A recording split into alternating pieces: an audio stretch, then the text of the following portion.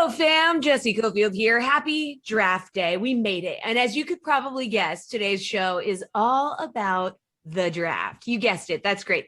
Don't worry, though. Still got 6 Madden Sims coming your way starting at noon with the Cardinals. That's the Giants. Emerson and Kenny will be in the booth for that one. But let's bring in DraftKings contributors Jeff Ulrich, Steve Buchanan, and Julian Edlow to break down the top 3 picks of the NFL draft. Guys, no surprise here on the DK Sportsbook. Trevor Lawrence is minus 10,000 to go number 1 overall. Wow. Zach Wilson is also a heavy favorite at minus 2,000 to go second overall.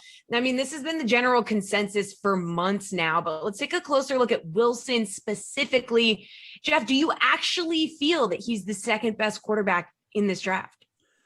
I mean, look, we're talking about a very deep quarterback draft. So for me to say no, it's not that big a deal. But the answer is no. I actually don't. I think there's a pretty good argument that you could even rank Wilson as the 5th best quarterback in this draft. I mean, he's a little bit smaller than the other prospects, topping out at around 6'1", 200 pounds. He's a very creative, very talented pocket passer, but you look at his college tape as well. He likes to create stuff, move around in the pocket, not necessarily just take what's given to him. That can lead to problems in the pros, especially if he's going to be on a bad team, and he is going to be on a bad team like the Jets. So is there potential here? Absolutely. He also ran for a bit. He looks a little bit like Kyler Murray in the pocket, but he's not going to be as fast as Kyler Murray either. So in all things considered, I see Zach Wilson having a little bit of bust potential, or at least a little bit of regression. He only had 1 good year in college. I do like him. I mean, I think his upside is great, like I said, but we have 5 really good QBs. You've got top-end athletic guys like Justin Fields and Trey Lance. I would probably rank him 5th, if I'm being dead honest. Steve, I mean, Jeff, no hesitation, probably going to rank him 5th. What about you?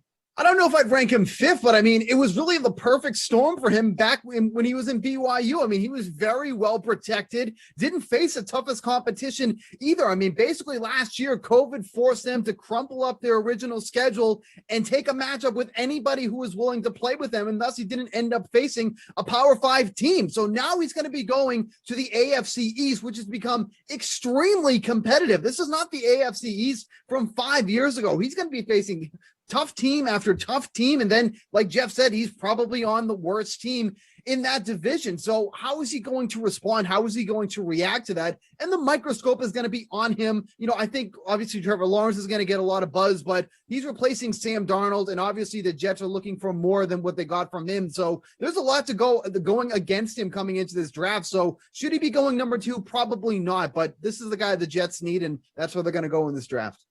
Jules, what do you think? He's definitely going to the worst team in the division. I think the last time I looked at DK Sportsbook win totals, New England, Miami, and Buffalo all had win totals of 9 or more, and he's going to the Jets. So there's definitely, like Jeff said, like it's not a hot take to say no. There's 5 quarterbacks that are going to go tonight in the top 10, 15, so to say that we have these guys out of order just because we know who 1 and 2 are, it doesn't mean those are the 2 best guys. Now, I do feel like Trevor Lawrence kind of set himself aside a little bit as the best prospect, but after that, give me any order you want, and that's fine. Like, not in love with Mac Jones. He played behind an NFL offensive line with NFL wide receivers, but he really improved, and he was doing it against good SEC defenses. Lance, I'm not going to pretend I know everything about him. Like, from what I hear, he's going to be a project and take some time, but the upside there sounds like it's very good. My number 2 guy is Justin Fields. I don't know why he's, necessarily fallen off so far. If I'm the Jets, I'm taking Fields. He was kind of like, oh yeah, he's a top 5 pick. He's good. He's a top 5 pick. He's good. And then that Clemson game happens. He takes that crack, plays through what looked like a serious rib injury, and lights up Clemson. Fields is the second best guy to me in this draft by like a wide margin. All right. Number 3, guys, is where it got interesting for you. Jeff, you took Mac Jones to go to SF. He's the favorite at minus 200. Julian, you had Trey Lance at 3, which is plus 150. Steve, you took Justin Fields to go there, who is plus 550 right now. Can each of you explain your reasoning? Julian, start us off with your Trey Lance pick. Well, we certainly have all bases covered here between the 3 of us. So Jeff definitely has it the safest with Mac Jones. Like, there's a reason he's minus 250, minus 270 to be the pick. And it sounds like that's what Kyle Shanahan wants. So it's probably what he gets. I went a little contrarian with Lance for the reason, like, what are San Francisco's actions telling us? Because Shanahan has said a million things this week, including like all of us are going to die by Sunday, doesn't know who's going to be alive at the end of the weekend, so he doesn't know who's going to be on the roster. He likes all 5 quarterbacks we know who we like. Like, he's said everything, so who knows? But the actions are telling us if Garoppolo is going to be on the roster, and like they said when they traded up for the pick like a month ago, we feel comfortable having Garoppolo, who's the best win now option now, and developing our guy of the future.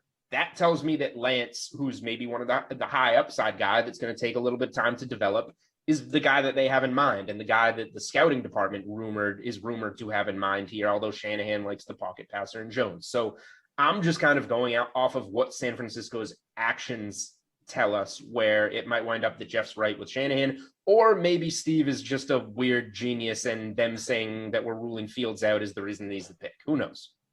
All right, Jeff, talk to me about Mac Jones here. Yeah, I'm out on Steve being the weird genius. But look, I mean, Julian's right. But to the extent of we're trying to obviously predict, we're not predicting who our favorite player is at this play. We're predicting who's going to go. It's always been Mac Jones has been the guy who's been talked about here for San Francisco. Adam Schefter reported it a month ago. Like, this is their guy. This is who they're dead focused on. It's going to take something big to change it. Now, obviously, Trey Lance and Justin Fields moved into the conversation briefly. He was actually the favorite to be taken here very briefly. But, now the conversation has moved. It's reported it's either Trey Lance or Mac Jones. I could definitely see it being Trey Lance. He's a very raw prospect, but my God, there's so much potential there. So if San Francisco falls in love with Trey Lance, I get it. But clearly, Kyle Shanahan has a type. This is the guy who's coveted guys like Kirk Cousins, brought in Jimmy Garoppolo when he could have brought in anyone to San Francisco. This is the Mac Jones mold, a guy who facilitates through the pocket with good after the catch receivers. That is exactly what San Francisco has in Deebo Samuel, Ayuk, and George Kittle. So I still think it's probably going to be Mac Jones. I won't be shocked if it's Trey Lance, but yeah, it's just following Kyle Shanahan and what he clearly wants to do. Steve, you got Justin Fields. Are you a weird genius? Explain it to us. I mean, weird genius is on my resume, so of course I should be there. But I mean, if we're just drafting on talent alone, Fields should be the guy to go in this spot. But I think we have this misconception that, Fields is dropping in the draft and teams aren't interested. We always kind of think of this as, oh, well, these are more talented guys, so this is the guy that should go. These teams are drafting based on their needs and what's going to fit their offensive scheme. So maybe Fields isn't that guy, but at least if you're looking at this from a talent perspective, Fields should be the number 3 guy going. Quite frankly, he could even be the number 2 guy going. So it's just what's going to best fit the team here. So I still think that the Niners could end up taking Fields there. I don't think it's out of the question. I know the odds are against me here at plus 550 on the DraftKings Sportsbook, but I just like Fields' style of play the most out of these guys that are left after the top 2. I think it would make a lot of sense for the Niners. But again, I'm not in the Niners front office. I'm not making these decisions. I'm just an outsider looking to have some fun. I mean, if we're doing it on based on who we think the better players are, then I have Fields going 2 to the Jets. Right. Exactly. I agree. All right. Well, we'll see what happens. But there's a prop on the DK Sportsbook for total quarterbacks drafted in the first round. We just talked about it. All right. All of you have the top 3 picks being quarterbacks. So how many are going to be drafted here in round 1? 5 is the favorite at minus 275, 6 or more at plus 350, 4 or less at plus 550. Where do you stand, Jeff? Yeah, I mean, I think this is a great bet. You take 5 at minus 275 and you collect your check here. Look, the top 5 QBs are getting selected in the first round. I'd be absolutely shocked if it's probably going to be either Fields or Lance that falls if one of them do, but I'd be shocked if they fell so far that we're talking about a second day pick here. Someone will move up and take these guys, much like someone moved up, for like Lamar Jackson. So I think 5 is the pick. I think there's such a big gap between the top 5 and the other 3 quarterbacks that are being mentioned that these are good odds. This is really good odds to take 5 at minus 275 in the DraftKings Sportsbook. Davis Mills is a guy I would keep an eye on. Absolutely. If someone's going to move up, it's probably going to be for him, at least in my opinion. But man, that even seems like a long shot here. I think taking 5 QBs drafted in the first round is really the bet here. Steve, you going with 5?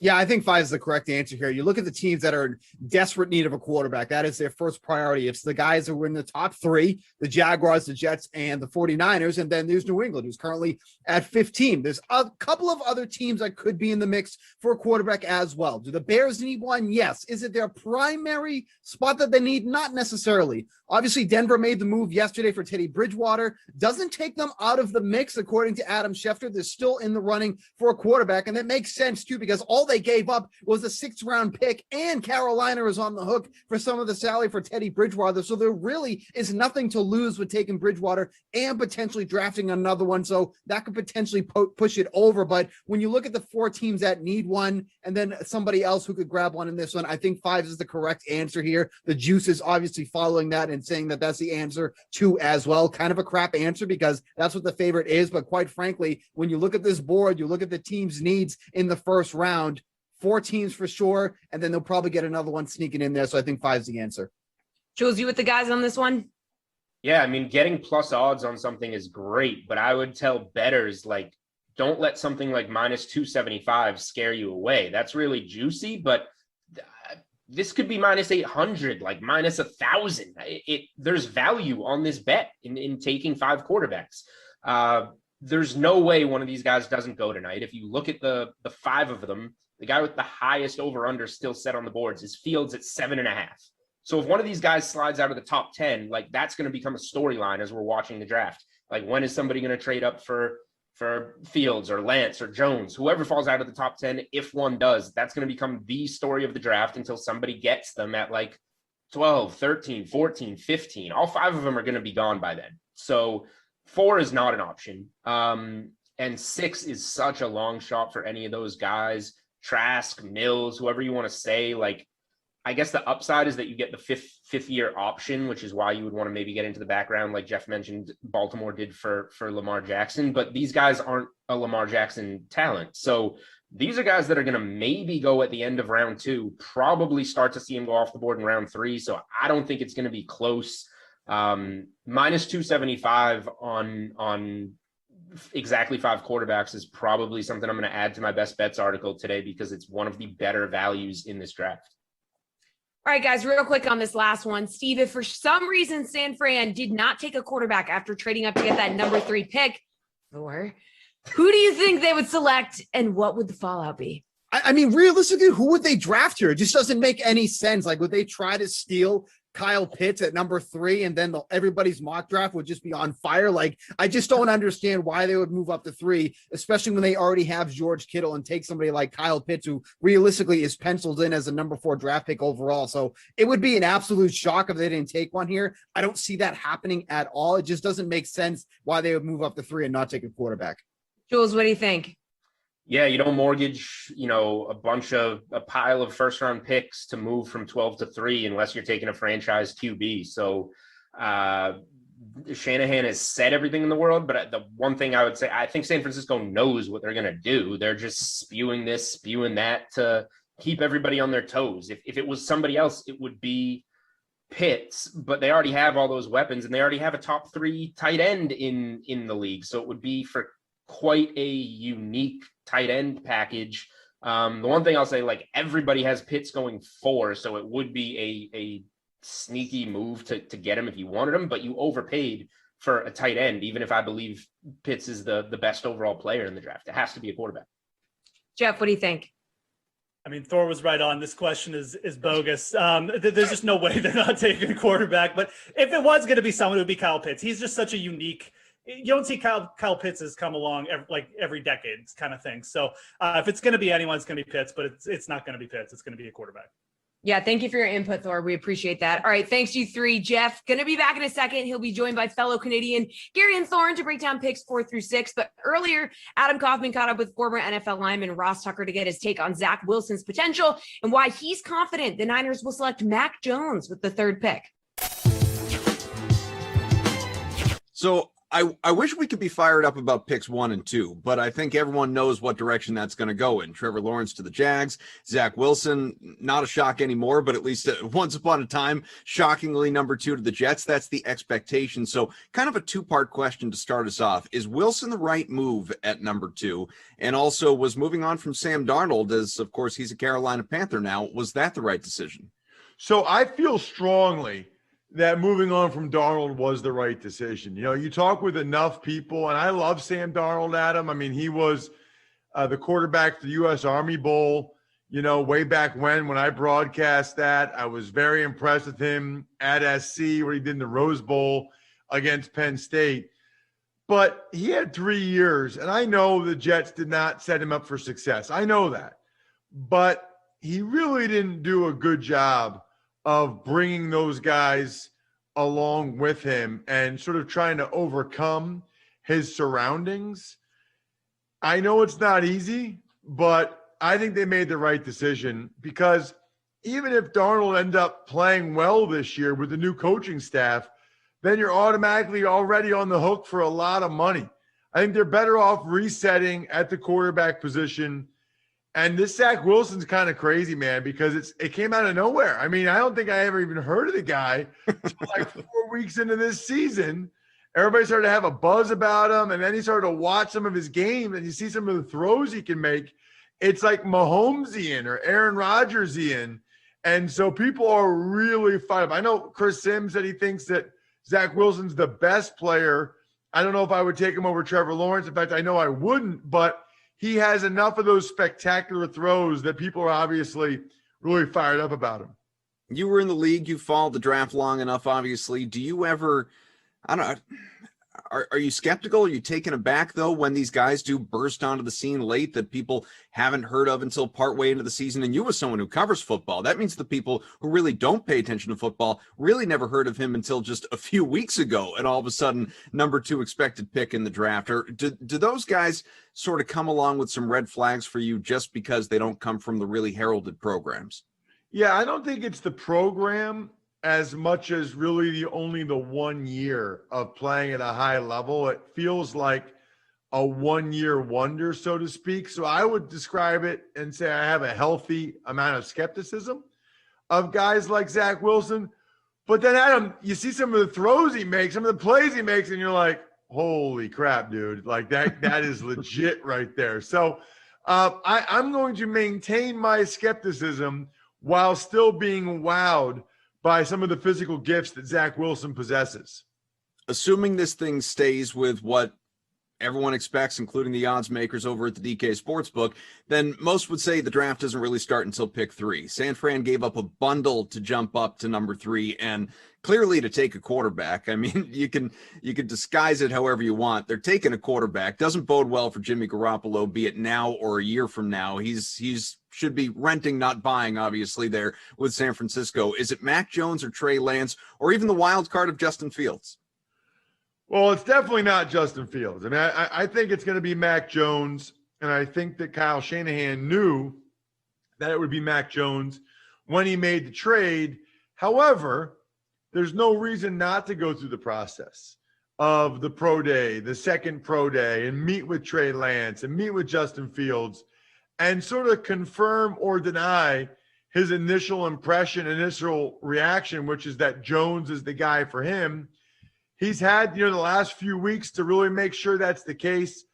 I would just argue, I think it's hard to go away from that. I think it's hard to feel one way when you make a trade where you give up 3 first-round picks and a third-round pick and then change your mind. I mean, one of those other guys would have had to do something very, very special for Kyle Shanahan to change his mind, and I don't think it happened. I think it'll be Mac Jones. It's interesting because I had Sage Rosenfels, the former 12-year NFL quarterback, on the Ross Tucker podcast recently. He played multiple years for Kyle Shanahan in Houston, and he just talked about the fact that Kyle wants an executor of the offense. It's almost like, Adam, all the Madden Sims that you guys do, on DraftKings. You just want, when you push the joystick or when you make them, you just want the guy when you're playing a video game to do what you tell him to do. I think Kyle Shanahan really just wants whoever's going to throw the ball to who he tells them to throw it to as accurately as possible. He's not looking for the extra extended play, second reaction play. Just if you just do what I tell you to do, we will win. I've got DraftKings contributors Jeff Ulrich and Gary and Thorne here with me as we make our way through the draft, focusing on picks 4 through 6 right now, you guys. All right, so the 4th overall pick was agreed upon by all of our analysts. Florida tight end Kyle Pitts goes to Atlanta. Jeff, does Pitts have the chance to be the highest impact player in this draft? Yeah, for fantasy purposes, he kind of does. And I mean, this one just kind of makes too much sense. I think this is why we all took it. I mean, you look at it, what's happening with the Atlanta Falcons. They barely have enough cap space to sign their rookies now. This Julio Jones trade thing really has legs. Obviously, they're going to have to wait until June 1st just for salary cap reasons. But I mean, Kyle Pitts, 6'6", runs a 4.4 at a tight end. He's basically a Julio Jones replacement, even though he plays tight end, not wide receiver. From a fantasy perspective, you know, if Jones leaves, you know, Pitts could be a guy who just slots right in. And let's not forget, Tony Gonzalez, back between 2011 2013, averaged over 120 targets with Matt Ryan, with Roddy White, and with Julio Jones already there. So even if Jones stays, Pitts is probably going to see a bunch of work. This guy is just so unique. I think he's got a ton of potential just from a fantasy perspective if he goes to Atlanta, which I really think is going to happen because, again, it just makes too much sense. Atlanta probably just needs to free up cap space. Gary, do you agree? Yeah, I mean, Atlanta's in such a weird position as a franchise right now because I think anyone outside the franchise is kind of screaming, just rebuild. Like, just tear it down to the studs and try to rebuild. And that would generally mean taking a quarterback with a pick as high leverage as this pick is. However, the situation they have with Matt Ryan is he's kind of untradeable. I mean, he's got a $40 million dead cap hit if he's cut. Like, no one wants that kind of money on their salary cap right now, especially considering the salary cap situation that was created because of the pandemic. So this is a team that won 4 games last season, but their Pythagorean win record was closer to 7 and 8 wins. And I think to them, they're like, in their own minds, a single piece away from competing for a wild card spot or possibly the division. And like Jeff said, if that involves trading Julio Jones to create more cap space, then Kyle Pitts has the opportunity to really become the first tight end in his rookie season to have a massive fantasy impact, because we know that's kind of the specter that's going to be hanging over this guy as soon as he finds a team. It's that rookie tight ends never live up to the hype in their first season in the NFL. I think Pitts will have a great opportunity to kind of really put that poor streak to end. Almost better to just look at him as a wide receiver if he goes to Atlanta. Like, just take out the tight end narrative. All right, well, you guys both agreed on who the Bengals will take at 5 as well. Lineman to protect Joe Burrow. That seems to be Penei Sewell out of Oregon.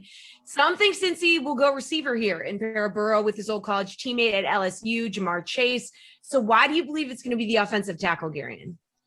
I just think it's such a glaring need. But this might be giving the Bengals a little too much credit. I mean, sometimes when you're a GM and you're staring down a shiny new offensive toy, especially someone like Zach Taylor, who is an offensive mind, it's hard to say no to someone like Jamar Chase, especially considering the connection he has with Joe Burrow. I mean, it's obviously a pick that would make Joe Burrow very happy, although you could make the same argument that letting him keep his one healthy knee for another season would be a pick that would make Joe Burrow very happy. I will say the one thing that would maybe make me start leaning towards the wide receiver route for Cincinnati is this is a draft where I think there's a consensus top 3 pass catchers, maybe 4, if you want to include like Waddle and Devonta Smith or whoever you have a preference between those 2 Alabama wideouts.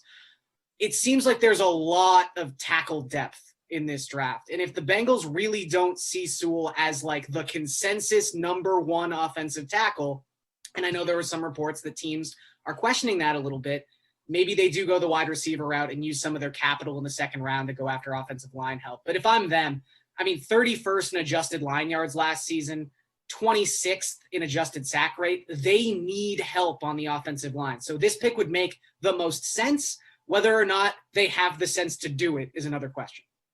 Jeff, what do you think?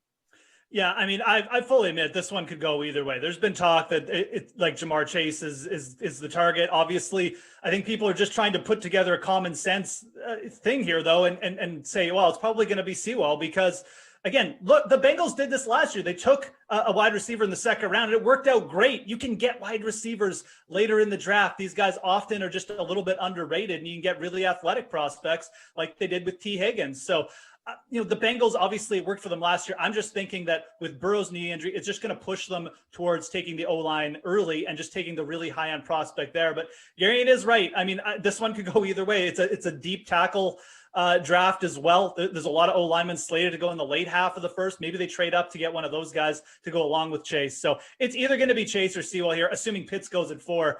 But for right now, I'll say it's Sewell because I just feel like all the factors, Burrow's knee, and the fact they went wide receiver later last year, it's going to push them to just taking Sewell here. All right, well, here's where things got interesting and why we paired you guys up. So at 6 overall, we find Garion's Dolphins with a decision to make. Garion, you have them staying put and taking the previously mentioned Jamar Chase at receiver. Jeff, you got a pretty big trade here. So we're going to start with you. You have the Dolphins making a trade. Can you break it down? Yeah, so I mean, I have the Dolphins trading the 6th pick I had the Bears moving up. Now it could be a handful of teams that move up here, but I mean, it's been reported the Dolphins are open for business. They've already received offers. Ian Rappaport reported it, and look, they've already been the team that's moved up, that's playing the draft accumulation game. So I think that the Dolphins are going to be a trade target. And look, Jamar Chase, I have him pegged to fall down here and to be available here, but look at the Dolphins roster. Do they really need a wide receiver? Devontae Parker, Will Fuller, they signed in the offseason. Preston Williams is still there. Everyone likes him. Robert Foster, Albert Wilson, Jakeem Grant. Like, this is a pretty decent and deep wide receiver core. I just don't know why they waste the 6th overall pick on another wide receiver. And I fully admit Jamar Chase is probably better than all these guys, but I just feel like this is a spot where the Dolphins are really going to be looking to trade back, get more capital. They have a pretty deep team. They don't have any super pressing needs. I think a team like the Bears are going to come knocking, and I think the Dolphins are open for business. All right, Garion, you think they have enough faith in Tua to pass on a QB here? Yeah, I don't even think quarterback's in the conversation, at least for this season. And I think that's why this is such an intriguing pick, because let's say the scenario plays out where Jamar Chase goes to the Bengals at 5.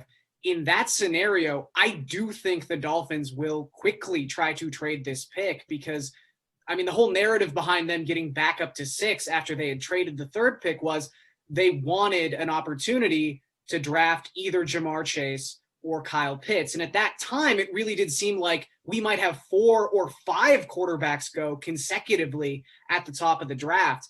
So if both those pass catchers are off the board, and while I do agree with Jeff, they have a deeper wide receiver core than some people are willing to believe. They've got a lot of possession wide receivers. I mean, Will Fuller also only signed that 1-year contract. I do think they want to lock up a key offensive piece for Tua. And I think they want to make sure the 2021 season, there can't be an excuse. Tua's got to be healthy, and apparently he's healthy. Tua has to have weapons. So people at the end of the season, if he has a bad year, can't say, oh, well, he didn't have the weapons. No, he had X, Y, and Z, and we took a guy in the 1st round for him because they have the type of draft capital in 2020 and 2023 to go back and trade for another top of the board pick and get a quarterback if they need to in the future. So I think the importance of 2021 is can't make excuses for Tua anymore. We have to give him everything he possibly needs. So I think if Jamar Chase is on the board, they just do that just so they can have a little bit of stability and also just sort of go into 2022 knowing they gave him the best shot they possibly could in 2021. But again, if there isn't that skill position player sitting there, I do think this becomes a spot where a team will try to trade up and maybe get their own quarterback. All right, thanks, pals. The draft special will continue in just a few minutes. Stay put.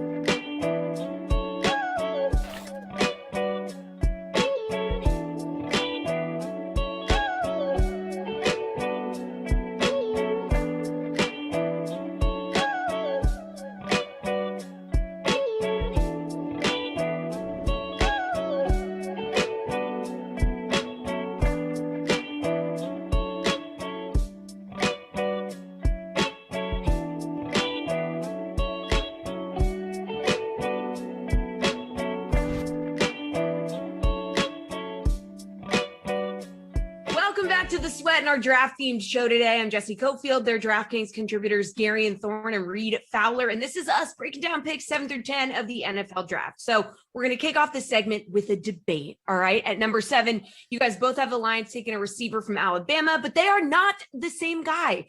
Garion, you have them selecting Jalen Waddle, while Reed, you have them taking Devonta Smith. Garion, why is your guy the guy? I actually think Smith's the better receiver. I just kind of reading the tea leaves here. It seems like his stock is falling a little bit. People have I don't want to say obvious concerns because I don't really think it's a concern, but Devonta Smith is like the skinniest man in the history of the universe. And people are a little bit worried about that because he plays a position where you might have to go across the middle and get slammed by a strong safety. Look, I just think there's this sort of, it's the perfect storm for me because there's this thought process around Jalen Waddle, who you'll have to remember played through an injury in the national championship game. And there's this whole there were some guys who didn't even play in the 2020 season. Can we question their work ethic? Can we question their love of the game? You can't question that Jalen Waddle doesn't love football and isn't a tough guy. You know who loves tough guys who will take a bite out of the opponent or whatever the heck he was talking about during his press conference? Dan Campbell loves tough guys. And I just think that they need a wide receiver. I think some people think Waddle has a higher floor than Devonta Smith. And maybe that's the kind of guy the Lions need, is someone with a high floor who won't be a miss. But again, I do actually think Smith's the better player. Reed, why is Smith your guy the guy? Yeah, who says that Smith can't take a bite out of the kneecap crime, so to speak? Right? There it is. A little scruff or gruff for all you 90s kids.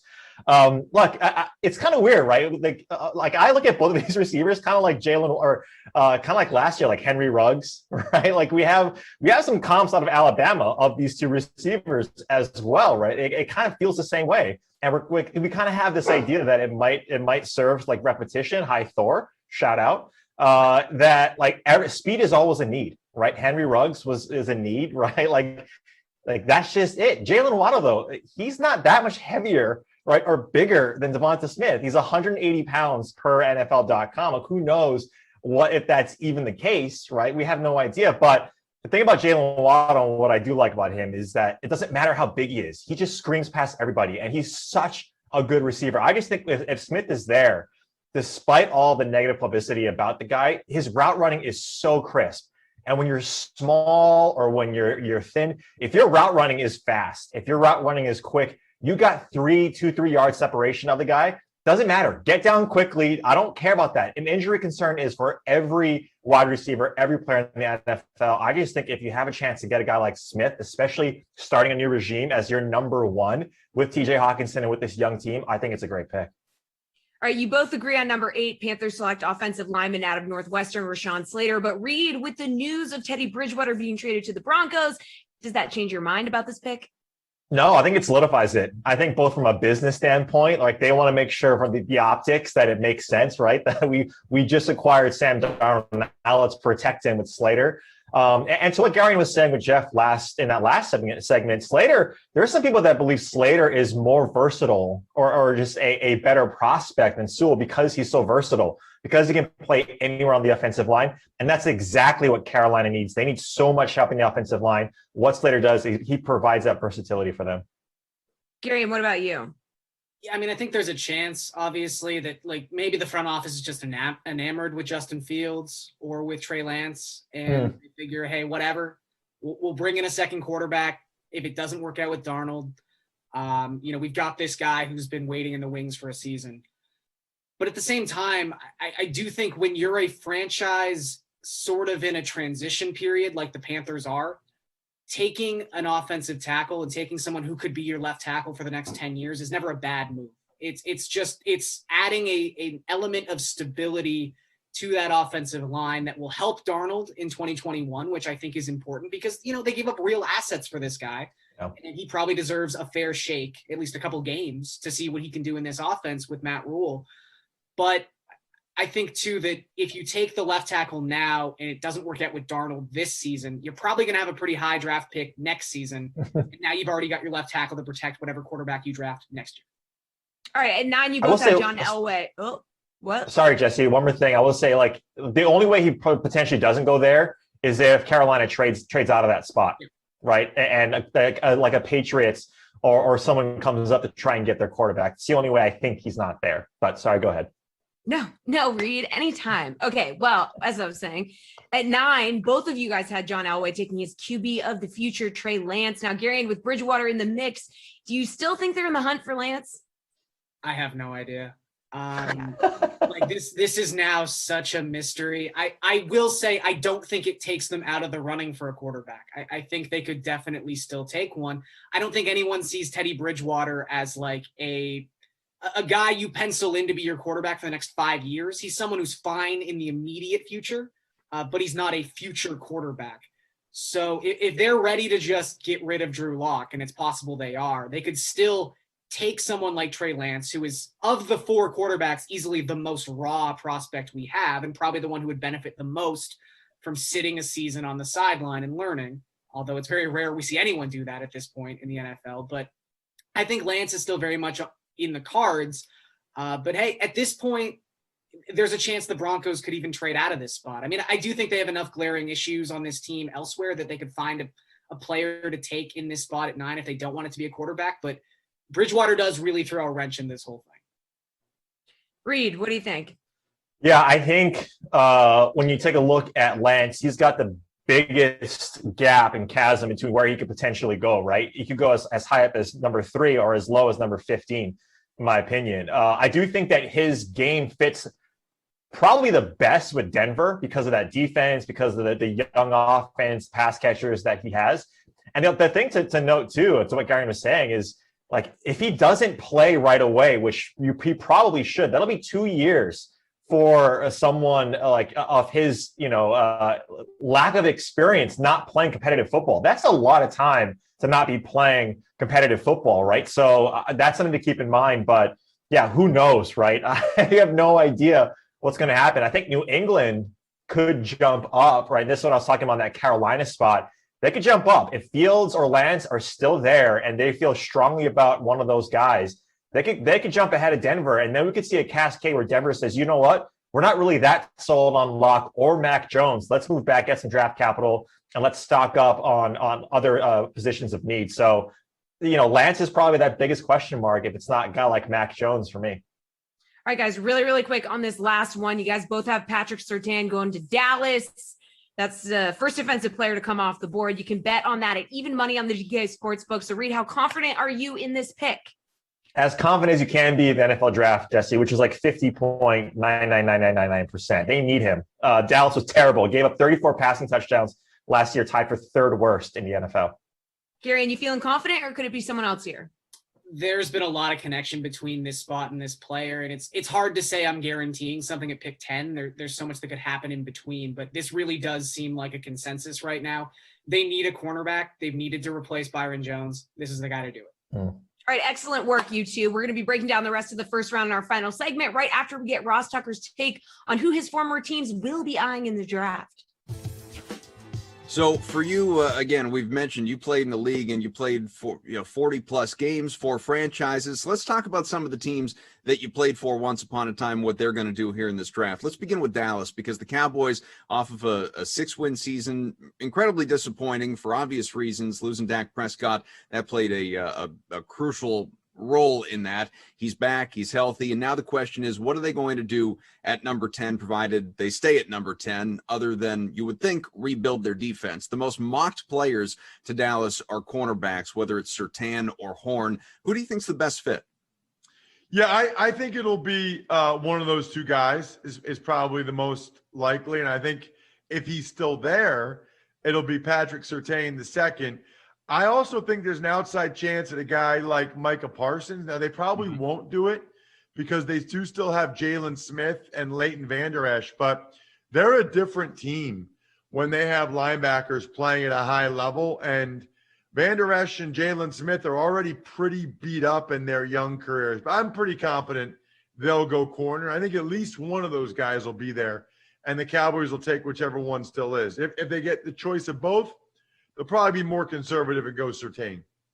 You were briefly a Patriot. We could spend the next hour just talking about the Pats and expecting the unexpected when it comes to Bill Belichick. A lot of people are wondering, obviously, what's the move, given this team is in the QB market really for the first time in almost 3 decades between Brady and Bledsoe before him. So it's, do they trade up and go after a Fields, somebody like that? Do they trade back and attack the quarterback position and, day 2, perhaps with a Mond or a Trask?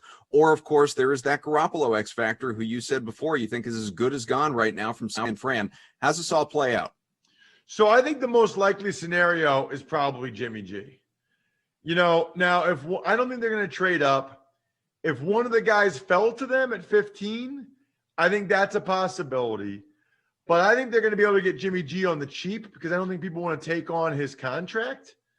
And so I think the Patriots will be able to get him for not a whole lot in terms of draft choice compensation. I think Belichick wants to win now.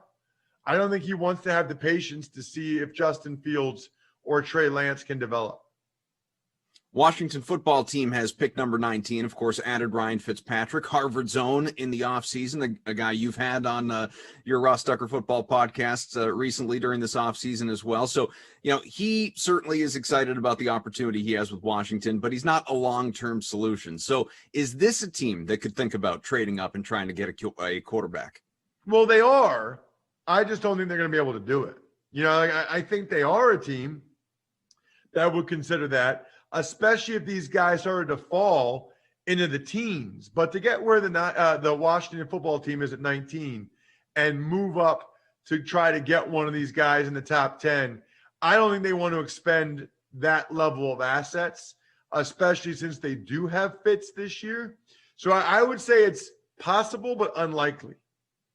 The Buffalo Bills, they don't need a quarterback. They've got that position well covered with Josh Allen. Heck, they added Mitchell Trubisky as their backup as well. So this is not a team at number 30 that is going to be a focal point in the draft. Let's talk about a team then instead that you cover now, and that's the Philadelphia Eagles. The Carson Wentz era, that's over. Jalen Hurts at this point in time getting the reins, but maybe not alone. Maybe a little QB competition. Could they make a move? I don't think so. I really do believe they want to give Jalen Hurts every opportunity to succeed this year. And if he doesn't, they're going to have more than likely, depending on Wentz's playing time in Indy, 3 first-round picks next year, which means they can move up to get a quarterback next year or maybe trade for Russell Wilson, maybe trade for Deshaun Watson. You never know, other than the fact that if Hurts is not the guy, the Eagles are well-positioned to find the guy a year from now. So what do you suppose makes sense for Philadelphia at number 12 to help move that franchise along? So I think they're hoping one of the top 2 corners is still there for them, J.C. Horn or Patrick Surtain. I'm not sure they are, but if they're not, that means one of the top 3 receivers is, and my guess would be the Eagles would go in that direction at that point, maybe like Heisman Trophy winner Devontae Smith. You know him from the Ross Tucker Football Podcast. He is Ross Tucker. Thanks so much for joining us here on the Dream Stream, my friend. Let's do it again soon. Absolutely. My pleasure, Adam. Thank you for having me. One more go around with DraftKings contributors Steve Buchanan, Julian Edlow, and Reed Fowler. Let's take a look at the rest of the first round. So QBs expected to go early are Trevor Lawrence, Zach Wilson, Mac Jones, Trey Lance, Justin Fields. Jules, if one of them were to fall out of the top 10, who would it be and where would they land? If any of them fall out of the top 10, it is going to be a storyline. I think, Fields is the guy that we're hearing the rumors about sliding. He's the lowest over-under now on DK Sportsbook at 7.5. I still think his floor is 9 to Denver, so he's going to stay in the top 10. So I'm going to say whoever San Francisco passes on, the report is that it's either Mac Jones, who's heavily favored, or Lance. Whoever San Francisco passes on at 3 out of those 2 guys, I would say is the most likely to fall out of the top 10. And if it is Lance, like my mock draft has, I think Mac Jones, who was never considered a top 10 pick all along, would probably be the most likely guy to fall out. Reed, who do you think it's going to be? Yeah, I think it's Mac Jones, right? The only team that's really been tied to him inside this top 10 has been San Francisco. So what Julian is saying is, I agree with that. If they don't pick him, I think he slides. Maybe New England tries to trade up for him, but I doubt that. I think most of these teams and their evaluation of Mac Jones has him in the mid to the later teens where he's probably fit there. I would say if Washington moves up a couple of spots to try and get a quarterback, they're probably eyeing a guy like Mac Jones. So it'll probably be him for me. Steve, who do you think? Yeah, I'll just agree here with Mac Jones. I mean, I have Fields going to the 49ers still, and I thought that Jones was going to end up going to the Broncos. And obviously, after making the move for Bridgewater, it looks like they may not be doing that. But as I said earlier in the show, Adam Schefter said they're still not out of the running for a quarterback. So they still essentially could take Mac Jones in this spot. But of all the guys there, it looks like he could be the one if the 49ers don't end up taking him, because obviously that would create a trickle-down effect, and he could be going in the mid-round, in the first round instead. Reed, give us a pick you think is a lock for a team outside the top 10. I think Greg Newsome to the Jets at 23, and I'm going a little bit further down the board, but after they pick their quarterback at number 2, they really have to shore up that pass defense. Their run defense was fine last year. It was actually above average. But that pass defense was terrible. I mean, they were circulating through a bunch of defensive backs. None of them could stay healthy. And Greg Newsome, even though he's had some injury concerns out of Northwestern, I think is a guy that if he slides because of those injury concerns, they're going to look at that and say, there's a lot of upside with this. We need to shore up that back end of our defense. So give me him at number 23 to the Jets. Steve, what do you think? I think Waddle going to the Eagles is almost a lock at 12. I mean, I think the best thing that could have happened for the Eagles is that Waddle had that ankle injury, and it kind of scared some teams off of him, because now it looks like he's going to be drafted outside the top 10, and it gives Jalen Hurts, not the starter yet, but, we'll hold off on for that announcement. But it gives him an outside receiver that he can hook up with. I mean, you look at that depth chart for the Eagles when it comes to their receivers. I mean, it's Rieger, Ward, and Fulgham right now. And then Zach Ertz probably out of the mix. Even if he's still in the mix, he's non-existent when he's on the field anyway. So they need another receiver for Hurts to hook up with. This would be a perfect spot. They don't have to move up or down to grab him here. So I think this is a one that I feel the most confident about outside the top 10. Jules, a lock outside the top 10. I'll stick with my strengths first, and my strengths are always arguing with Steve. Waddle's not going to be there at 12. His draft prop was set at 11.5. It's down to 9.5. He's minus 150 to be a top 10 pick. Almost every team that you hear from prefers him to Smith. I think that Waddle, my mock draft stinks. So I think Waddle going 7. I was going to say, you probably have the worst mock of everyone. So I don't know if we want to listen to you, but probably, but I can admit that and say that it changes day to day leading up to the draft. So I think Waddle at 7 to a team like the Lions, who needs to replace Galladay and needs to get Goff some weapons.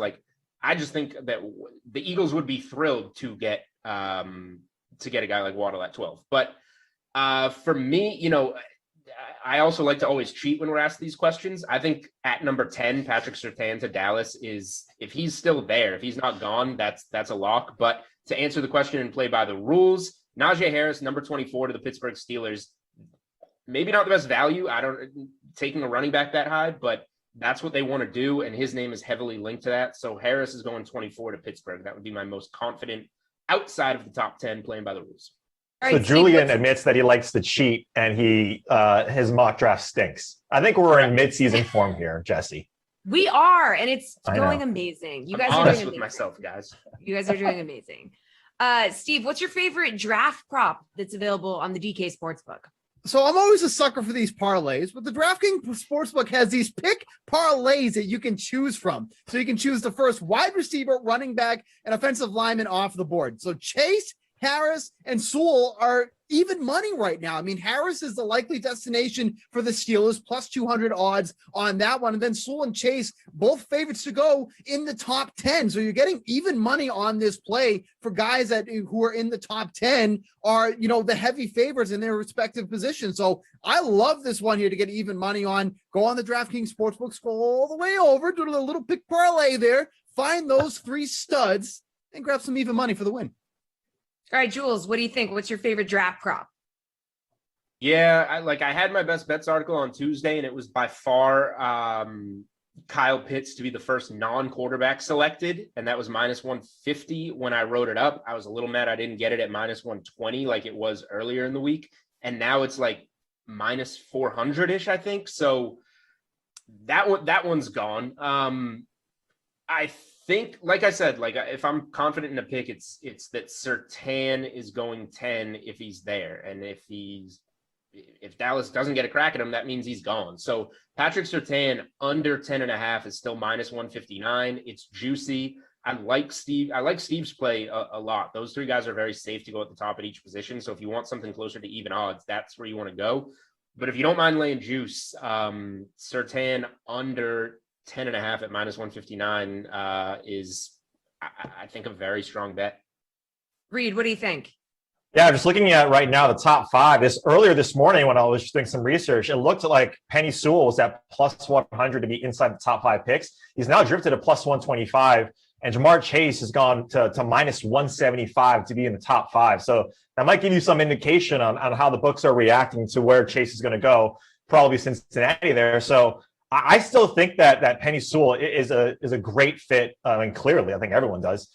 With Cincinnati, the plus 125 there, I think it's really a toss-up, and it might come down to how are they really feeling and how the other 3 or 4 picks shape up. I don't think it really affects Cincinnati, but Penny Sewell at plus 125 to be inside the top 5, I think is a great value. All right, you can bet on a player to be drafted in round 1 as well. Is there anyone you can get some value on that might sneak into the first round, Jules? Yeah, so I wrote up in my article, Kadarius Toney, the wide receiver from Florida, at minus 121. I still like that. I think there's spots from 25 to 32 that he can go. But like I said, I'm honest, so I have a little bit less faith in that position than I did a couple days ago. I like Travis Etienne more, I would say, at minus 125. I just think, like we said, I'm confident that Harris is the pick at 24. He's otherwise going to be a top 25 pick or so. I've seen him as high as Miami, 18 in some mocks. So, like, let's say Harris is going to go in the first round. ETN, like 25 to Jacksonville, pair him with his college teammate, Trevor Lawrence. We've seen a lot of smoke at 30 to Buffalo. And maybe a team trades into the back end that really likes him. So rather than take him in the top 32, though, we're so confident that Harris is going to be a first round pick. You can just get over 1.5 running backs in the first round at plus 140. So rather than lay the minus 125 on just ETN to go, you got both of those guys going at plus 140. And if something crazy happens and one of these other running backs, like a Javonte Williams from UNC would probably be the only name, goes instead of ETN or Harris for some reason, you still cash that because it's just a position bet. Under 3 minutes, so make it snappy, Reed. Yeah, I think Terrace Marshall out of LSU might sneak into the top the first round. I think Baltimore is a lock to get a receiver in their second pick in the first round. So give me Terrace Marshall. Steve. I think you can get Dammy Brown at plus 600 because, kind of like what Reed just alluded to, is a couple teams at the end of that first round that need a wide receiver. Right? Green Bay Packers, you listening, you dopes. But I mean, between them, the Saints, and then like even Reed mentioned, even the Ravens, I mean, those are 3 teams that could realistically be drafting a wide receiver in the first round. So you want to talk about some value, getting one of the ones that if he's not done in the first round, he's certainly an early second round pick. At plus 600, I would certainly lay some money down on that one and get some real good value for Brown. All right, guys, so quick here. Leave us with your bold draft prediction. What is your draft hot take, Reed? Davis Mills goes into the first round and 6 quarterbacks get taken out of Stanford. Only 11 starts, plus 1,200 to go in the first round. It could happen. Steve. Still think the Patriots go up to 7, grab Trey Lance, and all is over. Julian. The Patriots are trading back. They're not trading up. Whoever selects Justin Fields trades up to acquire him, I guess, is my maybe not as hot of a take, but a take. And the Patriots trade back. Parlay them. Your market okay. All right. Good stuff, guys. We're going to see how it all shakes out tonight. Thanks for your help. Don't forget, we got 6 Madden Sims coming your way today. It all starts at noon with Emerson and Kenny and the Cardinals at the Giants. Enjoy.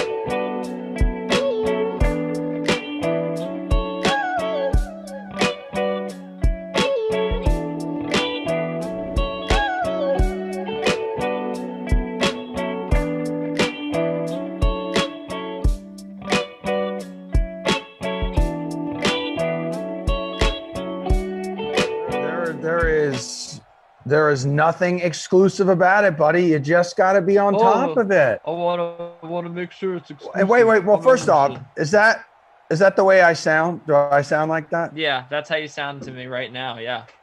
All right. Well, it's good to have you here. You know what? Can I say something? I didn't know I was doing a game with you. I thought I was doing a game with Brandon, who's not going to bully me and attack me and belittle me because I do something a little different with my contest. You are. What do you mean? You're attacking me. You're not letting me into your contest. You're shutting me out. I really, really, truly wish you're people were able to witness what you were just saying to me. So I've been through this before. Sometimes when I make the contest like last minute, may mess with the size of the contest a little bit. Try to motivate people to get in there like ASAP. And you know what? The DK Sim fam always delivers. I texted you this morning. I thought I texted you. Did I not? Said, hey, dude, get in. It's a Century. It's the Century Lunch Club. My family, my girlfriend. Why? Now I'm not family. Billy, my friends Billy and Mike. What happened? Corey, my other friend Jake, my friend Connor, my sisters. Well, no text from you.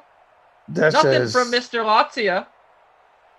Would have appreciated a heads up that you made the smallest By the way, we talked about this on the last time we were together. I was like, why did you make your contest 150? And you're like, well, I just like to make it a little exclusive sometimes. Why? Listen, dude. It's you know what? It's fine lunch because club. I had no interest in making a lineup for this game whatsoever. I made one anyway. I hate both of these teams in The Sims, so whatever.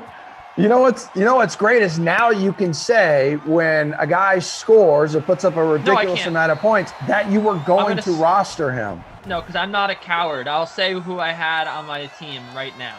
My captain was Kyler Murray. I faded Saquon. I had Christian Kirk, Larry Fitzgerald, DeAndre Hopkins, Evan Ingram, and Golden Tate. That was my team. So, if you guys must know. So when that lineup blows up, I want all the credit. All right, that's fine. Well, since you're not in, how about this? How about I make you a co-captain of the team that I was able to build? You want to do that?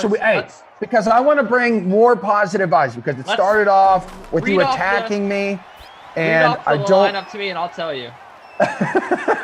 I'll tell you if I want him endorsed. You so much. Okay, so.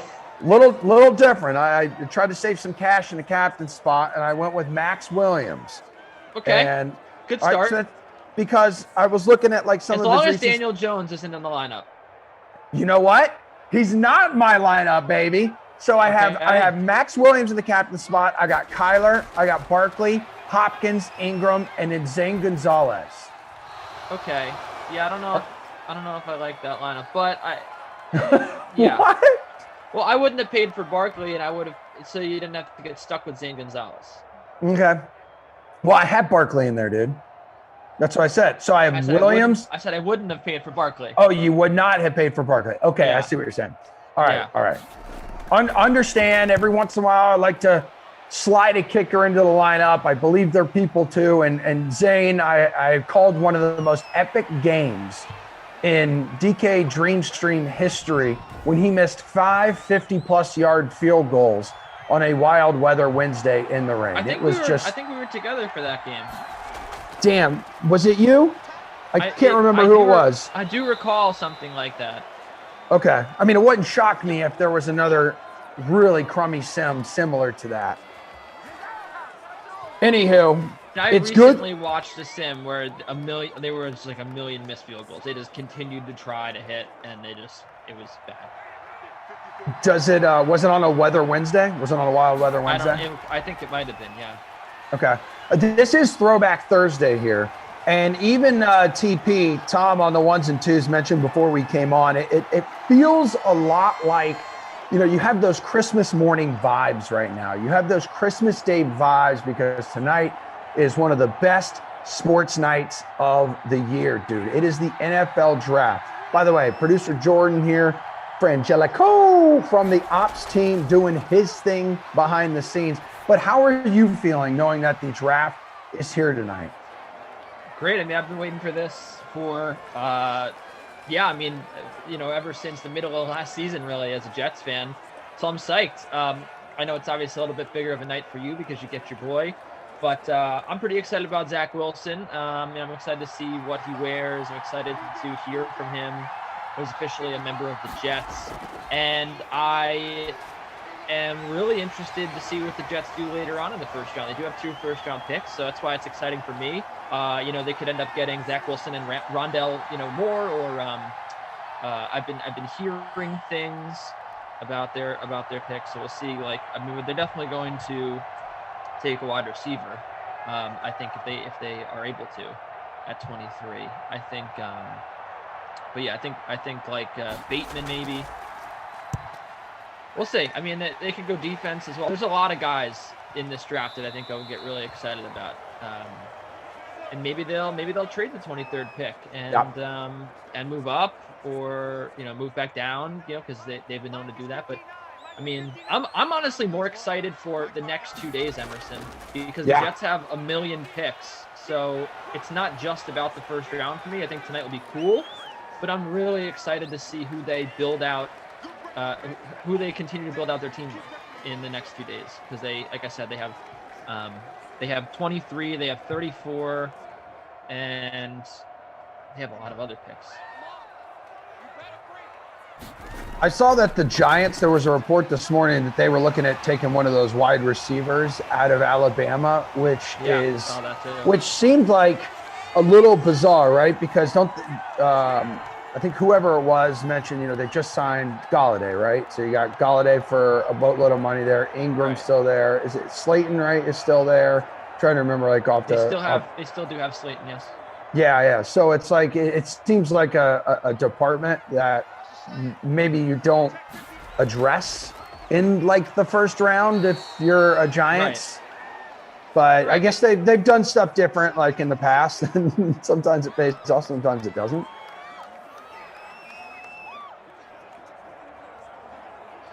Yeah, I mean, I think that I think that the Bama wide receivers are going to turn out to be good. So I mean, whoever they end up getting, I think will be fine. I mean, yeah, we'll have to see. What's up, everyone in the chat here on YouTube? That's intercepted, and you know what? Just a brilliant idea to not roster Daniel Jones. Only the smartest of us decided to do that. Well, did you see that the Saints were looking at potentially trading up for a top 10 pick to get a quarterback? Yes. Now, Kyler Murray is sacked, so 2nd and 17 coming up here from the 23. Was it a quarterback or a corner back? A quarter, I think they were. Maybe I misheard Ian Rappaport, but I could have sworn that he said they were in the market for a corner, or a quarterback, a thrower of the football. But I could be wrong. But I don't know why you'd move up to the top 10. It would basically be to get Patrick Surtain, right? That would be it. I mean, if you're moving up to the top 10, I think it's to get a quarterback. There's going to be 5 available.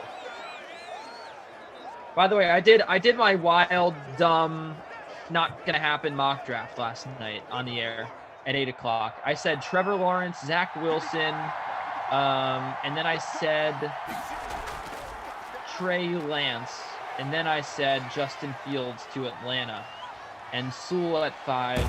Wow. So Kyler Murray, hold on a second. Sorry to cut you off. Kyler Murray fumbles football. Yeah. It is recovered by the Giants. So we've had punts. We've had an interception. Now we have a fumble. Continue on, though. So you have a quarterback going the first 4 picks overall? Yeah. I was it's not going to happen. That was just I was just trying to be bold, I'm going to try to see if I can find here we go. Yeah, it should be in here in the Slack chat. Okay. And then I had Sewell at 5, Waddle to Miami at 6, Smith to Detroit at 7, Jamar Chase to Carolina at 8, and then Mac Jones at 9, Patrick Surtain at 10. I mean, to me, I was I don't know. I mean, it's not going to happen, but I was just look, I know that every mock draft in the world, right, is saying Kyle Pitts for the Falcons, and I think that that makes sense because you wouldn't do that if you didn't have a strong hunch from a team that that's the position they want. But I'm still not sold on Mac Jones going 3 to the Niners. I'm just not. I think that he's the favorite to go there. I think everyone's assuming that he's going to go there. But I have this weird feeling that things might change by draft time. And I just think that the Niners moved up in the draft to get a quarterback. And I just don't think that they thought about it. I think that they made the decision because they knew they needed a quarterback. So like, okay, well, let's just move up to 3. And then they didn't really realize the decision they were going to have to make. I just don't think we got a long field goal there. Yeah, dude, holy hell, was that 60 yards? Yeah. I mean, freaking insane. I rostered the wrong kicker. I'm an idiot. I told you, it's always the cheaper kicker. That's the rule. Didn't I tell you that? No, but I'm glad you did now because I legit will remember that. I respect you for that advice. That's just the rule that I follow, and it tends to work. The cheaper kicker always is the better kicker.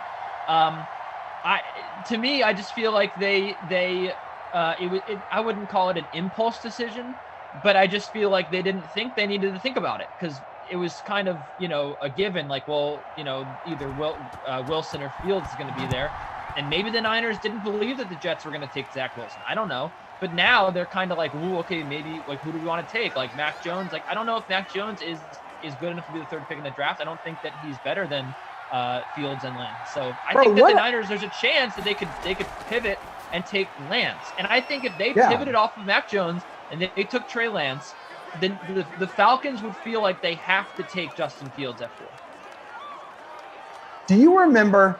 It was just back in the college football season. It was like the race between Trevor Lawrence and Justin Fields. It was like this 2-horse race. And then what happened all of a sudden? We're like Fields in some mock drafts, he's out of the top freaking 10. Like I think Darian Thorne in his mock draft had Fields out of there.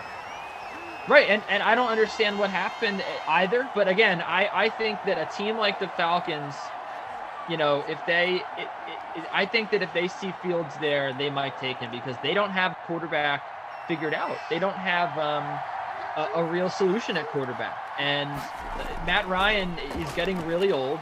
He obviously he can be the quarterback this year, but this is a rebuilding team, and you don't have any guarantees as to how long Ryan's going to be there.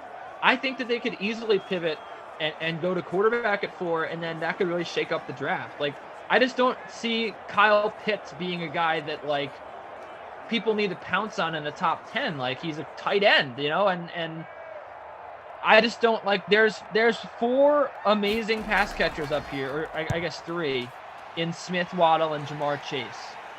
Why take a tight end? It just doesn't make any sense to me. And especially at that point in that, who takes a tight end, Emerson? A team like the Chiefs, right? Obviously they have Travis Kelce, but I'm saying like a team that's already good, right? Then they add a tight end, like the Patriots when they drafted their 2 tight ends back in the day, or I just feel like you're not taking a tight end at 4 unless you're pretty set everywhere else. The Falcons could really use work on that line. Like I can see them taking Sewell. They really need a quarterback for to plan ahead. They're fine at wideouts, but that's the thing. They already have Austin Hooper and all these wide receivers. Why are they taking a tight end? This doesn't make any sense to me. Do you agree? For the Falcons? Yeah. No, I think you just take a tight end. You've seen how successful Matt Ryan has been in the past with tight ends. Just give him that, especially if Julio Jones is out of there. Give him a tight end. Thank you. Tater Hater saying, as we've entered the quarter break between the first and second quarters, it's 3-0 here. Giants are leading, guys. Tater Hater saying, what up, Sim fam? Hey, busy day, but wanted to drop in and tell you, I will continue to comment on the Dream Stream, even if I get drafted this weekend. Always remember where you came from. Yo, Tater Hater, much love to you and the big guy in the sky. Kyler Murray was the highest owned player in the free showdown, 79%. We've had a lot of punts in this first quarter. We also had a 61-yard field goal. That's ridiculous now. I don't think I've ever seen that. I believe I've seen it maybe once or twice before. If there's one thing I remember from these sims and in these sims, besides the incredible comments from our DK Sim fam, are the performances by kickers over the past year. I do not know if that is an all-time long field goal on the Dream Stream, but we have our research department working on it right now. Isn't that right, producer Jordan? So not a whole lot to show for the stats in the stats department. Twitch fam, I see you guys. Retease, did you know? Broby won. Roby Derwin. won. Hello, my sweet chinchillas. How's everyone spin-off. lineup looking? I don't know. Let me just check mine. Let me go check mine. That's right. I didn't fill one out because Emerson decided to make a 100-person contest. I knew it, dude. I knew that was coming. We're almost up to 350 people hanging out with us on YouTube. Andy G, David K. Broby, are you hanging out like on both channels today? Are you like us? You're one of us now. You're just chilling on Twitch and YouTube. Spencer, what's shaking, dude? Dynasty. Expired. What's up, dude? Must be. Greedy. Greedy says Matty Ice will retire as a Falcon. He also thought you were being a little too emotional earlier. I said, this is just my guy. Okay. This is my guy. What are you, my dad? Come on. Jeez. Hey, man. It's our DK Sin fam. They call it how they see it. We got a lot coming up for you today here, guys and gals, on the Dream Stream. So we'll have a full 6-game slate, right? But between the 8 o'clock and the 10 o'clock sim, Matt LaMarca, Big Saxty, rest in peace to his saxophone. LaMarca and Glash will be doing a live draft reaction segment between the 8 o'clock and 10 o'clock sims tonight. So that'll be something you definitely do not want to miss. Who cares about watching ESPN, NFL Network, all that stuff? You don't get the analysis that we give you here on the Dream Stream anywhere else. That's why you guys come here, for the expertise. Whether it's on cereals, on dogs, on the New York Jets, on brick walls, whatever it is, you come here because this is the only place you can get here. 3rd and 10, Daniel Jones. That is an incomplete pass. And just an epically horrible sim early on to start this NFL Draft Thursday.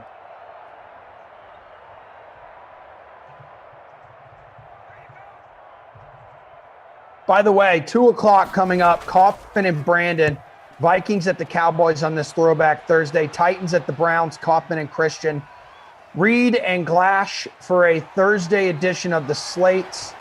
So it'll likely be mostly NFL draft talk, Kenny. Looks like it could be some general sports talk as well. 6 o'clock, Rams at the Bucks, Glash and Christian. Glash and LaMarca for Chargers, Falcons. Those two will hang out for the draft reaction show leading up to Madden After Dark with Tom and LaMarca. So damn, LaMarca with a full slate today. Same with Glash Daddy. Glash Daddy. I didn't know that's what we were calling it, but okay. I'd like to see something happen here with the Cardinals. I would too. I don't my wanna guy see Max. Damn, it's gonna ruin my day. You know? What I asked Jeff this yesterday, and I threw it out to the DK Sim fam as well, but since it's the first time I've seen you in a couple days, I'd like to know what is got a bold prediction for tonight. Jeff's bold prediction was the Chicago Bears trading up into the top 10 and taking the quarterback. I think it was Justin Fields, actually. I just a ton of bold predictions. I think there's two for me. I think one of them is that the Falcons don't draft Kyle Pitts. I feel like that is a very bold prediction based on what we've been hearing and the mocks that we've been seeing. And I think that Mac Jones falls. I don't think that Mac Jones goes 3. I think that the Niners take someone else at 3. Could be Fields. It could be Trey Lance. But I don't think that they want to take Mac Jones. I just think that, he sort of fits their system, but at the same time, I just don't know if he is the most talented quarterback there, and I think that Kyle Shanahan and co are going to come to a realization about that. So I don't think that I can positively say that they're going to take him at 3. I just remember the draft, the last big quarterback draft we had with Baker Mayfield, Darnold, Rosen, Allen. I remember like the whole lead up to that draft. I mean, no one knew who was going to go where, and I feel like now that we know the number 1 pick, everyone just feels a little more confident in how the draft's going to unfold. But I just don't think that's the truth. Like I just think that a lot can change in the next 7 hours, and I think a lot might change in the next 7 hours. So I think that there's teams throwing up smoke screens out there, and I mean maybe the Niners, right? Maybe the Niners are trying to bait someone into trading for that pick. Do you ever think about that? Just like that. Someone trading up to take the Niners pick? What if they're big branding everybody and they just want to turn around and trade the pick they just traded for more than they traded for? I don't know. Dude, nothing surprised me. And what they decide to stick with Jimmy G and maybe just take like a Kyle Trask or someone like later on. That's probably the craziest thing I've said all sim, which is saying a lot. But I don't know, man. Like, I just feel like you never know what's happening. And, even like a team like the Falcons, right? Like they hold the keys right now to me, because say the Niners do take Mac Jones. Now you're looking at Justin Fields and Trey Lance are there at 4. Falcons pick becomes very valuable. And again, we're talking about the Falcons, a team that's rebuilding, taking a tight end at 4 in like really the first year of their rebuild. Why? No, like they're not going to do that. Maybe they'll, that pick becomes really valuable. What if a team wants Justin Fields? What if the Saints want Justin Fields, right? What if the Saints want a quarterback? They want Lance or Fields. They'll trade with Atlanta for 4. I just feel like there's going to be a big trade inside the top 10. And I think it's going to be for a quarterback because, again, if it's not Atlanta, right, then you have a team like, Cincinnati who could trade their pick. They already have their quarterback. What if a team wants to move up and take Lance or Fields? Like, I think that there's a lot of smoke screening going on. And, like, the fact that, we're getting drilled down the throat with, like, Kyle Pitts. They like Kyle Pitts. They want Kyle Pitts. I think that's just driving up the value of the Falcons pick, because now teams are like, well, we have to give the Falcons a little more. They really like this guy at 4. We have to increase our offer to get that pick. I think that those are 2 pretty hot picks right now that might go. Especially considering, like, you can get a pretty good offensive lineman. I mean, Sewell is a step above everyone, but you can get a pretty good lineman outside the top 10. So say the Bengals who wanted Sewell, right? Or that's where he's being mocked. Bengals could trade that pick, get more picks, get a lineman later in the first round, and a team like, the Saints or the Steelers, like, I don't know, could draft a quarterback. Like, I think that there's plenty of teams out there that might decide they want to move up. This morning I spoke with my sources close to the Patriots who told me that New England may trade up, trade back, or stay at 15 tonight.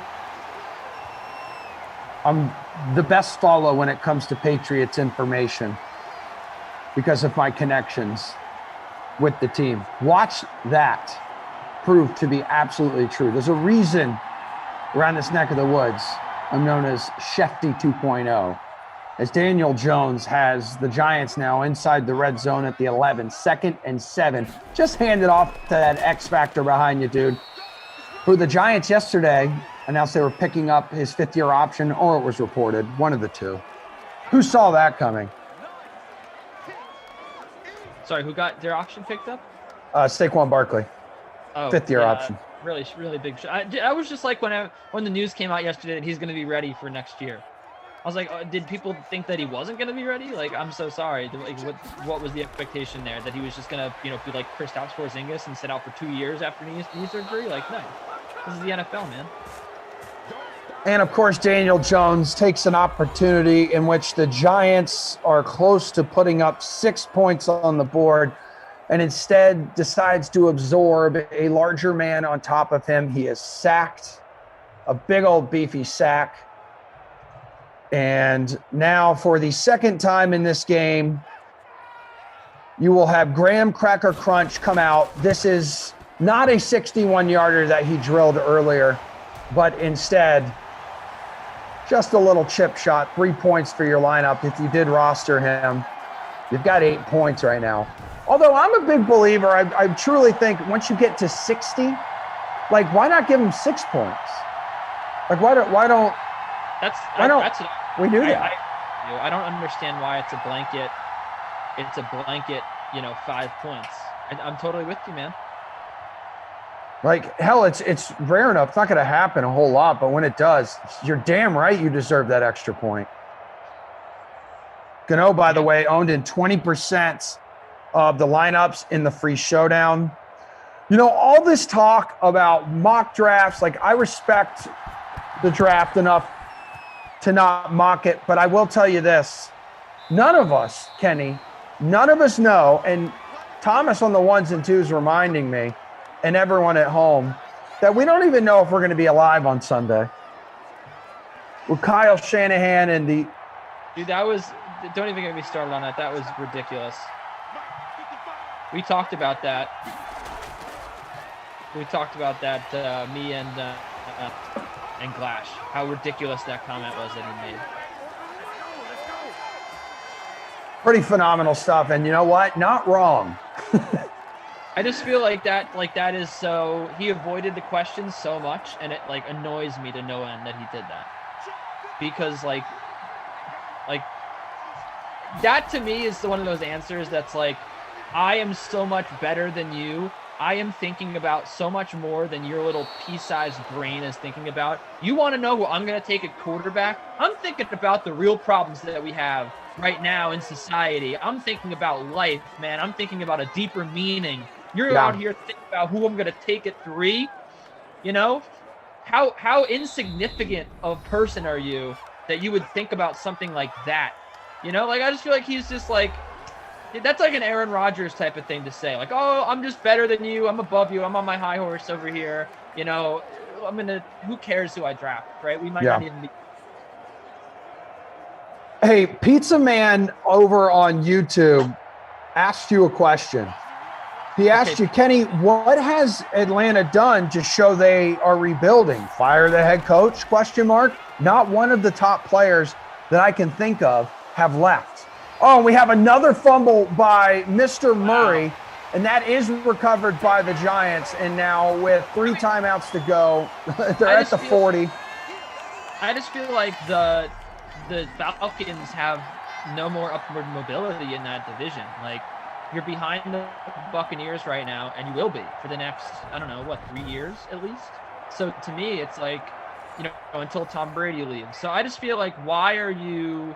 You're not going to win the division, and especially in the NFC. I mean, look at how competitive. You have the Saints right there too, right? And I don't think the Saints are going anywhere. They still have a great team, a great defense. They just are switching quarterbacks, and again, that's not going to be that big of a difference. I don't think. So I mean, I just think you got to take the Panthers approach, man. I think if you're the Falcons, you want to try to beat the Panthers to the punch. The Panthers have a 1-year head start. I think right now you go in there, you start your rebuild, and the goal should be to finish ahead of the Panthers, because in 5 years, the Saints and the Buccaneers are probably going to be, they're not going to be the kings of that division anymore. It's going to be up for grabs. And if you can best position yourself to be there to take the throne in 4 or 5 years from the Bucs and the Saints, that's what you want to do. I think you're in an arms race now with the Panthers. If you're the Falcons, are just kind of stuck in the middle right now, and I think you just have to commit. You have to commit to rebuilding at this point. I mean, that's just my opinion, but I agree. It doesn't feel like they are right now, but I think that they might as well start thinking about it, because they don't have enough, Emerson, right? Correct me if I'm wrong here, if you disagree. I don't think they have enough to even get to the postseason, the Falcons. They have great players at skill positions, but their defense is bad, right? Look at how many leads they blew last year. Wait a minute. I thought their defense exceeded expectations last year. Didn't they have a stretch where they were really good? I don't have any numbers or anything in front of me. It's just off the top of my head, which is not accurate. They lost so many games late because of their defense. Let's look here. The defensive statistics. And like, it's not really a Matt Ryan problem, is it? Like 400 yards per game. Yeah, that's pretty brutal. 19th in points allowed per game at the 26. But yeah, their defense was really bad. So that's why, again, it's all, to me, it's all about defense. And Graham Gano might kick another field goal here, which would be phenomenal. Well, how about He might be player of the game. yeah, once you finish your thought, there's a crazy report floating around right now that I want to get to. Okay. No, I'm just saying, I think that we learned this year with the Buccaneers that defense is very important, and you can win a title with your defense. And so, man, I was hoping that didn't happen. Down! There you go, big boy. Slay Day. Darius Slayton from Daniel Jones. First touchdown of this game.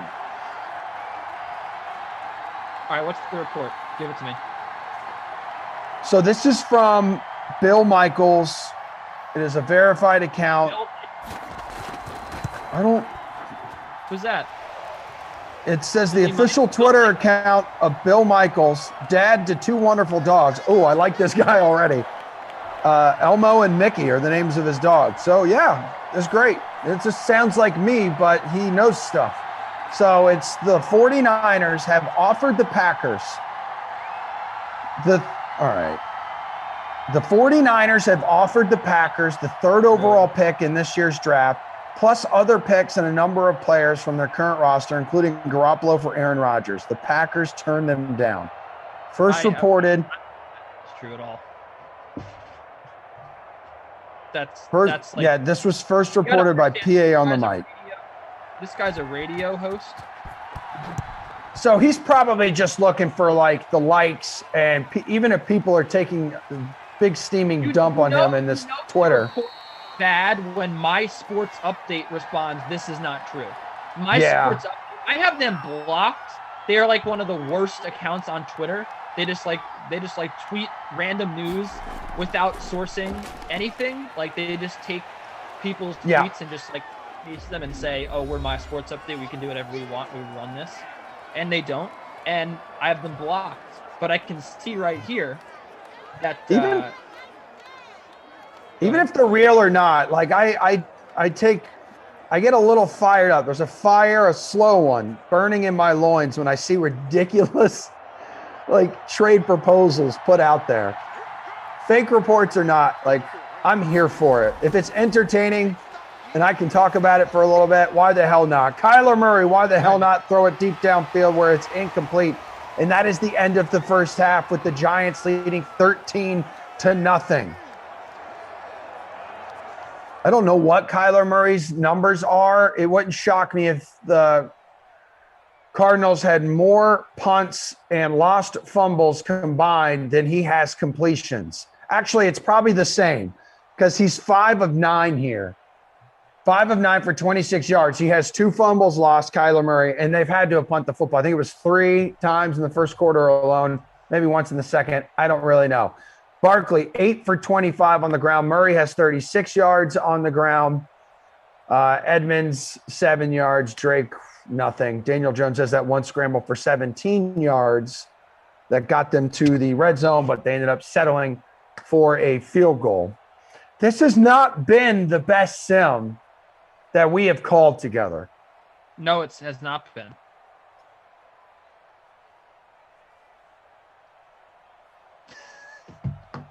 No points for the Cardinals. It's pretty bad. TP said that's a hot take. Yeah, 100%. Ingram in the reception department, he is your leader. 6 for 53. Max Williams, 3 for 25. Darius Slayton has the only touchdown of this game. He's got 2 grabs for 23 yards. Big Max 6 Williams fan. Expired name says this guy probably also talks about aliens and UFOs. He says sports broadcasters Oh yeah, will say we talked to aliens last night. Dude, don't. We can't go there. That's like too way deep into a rabbit hole. I kind of agree with you. But like, if you want to go there, like whatever, you know.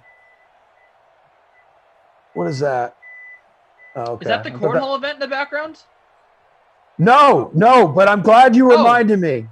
I thought I'm I glad said you reminded me. cornhole. I'm Here we sorry. go. Here we go. TP, keep us on camera here. Can you? This is Jordan saying, can you guys quickly mention the cornhole event? 100% we can. So here it is. Let me go to the read. So we have an American Cornhole League event, guys. It's coming up 7 to 9 o'clock Eastern time in the evening on Saturday on the Dream Stream. So you got to bag some green here. You can enter our $1,000 free-to-play pool. Watch the ACL Bag Brawl live May 1st. Holy hell, Saturday is May? Yeah, dude, 7 May o'clock coming up, man. Eastern time at night here on the Dream Stream, YouTube, and Twitch. I need all of you to watch that. And then tweet me or Instagram me and let me know. Give me a report on what happens. I don't know. May's right there, man. That is insane. We're going to have to put the air conditioner in our window here soon. I hate doing that. Stats have been updated. TP sending us the message. So thanks again to Frangelico. Working his magic behind the scenes. Let's go ahead and poke in. So many of you have been tweeting me, asking me what my lineup looks like, and I'm currently 59 out of 100 in the Century Lunch Club contest.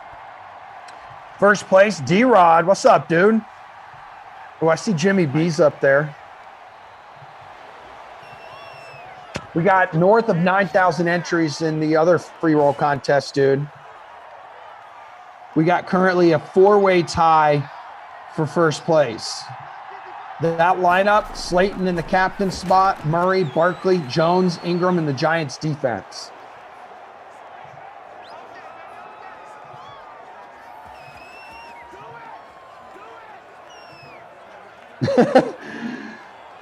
Expired name. You know what, dude? I thought for a second it was the garbage truck outside, because today, and this is my buddy who owns his family owns like a trash business or something in like some small town in Georgia. I don't know. He always tries to explain it to me and I don't really listen. But today is trash day in Boston. It is. Oh, it's trash you gotta bring day. it. Yeah, you gotta bring the trash out behind the building. They scoop it up. Half the time the guys try to pick up the bags of trash and it all comes out of the bottom, because at night, such a rat problem around here. They're all snacking on all the leftovers inside the bag. You know, they got to eat too, dude. A lot of ratatouilles, you know? Yeah. No, I think that Trey Lance is going to be the pick, man. I do. At 3 overall? Yeah. Is that what you're talking about? Yeah, the probabilities right now are pointing to Trey Lance getting picked third. Just by the people, we have some people here at DraftKings that put probabilities out into the world. They like to project the chances that someone is going to go at number 3, at number 4. There's plenty of people out there. We have some great people at DraftKings that do that. And the people out there who get paid to come up with the chance that someone's going to go, it's now down to around a 50-50 chance between Mac Jones and Trey Lance. Yeah. And it continues, the probability makers continue to get closer and closer to a coin flip. So it's very interesting to actually watch this develop today. It does remind you of how it happened with Baker Mayfield years ago. But we had Mac Jones as a lock like 2 days ago at number 3. Now anything but a lock, Emerson. So I don't know if anyone out there can read the tea leaves in the chat as to what I'm saying, but it is very interesting to look at the way that this has moved. All right, we got our first touchdown of the day by the Cardinals, and it's Kyler Murray on the ground, which was a bold move, bold strategy, because he's lost 2 fumbles up to this point in the game, but we finally have ourselves a ball game here. Yeah, I wouldn't disagree. Not that I actually know, because, again, my sources are all within the Patriots organization. But, yeah, there were the reports that it's coming down to Trey Lance or Mac Jones. And everyone was like, it's Mac Jones. It's Mac Jones. Everyone Kyle knows Shanahan. Mac Jones or Trey Lance, right? Kyle Shanahan covets accuracy. He loves the good decision making. And those are Jones's best qualities. But that's what the heart of many is saying. How about the gut? What's your gut saying? And the gut. What do you mean? What's my gut saying? We already talked about Trey it. Lance. No. I'm just talking out loud. I'm not talking necessarily to you. It's like I'm giving a speech right now, a pregame speech to my Pee Wee football team. Okay. No, I like the move. The question is, all right, whoever they do not take, is that the man? Is that enough motivation there for the Patriots or another quarterback-hungry team to trade up, and that's got to be the next guy off the board? That's what I'm saying. I think that's what's going to happen. I think that a team like the Patriots, a team like the Saints, they're going to say, oh, my goodness, Mac Jones right there at 4, right there at 5, and they're going to trade with the Falcons or the Bengals. I'm telling you, man, it's going to happen. The 4th or 5th pick is going to get traded for a quarterback tonight. Trey Lance is going to go 3. You know what's going to suck, man, is because I love the trades. I love the movement and trying to keep up. It's exciting. It's exhilarating. It's going to suck if nothing happens. We've seen that in years past, just like a kind of a dud, expectations all kind of falling into place. And give me chaos. Yeah. And I honestly think that Fields is just going to be too. I don't think Atlanta believes that Fields is going to be there at 3, and I think that maybe they're going to just say, "Hey, wow, Fields fell to us. We got to take him."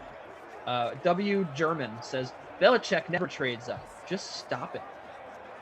I mean, I think that he would trade up in this case for a quarterback. Bill Belichick never traded up because he didn't need to. You know? No, that's right. And a lot of people give him crap for his recent drafts, and they have not been spectacular.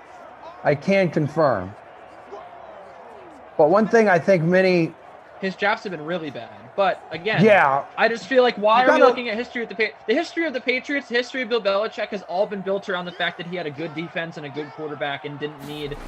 He was never in a position where he needed to do anything desperate. And I think that Bill Belichick is. I mean, if you're saying to me that Bill Belichick never trades up and he's not going to trade up because he never trades up and doesn't believe in it, what you're doing right now is equating Bill Belichick and Dave Gettleman, because Dave Gettleman says the same exact thing. And Dave Gettleman has to be one of the dumbest general managers in football. And I don't think that Bill Belichick is that dumb. I think that he knows that there's not a lot of value in it, when he doesn't need to reach at all in the draft. But right now, what do the Patriots have going for them? So I think they do need to reach. They do need to go move up on the board, because I think if they could get a quarterback, they could save this team. I think this team is good enough where if they had a good quarterback, they could win some games. They almost won a lot of games last year with Cam Newton that he, fumbled away or whatever. So yeah. D-Rod wants to know how I'm doing on tennis. Pretty good.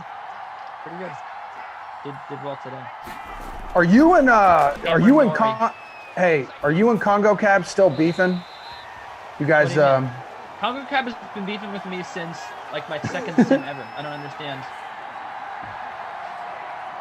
Of course.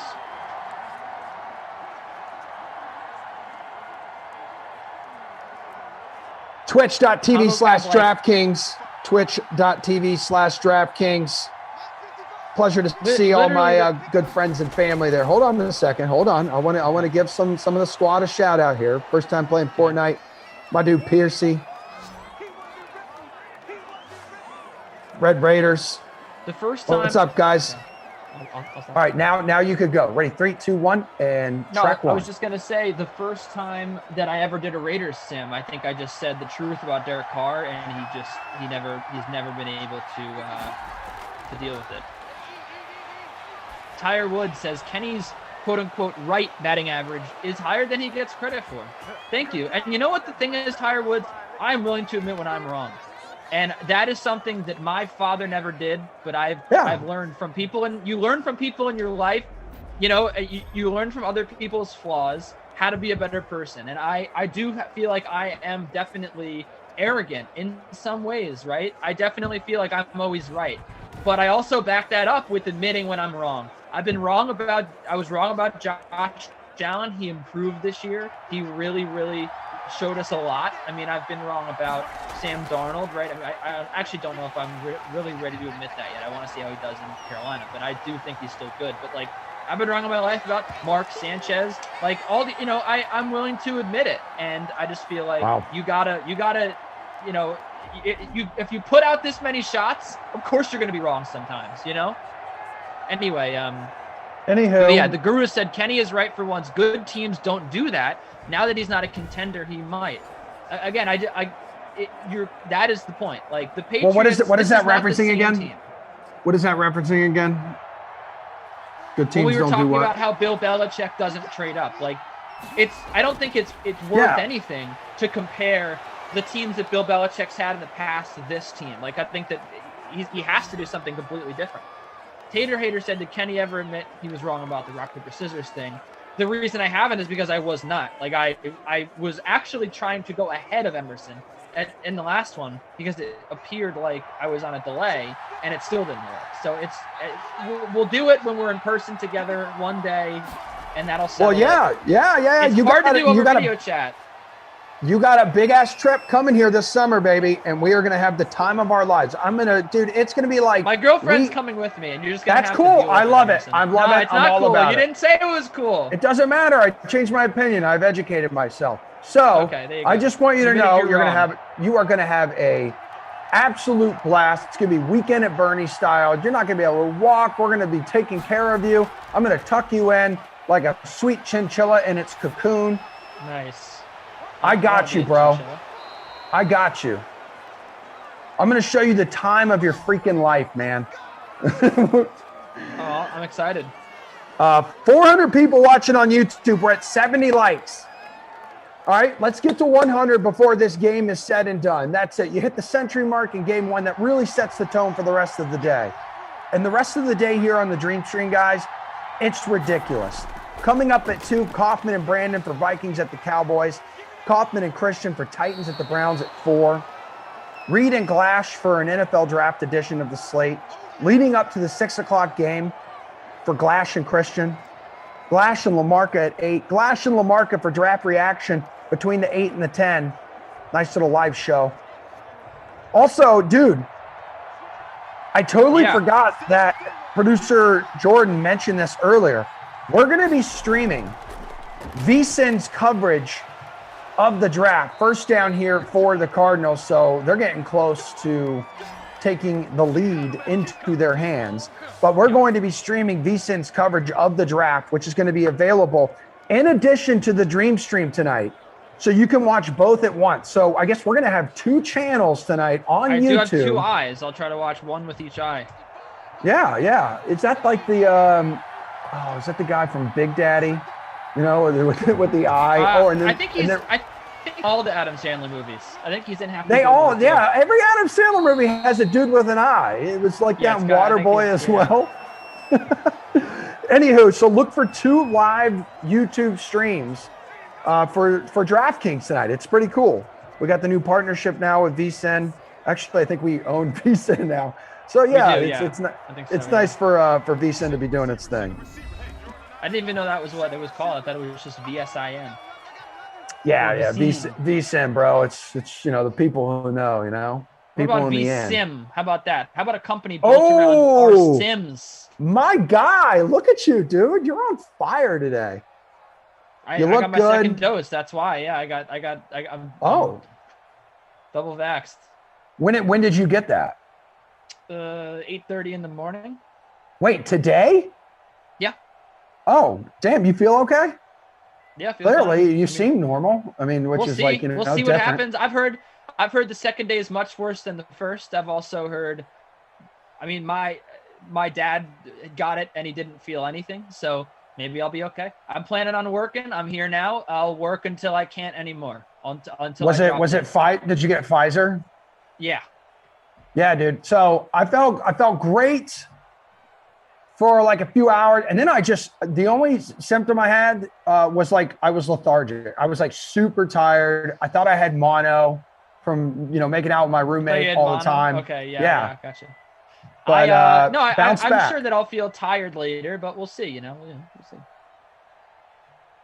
Well, let me Try to know get as because much I done as know I I know can. Lamarca got his ass kicked by the second one, and I offered to drive thousands of miles to him to bring him chicken soup to help him feel better. Wow. And he respectfully declined. And you know, if I was ever to visit him, I'd pop across the river and I'd see my boy KD. We'd be hanging out, calling a sim together in your apartment.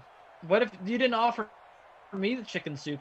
Well, I right actually now might you take feel you up on fine, that. buddy. You feel fine. He's tweeting like he can. I mean, you he's never barely know. alive. You never know. In a few hours, I might not feel fine. Exactly. And if that's the case, I might be just sitting text there me. watching the Tampa Bay Rays, and all of a sudden I just, fall asleep or something. Whatever you need, man. I'm there for you. You're like a Cool, little thank you. brother to me.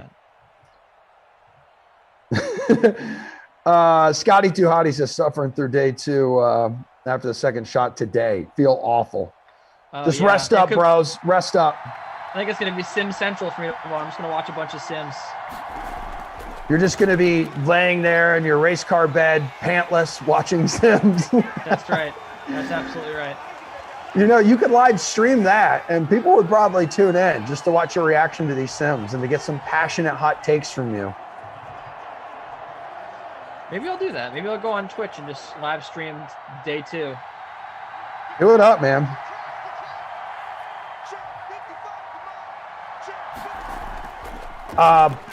Brock says over on Twitch, is Kyler Murray his second rushing touchdown going Superman across the goal line and an extra point away from taking their first lead of the game? So they were this down. This is so awesome, Emerson, because I had Kyler Murray in my captain spot. So I'm so excited that you shut me out of the contest. I didn't, dude. I did not.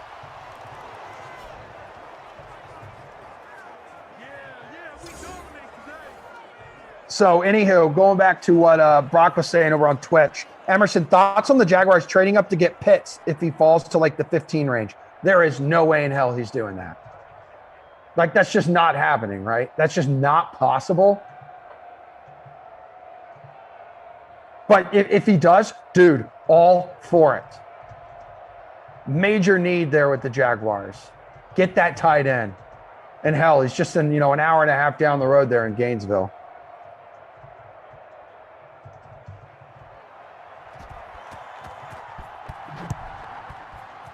So we're in the fourth quarter now, guys. The Cardinals have the lead for the first time in this game. They were trailing 13-0, now 14 unanswered points.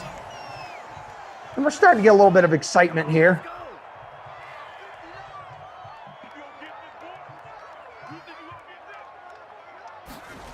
A little bit of excitement, We didn't really know if the outcome was going to be in question here.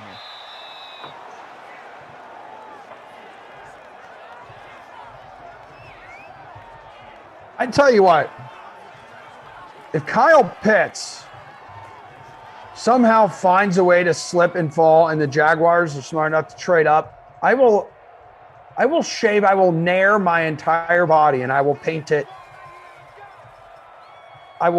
Jaguars colors, and I will do a sim in just straight body paint.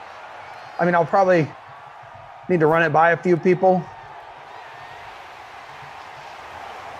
But mark my words, and I hope to be on that sim with you. I would love to. I'd love to do it. Paint your face too. That'd be nice.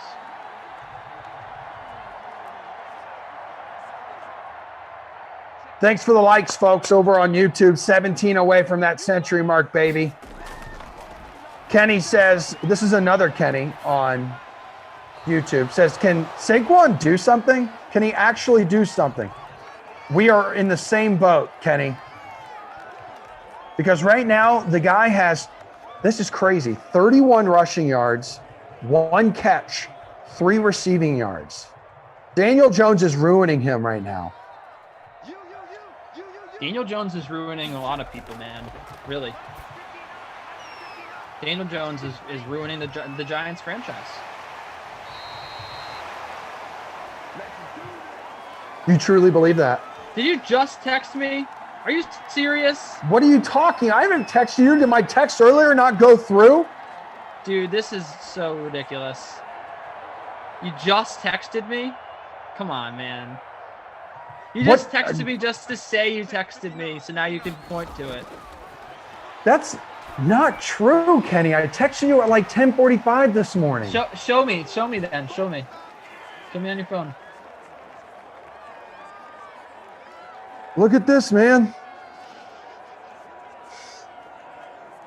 Look at this, dude. I can't see the time. It's the on time? there. It says 10:45. No, I it doesn't. can't hold No, it up, doesn't. bro. Click it. I have a. Send me a There's no screenshot. clicking. Send me a You don't- screenshot. You don't have Send an me a iPhone. screenshot. You don't know how Send me a iPhones work. screenshot. Send me a screenshot if it's real. All right, I'll send you a screenshot no, here. you're not going to because it's not I real. will send you a screenshot. Stop. It's not. You just so everyone in the chat knows, Emerson just texted me, "Yo man, get in the contest, only 100 spots." Just so now he can say, "Oh, the text just went through. Oh, I didn't know that. I tried to warn you before." Because I just brought up the contest again, and he's like, "That's the last straw with Kenny. Now I'm gonna text him and make him feel guilty, like I texted him all along." I know your games, Emerson. I know what you're trying to play. I respect it. Just had to call you out on it, though. That's fine, dude. That's fine. We agree to disagree, baby. 2nd and 10, Daniel Jones to Slayton, who has the only touchdown of the day. That's Ingram, rather. Ingram, my bad.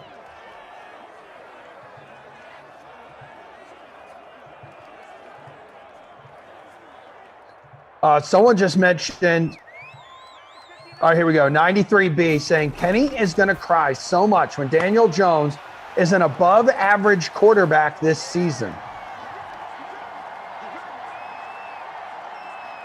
You're not going to cry if he's an above average quarterback. I think you're a big enough man, but you'll just admit you're wrong.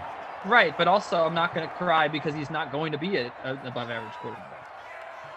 That's just not something that's going to happen.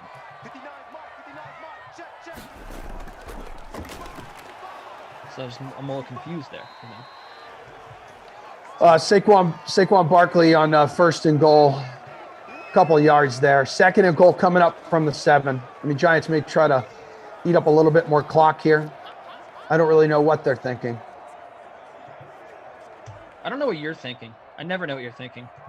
First time playing Fortnite says you and I are going to be bunk bed buddies in the near future. I'd share a bunk bed with you. I'd let you have top. Let's go. Oh, thank you. I didn't have Sterling Shepard, so maybe you're off the hook there. So we got they'll go for 2 here. But I could have used like Ingram or maybe even Barkley, the only 2 Giants that we have on our shared roster, our shared lineup together. Hey, how you doing, baby? Dude, did he get in? All right, they gave it to him. Wow, Barkley. Barkley giving the Giants a 7-point lead, so they take back the lead. 3.5 minutes to play. I'm such an idiot. So we took the cone off of Winnie, and I put her in like the onesie bodysuit. And then I was walking her this morning, and I totally forgot to like unbutton the back of it.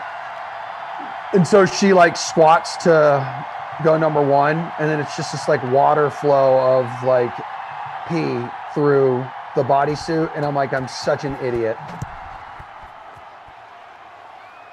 Anyhow, that's been the most exciting part of my day until I joined the Dream Stream.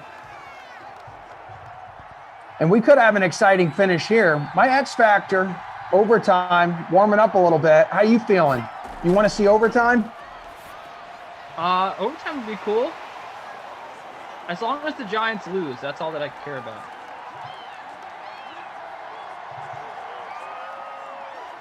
That's truly all that I care about.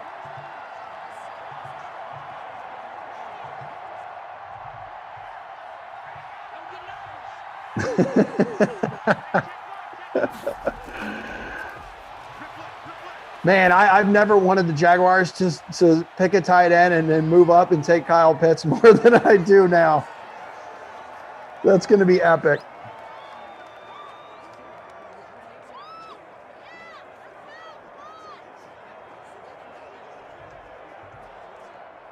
What'd you say? Oh, nothing. I completely lost you.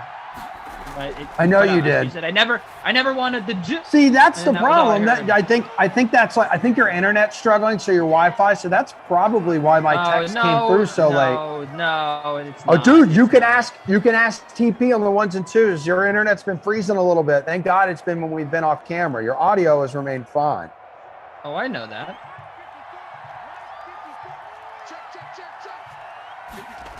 It's my new computer. It happens.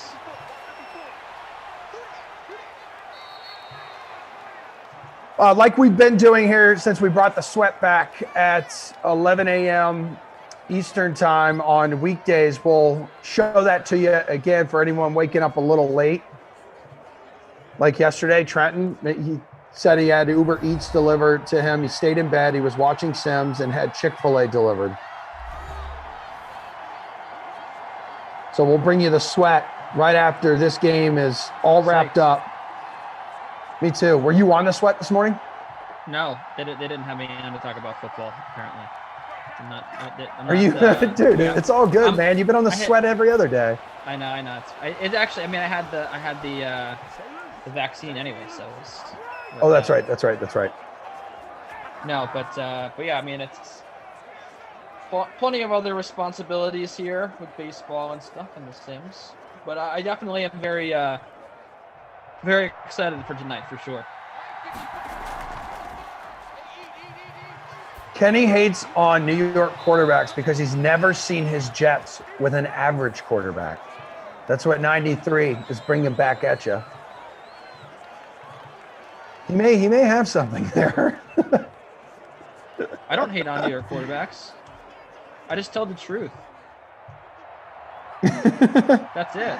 Are you eating something again? Nasty Seven wants to know. I didn't think you were either. Are you typing? I feel like you're just not dialed into this as you typically are. I'm wondering why the Giants are winning. You know what? If I had my lineup, then yeah. No, I was filling something out real quick. That was all. I'm excited to watch the sweat though.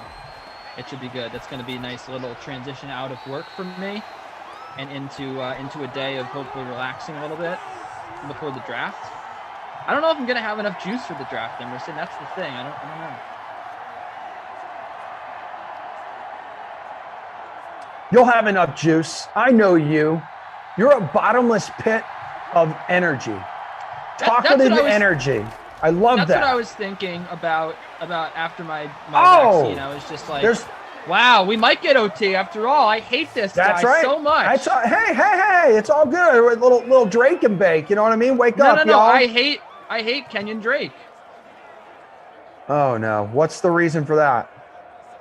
He's not good. That's why. He's not good. Well, he just scored the game-tying touchdown, 21-21. But the Giants have all 3 timeouts. 58 seconds to go. This is when the Giants are going to shove it back in your face. Maybe we'll see.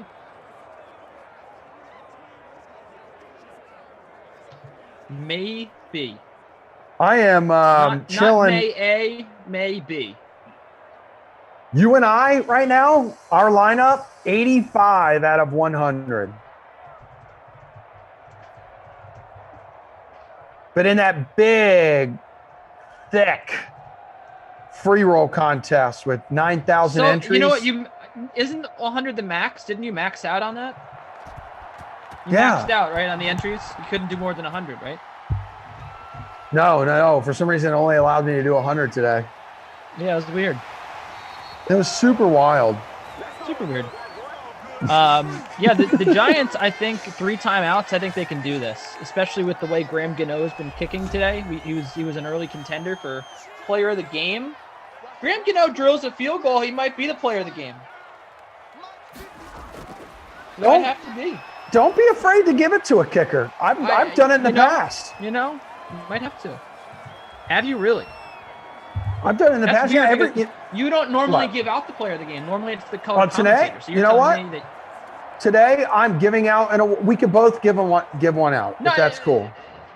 I don't know if that's cool. No.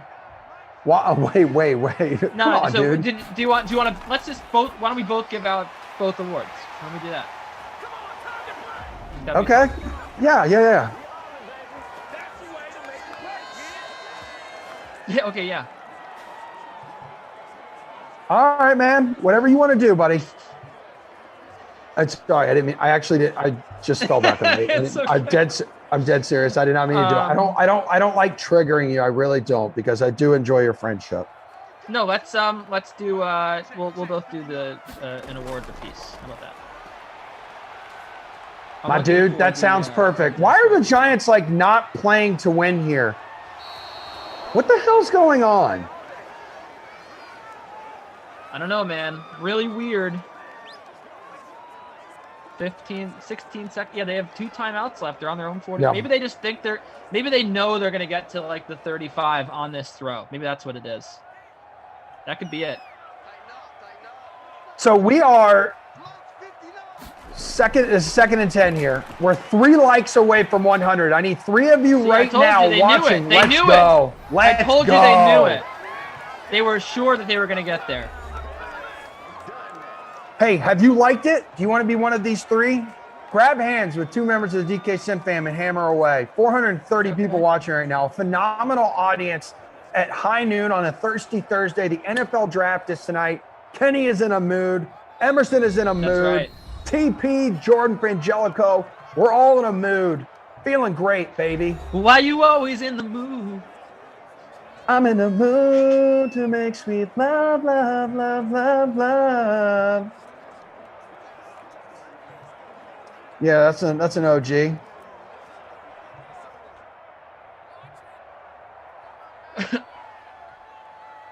There we go. Here's the Emerson's forehead. You play to win the game. Does he do it? It's him. From a mile away. He He did it! He got it! Oh, man! No way! Dude. Grant crunch. That he has to be the player of the game now. He has to be. I'm giving it to him. Graham Gano, 4,200. Insanity from Graham Gano. I don't know if his stats have been updated yet, but if this is correct, 250-yard field, 250 plus, I believe so, right? Yes. Yeah, Frangelico confirming 14 DK fantasy points. That's the final total. Graham Gano wins it for the Giants, we think. Anyway, let's see if the kickoff gets taken back. That is insane, Emerson. I've never seen a kicker perform like this. I was being like, it's so stupid to ever roster kicker. He helped 3 people in the free showdown get to first place. Shout out to those guys, both all won $20. And shout out to Graham Gano, player of the game. 61. Are you giving one out? 57. Yeah, so I'm going to give mine to Graham Gano. All right. I'm giving mine to Graham Gano because I've never seen a performance quite like that out of a kicker. Ice in the veins. Okay? I'm trying to find the disappointment. I can't. Allow me. Usually I'm in your free roll and I can just look down at the worst lineups, but I can't do that right now. You know what I'm doing? I'm going Barkley. Yeah, He was 10,200 in the flex, 33 rushing yards, just 31 receiving yards, 4 catches. I'm doing it too. You had a 2-point conversion. Get out of my face. Whoop-de-doo. From one quad father to another. Get out of here. Get out of here. I've never been more disappointed. Can we eject Saquon from the Sims? Just never set foot on the field again. I'm never rostering him ever again. You guys I don't mark the tape. him. I don't mark the tape. I'm never doing it. I'm never doing it either. I never rostered him to begin with. Never doing it again. Now I have a reason. It's because we're in solidarity on this. Forget it. Forget it, dude. You had your chance. Best friends don't roster Saquon Barkley. My man. So I want all of you. Give me some. Yep, I got you. Boom. Boom. I want all of you guys and gals to keep an eye on whatever contest you're in because Frangelico's ripping through the stats right now. They're going to be final here in just a moment, but not a great day for our lineup. 89 out of 100 currently. JC Well, Martin. that's because it was your lineup. That's why. Well, you never. Okay, I'm not. I told you I didn't want to have Saquon in there. I told you. Well, that text didn't get through to me. All right, so, dude, it looks like JC Mart 2 could win this thing with a final score of 107.68. And then T98.5, 107.66 right behind them. That's our little free roll fiesta. Check D and Affy Poo, two-way tie for first would both, as you mentioned earlier, would both be taking home $20. So. Awesome. Much love, DK Sim fam. Congrats to Graham Gano. 3 for 3. What a day. Thank you everyone for the likes. We got over 100, and we had a good time, dude. Talked a lot of draft, and I'm sure coming up next, Kaufman and Brandon will be doing the same. That's at 2:00. But right now, we got ourselves a little replay of the sweat. So tons of sports betting and DFS knowledge about to be dropped on you. Kenny Ducey, Thomas, TP on the ones and twos, producer Jordan, Frangelico. Hell of a team, hell of a time. Everyone be safe. Enjoy the draft tonight. And adios, bromigos. Go Jets. Jaguars. Hello, fam. Jesse Cofield here. Happy draft day. We made it. And as you could probably guess, today's show is all about the draft. You guessed it. That's great. Don't worry, though. Still got 6 Madden Sims coming your way starting at noon with the Cardinals. That's the Giants. Emerson and Kenny will be in the booth for that one. But let's bring in DraftKings contributors Jeff Ulrich, Steve Buchanan, and Julian Edlow to break down the top 3 picks of the NFL draft. Guys, no surprise here on the DK Sportsbook. Trevor Lawrence is minus 10,000 to go number 1 overall. Wow. Zach Wilson is also a heavy favorite at minus 2,000 to go second overall. I mean, this has been the general consensus for months now, but let's take a closer look at Wilson specifically. Jeff, do you actually feel that he's the second best quarterback in this draft? I mean, look, we're talking about a very deep quarterback draft. So for me to say no, it's not that big a deal. But the answer is no. I actually don't. I think there's a pretty good argument that you could even rank Wilson as the 5th best quarterback in this draft. I mean, he's a little bit smaller than the other prospects, topping out at around 6'1", 200 pounds. He's a very creative, very talented pocket passer, but you look at his college tape as well. He likes to create stuff, move around in the pocket, not necessarily just take what's given to him.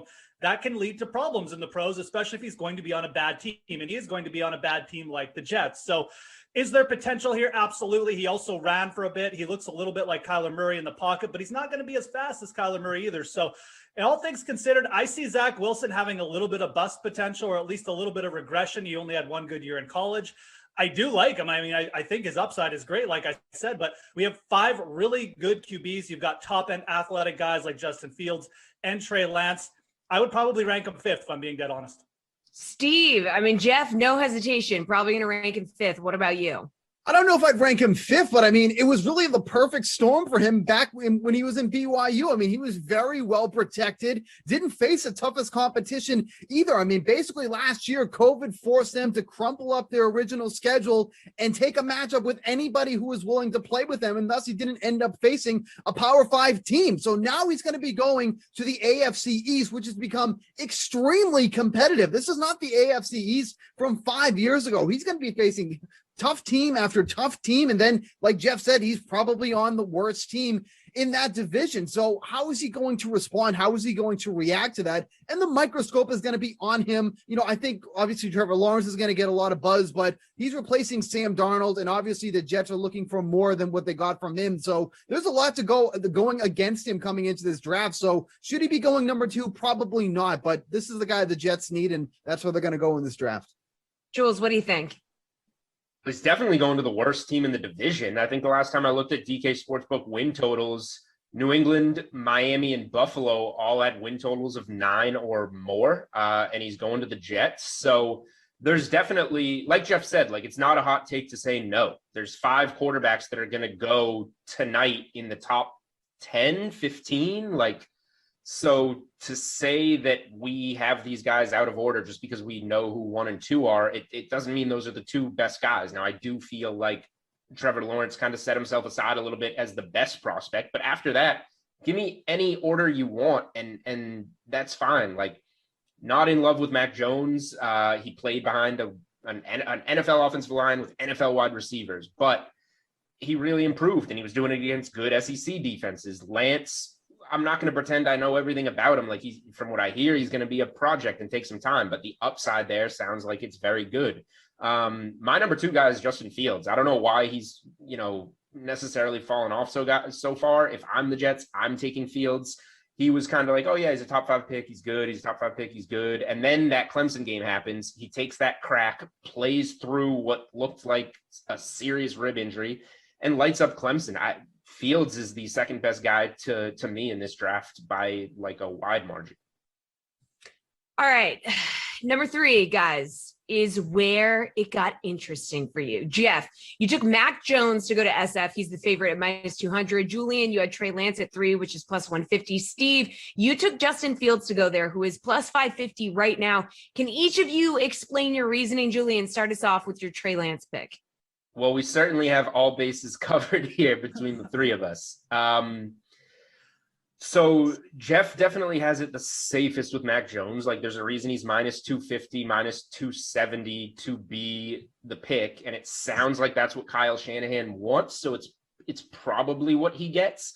I went a little contrarian with Lance for the reason, like, what are San Francisco's actions telling us? Because Shanahan has said a million things this week, including like, all of us are going to die by Sunday, doesn't know who's going to be alive at the end of the weekend. So he doesn't know who's going to be on the roster. He likes all 5 quarterbacks we know who we like. Like, he's said everything. So who knows? But the actions are telling us if Garoppolo is going to be on the roster, and like they said when they traded up for the pick like a month ago, we feel comfortable having Garoppolo, who's the best win now option now, and developing our guy of the future. That tells me that Lance, who's maybe one of the high upside guy that's going to take a little bit of time to develop, is the guy that they have in mind, and the guy that the scouting department is rumored to have in mind here, although Shanahan likes the pocket passer and Jones. So I'm just kind of going out off of what San Francisco's actions tell us, where it might wind up that Jeff's right with Shanahan, or maybe Steve is just a weird genius and them saying that we're ruling Fields out is the reason he's the pick. Who knows? All right, Jeff, talk to me about Mac Jones here. Yeah, I'm out on Steve being the weird genius. But look, I mean, Julian's right. But to the extent of we're trying to obviously predict, we're not predicting who our favorite player is at this play. We're predicting who's going to go. It's always been Mac Jones has been the guy who's been talked about here for San Francisco. Adam Schefter reported it a month ago. Like, this is their guy. This is who they're dead focused on. It's going to take something big to change it. Now, obviously, Trey Lance and Justin Fields moved into the conversation briefly. He was actually the favorite to be taken here very briefly. But, now the conversation has moved. It's reported it's either Trey Lance or Mac Jones. I could definitely see it being Trey Lance. He's a very raw prospect, but my God, there's so much potential there. So if San Francisco falls in love with Trey Lance, I get it. But clearly, Kyle Shanahan has a type. This is the guy who's coveted guys like Kirk Cousins, brought in Jimmy Garoppolo when he could have brought in anyone to San Francisco. This is the Mac Jones mold, a guy who facilitates through the pocket with good after the catch receivers. That is exactly what San Francisco has in Deebo Samuel, Ayuk, and George Kittle. So I still think it's probably going to be Mac Jones. I won't be shocked if it's Trey Lance, but yeah, it's just following Kyle Shanahan and what he clearly wants to do. Steve, you got Justin Fields. Are you a weird genius? Explain it to us. I mean, weird genius is on my resume, so of course I should be there. But I mean, if we're just drafting on talent alone, Fields should be the guy to go in this spot. But I think we have this misconception that, Fields is dropping in the draft and teams aren't interested. We always kind of think of this as, oh, well, these are more talented guys, so this is the guy that should go. These teams are drafting based on their needs and what's going to fit their offensive scheme. So maybe Fields isn't that guy, but at least if you're looking at this from a talent perspective, Fields should be the number 3 guy going. Quite frankly, he could even be the number 2 guy going. So it's just what's going to best fit the team here. So I still think that the Niners could end up taking Fields there. I don't think it's out of the question. I know the odds are against me here at +550 on the DraftKings Sportsbook, but I just like Fields' style of play the most out of these guys that are left after the top 2. I think it would make a lot of sense for the Niners. But again, I'm not in the Niners front office. I'm not making these decisions. I'm just an outsider looking to have some fun. I mean, if we're doing it on based on who we think the better players are, then I have Fields going 2 to the Jets. Right. Exactly. I agree. All right. Well, we'll see what happens. But there's a prop on the DK Sportsbook for total quarterbacks drafted in the first round. We just talked about it. All right. All of you have the top 3 picks being quarterbacks. So how many are going to be drafted here in round 1? 5 is the favorite at -275. 6 or more at +350. 4 or less at +550. Where do you stand, Jeff? Yeah, I mean, I think this is a great bet. You take 5 at -275 and you collect your check here. Look, the top 5 QBs are getting selected in the first round. I'd be absolutely shocked if it's probably going to be either Fields or Lance that falls if one of them do, but I'd be shocked if they fell so far that we're talking about a second day pick here. Someone will move up and take these guys, much like someone moved up, for like Lamar Jackson. So I think 5 is the pick. I think there's such a big gap between the top 5 and the other 3 quarterbacks that are being mentioned that these are good odds. This is really good odds to take 5 at -275 in the DraftKings Sportsbook. Davis Mills is a guy I would keep an eye on. Absolutely. If someone's going to move up, it's probably going to be for him, at least in my opinion. But man, that even seems like a long shot here. I think taking 5 QBs drafted in the first round is really the bet here. Steve, you going with 5? Yeah, I think 5 is the correct answer here. You look at the teams that are in desperate need of a quarterback. That is their first priority. It's the guys who are in the top 3, the Jaguars, the Jets, and the 49ers. And then there's New England, who's currently at 15. There's a couple of other teams that could be in the mix for a quarterback as well. Do the Bears need one? Yes. Is it their primary spot that they need? Not necessarily. Obviously, Denver made the move yesterday for Teddy Bridgewater. Doesn't take them out of the mix, according to Adam Schefter. They're still in the running for a quarterback. And that makes sense, too, because all they gave up was a 6th-round pick, and Carolina is on the hook for some of the salary for Teddy Bridgewater. So there really is nothing to lose with taking Bridgewater and potentially drafting another one. So that could potentially push it over. But when you look at the 4 teams that need one and then somebody else who could grab one in this one, I think 5 is the correct answer here. The juice is obviously following that and saying that that's the answer too as well. Kind of a crap answer because that's what the favorite is. But quite frankly, when you look at this board, you look at the team's needs in the first round, 4 teams for sure, and then they'll probably get another one sneaking in there. So I think 5 is the answer. Jules, you with the guys on this one? Yeah, I mean, getting plus odds on something is great, but I would tell bettors, like, don't let something like -275 scare you away. That's really juicy, but this could be -800, like -1,000. There's value on this bet in taking 5 quarterbacks.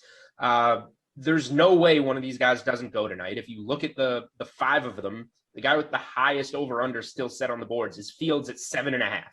So if one of these guys slides out of the top 10, like, that's going to become a storyline as we're watching the draft. Like, when is somebody going to trade up for Fields or Lance or Jones, whoever falls out of the top 10? If one does, that's going to become the story of the draft until somebody gets them at like 12, 13, 14, 15. All 5 of them are going to be gone by then. So 4 is not an option. And 6 is such a long shot for any of those guys. Trask, Mills, whoever you want to say. Like, I guess the upside is that you get the fifth year option, which is why you would want to maybe get into the background, like Jeff mentioned, Baltimore did for Lamar Jackson. But these guys aren't a Lamar Jackson talent. So these are guys that are going to maybe go at the end of round 2, probably start to see him go off the board in round 3. So I don't think it's going to be close. -275 on exactly 5 quarterbacks is probably something I'm going to add to my best bets article today because it's one of the better values in this draft.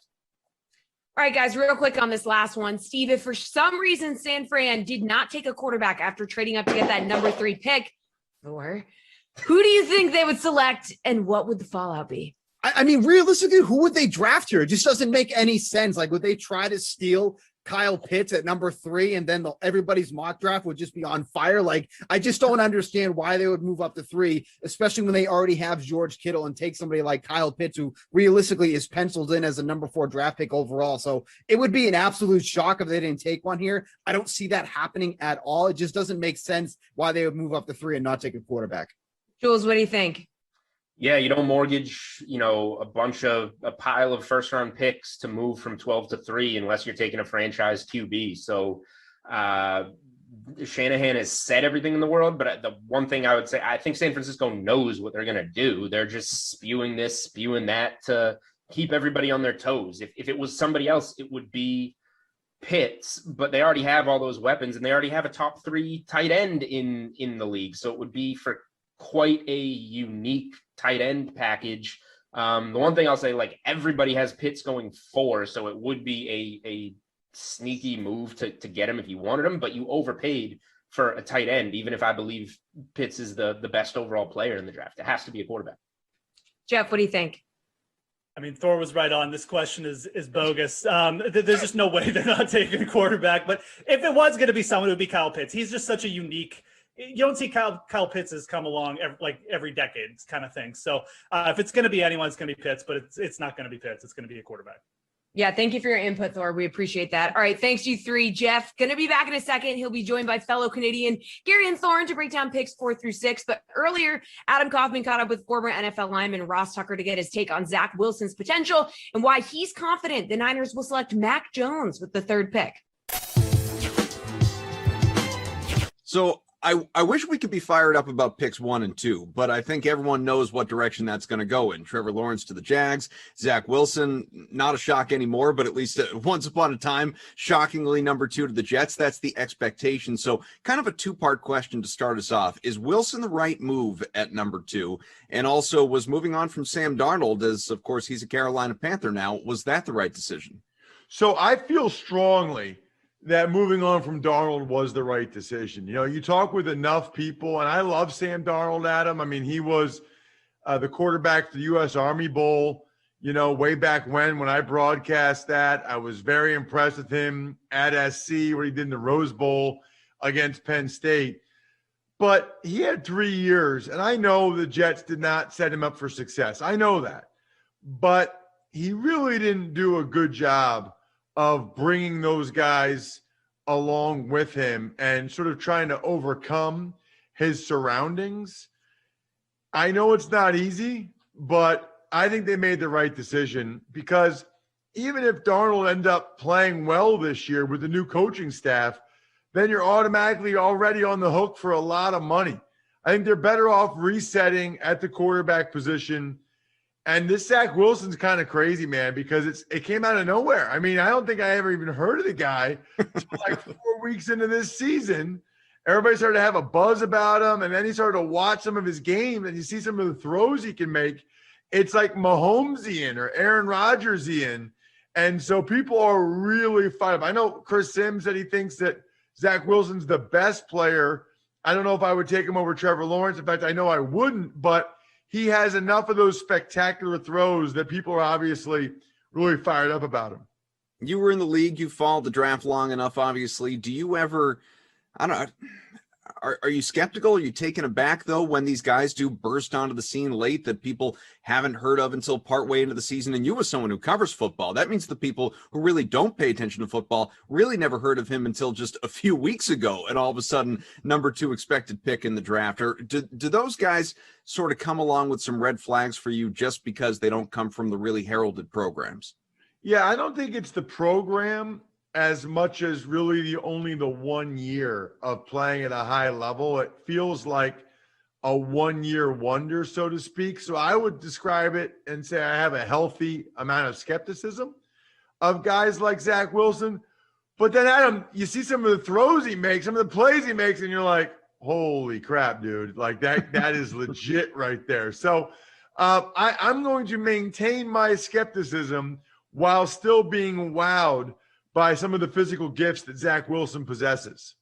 Assuming this thing stays with what everyone expects, including the odds makers over at the DK Sportsbook, then most would say the draft doesn't really start until pick 3. San Fran gave up a bundle to jump up to number 3 and clearly to take a quarterback. I mean, you can disguise it however you want. They're taking a quarterback. Doesn't bode well for Jimmy Garoppolo, be it now or a year from now. He's should be renting, not buying, obviously, there with San Francisco. Is it Mac Jones or Trey Lance or even the wild card of Justin Fields?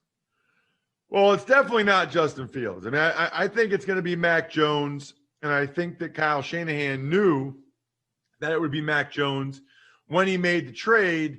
However, there's no reason not to go through the process of the pro day, the second pro day, and meet with Trey Lance and meet with Justin Fields and sort of confirm or deny his initial impression, initial reaction, which is that Jones is the guy for him.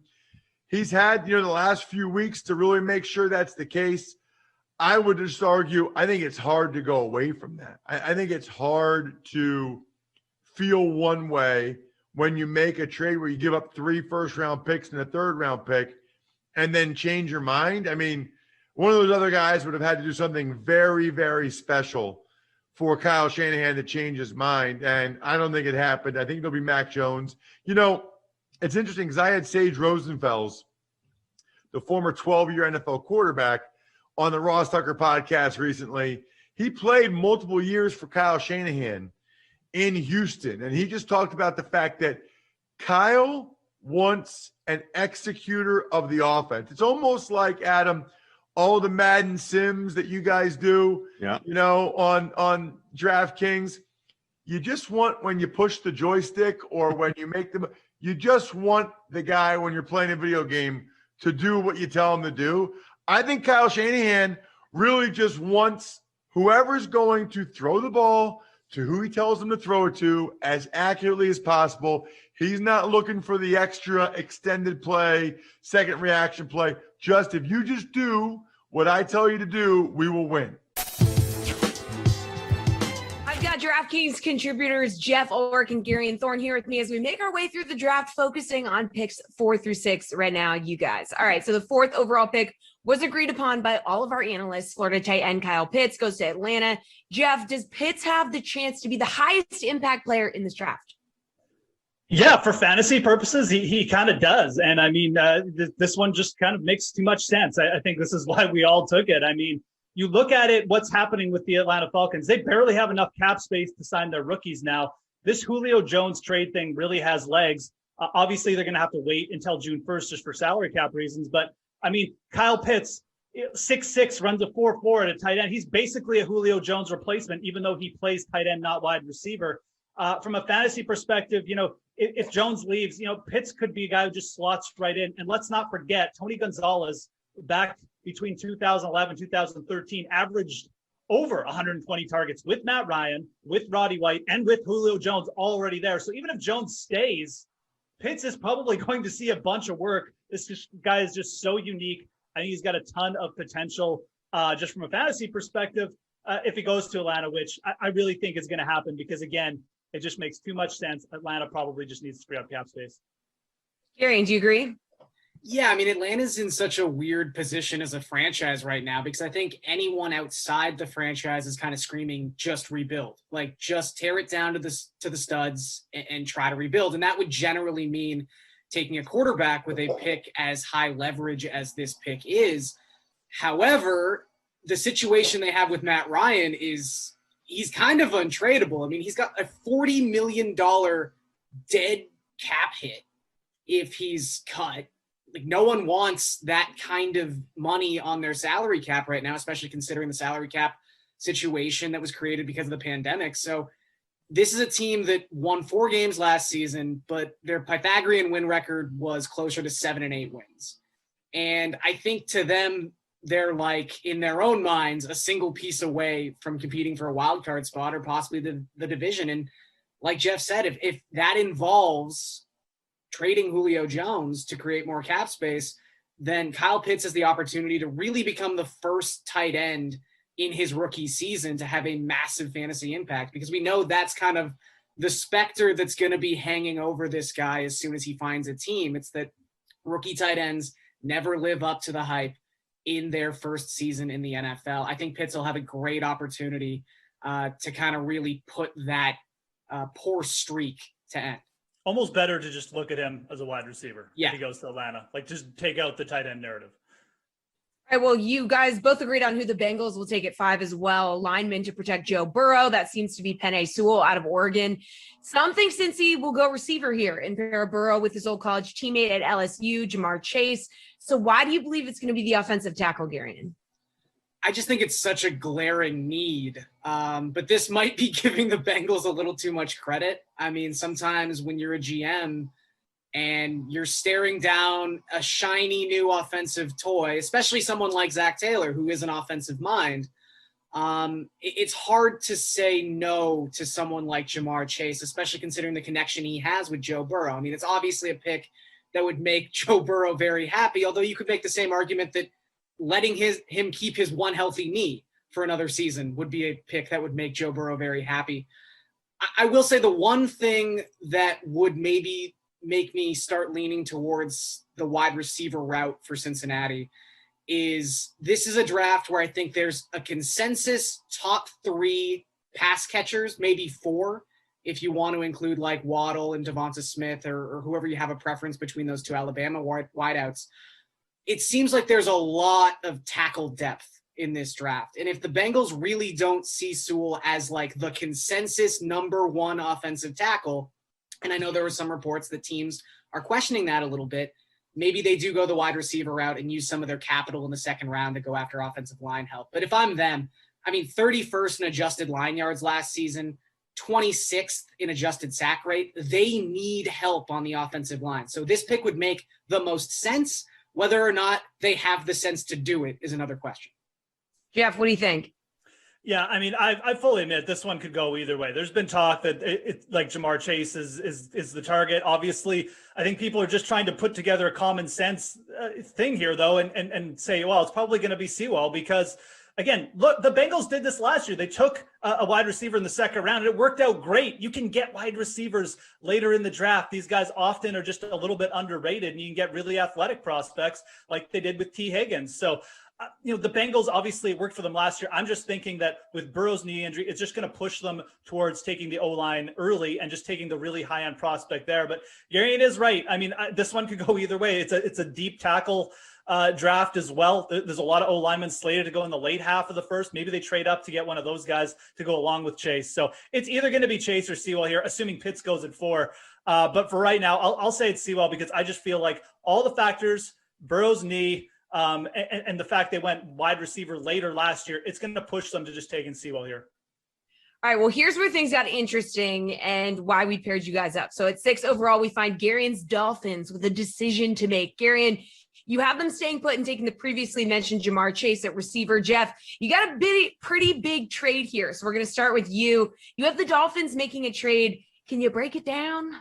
Yeah, so I mean, I have the Dolphins trading the 6th pick I had the Bears moving up. Now it could be a handful of teams that move up here, but I mean, it's been reported the Dolphins are open for business. They've already received offers. Ian Rappaport reported it, and look, they've already been the team that's moved up, that's playing the draft accumulation game. So I think that the Dolphins are going to be a trade target. And look, Jamar Chase, I have him pegged to fall down here and to be available here, but look at the Dolphins roster. Do they really need a wide receiver? Devontae Parker, Will Fuller, they signed in the offseason. Preston Williams is still there. Everyone likes him.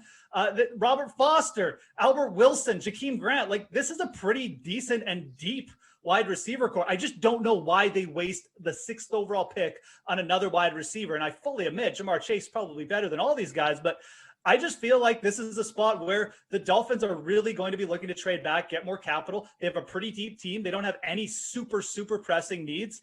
I think a team like the Bears are going to come knocking, and I think the Dolphins are open for business. All right, Garion, you think they have enough faith in Tua to pass on a QB here? Yeah, I don't even think quarterback's in the conversation, at least for this season. And I think that's why this is such an intriguing pick, because let's say the scenario plays out where Jamar Chase goes to the Bengals at 5. In that scenario, I do think the Dolphins will quickly try to trade this pick because, I mean, the whole narrative behind them getting back up to 6 after they had traded the 3rd pick was they wanted an opportunity to draft either Jamar Chase or Kyle Pitts. And at that time, it really did seem like we might have 4 or 5 quarterbacks go consecutively at the top of the draft. So if both those pass catchers are off the board, and while I do agree with Jeff, they have a deeper wide receiver core than some people are willing to believe. They've got a lot of possession wide receivers. I mean, Will Fuller also only signed that 1-year contract. I do think they want to lock up a key offensive piece for Tua. And I think they want to make sure the 2021 season, there can't be an excuse. Tua's got to be healthy, and apparently he's healthy. Tua has to have weapons. So people at the end of the season, if he has a bad year, can't say, oh, well, he didn't have the weapons. No, he had X, Y, and Z, and we took a guy in the 1st round for him. because they have the type of draft capital in 2020 and 2023 to go back and trade for another top of the board pick and get a quarterback if they need to in the future. So I think the importance of 2021 is can't make excuses for Tua anymore. We have to give him everything he possibly needs. So I think if Jamar Chase is on the board, they just do that just so they can have a little bit of stability and also just sort of go into 2022 knowing they gave him the best shot they possibly could in 2021. But again, if there isn't that skill position player sitting there, I do think this becomes a spot where a team will try to trade up and maybe get their own quarterback. All right, thanks, pals. The draft special will continue in just a few minutes. Stay put.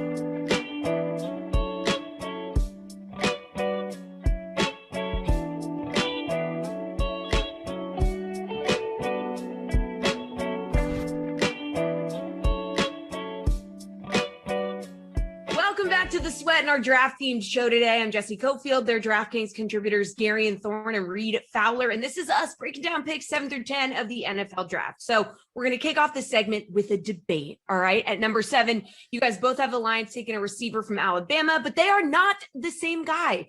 Garion, you have them selecting Jalen Waddle, while Reed, you have them taking Devonta Smith. Garion, why is your guy the guy? I actually think Smith's the better receiver. I just kind of reading the tea leaves here. It seems like his stock is falling a little bit. People have I don't want to say obvious concerns because I don't really think it's a concern, but Devonta Smith is like the skinniest man in the history of the universe. And people are a little bit worried about that because he plays a position where you might have to go across the middle and get slammed by a strong safety.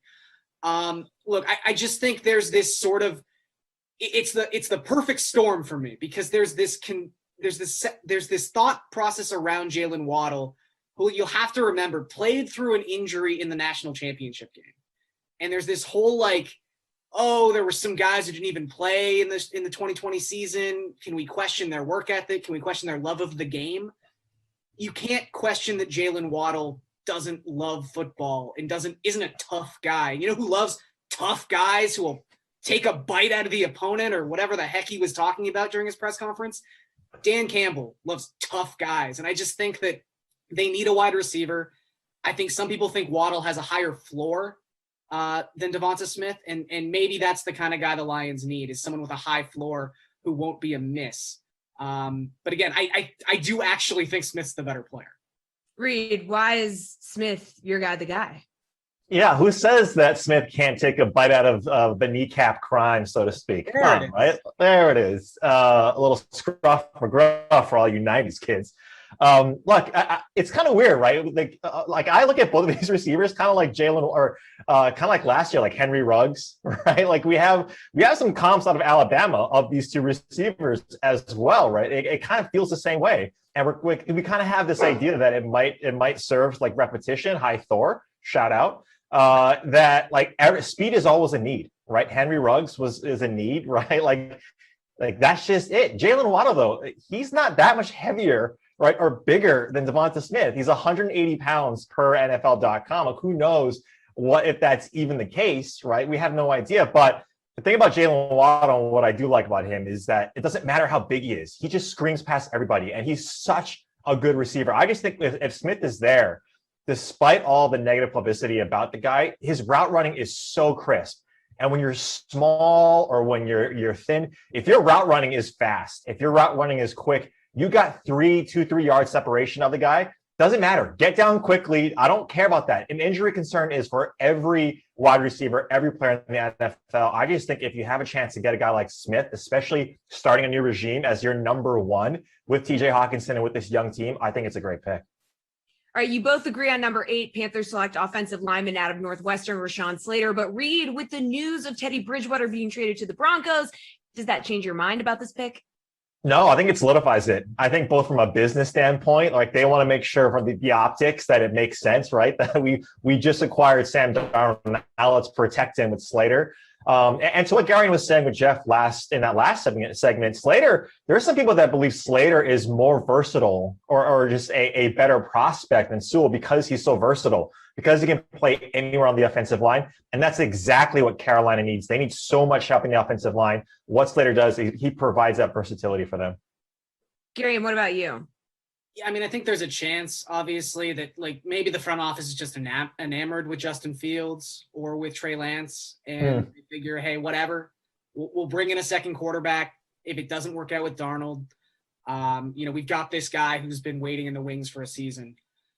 But at the same time, I do think when you're a franchise sort of in a transition period like the Panthers are, taking an offensive tackle and taking someone who could be your left tackle for the next 10 years is never a bad move. It's adding an element of stability to that offensive line that will help Darnold in 2021, which I think is important because, they gave up real assets for this guy. Yep. And he probably deserves a fair shake, at least a couple games, to see what he can do in this offense with Matt Rule. But I think, too, that if you take the left tackle now and it doesn't work out with Darnold this season, you're probably going to have a pretty high draft pick next season. And now you've already got your left tackle to protect whatever quarterback you draft next year. All right, at 9, you both have John Elway. Oh, what? Sorry, Jesse. One more thing. I will say, the only way he potentially doesn't go there is if Carolina trades out of that spot, right? And like a Patriots or someone comes up to try and get their quarterback. It's the only way I think he's not there. But sorry, go ahead. No, Reed, anytime. Okay, well, as I was saying, at 9, both of you guys had John Elway taking his QB of the future, Trey Lance. Now, Gary, with Bridgewater in the mix, do you still think they're in the hunt for Lance?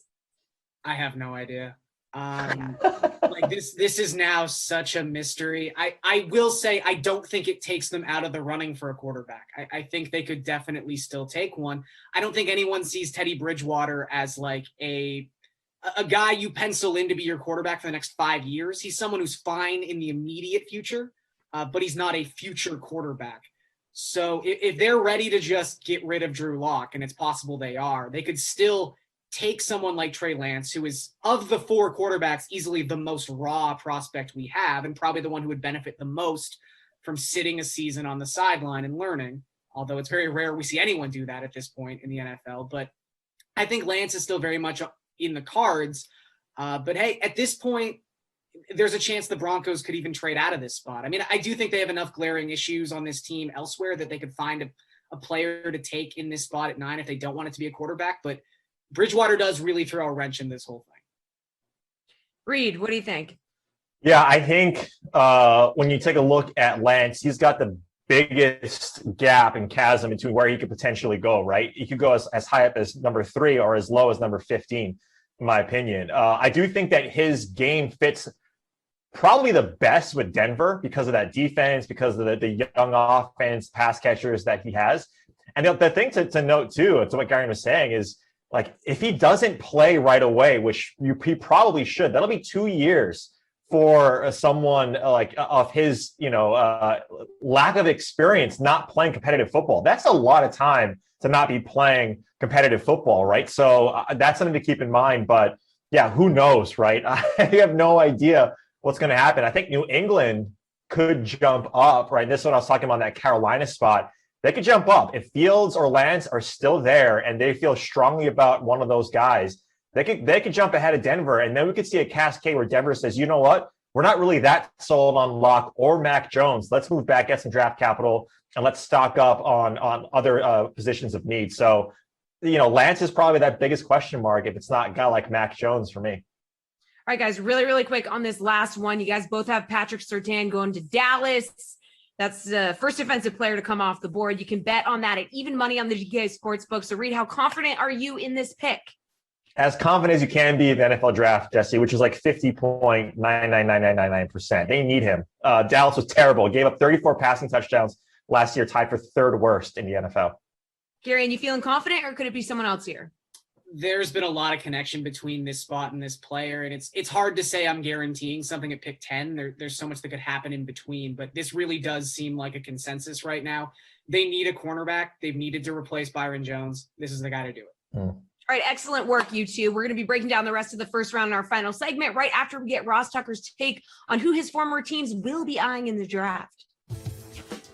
So for you, again, we've mentioned you played in the league and you played for 40 plus games for franchises. Let's talk about some of the teams that you played for once upon a time, what they're going to do here in this draft. Let's begin with Dallas, because the Cowboys, off of a 6-win season, incredibly disappointing for obvious reasons. Losing Dak Prescott, that played a crucial role in that. He's back, he's healthy, and now the question is, what are they going to do at number 10, provided they stay at number 10, other than, you would think, rebuild their defense? The most mocked players to Dallas are cornerbacks, whether it's Surtain or Horn. Who do you think's the best fit? Yeah, I think it'll be one of those two guys is probably the most likely, and I think if he's still there, it'll be Patrick Surtain the second. I also think there's an outside chance that a guy like Micah Parsons, now they probably won't do it because they do still have Jalen Smith and Leighton Vander Esch, but they're a different team when they have linebackers playing at a high level. And Vander Esch and Jalen Smith are already pretty beat up in their young careers, but I'm pretty confident they'll go corner. I think at least one of those guys will be there, and the Cowboys will take whichever one still is. If they get the choice of both, they'll probably be more conservative and go Surtain. You were briefly a Patriot. We could spend the next hour just talking about the Pats and expecting the unexpected when it comes to Bill Belichick. A lot of people are wondering, obviously, what's the move, given this team is in the QB market really for the first time in almost 3 decades, between Brady and Bledsoe before him. So it's, do they trade up and go after a Fields, somebody like that? Do they trade back and attack the quarterback position and, day 2, perhaps with a Mond or a Trask? Or, of course, there is that Garoppolo X factor, who you said before you think is as good as gone right now from San Fran. How's this all play out? So I think the most likely scenario is probably Jimmy G. Now, I don't think they're going to trade up. If one of the guys fell to them at 15, I think that's a possibility. But I think they're going to be able to get Jimmy G on the cheap, because I don't think people want to take on his contract. And so I think the Patriots will be able to get him for not a whole lot in terms of draft choice compensation. I think Belichick wants to win now. I don't think he wants to have the patience to see if Justin Fields or Trey Lance can develop. Washington football team has pick number 19, of course, added Ryan Fitzpatrick, Harvard's own in the offseason, a guy you've had on your Ross Tucker football podcasts recently during this offseason as well. So, he certainly is excited about the opportunity he has with Washington, but he's not a long-term solution. So is this a team that could think about trading up and trying to get a quarterback? Well, they are. I just don't think they're going to be able to do it. I think they are a team that would consider that, especially if these guys started to fall into the teens. But to get where the Washington football team is at 19 and move up to try to get one of these guys in the top 10, I don't think they want to expend that level of assets, especially since they do have Fitz this year. So I would say it's possible, but unlikely. The Buffalo Bills, they don't need a quarterback. They've got that position well covered with Josh Allen. Heck, they added Mitchell Trubisky as their backup as well. So this is not a team at number 30 that is going to be a focal point in the draft. Let's talk about a team then instead that you cover now, and that's the Philadelphia Eagles. The Carson Wentz era, that's over. Jalen Hurts at this point in time getting the reins, but maybe not alone. Maybe a little QB competition. Could they make a move? I don't think so. I really do believe they want to give Jalen Hurts every opportunity to succeed this year. And if he doesn't, they're going to have more than likely, depending on Wentz's playing time in Indy, 3 first-round picks next year, which means they can move up to get a quarterback next year, or maybe trade for Russell Wilson, maybe trade for Deshaun Watson. You never know, other than the fact that if Hurts is not the guy, the Eagles are well-positioned to find the guy a year from now. So what do you suppose makes sense for Philadelphia at number 12 to help move that franchise along? So I think they're hoping one of the top two corners is still there for them, J.C. Horn or Patrick Surtain. I'm not sure they are, but if they're not, that means one of the top three receivers is, and my guess would be the Eagles would go in that direction at that point, maybe like Heisman Trophy winner Devontae Smith. You know him from the Ross Tucker Football Podcast. He is Ross Tucker. Thanks so much for joining us here on the Dream Stream, my friend. Let's do it again soon. Absolutely. My pleasure, Adam. Thank you for having me. One more go around with DraftKings contributors Steve Buchanan, Julian Edlow, and Reed Fowler. Let's take a look at the rest of the first round. So QBs expected to go early are Trevor Lawrence, Zach Wilson, Mac Jones, Trey Lance, Justin Fields. Jules, if one of them were to fall out of the top 10, who would it be and where would they land? If any of them fall out of the top 10, it is going to be a storyline. I think, Fields is the guy that we're hearing the rumors about sliding. He's the lowest over-under now on DK Sportsbook at 7.5. I still think his floor is 9 to Denver, so he's going to stay in the top 10. So I'm going to say whoever San Francisco passes on, the report is that it's either Mac Jones, who's heavily favored, or Lance. Whoever San Francisco passes on at 3 out of those two guys, I would say is the most likely to fall out of the top 10. And if it is Lance, like my mock draft has, I think Mac Jones, who was never considered a top 10 pick all along, would probably be the most likely guy to fall out. Reed, who do you think it's going to be? Yeah, I think it's Mac Jones, right? The only team that's really been tied to him inside this top 10 has been San Francisco. So what Julian is saying is, I agree with that. If they don't pick him, I think he slides. Maybe New England tries to trade up for him, but I doubt that. I think most of these teams in their evaluation of Mac Jones has him in the mid to the later teens where he's probably fit there. I would say if Washington moves up a couple of spots to try and get a quarterback, they're probably eyeing a guy like Mac Jones. So it'll probably be him for me.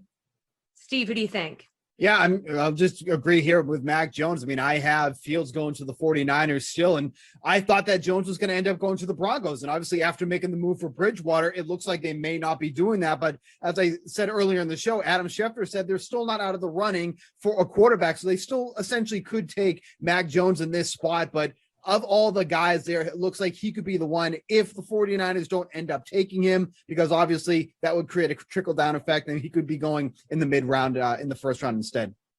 Reed, give us a pick you think is a lock for a team outside the top 10. I think Greg Newsome to the Jets at 23, and I'm going a little bit further down the board, but after they pick their quarterback at number 2, they really have to shore up that pass defense. Their run defense was fine last year. It was actually above average. But that pass defense was terrible. I mean, they were circulating through a bunch of defensive backs. None of them could stay healthy. And Greg Newsome, even though he's had some injury concerns out of Northwestern, I think is a guy that if he slides because of those injury concerns, they're going to look at that and say, there's a lot of upside with this. We need to shore up that back end of our defense. So give me him at number 23 to the Jets. Steve, what do you think? I think Waddle going to the Eagles is almost a lock at 12. I mean, I think the best thing that could have happened for the Eagles is that Waddle had that ankle injury, and it kind of scared some teams off of him, because now it looks like he's going to be drafted outside the top 10, and it gives Jalen Hurts, not the starter yet, but, we'll hold off on for that announcement. But it gives him an outside receiver that he can hook up with. I mean, you look at that depth chart for the Eagles when it comes to their receivers. I mean, it's Rieger, Ward, and Fulgham right now. And then Zach Ertz probably out of the mix. Even if he's still in the mix, he's non-existent when he's on the field anyway. So they need another receiver for Hurts to hook up with. This would be a perfect spot. They don't have to move up or down to grab him here. So I think this is a one that I feel the most confident about outside the top 10. Jules, a lock outside the top 10. I'll stick with my strengths first, and my strengths are always arguing with Steve. Waddle's not going to be there at 12. His draft prop was set at 11.5. It's down to 9.5. He's minus 150 to be a top 10 pick. Almost every team that you hear from prefers him to Smith. I think that Waddle, my mock draft stinks. So I think Waddle going 7. I was going to say, you probably have the worst mock of everyone. So I don't know if we want to listen to you, but probably, but I can admit that and say that it changes day to day leading up to the draft. So I think Waddle at 7 to a team like the Lions, who needs to replace Galladay and needs to get Goff some weapons. I just think that the Eagles would be thrilled to get a guy like Waddle at 12. But for me, I also like to always cheat when we're asked these questions. I think at number 10, Patrick Surtain to Dallas is, if he's still there, if he's not gone, that's a lock. But to answer the question and play by the rules, Najee Harris, number 24 to the Pittsburgh Steelers, maybe not the best value. I don't taking a running back that high, but that's what they want to do. And his name is heavily linked to that. So Harris is going 24 to Pittsburgh. That would be my most confident outside of the top 10 playing by the rules. All So right, Julian Steve, admits that he likes to cheat and his mock draft stinks. I think we're in mid-season form here, Jesse. we are, and it's I going know. amazing. You I'm guys are honest doing with amazing. myself, guys. You guys are doing amazing.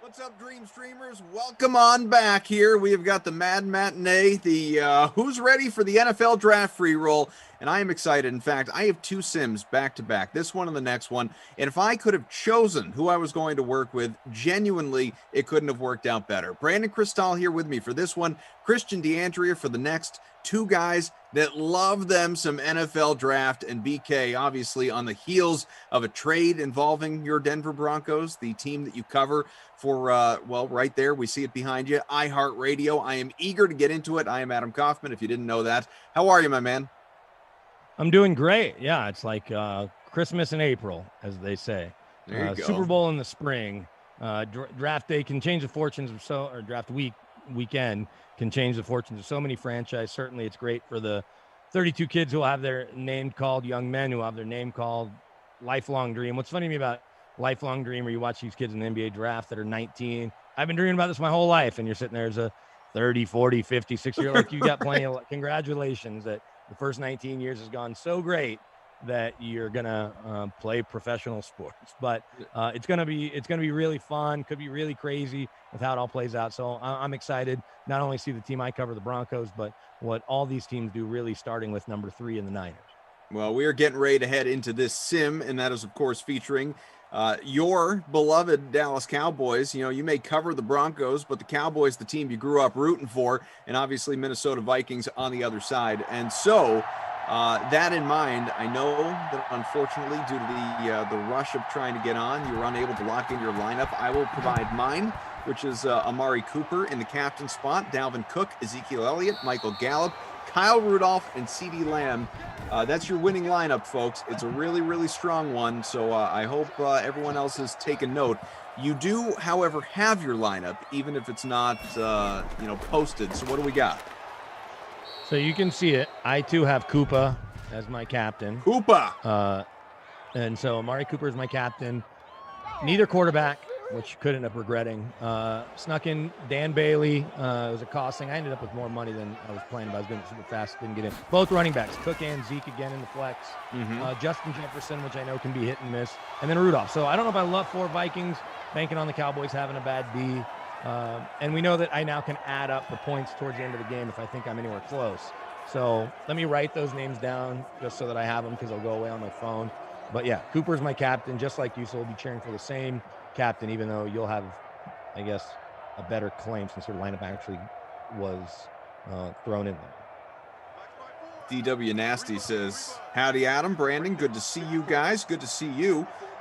Killa Kaufman, the boss is in the house. I don't know. I feel like I'm working for BK with that fancy backdrop he's got there. Hey, that's pretty good. That's nice. Not for us, but in general, if you got Blake Jarwin, folks, big old gain, 28-yard rack and all the way down to the 38, a 44-yard pickup.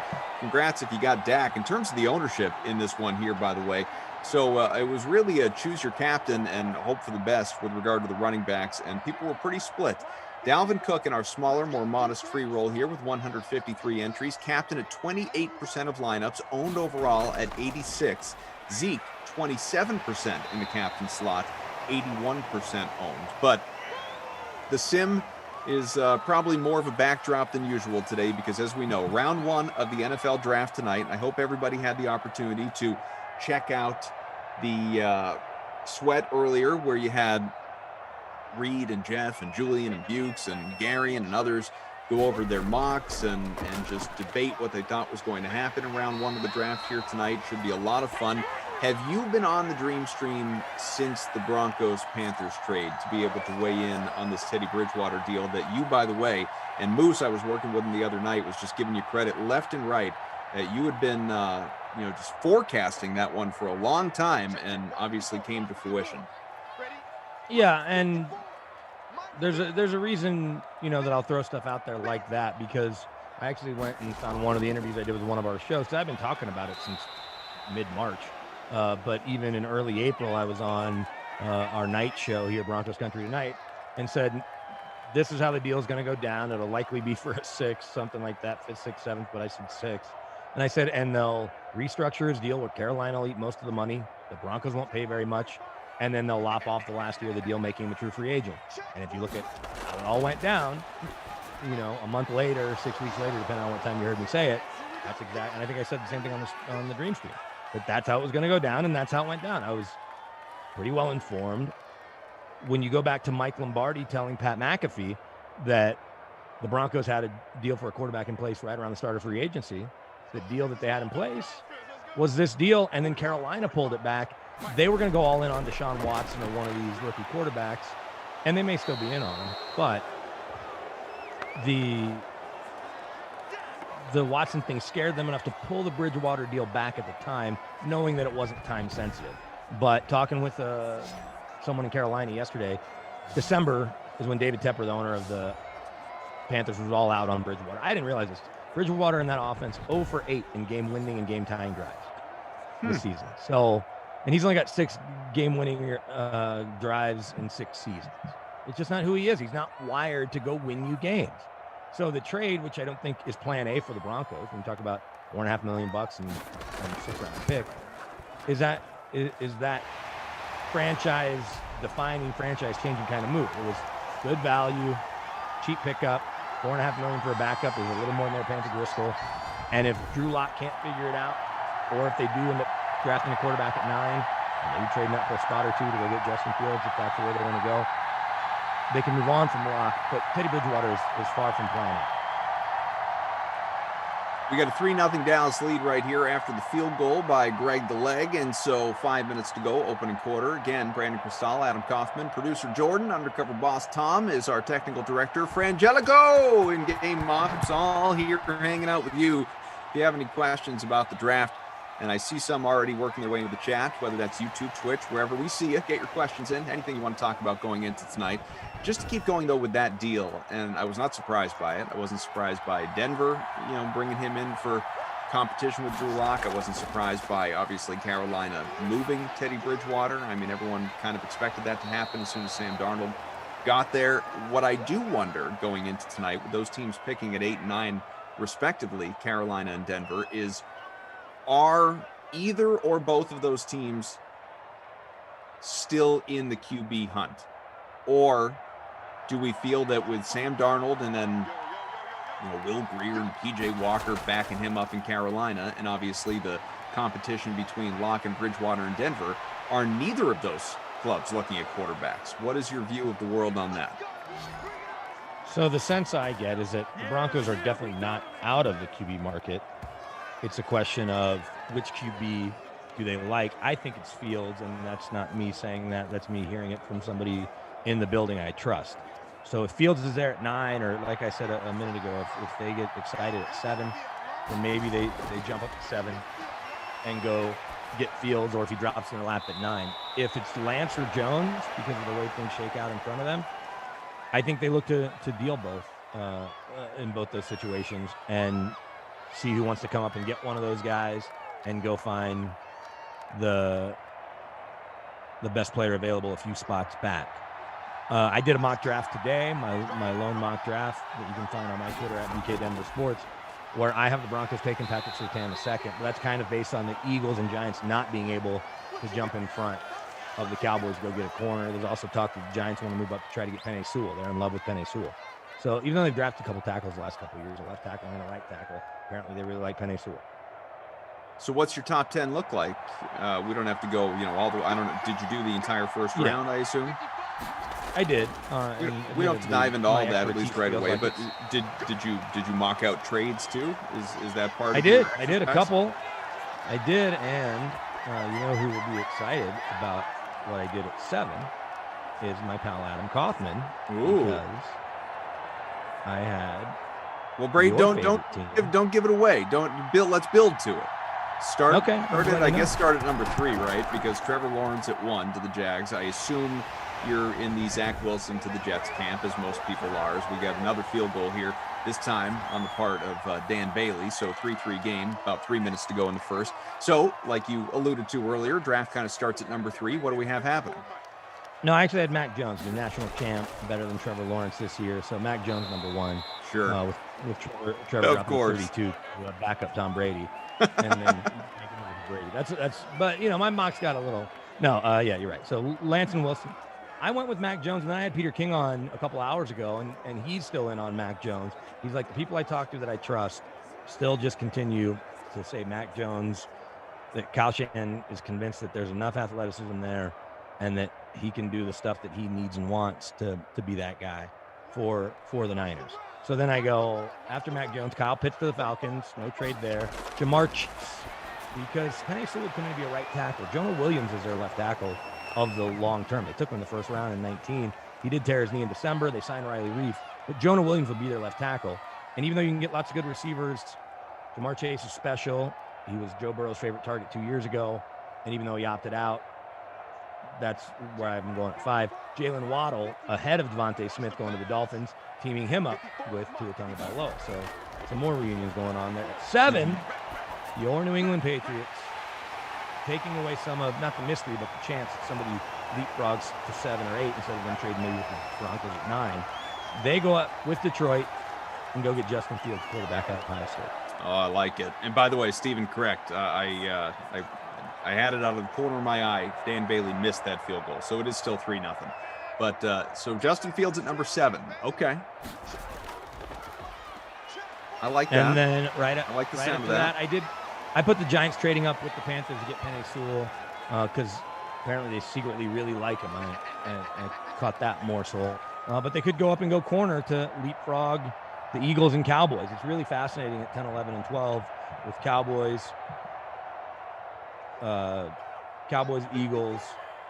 Giants, Eagles. Sorry. And so I have Carolina trading back a bunch, but I've been trading back with the Giants at 8, so Penei Sewell to the Giants. Then I have the Broncos taking Surtain. And again, that's just based on someone telling me that I trust that if Surtain's there at 9 and there's not a deal they love, that's the pick they're going to go with. And if not, they might even go J.C. Horn. And I have J.C. Horn rounding out my top 10 to the Cowboys. And then I have at 11, actually, the Bears trading all the way up with Carolina again to go get Trey Lance. And Devontae Smith going to the Eagles at 12, giving them a real threat for Jalen Hurts and or another quarterback. And Jalen Hurts will do a job because I don't think he's very good. So just to reset that for the people, obviously, and I'm going to pull up I want to pull up the draft so I have it in front of me because I can't be expected to remember all that. So Lawrence Wilson, Jones, Pitts, Chase, Lawrence Wilson, Waddle, Fields, Sewell, Surtain, Horn. That is your top 10. Then, as you said, Lance at number 11 to the Bears. So you've got the 5 Devontae guys Smith, going to the top 11. Slater. Yeah, I'm going in the top 11. Let's say these trades don't happen. I don't see the quarterbacks getting past 15. You know, Chris Sims, who I love and I've known forever, and I think he does a great job evaluating QBs. His mock draft that has Justin Fields going 32 to his former team, the Bucs, just seems crazy. Just to review some of the stats here, again, 3-0, not a lot has happened. Blake Jarwin had that 40-plus yard gain. He's 2 for 44 right now. No touchdowns to this point. You have a Greg the Leg field goal, a Dan Bailey missed field goal, folks. We got you. And that's where we're at right now. As far as our contest goes, as Frangelico works to get everything up to date for you, Midwest Heathers in front with Cook in the captain spot, Prescott, Zeke, Vikings, and Cowboys DSTs, and Greg the Leg. I am 116 out of the 153, which is bad. It's not good. What else do we have? I can't be much better with Cooper in my captain spot too. Cooper, Bailey, obviously Bailey not making the field goals. Erline made the field goal. Dalvin, Zeke, Jefferson, and Rudolph in my fake winning lineup. El Bongo says, okay, now that's a cool backdrop, Mr. Brandon. I mean, it's no DVD wall, but it's pretty good. No, it's not a DVD wall. It's not 4 TV screens. Yeah. But it is an empty studio in my office. In our Heart building here in Denver.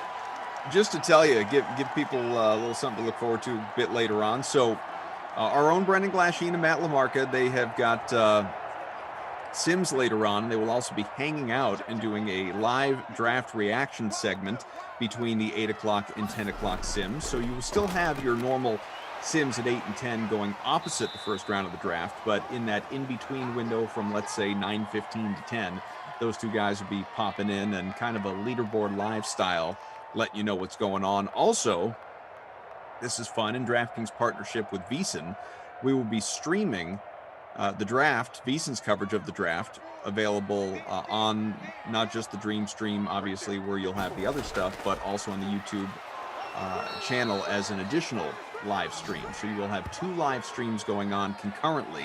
The VSiN one, which is their coverage of the draft, and then also our regular Dream Stream that you're watching and listening to right now. So that's available to you a little bit later on if you don't feel like watching the draft itself and you want to buy in on DraftKings coverage of it, as I would encourage that you do, as the company man that I am. Plus, we do a great job. Dak Prescott, go on, go on. No, man, stopped at the 1. And if you're looking for BK's full first round mock, or you have any questions about it or anything like that, it's on the KOA News Radio site. But the easiest way to get to it is through his Twitter, which of course, let me see here, you can go to BK Denver Sports, and it's right there. It'll along with his interview with Peter King, I believe, is involved in that as well, as we have the Zeke Elliott touchdown, and first touchdown of this game belonging to a guy that north of 20% of you guys captained. So a lot of people are going to be happy. He's also owned an 80+% of lineups. So as we're talking, I'm also doing a little housekeeping. Because I'm in the office today for the first time in a long time, I was talking to our chief of engineering. So mind you, this guy's in charge of 36 radio stations in the region. And I've got this recorder, and I'm like, hey, I haven't been able to get this to work. So I have a recorder that I take everywhere with me where I go. Good recorder. It's got a 2 mic on the top, and you can plug in 2 more mics to the bottom. And I remember buying, I'll fast forward. I haven't used it since the combine last year in March 1st or whatever. So more than a year, and then the Broncos started doing a couple press conferences around free agency. So like 3 or 4 plus George Payton. Every time I could not get it to work. Something different would happen, mess with the settings. This most recent one, not only didn't get it to work for George Payton, I then tried to interview Steve Atwater afterwards. Ultimately, we did it on my phone, so it turned out fine. But I got the settings right. It wouldn't record. So I give it to our engineer. I'm like, can you help me figure this out? Mind you, this is a million levels below his pay grade. It's like, it's so silly. But I was going on air, and he's like, yeah, let me take a look. So he brings it back to me. He goes, your disk is full. You idiot. The memory card is full. So I just deleted it. We'll see if that ends up really being the case. But it dates back to, I bought this memory card in Canton, Ohio. I got to Canton, Ohio, and somehow didn't have a memory card that I needed to handle my stuff. Like, I don't know why it was taken out or whatever. But disaster averted. I think crisis averted. I'm now going to mess with it a little bit while we're here and record myself. But the entire 2019 football season and 2020 football season, as well as, I guess it was, my mass log. But anyway, the memory card had 2 years worth of stuff. I just deleted. Problem solved. I'm an Should idiot. have plenty of space. That's one step above turning it on and off and on. The age-old fix for just about everything. The old unplug it and plug it back in approach, basically. BK, AK, Jordan, Undercover Boss Tom, Frangelico, all hanging out here with you. We appreciate you being with us. It's 10-0 Dallas in front. About 5 minutes to go. Opening half in virtual Dallas. You got to love AT&T Stadium if you've never been. A really cool spot. I'd encourage, at some point in time, you check out a game there if you have the means. It's like a movie set. It's fake. Yeah, it feels really fake. It's crazy. Yeah, it's weird. It is. It's quite a thing, though. What'd you go see there? WrestleMania with Rossi? No, it was it was part of a DraftKings thing, actually. And right. Yeah, it was. We were there. We were in the building before the game, but it was a season kickoff, Sunday Night Football, Cowboys Giants, but we were in there ahead of time and on the field and doing stuff and having fun. We actually left before the game itself started, which was kind of a bummer. But we had our other stuff to do. It was cool. Walking on the star there that we're looking at. Yeah, absolutely. Enjoying all that. Being in there. Sure. Before the tens of thousands, when there's like 100 people in the whole building, probably. First and 10 from the 40 on the way. But so let's go back here to my mock draft.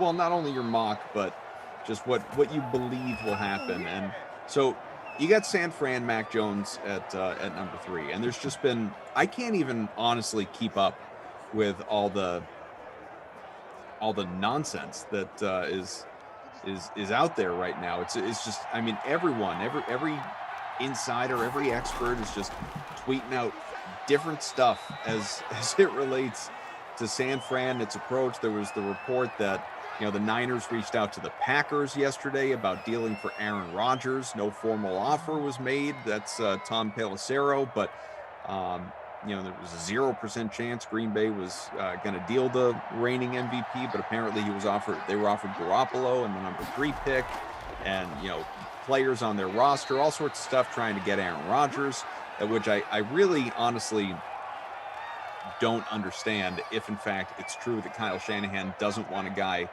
who freelances and just wants someone who's going to stay loyal to the system. That's not Aaron Rodgers. Maybe you make exceptions if you have a Rodgers versus a Garoppolo, but it's just, I mean, there's stuff all over the place. In fact, I saw sort of in the scope of this overall QB conversation, Pro Football Talk tweeted a couple hours ago, because, as you have in your mock for Justin Fields going to the Patriots, there's all sorts of Fields to the Pats stuff. Pro Football Talk says, as to the notion that the Patriots would somehow allow any interest in Justin Fields to be leaked, a GM who doesn't buy it said this: 3 years later, no one knows why Malcolm Butler didn't play in the Super Bowl. Which I think is just such a great way of putting it. Patriots don't put anything out there they don't want out there. No, so they're a team of mystery. Yeah, I mean, it's just nobody, and I think this is true of the Pats, this is true of the Niners, it's true of, anyone. Dan Bailey made that field goal, by the way. It's 10-3, about 2 minutes to go here in the opening half. No one has any clue. It's silly season, it's speculation season, it's guessing season. I like to call it lying season. Lying season. We're just guessing how this is all going to unfold. No one knows. Yeah, lying season will come to an end. What's interesting about this offseason, and there was a story that Arnie Stapleton did in the AP, and I know Arnie, not that you really know AP writers typically, but he's based here in Denver.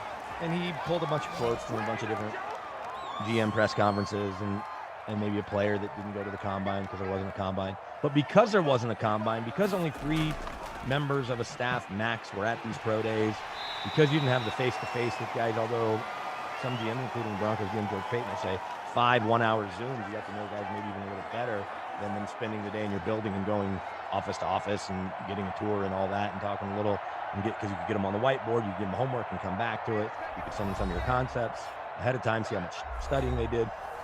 But that you don't have that group think that develops from scouts going from East-West Shrine game to Senior Bowl to the Combine and hanging out and having beers and having meals, and guys that used to work with that work in other buildings now. you're relying on your own scouts, which is what you should do anyway, but that you have real independent thought in each of the 32 organizations, as opposed to this guy's the top this guy's the top that. We don't like this guy because we heard this rumor about him. That they really are on their own. And now, I mean, that everyone's draft board is drastically different than Mel Kiper's top 100 or Daniel Jeremiah's top 100 or Todd McShay's top 100, because these guys are using their own metrics. And then the information they feel like sharing with friends that they used to work with or friends in the media is limited, even more limited than normal, and maybe more honest. I really like this guy. You're not saying it to throw somebody off. You're just saying it because it's true, and other people may hate him. Pass interference, big one. 1st and 10 from the 17 coming as Dak just aired it out and Cooper was tripped up. So Dak, he's got time, completes it right side, and Michael Gallup inside the 10 to the 5. 10-3, Cowboys looking for more before the break. Clock keeps on ticking, each team with all 3 timeouts available. 5-yard line, minute and change left, 1st and goal on the way. See if we get ourselves some more points for your lineups.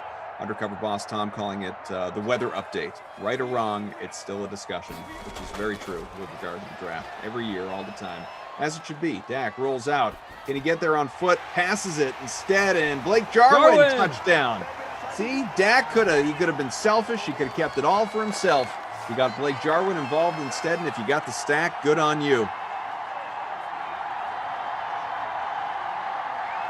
Yeah, as it relates to it being a conversation, what's funny about mock drafts, mine or anyone else's, is that it's more an exercise than anything. But before free agency, it's truly an exercise. Mm-hmm. Like the idea that a team needs this when all of a sudden they address that need. You might have said the Giants really need a wide receiver when they signed Kenny Golladay. Or the Broncos need cornerback help when they sign 2 corners. Or a team needs an offensive lineman when they pay and make someone the highest paid tackle in football. So all of a sudden they're not drafting a lineman in the first round. And so mock drafts get a little more dialed in these last 2 weeks, but even still, and there's these sites that'll grade who's got the best mock draft, who's the most accurate. All it takes is the Niners to do something silly at 3, or the Falcons to make a trade at 4, Bengals 5, Dolphins, one of those top Have we 10 teams. completely ruled out the idea of the Jets not taking Zach Wilson? Almost, but maybe they like Justin Fields and just want everybody to think they're taking Zach Wilson. Well, that's what I mean. Like, and maybe what motivated the Niners to give up what they did to go up to number 3 was that they felt maybe Wilson would be available, and that's their guy. Perhaps, or they, by downplaying their love of Fields, are Jedi mind tricking Robert Saleh and Joe Douglas, the GM, but Saleh, who's there with the Kyle Shanahan, John Lynch regime, and Mike LaFleur, Matt LaFleur's brother, who's with Kyle these last few years as the new OC. They're Jedi mind tricking them as they downplay the field stuff and overplay Mac Jones and Trey Lance to get them to bite on any of those 3, including Fields, freeing up Wilson to the Niners. You're right. Maybe.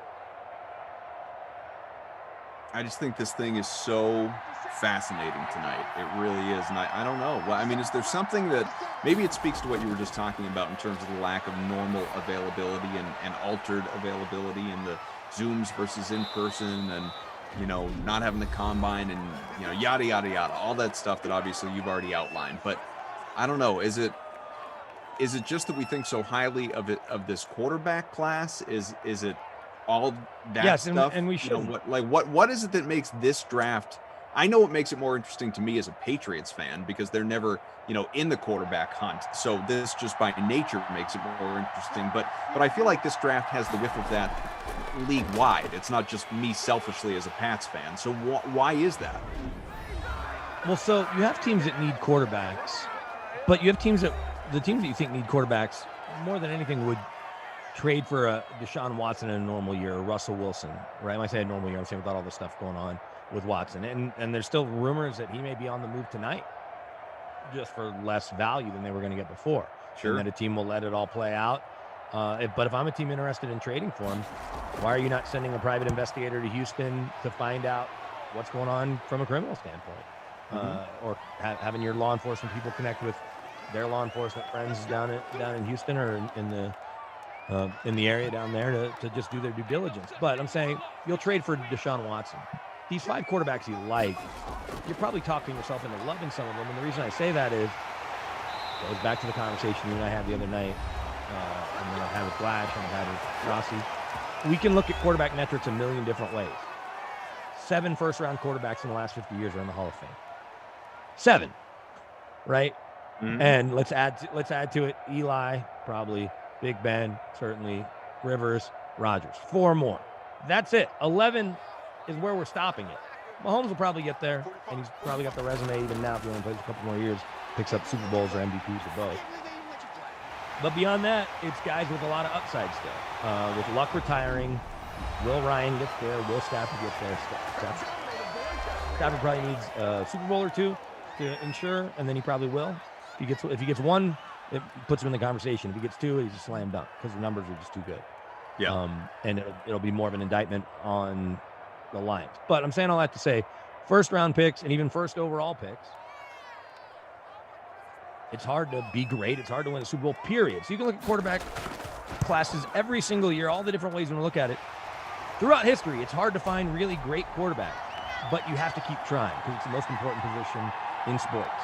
So when there's 5 that everybody likes this year, you got to do what you can if you love one to get them on your roster. Or you hope, if you take a Kyle Trask or Kellen Mond, that they become a star. So I'm just saying all that to say the quarterbacks are intriguing, but what makes this class even more intriguing, you have 3 top-flight wide receivers. You have 2 top-flight corners now, and some people like with Newsome. Farley is a big question mark now with maybe more surgery, and I think he tested positive for COVID. It just happens. I'm not blaming the kid. It's circumstantial. We know plenty of people who got it one way or another. Just odd on draft week when we were going to go to Cleveland, I think, to be a part of it. The festivities. You've got 2 tackles that are top 10 tackles, and while it's not the sexiest, everyone realizes the value there. You've got some linebackers that can really fly around. So you have players with teams in the top that all have multiple needs, and on top of those quarterbacks, you have guys that multiple players that every team kind of likes, and fans have kind of talked themselves into liking. Not just we have to have this guy, we need one of these 3, and that's what makes it intriguing, even beyond the quarterbacks, is that it feels like at the top part of this draft, there's good value in a lot of positions. LT says, I was promised a running back extravaganza in this sim. LOL. Yeah, instead you're getting the Blake Jarwin show right now. About a third of lineups. Yeah, I changed my captain last minute. He's my captain. Yeah, to Jarwin. Yeah, makes sense. About 3.5% of people did so. So 20-3 Dallas after a quick 10 points there late in the half. Prescott 144 passing, a touchdown, half those yards to Jarwin to this point. Cousins 7 for 8. I don't even know that we've said his name yet. 81 passing yards for him. We'll look at the rushing and receiving numbers for you as well, obviously. That to me is a team that could be in on perhaps a Trey Lance, a Minnesota kid. At 14, could Rick Spielman come up to 9 with his old right-hand man, George Payton, if Trey Lance slips to 9, right? Justin Fields goes at 7. The Broncos have corners they like. They have linebackers they like. They drop back to 14, pick up a couple more picks from Rick Spielman, and next thing you know, you've got an heir apparent to Kirk Cousins, who's got, I believe, just 1 year left on his deal. You've got Zeke, by the way, is pacing toward a bonus in on the ground, 48 rushing yards. He's awfully close. Cook in the air, 3 for 35. The touchdown for Jarwin, who's been the offense, 4 for 73. And then you have Michael Gallup, 3 for 46. Those are some of the more impactful performances to this point as we get ready to start half number 2. We remind you that tonight for the draft, we will still have our normal sims at 8 and 10 here on the Dream Stream, but between those, Glash and Lamarco will be hanging out doing kind of a leaderboard live look-in on the draft and seeing what's going on. We will also have a concurrent stream on YouTube with VSiN's coverage, our new partner, VSiN's coverage of what is happening at the draft that you want to make sure you tune into as well. So it should be a good time. So good questions from our man undercover boss, Tom, as it relates to the draft. Well, do you and then believe all the hype for this draft started because of the crazy offseason that we've already had, or is it because so many of these teams obviously have needs that are becoming more and more apparent? I mean, we've been talking about the offseason quarterback movement since the season was still going on, and then we've already, more than gotten our fair share of it. Now that we get to the draft and the possibility, like you said, of Watson moving, maybe more likely that Garoppolo moves, if in fact that's likely. I don't think Aaron Rodgers is going anywhere, but his name is still out there. And then just all these teams that could be trading all over the place trying to land a QB. Is there something unique about this year in that respect? Well, I think what makes it unique is a couple of things have happened in the NFL that make bad teams and teams that might be closer than you think or might be far off, may not take too much to get there, interesting. And here's what's happened. Two major things. I guess three technically, but Tom Brady left New England. Sure. And the Patriots have come back to the rest of the pack. Obviously last year, truly dead middle pack. They drafted 15. They go 7-9. Patrick Mahomes, in all his greatness, didn't play great in the Super Bowl. It wasn't necessarily his fault. And yes, they've upgraded their O-line, especially with the Orlando Brown Jr. trade, although run blocking for Lamar Jackson is a whole lot different than pass blocking for 85 snaps a game. But the Chiefs showed there's some vulnerability there, right? And we're going to continue to talk about that like you and I have so many times. Will they be able to continue to reshape the roster around Patrick Mahomes? But it goes back to what I said about, or what I've said before, in 16 seasons, John Elway won 7 divisions here in Denver with the Chiefs and Seattle in it for a long time, Raiders, Chargers. Justin Herbert and the Chargers are on the upswing. Josh Allen on the upswing. And because the Bucs are a million years old with their quarterback, even though you like their roster, they're not going to be able to keep it together forever. They're able to figure it out financially this year and maybe even next year. But I'm saying all that to say the league looks like it's compressed now. Even with the have-nots don't feel as far away. And some of the teams that are drafting, like Cincinnati, the perennial top 10, have Joe Burrow. And had he stayed healthy, maybe they're drafting at 12. And next year they're drafting at 18. Maybe after that they're in the playoffs, right? Or maybe they're in there sooner. The Steelers, with Big Ben's run coming to an end, are coming back to earth. You have to think, right, that they will fall back, even though Mike Tomlin's a good coach despite what Rossi thinks. And so the point is that parity is really at an all-time high. And so because of that, everybody feels like they're not that far away. They're a player or two here and there. Because quarterbacks feel like they're more advanced, you just need to hit on one. It's hard to do. We've already covered that. But you have a chance. This draft can change the fortunes of your franchise more easily than others because the parity is such that Team 1 and Team 32 really aren't as far off as you think. Because as bad as the Jags have been the last couple of years, they're getting Trevor Lawrence, another first-round pick, Urban Meyer, lots of cap space, right? The Jets have been terrible. They're picking at 2. They've got a bunch of first-round draft picks over the next couple of years and cap space, and it's New York. So while it may not work out, law of averages says that it can't for everybody, the hope that is there is greater now than it's been in recent years. As Jared Kilgore wrote in the chat a little while ago, it's QB FOMO. You think there's some element of that? The desperation at quarterback just to make sure you're getting a guy? I mean, reality be damned whether it's the right guy or whether the guy pans out. But in the here and now for tonight, we're going to feel good. We got a guy. Yeah. No, I think that you have to. It's sort of like when spring training starts. And even though you think the team may only win 60 everybody's games, 0-0. We're all evened up. Well, look, I talked to Peter King, and at the end, I just goofed around. He's a big Red Sox fan. And so, he lives in New York, and he loves seeing the Red Sox in first place. And he told me, I thought they were going to win 60 games. Well, there's a team here in Denver that might win 60 games. Should have listened to me, Pete. I had him at 87. You trade Nolan Arenado, and you're like, well, we got rid of our worst player. But we've got these young pitchers. Maybe some of these other guys figure it out. Nolan's cousin's playing third base now, and he's kind of similar. And actually has shown some flashes to Josh Fuentes, Nolan's actual first cousin. But my point is, spring training and opening day, and then they beat the world champion Dodgers. Now they're 1-8 on the road, and the Rockies are garbage. But yes, tonight, I guess it depends on the type of fan you are. If you're always skeptical, and when you're a Lions fan, you're used to new GMs and new coaches. When you're a Jets fan, you're used to new GMs and coaches. Forever Browns, you were used to, but they're picking 26 because they were in the playoffs last year and won a playoff game. So the Panthers have been kind of more bad than good, especially of late after what happened in Super Bowl 50. They are headed in a different direction now, right? So I think that most fan bases, we talk about fan bases, will feel good. Individual fan to fan, I don't know.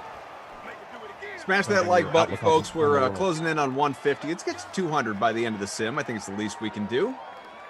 Got about 400 people watching just on YouTube. Of course, on Twitch, twitch.tv/DraftKings, another 50 plus. Thanks for being with us there. Give us a follow. But on YouTube, hit that like. Let's get to 200. One big push to 150 won't take much. 200 right behind think we can get there. We appreciate it. Do it for everybody. The production team, game ops. We got Jordan, undercover boss Tom, Frangelico, of course BK, AK hanging out with you. Tom asks a good follow-up, which is based on everything that you said before in terms of this year and QB position in general. Are teams more or less trying to get a Super Bowl championship then, more so than building a dynasty, as once upon a time obviously was the goal of every franchise? Or are some just trying to cash in the short term, get that ring, get that Lombardi, and aren't so much worried what the next decade looks like? I think teams are most of the time trying to do both, right? Say what you want about John Elway, the GM, but when he signed Peyton Manning, someone said, is this a win now move? He goes, we're not trying to win now, we're trying to win from now on. So the way the Bucs are set up, they're probably going to have to take a step back when they move on from Tom Brady. It's just right, simple. But if you can win two or three math. rings in that period of time, yeah, just the one. A Dalvin Cook touchdown. Yeah, I mean, just the one obviously is more than they'd ever done. Well, not more than they'd ever done, but more than they'd done in a long, long time. Since 2002. And so that's sort of the point is, and I think about that as a Kansas Jayhawk fan, or you are a Syracuse fan. So your school won in 2003. My school won in 2008. Because I'm, it's a blue blood program, you get a little antsy. Ohio State, Alabama football, Texas football, right? But you talk to Texas football fans, they've got Steve Sarkisian. If he were to win a national championship, something that hasn't happened since 2005, that will buy Longhorn fans enough goodwill to get them through the next decade. Mm-hmm. Right. And so I think it's the same for all NFL fans. What you need to get used to is Patriots fans, you're not supposed to win 6 titles, not in the NFL. It's just not set up like that to win 3 and 3 over 20 years. You look at like the Steelers, right? Dynastic run in the 70s, and then they win the 1 in 06 with Jerome Bettis, and then the one a couple years later. But that's kind of more how it's supposed to go, or even the Packers, and I know there's a big gap there. The league is set up for everyone to win every couple of years. Chiefs, it took 50 years. Maybe they win another couple because Mahomes is so good. But you'll take the one Super Bowl. If the Bucs, if Tom Brady gets hurt or whatever, falls off a cliff on the field metaphorically, they're fine with it. They're going to have two more decades now worth of the Tom Brady miracle run, even if they have to suffer through the next Jameis Winstons of the world 4 years at a time or whatever. Well, I remember Bill Simmons saying a long time ago, back when he was before the Ringer and Grantland, back when he was just writer Bill Simmons, he would talk about, if your team wins a championship, then there's a 3-year grace period. Like you just, for a fan. At least, but I think it's not longer. for the organization, but as a fan. Like as a fan, if your team wins a title, you can't say anything for 3 years. Well, here, I'll use the Broncos as an example. When they won Super Bowl 50. We're in such a what have you done for me lately world now that just doesn't exist anymore. No, but for a year after the Broncos won Super Bowl 50, no lie, a full calendar year, I swear, I didn't go one day without seeing somebody out in the wild, not team-related, but fans at the grocery store, at the gym, at softball, at wherever, at the rocking mall. A hat or T-shirt or something. A hat or a championship T-shirt for a full year, and you still see plenty. But I'm sure if you go to Tampa right now, and with apologies to the Lightning, you're going to see so many people wearing Super Bowl gear in Tampa. I guess I should ask my folks because they live there. That's all you want. And when you're a fan base that isn't the Steelers, even the Cowboys, who are now kind of long-suffering, they haven't won a Super Bowl since '96. You look at the Niners; they haven't won one since '95. But if you're not one of those, cornerstone teams that has multiple, just ask the Browns how eager they are to finally have a shot at it, right? The Ravens have the one. The Seahawks got that one after forever. Detroit still doesn't have one, though. Carolina doesn't have one. Jacksonville doesn't have one. I know those are younger franchises. Houston, Arizona, the Cardinals in both cities. They just want one. The Chargers just want one. Oh, boy. Oh, is that our captain? Get out of there. Old Capitan Amari Cooper. Coop, 58-yard score. Good job.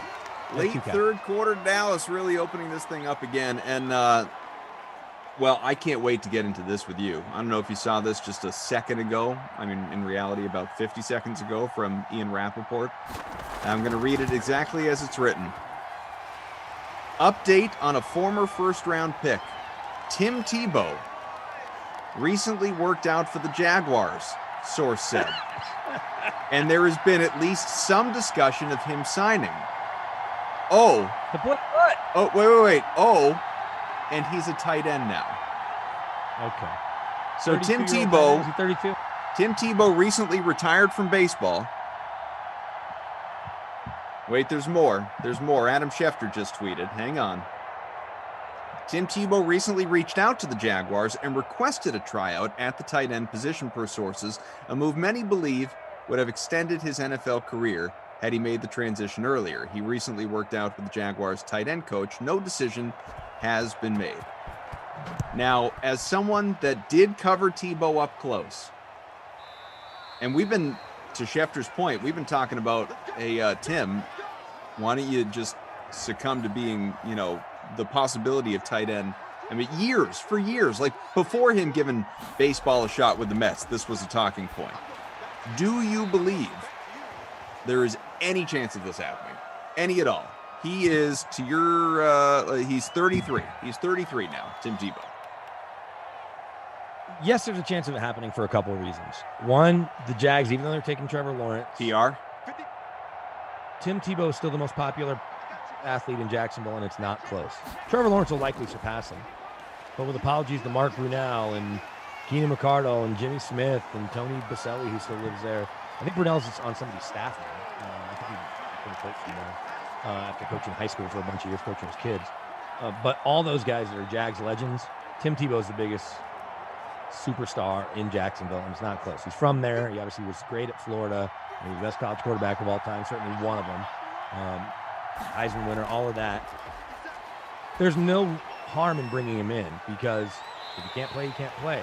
If he's willing to take the risk, you generate even more buzz. And Trevor Lawrence to Tim Tebow. My only issue is that Tim Tebow isn't fast. So you're adding basically a blocking tight end possession. You're adding Jason Witten, I guess, which is fine because Jason Witten's going to the Hall of Fame, but Jason Witten's going to the Hall of Fame as maybe one of the 2 or 3 best tight ends of all time. And Jason Witten's, I think, 6'5", 6'6".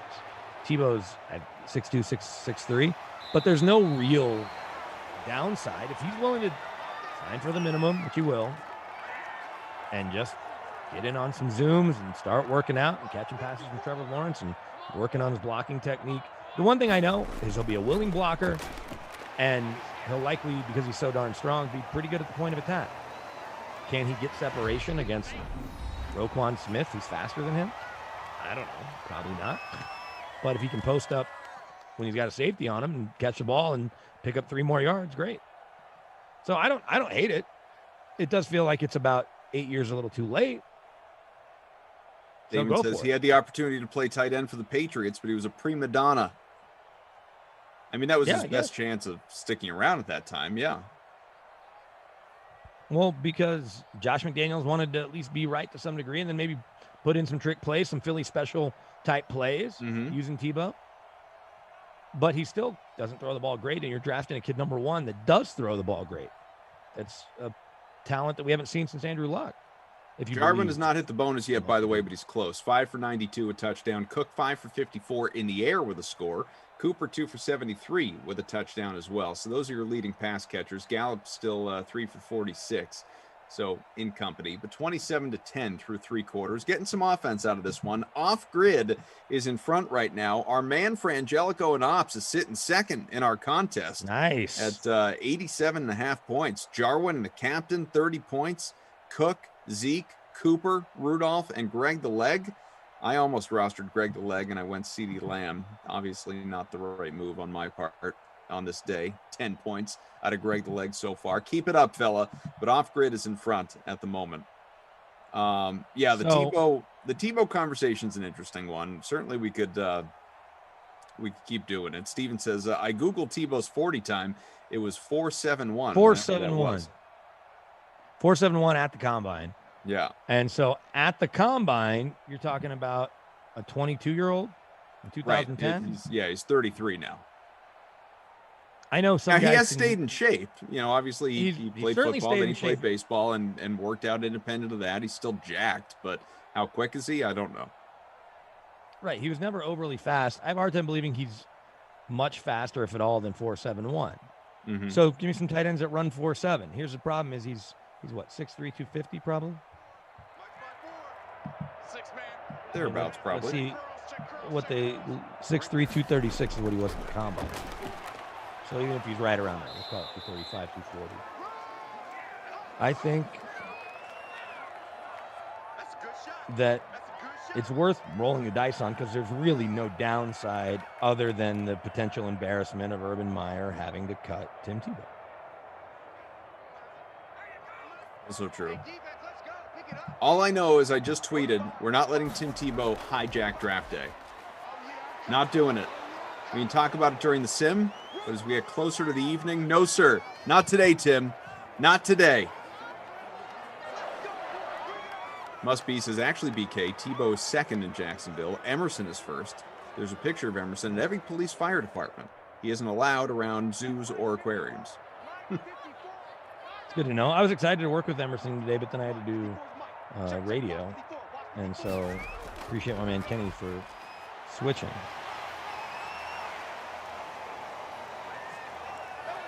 And that means I get to work with you today. Even better.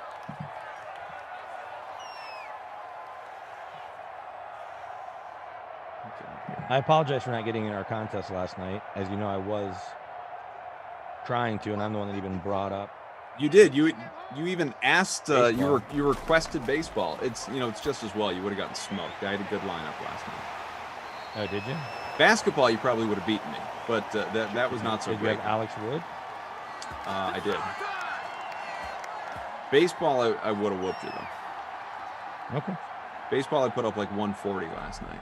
I wish the NBA had been as good to me. I was more invested in that, literally.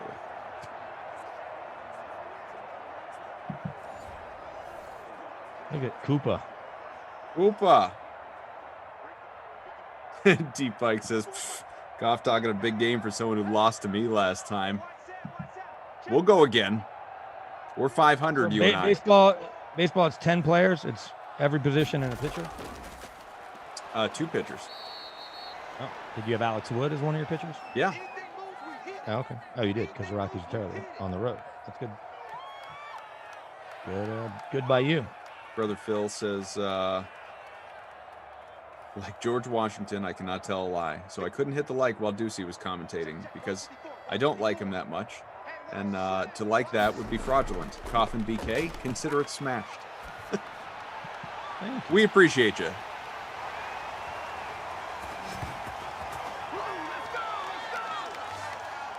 Hit that like.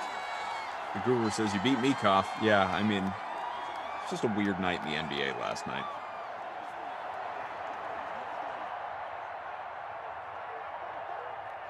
Cooper 4 for 118. Old Capitan.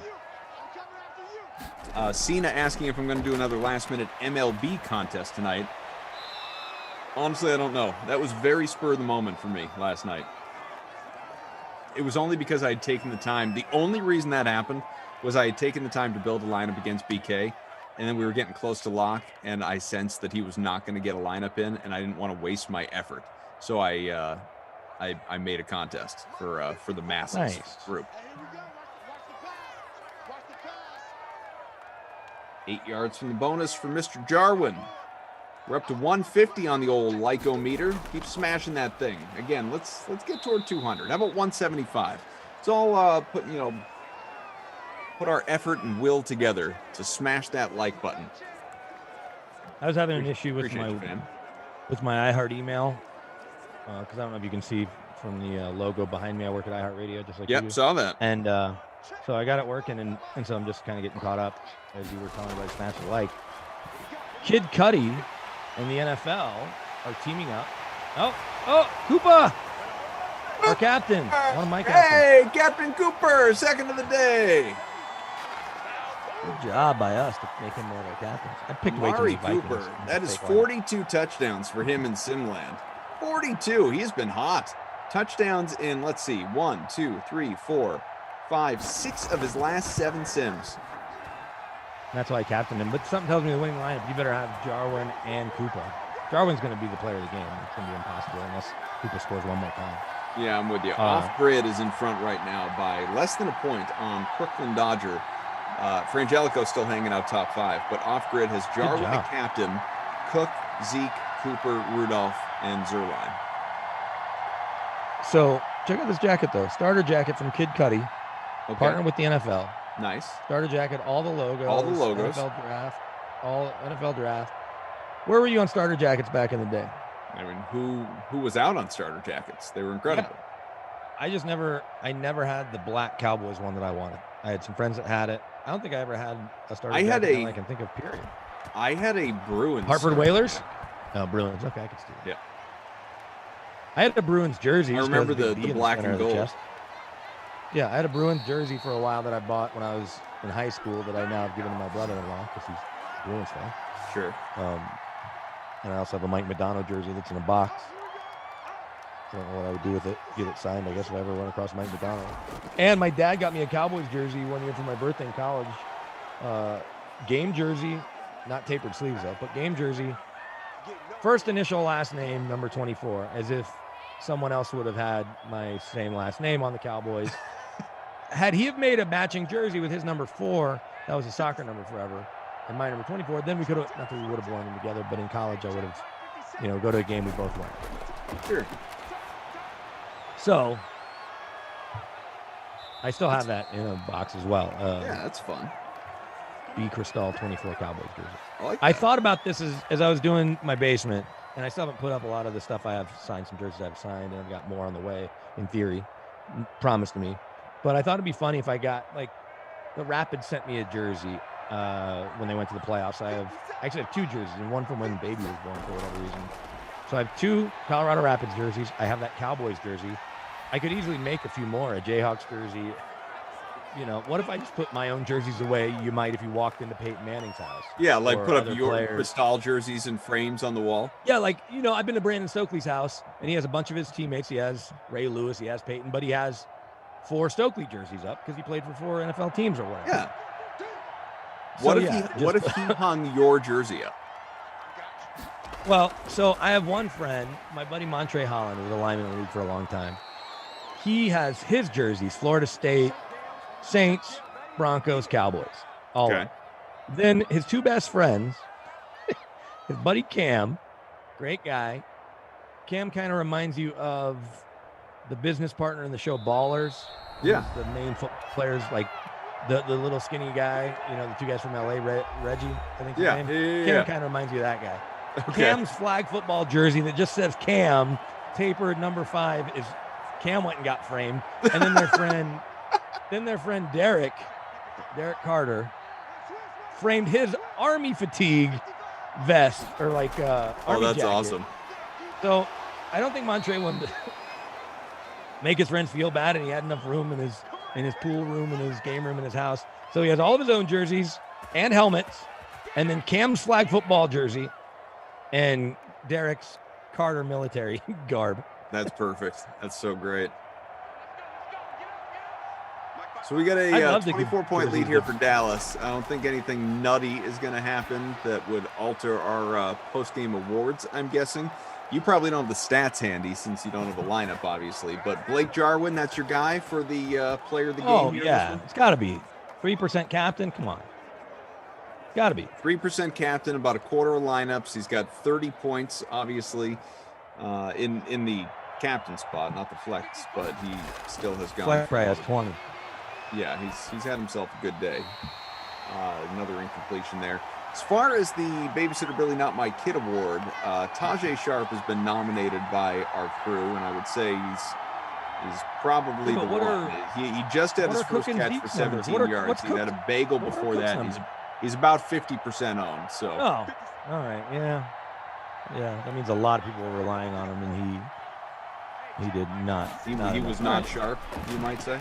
No, he was. Oh, nicely done. No, I Too bad can't you're take not credit for calling the that. draft that was, tonight. That was Jordan. That was all Jordan. good job, I Jordan. stole it. I stole it from Jordan. Well done, Jordan. Proud of you. Here's what we got coming up the rest of the day, folks. There's a lot happening. A lot. The next sim, an hour from now, maybe we'll get a garbage touchdown here from the Vikings. We'll see. It's Cousins, 3rd and 4, end zone, not quite there yet. I mean, we might have to pull this back if Sharp's able to get in the end zone, though, and go somewhere else. That's 2 for 28. So at 4, Browns and Titans, virtual Cleveland. I'll be with Christian DeAndrea. After that, you will have the slate where Reed T. Fowler, Brendan Glasheen will talk a little NFL draft, obviously, from about 5:15 to almost 6. Then at 6 o'clock Eastern for the happy hour sim, Rams, Bucks, Glash, and Christian will come back. Glash will hang out with Lamarca at 8 o'clock for Chargers, Falcons. Then you will have the draft reaction show, a little leaderboard live field to it with Glash and Lamarca. They'll just keep on going after the sim. And then at 10 o'clock, it will be Lamarca and Tom Carroll for the Bills in Washington. And remember, opposite the Dream Stream, you will have another YouTube stream of VSiN's coverage of the draft that we will have on the DraftKings YouTube channel, so you don't want to miss that. So it's a lot going on tonight. Obviously. And look, one other thing that I'll give you an option to check out. I am live blogging the whole first round. Ooh. You can find on my Twitter at BK Denver Sports or at like that. KOAcolorado.com. It's going to be pretty straightforward. I would love to channel Bill Simmons, but there's a little... Like with 90210 references, you mean? Yeah, and just kind of silly stuff and talking about what people are wearing and all that. But... You're just not that funny? Well, there's that, and then I've got a little bit too big of a spotlight because we're really trying to push our digital stuff. And so with our broadcast team as a part of the coverage, I don't have to do anything on air. Sure. But so this is, you're not doing this because you want to, you're doing this because this is part of your work assignment tonight. Yes, I am assigned to be our draft blogger for the next 3 days. I'll be on air Saturday as well in our coverage, but our main broadcast team is on, and then Big Al, Alfred Williams, who hosts the afternoon show, but won a couple Super Bowls and is in the College Football Hall of Fame. He's on with the broadcast team. So, touchdown. Nice. Oh, we got a touchdown. Who is it? Who is it? Thielen? Okay, we don't have to change our. That's definitely not Thielen. Justin Jefferson. He was on my fake roster. Anyway, yeah, so I'll be doing a running blog of the first round, and then Friday and Saturday, it becomes Broncos, Colorado-centric trades, observations, but I'm not going to do a running blog for all 7 rounds. That's crazy. Sure. Oh, 2-point conversion just for good measure into the hands of Tajay Sharp. Does Sharp keep the award, folks? What's Cook's? Give me Cook's numbers. So Dalvin Cook, Cook's had a fine day. Dalvin Cook is north of 20 points. What about Thielen? Zeke is only at about 13, and he's 81% owned and 27% the captain spot. You could go Zeke. Yeah, you could absolutely justify Zeke. Zeke let my fake team down. Let's see. I'm not going to add my points up because I don't have Jarwin, so it doesn't do much good, even though I have Jefferson who scored. Koopa is my captain. Thielen's had a fine day for his ownership. It looks really rainy in Cleveland, by the way, where the draft is originating from. It's really rainy here right now. Are the Patriots going to be in their building, or is Belichick just going to be in Nantucket again? I just want to know where Nike is. I want to know where the dog is. I have no idea where Bill's going to be. I'm going to give everybody homework right this second, something to do. Did you see the Rams promo video they did with Rebel Wilson for their Malibu draft house? Aaron Andrews was in it too. I didn't see it, but I saw it. It's about 3.5 minutes long. It's a little long for a promo. Promoted. But Rebel Wilson's so damn funny. Go right now to the Rams. I think they're at Rams NFL. Go to their Twitter page. It's probably on their Instagram too. It's funny because Rebel Wilson's funny, and Sean McVay's in it, and Snead's in it, Aaron Donald, Aaron Andrews, a bunch of rookies who I don't know the Rams well enough. Matthew Stafford makes cameos you'd expect. Okay, it's good. Yeah, it's their pinned tweet. Yeah, it's worth 3.5 minutes for sure. Right. Well, as soon as we're done, I'm gonna watch it. Producer Jordan says, watch it. Saw it. It's pretty fun. I implore everybody in the chat. Not that you don't want to stick with the dream stream, but if you take a little break or pull it up on your phone, at Rams NFL. Bruce Harding says, "Hey, Koff, it took 1 year and 28 days to get my first win last night. Chicago and Pittsburgh on a wild weather Wednesday of all days. Hey, they all count the same, man. Good on you." Absolutely. I missed wild weather Wednesday. 288, shy of the bonus. 3 touchdowns, also shy of a Bundy. Too bad.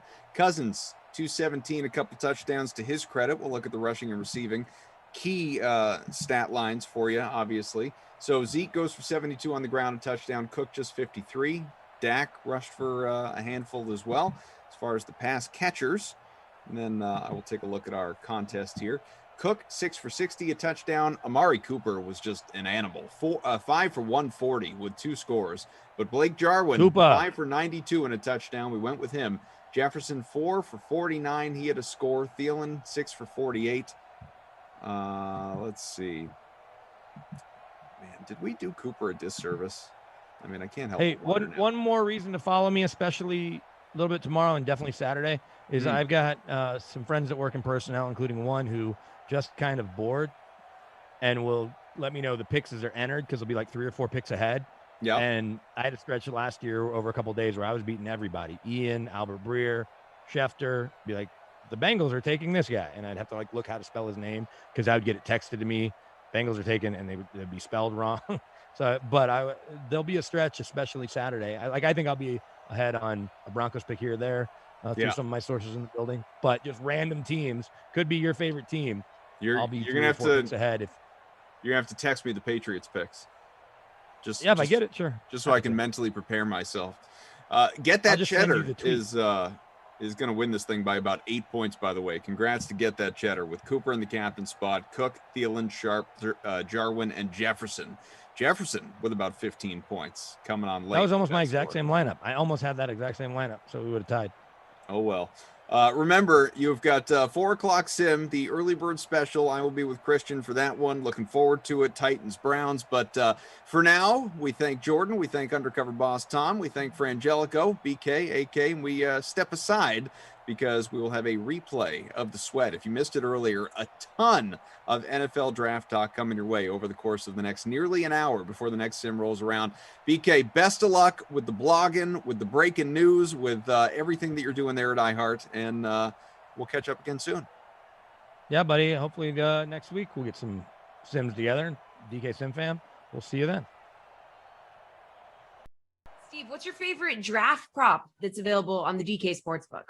So I'm always a sucker for these parlays, but the DraftKings Sportsbook has these pick parlays that you can choose from. So you can choose the first wide receiver, running back, and offensive lineman off the board. So Chase, Harris, and Sewell are even money right now. I mean, Harris is the likely destination for the Steelers, plus 200 odds on that one. And then Sewell and Chase, both favorites to go in the top 10. So you're getting even money on this play for guys who are in the top 10 are, the heavy favorites in their respective positions. So I love this one here to get even money on. Go on the DraftKings Sportsbook, scroll all the way over, do a little pick parlay there, find those 3 studs, and grab some even money for the win. All right, Jules, what do you think? What's your favorite draft prop? Yeah, I had my best bets article on Tuesday, and it was by far Kyle Pitts to be the first non-quarterback selected, and that was minus 150 when I wrote it up. I was a little mad I didn't get it at minus 120 like it was earlier in the week, and now it's like minus 400-ish, I think. So that one's gone. I think, like I said, if I'm confident in a pick, it's that Surtain is going 10 if he's there, and if Dallas doesn't get a crack at him, that means he's gone. So Patrick Surtain under 10.5 is still minus 159. It's juicy. I like Steve's play a lot. Those 3 guys are very safe to go at the top at each position. So if you want something closer to even odds, that's where you want to go. But if you don't mind laying juice, Surtain under 10.5 at minus 159 is, I think, a very strong bet. Reed, what do you think?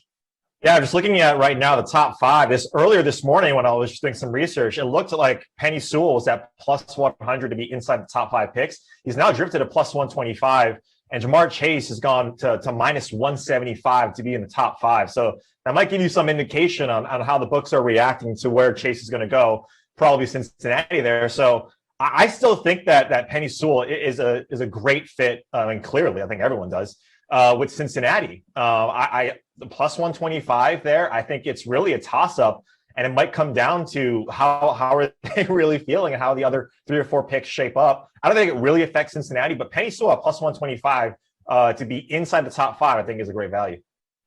All right, you can bet on a player to be drafted in round one as well. Is there anyone you can get some value on that might sneak into the first round, Jules? Yeah, so I wrote up in my article, Kadarius Toney, the wide receiver from Florida at -121. I still like that. I think there's spots from 25 to 32 that he can go. But like I said, I'm honest, so I have a little bit less faith in that position than I did a couple days ago. I like Travis Etienne more, I would say, at -125. I just think, like we said, I'm confident that Harris is the pick at 24. He's otherwise going to be a top 25 pick or so. I've seen him as high as Miami, 18 in some mocks. So, like, let's say Harris is going to go in the first round. ETN, like 25 to Jacksonville, pair him with his college teammate Trevor Lawrence. We've seen a lot of smoke at 30 to Buffalo. And maybe a team trades into the back end that really likes him. So rather than take him in the top 32, though, we're so confident that Harris is going to be a first round pick. You can just get over 1.5 running backs in the first round at +140. So rather than lay the -125 on just ETN to go, you got both of those guys going at +140. And if something crazy happens and one of these other running backs, like a Javonte Williams from UNC would probably be the only name, goes instead of ETN or Harris for some reason, you still cash that because it's just a position bet. Under 3 minutes, so make it snappy, Reed. Yeah, I think Terrace Marshall out of LSU might sneak into the top the first round. I think Baltimore is a lock to get a receiver in their second pick in the first round. So give me Terrace Marshall. Steve. I think you can get Dammy Brown at +600 because, kind of like what Reed just alluded to, is a couple teams at the end of that first round that need a wide receiver. Right? Green Bay Packers, you listening, you dopes. But I mean, between them, the Saints, and then like even Reed mentioned, even the Ravens, I mean, those are three teams that could realistically be drafting a wide receiver in the first round. So you want to talk about some value, getting one of the ones that if he's not done in the first round, he's certainly an early second round pick. At +600, I would certainly lay some money down on that one and get some real good value for Brown. All right, guys, so quick here. Leave us with your bold draft prediction. What is your draft hot take, Reed? Davis Mills goes into the first round and 6 quarterbacks get taken out of Stanford. Only 11 starts, +1,200 to go in the first round. It could happen. Steve. Still think the Patriots go up to 7, grab Trey Lance, and all is over. Julian. The Patriots are trading back. They're not trading up. Whoever selects Justin Fields trades up to acquire him, I guess, is my maybe not as hot of a take, but a take. And the Patriots trade back. Parlay him. Okay. All right. Good stuff, guys. We're going to see how it all shakes out tonight. Thanks for your help. Don't forget, we got 6 Madden Sims coming your way today. It all starts at noon with Emerson and Kenny and the Cardinals at the Giants. Enjoy. Hello, fam. Jesse Cofield here. Happy draft day. We made it. And as you could probably guess, today's show is all about the draft. You guessed it. That's great. Don't worry, though. Still got 6 Madden Sims coming your way starting at noon with the Cardinals at the Giants. Emerson and Kenny will be in the booth for that one. But let's bring in DraftKings contributors Jeff Ulrich, Steve Buchanan, and Julian Edlow to break down the top 3 picks of the NFL draft. Guys, no surprise here on the DK Sportsbook. Trevor Lawrence is -10,000 to go number 1 overall. Wow. Zach Wilson is also a heavy favorite at -2,000 to go second overall. I mean, this has been the general consensus for months now, but let's take a closer look at Wilson specifically. Jeff, do you actually feel that he's the second best quarterback in this draft? I mean, look, we're talking about a very deep quarterback draft. So for me to say no, it's not that big a deal. But the answer is no. I actually don't. I think there's a pretty good argument that you could even rank Wilson as the 5th best quarterback in this draft. I mean, he's a little bit smaller than the other prospects, topping out at around 6'1", 200 pounds. He's a very creative, very talented pocket passer, but you look at his college tape as well. He likes to create stuff, move around in the pocket, not necessarily just take what's given to him. That can lead to problems in the pros, especially if he's going to be on a bad team, and he is going to be on a bad team like the Jets. So is there potential here? Absolutely. He also ran for a bit. He looks a little bit like Kyler Murray in the pocket, but he's not going to be as fast as Kyler Murray either. So in all things considered, I see Zach Wilson having a little bit of bust potential, or at least a little bit of regression. He only had 1 good year in college. I do like him. I mean, I think his upside is great, like I said, but we have 5 really good QBs. You've got top-end athletic guys like Justin Fields and Trey Lance. I would probably rank him 5th, if I'm being dead honest. Steve, I mean, Jeff, no hesitation, probably going to rank him 5th. What about you? I don't know if I'd rank him fifth, but I mean, it was really the perfect storm for him back when he was in BYU. I mean, he was very well protected, didn't face the toughest competition either. I mean, basically last year, COVID forced them to crumple up their original schedule and take a matchup with anybody who was willing to play with them. And thus he didn't end up facing a Power 5 team. So now he's going to be going to the AFC East, which has become extremely competitive. This is not the AFC East from 5 years ago. He's going to be facing tough team after tough team. And then, like Jeff said, he's probably on the worst team in that division. So how is he going to respond? How is he going to react to that? And the microscope is going to be on him. You know, I think obviously Trevor Lawrence is going to get a lot of buzz, but he's replacing Sam Darnold. And obviously the Jets are looking for more than what they got from him. So there's a lot to going against him coming into this draft. So should he be going number 2? Probably not, but this is the guy the Jets need. And that's where they're going to go in this draft. Jules, what do you think? He's definitely going to the worst team in the division. I think the last time I looked at DK Sportsbook win totals, New England, Miami, and Buffalo all had win totals of 9 or more, and he's going to the Jets. So there's definitely, like Jeff said, like it's not a hot take to say no. There's 5 quarterbacks that are going to go tonight in the top 10, 15, like. So to say that we have these guys out of order just because we know who 1 and 2 are, it doesn't mean those are the 2 best guys. Now, I do feel like Trevor Lawrence kind of set himself aside a little bit as the best prospect. But after that, give me any order you want, and that's fine. Like, not in love with Mac Jones. He played behind an NFL offensive line with NFL wide receivers, but he really improved, and he was doing it against good SEC defenses. Lance, I'm not going to pretend I know everything about him. Like, from what I hear, he's going to be a project and take some time, but the upside there sounds like it's very good.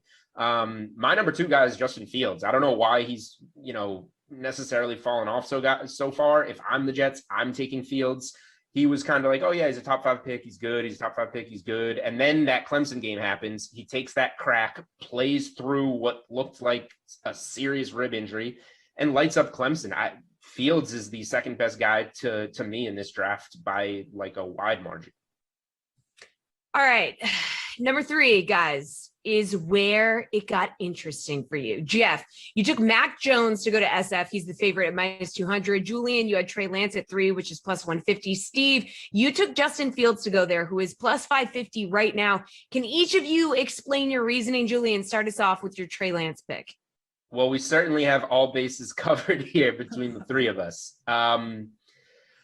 So Jeff definitely has it the safest with Mac Jones. Like, there's a reason he's -250, -270 to be the pick. And it sounds like that's what Kyle Shanahan wants. So it's probably what he gets. I went a little contrarian with Lance for the reason, like, what are San Francisco's actions telling us? Because Shanahan has said a million things this week, including like, all of us are going to die by Sunday, doesn't know who's going to be alive at the end of the weekend, so he doesn't know who's going to be on the roster. He likes all 5 quarterbacks to, we know who we like. Like, he's said everything, so who knows? But the actions are telling us if Garoppolo is going to be on the roster, and like they said when they traded up for the pick like a month ago, we feel comfortable having Garoppolo, who's the best win now option now, and developing our guy of the future.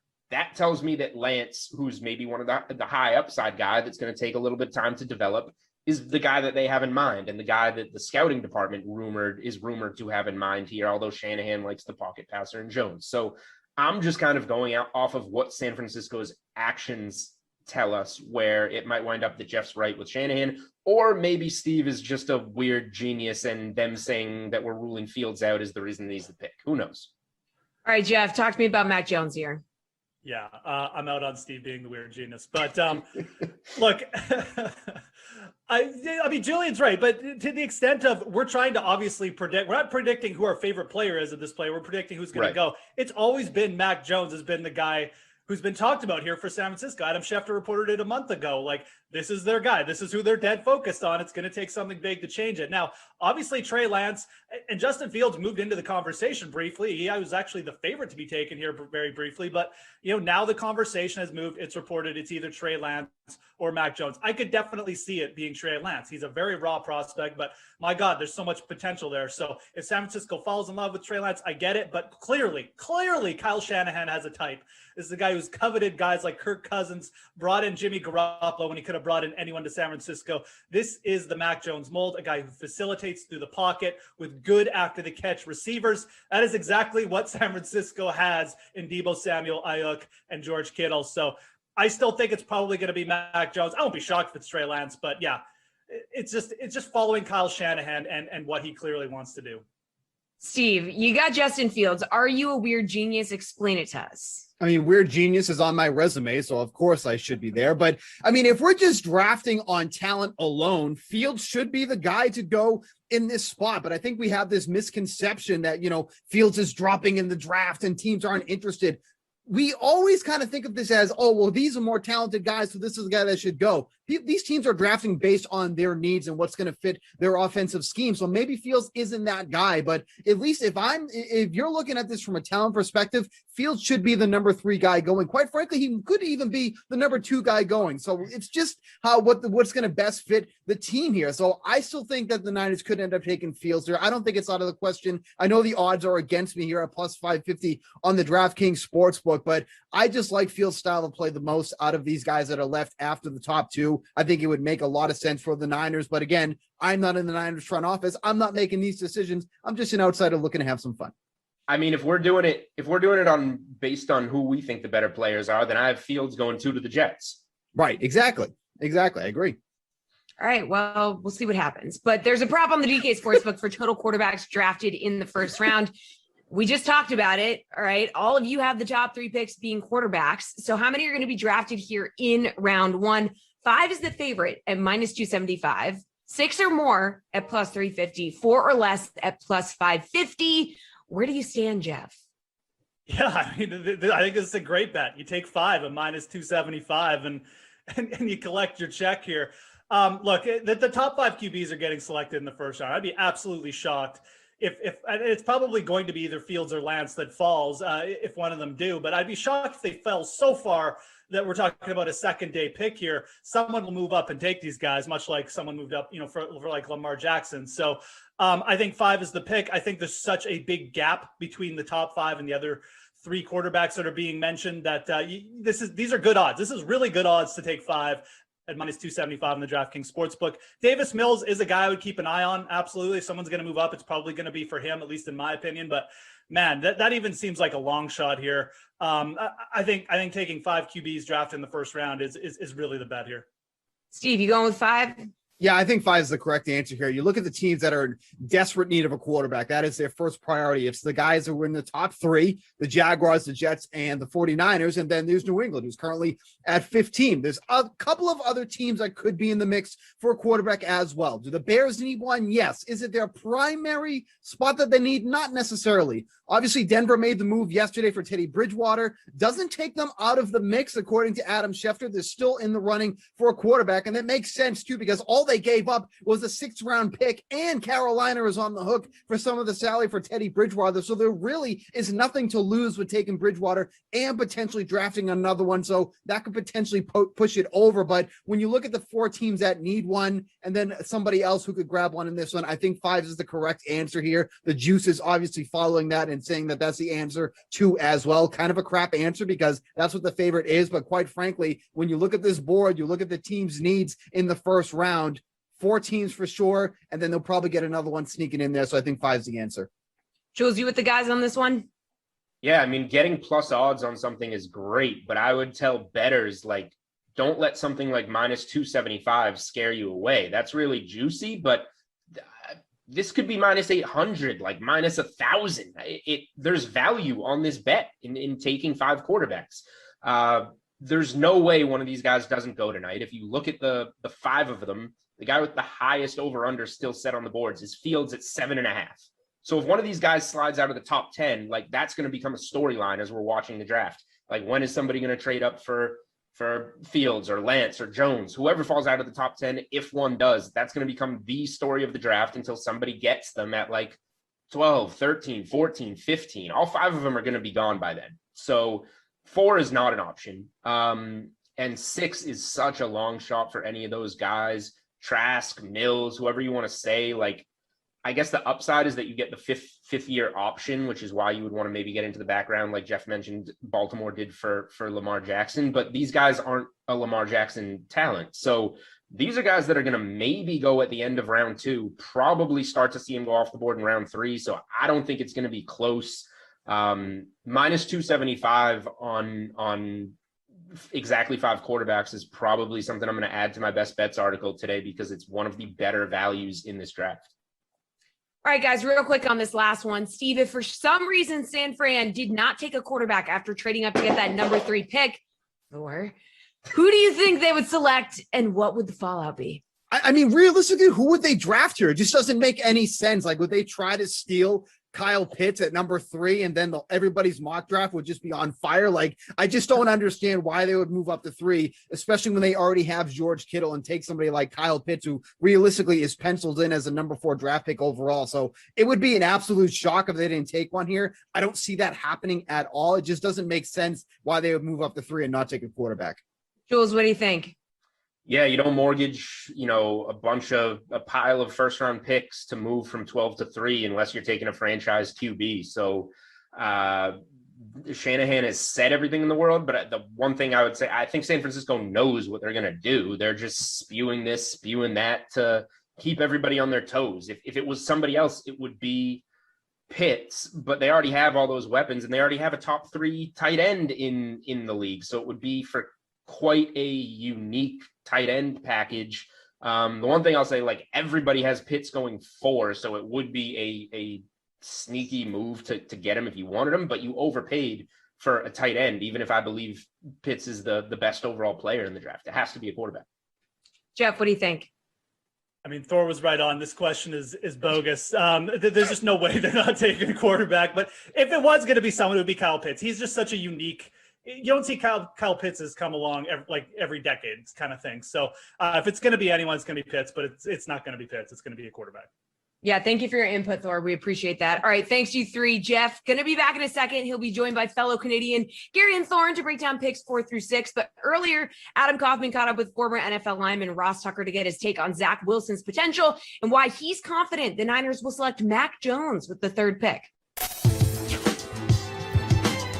So I wish we could be fired up about picks 1 and 2, but I think everyone knows what direction that's going to go in. Trevor Lawrence to the Jags, Zach Wilson, not a shock anymore, but at least once upon a time, shockingly number 2 to the Jets. That's the expectation. So kind of a 2-part question to start us off. Is Wilson the right move at number 2? And also, was moving on from Sam Darnold, as of course he's a Carolina Panther now, was that the right decision?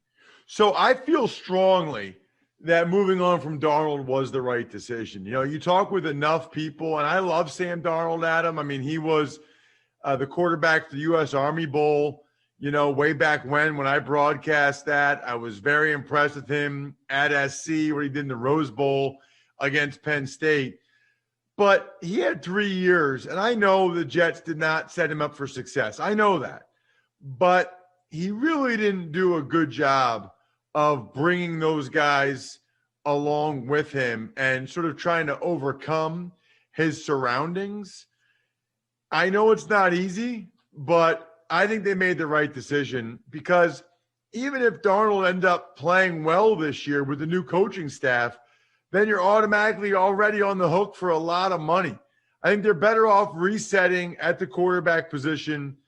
And this Zach Wilson's kind of crazy, man, because it came out of nowhere. I mean, I don't think I ever even heard of the guy until like 4 weeks into this season. Everybody started to have a buzz about him, and then he started to watch some of his games, and you see some of the throws he can make. It's like Mahomesian or Aaron Rodgers-ian. And so people are really fired up. I know Chris Sims said he thinks that Zach Wilson's the best player. I don't know if I would take him over Trevor Lawrence. In fact, I know I wouldn't, but he has enough of those spectacular throws that people are obviously really fired up about him. You were in the league. You followed the draft long enough, obviously. Do you ever, I don't know, are you skeptical? Are you taken aback, though, when these guys do burst onto the scene late that people haven't heard of until partway into the season? And you, as someone who covers football, that means the people who really don't pay attention to football really never heard of him until just a few weeks ago. And all of a sudden, number 2 expected pick in the draft. Or do those guys sort of come along with some red flags for you just because they don't come from the really heralded programs?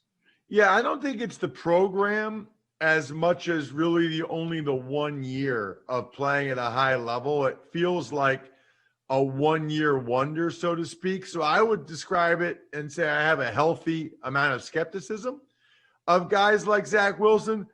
But then, Adam, you see some of the throws he makes, some of the plays he makes, and you're like, holy crap, dude. Like that is legit right there. So I'm going to maintain my skepticism while still being wowed by some of the physical gifts that Zach Wilson possesses.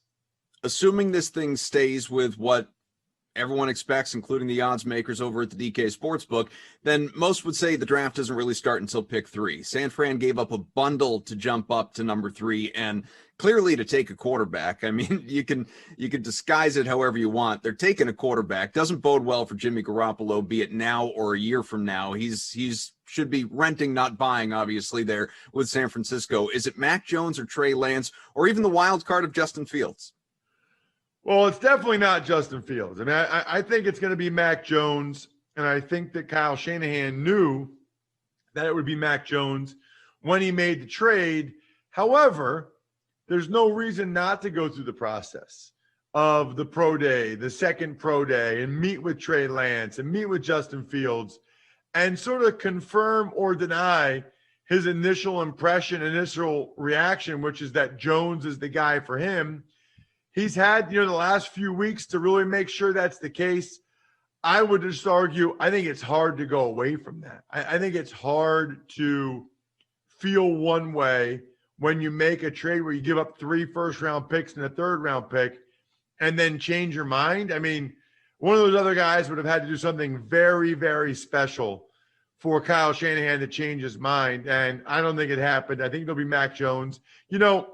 It's interesting because I had Sage Rosenfels, the former 12-year NFL quarterback, on the Ross Tucker podcast recently. He played multiple years for Kyle Shanahan in Houston, and he just talked about the fact that Kyle wants an executor of the offense. It's almost like, Adam, all the Madden Sims that you guys do, on DraftKings. You just want, when you push the joystick or when you make them, you just want the guy when you're playing a video game to do what you tell him to do. I think Kyle Shanahan really just wants whoever's going to throw the ball to who he tells them to throw it to as accurately as possible. He's not looking for the extra extended play, second reaction play. Just if you just do what I tell you to do, we will win. I've got DraftKings contributors Jeff Ulrich and Gary Thorne here with me as we make our way through the draft, focusing on picks 4 through 6 right now, you guys. All right, so the 4th overall pick was agreed upon by all of our analysts. Florida tight end Kyle Pitts goes to Atlanta. Jeff, does Pitts have the chance to be the highest impact player in this draft? Yeah, for fantasy purposes, he kind of does. And I mean, this one just kind of makes too much sense. I think this is why we all took it. I mean, you look at it, what's happening with the Atlanta Falcons. They barely have enough cap space to sign their rookies now. This Julio Jones trade thing really has legs. Obviously, they're going to have to wait until June 1st just for salary cap reasons. But, I mean, Kyle Pitts, 6'6", runs a 4.4 at a tight end. He's basically a Julio Jones replacement, even though he plays tight end, not wide receiver. From a fantasy perspective, if Jones leaves, Pitts could be a guy who just slots right in. And let's not forget, Tony Gonzalez, back between 2011, 2013, averaged over 120 targets with Matt Ryan, with Roddy White, and with Julio Jones already there. So even if Jones stays, Pitts is probably going to see a bunch of work. This guy is just so unique. I think he's got a ton of potential just from a fantasy perspective if he goes to Atlanta, which I really think is going to happen because, again, it just makes too much sense. Atlanta probably just needs to free up cap space. Gary, do you agree? Yeah, I mean, Atlanta's in such a weird position as a franchise right now because I think anyone outside the franchise is kind of screaming, just rebuild. Like, just tear it down to the studs and try to rebuild. And that would generally mean taking a quarterback with a pick as high leverage as this pick is. However, the situation they have with Matt Ryan is he's kind of untradeable. I mean, he's got a $40 million dead cap hit if he's cut. Like, no one wants that kind of money on their salary cap right now, especially considering the salary cap situation that was created because of the pandemic. So this is a team that won 4 games last season, but their Pythagorean win record was closer to 7 and 8 wins.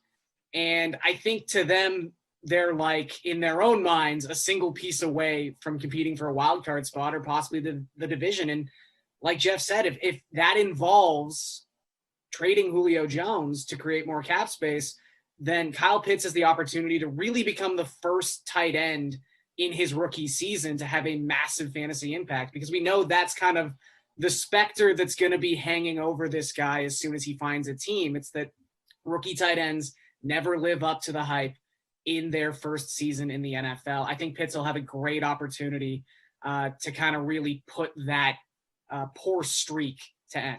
Almost better to just look at him as a wide receiver. Yeah. If he goes to Atlanta. Like, just take out the tight end narrative. All right, well, you guys both agreed on who the Bengals will take at 5 as well. Lineman to protect Joe Burrow. That seems to be Penei Sewell out of Oregon. Some think Cincy will go receiver here and pair Burrow with his old college teammate at LSU, Jamar Chase. So why do you believe it's going to be the offensive tackle, Garion? I just think it's such a glaring need. But this might be giving the Bengals a little too much credit. I mean, sometimes when you're a GM and you're staring down a shiny new offensive toy, especially someone like Zach Taylor, who is an offensive mind, it's hard to say no to someone like Jamar Chase, especially considering the connection he has with Joe Burrow. I mean, it's obviously a pick that would make Joe Burrow very happy, although you could make the same argument that letting him keep his one healthy knee for another season would be a pick that would make Joe Burrow very happy. I will say the one thing that would maybe make me start leaning towards the wide receiver route for Cincinnati is this is a draft where I think there's a consensus top 3 pass catchers, maybe 4, if you want to include like Waddle and Devonta Smith or whoever you have a preference between those 2 Alabama wideouts. It seems like there's a lot of tackle depth in this draft. And if the Bengals really don't see Sewell as like the consensus number 1 offensive tackle, and I know there were some reports that teams are questioning that a little bit, maybe they do go the wide receiver route and use some of their capital in the second round to go after offensive line help. But if I'm them, I mean, 31st in adjusted line yards last season, 26th in adjusted sack rate. They need help on the offensive line. So this pick would make the most sense. Whether or not they have the sense to do it is another question. Jeff, what do you think? Yeah, I mean, I fully admit this one could go either way. There's been talk that it's like Jamar Chase is the target. Obviously, I think people are just trying to put together a common sense thing here, though, and say, well, it's probably going to be Sewell because, again, look, the Bengals did this last year. They took a wide receiver in the second round, and it worked out great. You can get wide receivers later in the draft. These guys often are just a little bit underrated, and you can get really athletic prospects like they did with T. Higgins. So, the Bengals, obviously it worked for them last year. I'm just thinking that with Burrow's knee injury, it's just going to push them towards taking the O-line early and just taking the really high-end prospect there. But Garion is right. I mean, this one could go either way. It's a deep tackle draft as well. There's a lot of O-linemen slated to go in the late half of the first. Maybe they trade up to get one of those guys to go along with Chase. So it's either going to be Chase or Sewell here, assuming Pitts goes at 4. But for right now, I'll say it's Sewell because I just feel like all the factors, Burrow's knee, and the fact they went wide receiver later last year, it's going to push them to just take in Sewell here. All right, well, here's where things got interesting and why we paired you guys up. So at 6 overall, we find Garion's Dolphins with a decision to make. Garion, you have them staying put and taking the previously mentioned Jamar Chase at receiver. Jeff, you got a pretty big trade here. So we're going to start with you. You have the Dolphins making a trade. Can you break it down? Yeah, so I mean, I have the Dolphins trading the 6th pick I had the Bears moving up. Now it could be a handful of teams that move up here, but I mean, it's been reported the Dolphins are open for business. They've already received offers. Ian Rappaport reported it, and look, they've already been the team that's moved up, that's playing the draft accumulation game. So I think that the Dolphins are going to be a trade target. And look, Jamar Chase, I have him pegged to fall down here and to be available here, but look at the Dolphins roster. Do they really need a wide receiver? Devontae Parker, Will Fuller, they signed in the offseason. Preston Williams is still there. Everyone likes him. Robert Foster, Albert Wilson, Jakeem Grant. Like, this is a pretty decent and deep wide receiver core. I just don't know why they waste the 6th overall pick on another wide receiver. And I fully admit Jamar Chase is probably better than all these guys, but I just feel like this is a spot where the Dolphins are really going to be looking to trade back, get more capital. They have a pretty deep team. They don't have any super pressing needs. I think a team like the Bears are going to come knocking, and I think the Dolphins are open for business. All right, Gary, and you think they have enough faith in Tua to pass on a QB here? Yeah, I don't even think quarterback's in the conversation, at least for this season. And I think that's why this is such an intriguing pick, because let's say the scenario plays out where Jamar Chase goes to the Bengals at 5. In that scenario, I do think the Dolphins will quickly try to trade this pick because, I mean, the whole narrative behind them getting back up to 6 after they had traded the 3rd pick was they wanted an opportunity to draft either Jamar Chase or Kyle Pitts. And at that time, it really did seem like we might have 4 or 5 quarterbacks go consecutively at the top of the draft. So if both those pass catchers are off the board, and while I do agree with Jeff, they have a deeper wide receiver core than some people are willing to believe. They've got a lot of possession wide receivers. I mean, Will Fuller also only signed that 1-year contract. I do think they want to lock up a key offensive piece for Tua. And I think they want to make sure the 2021 season, there can't be an excuse. Tua's got to be healthy, and apparently he's healthy. Tua has to have weapons. So people at the end of the season, if he has a bad year, can't say, oh, well, he didn't have the weapons. No, he had X, Y, and Z, and we took a guy in the 1st round for him because they have the type of draft capital in 2020 and 2023 to go back and trade for another top of the board pick and get a quarterback if they need to in the future. So I think the importance of 2021 is can't make excuses for Tua anymore. We have to give him everything he possibly needs. So I think if Jamar Chase is on the board, they just do that just so they can have a little bit of stability and also just sort of go into 2022 knowing they gave him the best shot they possibly could in 2021. But again, if there isn't that skill position player sitting there, I do think this becomes a spot where a team will try to trade up and maybe get their own quarterback. All right, thanks, pals. The draft special will continue in just a few minutes. Stay put.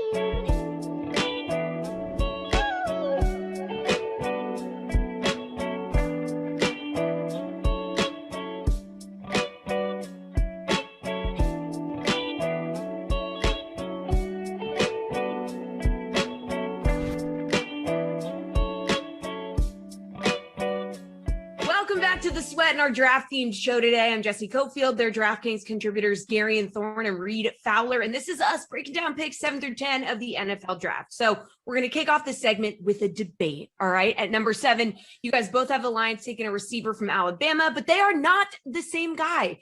Gary, and you have them selecting Jalen Waddle, while Reed, you have them taking Devonta Smith. Gary, and why is your guy the guy? I actually think Smith's the better receiver. I just kind of reading the tea leaves here. It seems like his stock is falling a little bit. People have I don't want to say obvious concerns because I don't really think it's a concern, but Devonta Smith is like the skinniest man in the history of the universe. And people are a little bit worried about that because he plays a position where you might have to go across the middle and get slammed by a strong safety. Look, I just think there's this sort of, it's the perfect storm for me because there's this thought process around Jalen Waddle, who you'll have to remember played through an injury in the national championship game. And there's this whole there were some guys who didn't even play in the 2020 season. Can we question their work ethic? Can we question their love of the game? You can't question that Jalen Waddle doesn't love football and isn't a tough guy. You know who loves tough guys who will take a bite out of the opponent or whatever the heck he was talking about during his press conference? Dan Campbell loves tough guys. And I just think that they need a wide receiver. I think some people think Waddle has a higher floor than Devonta Smith. And maybe that's the kind of guy the Lions need, is someone with a high floor who won't be a miss. But again, I do actually think Smith's the better player. Reed, why is Smith your guy the guy? Yeah, who says that Smith can't take a bite out of the kneecap crime, so to speak? There Come it on, right? There it is. A little scruff or gruff for all you 90s kids.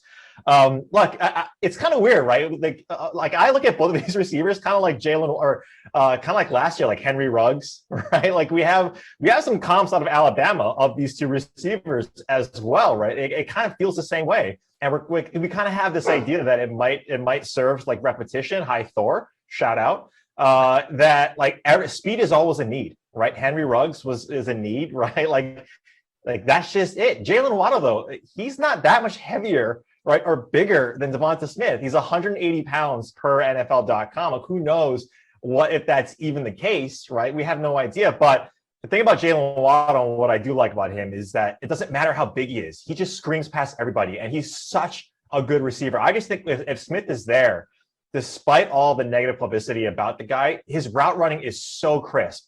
And when you're small or when you're thin, if your route running is fast, if your route running is quick, you got 3 yard separation of the guy. Doesn't matter. Get down quickly. I don't care about that. An injury concern is for every wide receiver, every player in the NFL. I just think if you have a chance to get a guy like Smith, especially starting a new regime as your number one with TJ Hawkinson and with this young team, I think it's a great pick.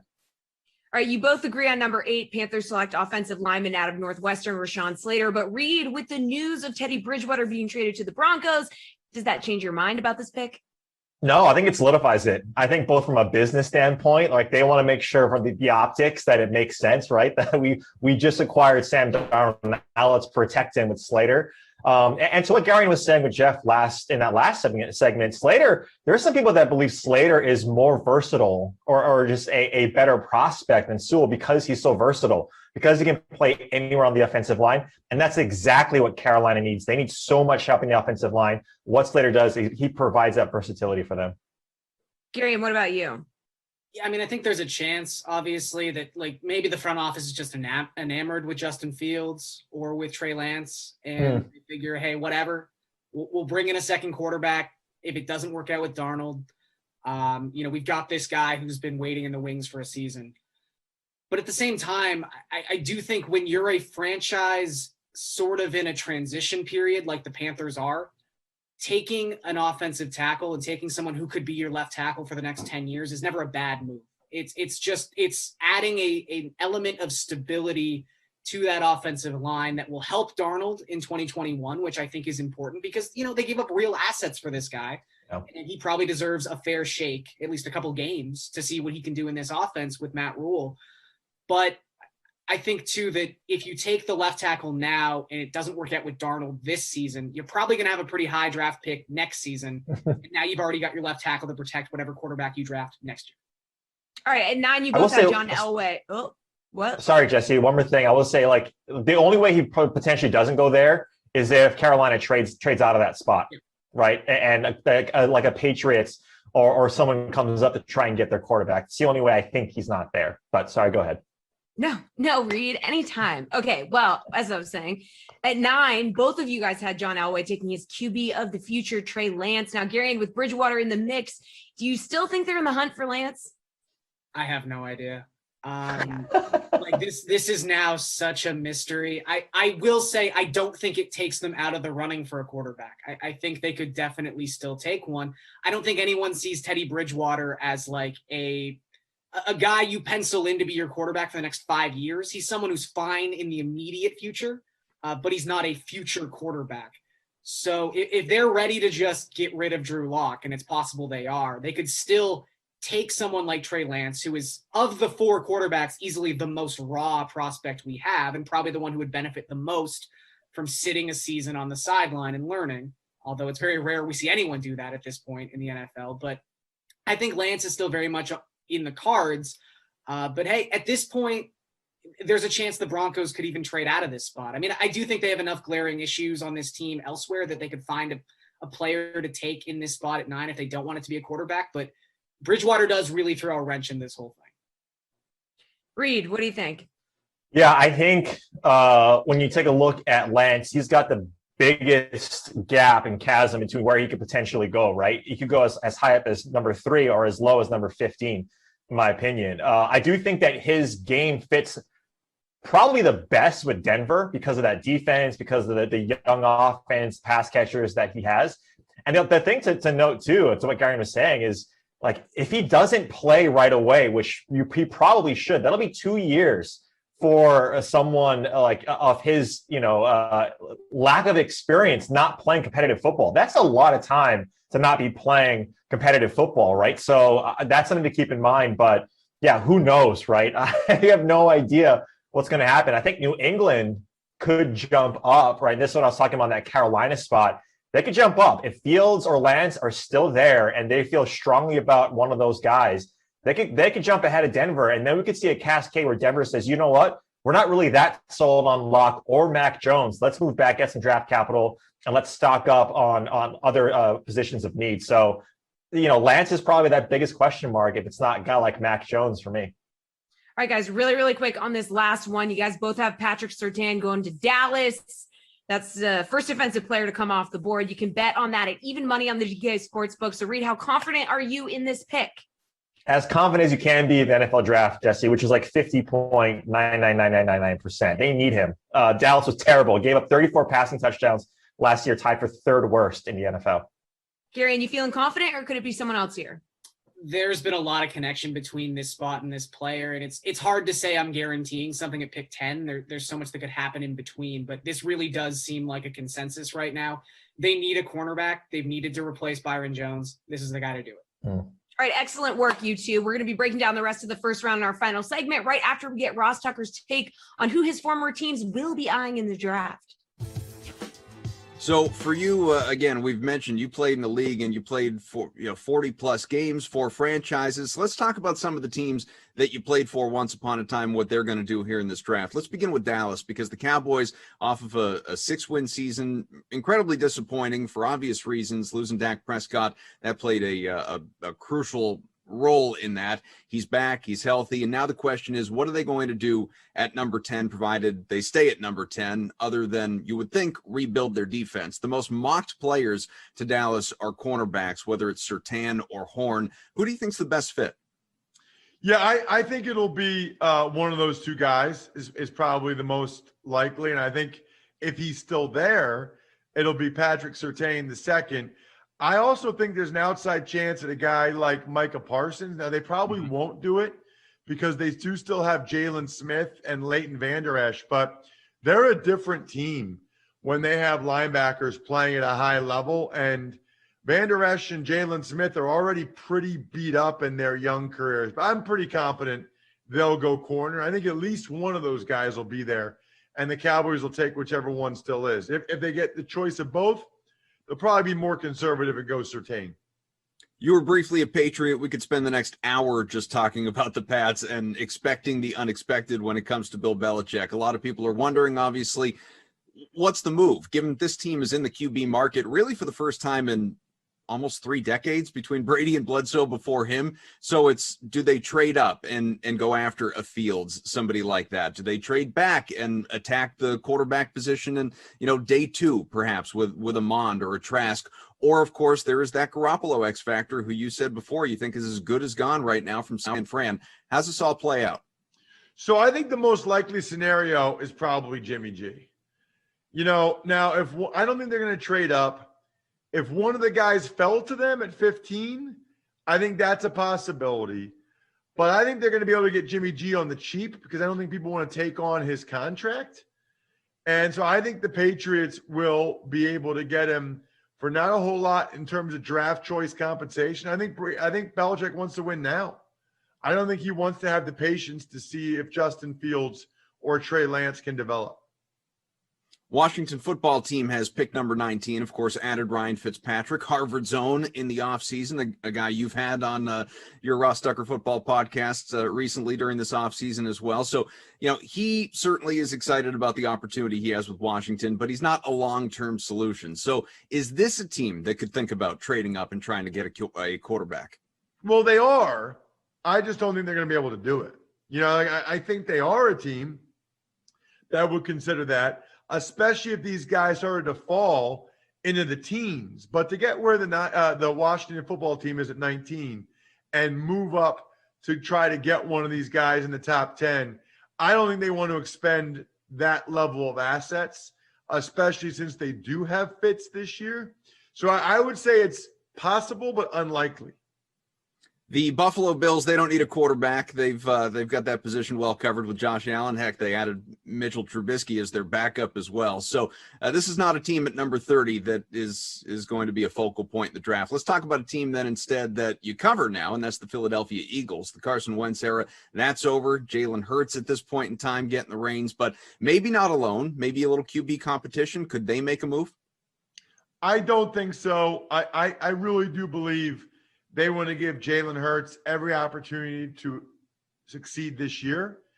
And if he doesn't, they're going to have more than likely, depending on Wentz's playing time in Indy, 3 first-round picks next year, which means they can move up to get a quarterback next year, or maybe trade for Russell Wilson, maybe trade for Deshaun Watson.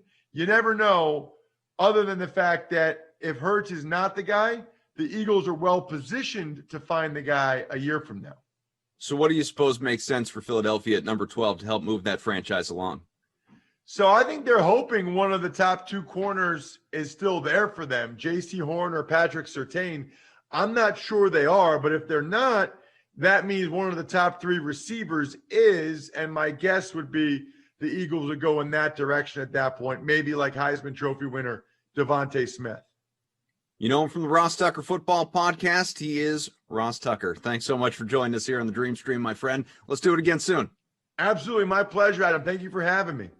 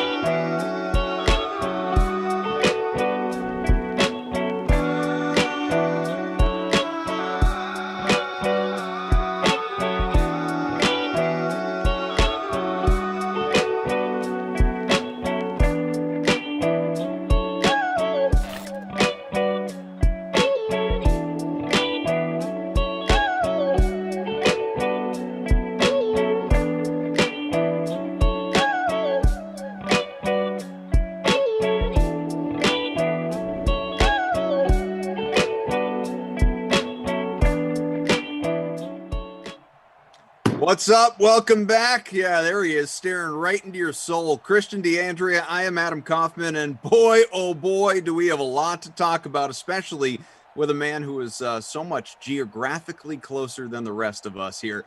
DeAndrea, right there in the heart of Packer land with the Cheeseheads. We're going to get into some Aaron Rodgers talk because based on who you're reading, what you believe, the man wants out of Green Bay, and he could even conceivably be traded a little bit later on today. Round 1 of the NFL draft tonight. But, of course, we will have a sim as the backdrop. Christian, so how are you, buddy?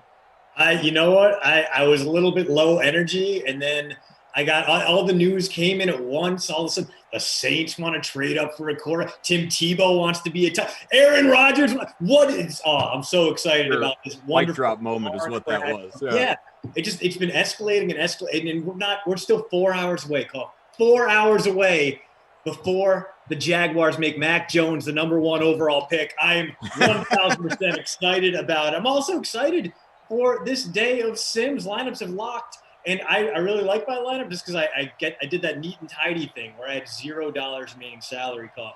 Captain Corey Davis, stacked up a whole bunch of Titans, Derrick Henry, A.J. Brown, Jonnu Smith, and then paired them up with OBJ and Rashard Higgins. I like that lineup a lot. I am excited to see you go out there and score 40 points for me. Koff, what does your team look like for the 4 p.m.? Sure. So I have got Derrick Henry at captain, as a lot of people did, and I mean a lot. He is almost 50% owned in the captain spot out of the 165 entries in our early bird specialty. Have you gotten your NFL draft news from Post Route yet? Free roll that we've got going on here. About 90% owned overall. That's a big boy number right there for Derrick Henry. Also have Baker Mayfield, Nick Chubb, Corey Davis, Jonnu Smith, the new Patriot, and Rashard Higgins. So, I mean, look. I don't know what direction it's going to go, but I like the lineup on paper. Yeah, I mean, you played the dips with Derrick Henry. He hasn't been this cheap since ever. This is the cheapest Derrick Henry has ever been in Madden 21. So, of course, everyone jumped on that. This is a guy who had 24 in his last sim. 3 sims ago, 42 points. I mean, yeah, it works in the captain spot, works elsewhere. I gotta hope that by not captaining him, I swam upstream just enough as throwback full day, Thursday in full effect. And both teams with just great throwbacks today, Koff. Not only the classic clean Browns cut, but those old Oilers unis for the Titans, formerly of Houston, then briefly of Memphis. Spent a year playing at Vanderbilt's football stadium, which no pro team or college team should ever be subjected to, before settling at Nissan Stadium just across the river in Nashville, Tennessee. So Henry at $9,400 in the flex. Just looking back, you go all the way back to the start of Madden 21. There was one game where he was $9K. Oh, okay. Every other time he has been priced between, 10,000 and 12,000 plus even. There was a game he was almost 13,000 against Philadelphia. I'm looking at 12.8. He had a 9,600 against Tampa once, maybe a 9,800 in there somewhere. But yeah, 9,400 Derrick Henry, you just can't ignore it. Just a wild and crazy number. Yeah. But I like the Mac Jones number 1. It is who's going to be the Vontae Mac tonight, right? Who's going to be the Vontae Mac no matter what? Kevin Costner draft day call. We're looking forward to it. We can get into the draft and all that stuff, but we have to be expansive here on Aaron Rodgers. And so here's what's going on with Aaron Rodgers for anyone that's just joining us. And he's under contract for 3 more years. But according to Adam Schefter, he was the first one to put this out there. Reigning MVP Aaron Rodgers is so disgruntled with the Green Bay Packers that he has told some within the organization that he does not want to return to the team. League and team sources told ESPN on Thursday. All right. And so then you had Ian Rappaport start to chime in because all these guys, they got to, they're competing with one another. Rappaport took a break from Tebow Mania to start tweeting about this. Writes, here's my understanding of the Aaron Rodgers situation. Rodgers and the Packers have been negotiating a long-term contract. They've been working on it for weeks. Rodgers has been unhappy at times during those moments. No deal is done, and he's not happy now. He adds, over the last month, Aaron Rodgers had his agent Dave Dunn fly out to Green Bay for several days of meetings to work through the situation. Rodgers refused a restructure, wanted an extension. Teams called knowing he wasn't happy. Green Bay rebuffed them, offered an extension. No deal. The Packers remain committed to Aaron Rodgers. Tom Pelissero said there is zero chance of trading him. It's all about getting an extension done, and if that happens, this should take care of the matter. Parentheses, until the next time. All right, and then you have Jay Glazer weigh in, who, as Christian and I were talking about off air, is, he's kind of the players reporter, if you will. He is, anyone who watched Ballers, that's basically Glazer. That's kind of true. That's essentially what's up with Jay Glazer.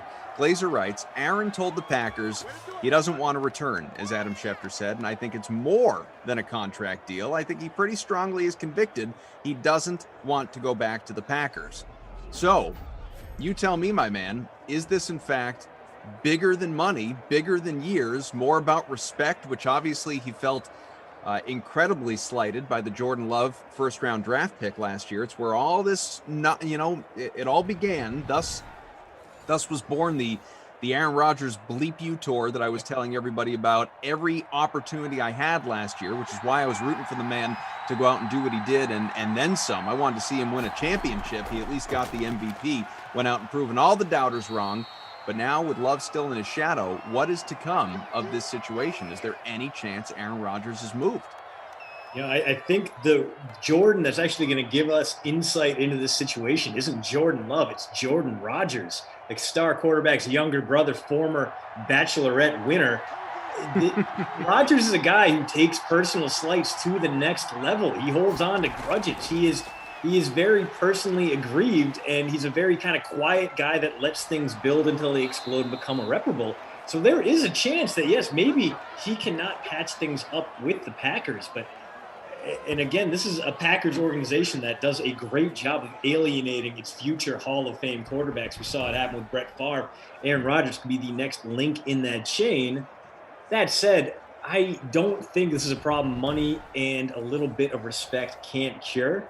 And obviously, getting that contract extension would be a win for both sides. Yes, it would mean the Packers commit more money to Rodgers, but it would also free up some short-term cash, and it would also fit under the league's next media deal and the exploding salary cap. So giving Rodgers something like $42-43 million per year should not be a sticking point for the Packers. It never should have been. They were kind of foolish to let it go this far, if we're being honest, because they could have saved some money on this year's cap. And once that wide receiver market dipped, they could have dropped in, maybe gotten Will Fuller. Anyway, they didn't.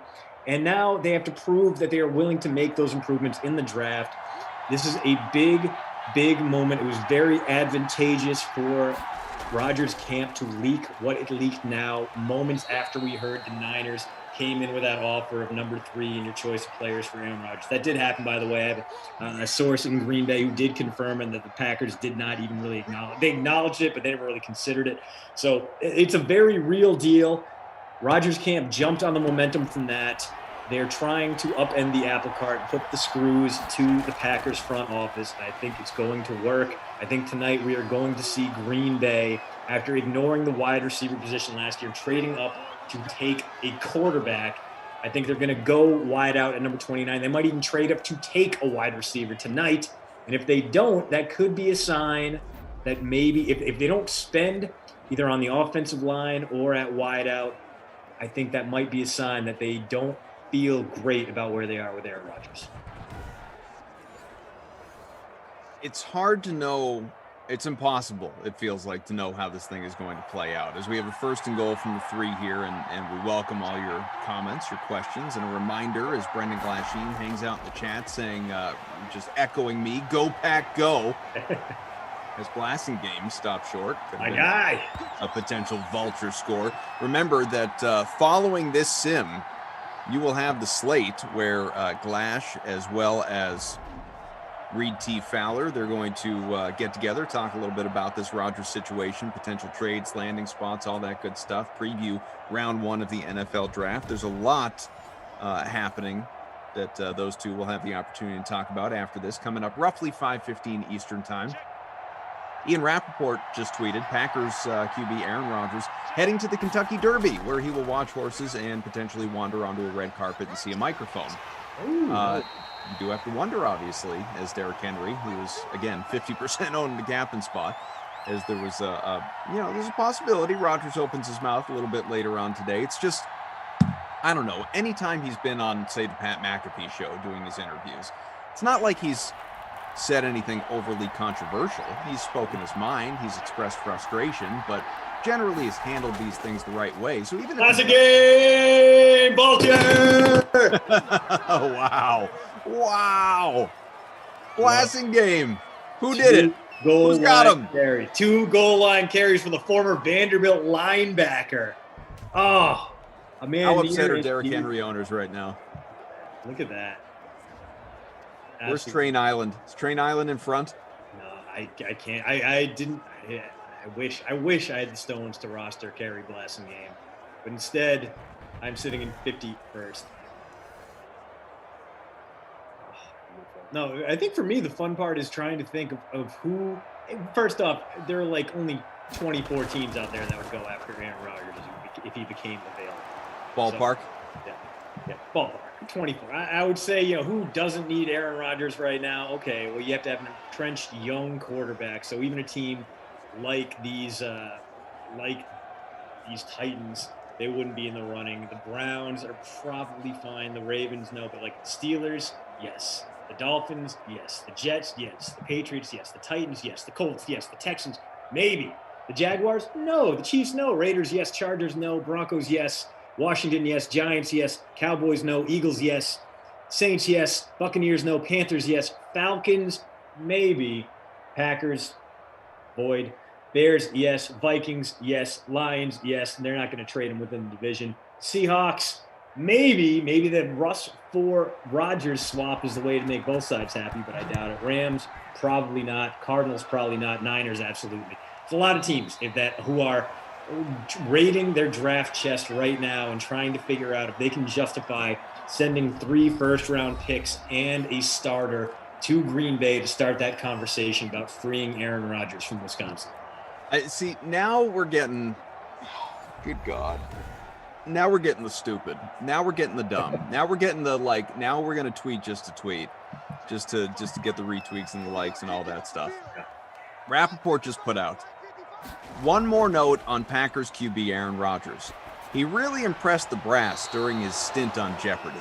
The belief is when they finish auditions, he'll be among those with a chance to do the job full time. And if this isn't sorted out, a job hosting is also a possibility. Yeah.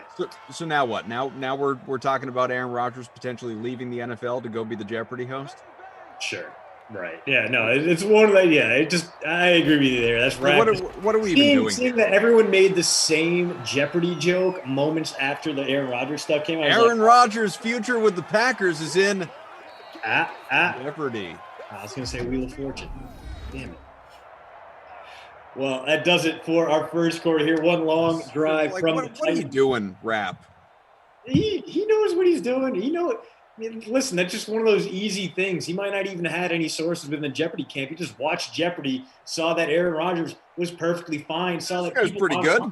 People online liked Rodgers. No one was complaining like they did about Dr. Oz, with good reason. Dr. Oz is a lunatic and a terrible human being. Aaron Rodgers, only one of those things. So Simon Slay on Twitch here says, no, he can do both, Cough. They record it for so many days for a season. It's true. I get that. That's sort of the point that I'm making. He could be the full-time regular host of Jeopardy and do it in the offseason. It has no bearing on his future with the Packers or any other NFL franchise. It's a pointless tweet. It serves no purpose. And trust me, as someone who tweets pointlessly often, I know what I'm seeing when I see it. Real recognizes real, or in this case, nonsense recognizes nonsense. We've all been there. I just if not for the fact that I would get reaction I don't need to get, I'm tempted to quote tweet, like, what are we even doing here? Like, what was the point of this rap? Why? 7-0 Tennessee through one quarter as we get to quarter number 2 here. And we thank you all for being with us. Smash the like. Let's get to 200 here on YouTube. Let's obviously continue to tack on followers For those on Twitch, twitch.tv/DraftKings. Appreciate you. Let's play the game just for giggles. I know you said, and I'm not even attacking what you said because at its core, I generally agree with you. But you made the comment like 24 teams would want Aaron Rodgers. But realistically, and obviously salary cap space comes into play in this situation as well. Who do you think would be actual viable targets, realistic landing spots for Aaron Rodgers in this fantasy land universe, or maybe not so fantasy land, where he does get moved?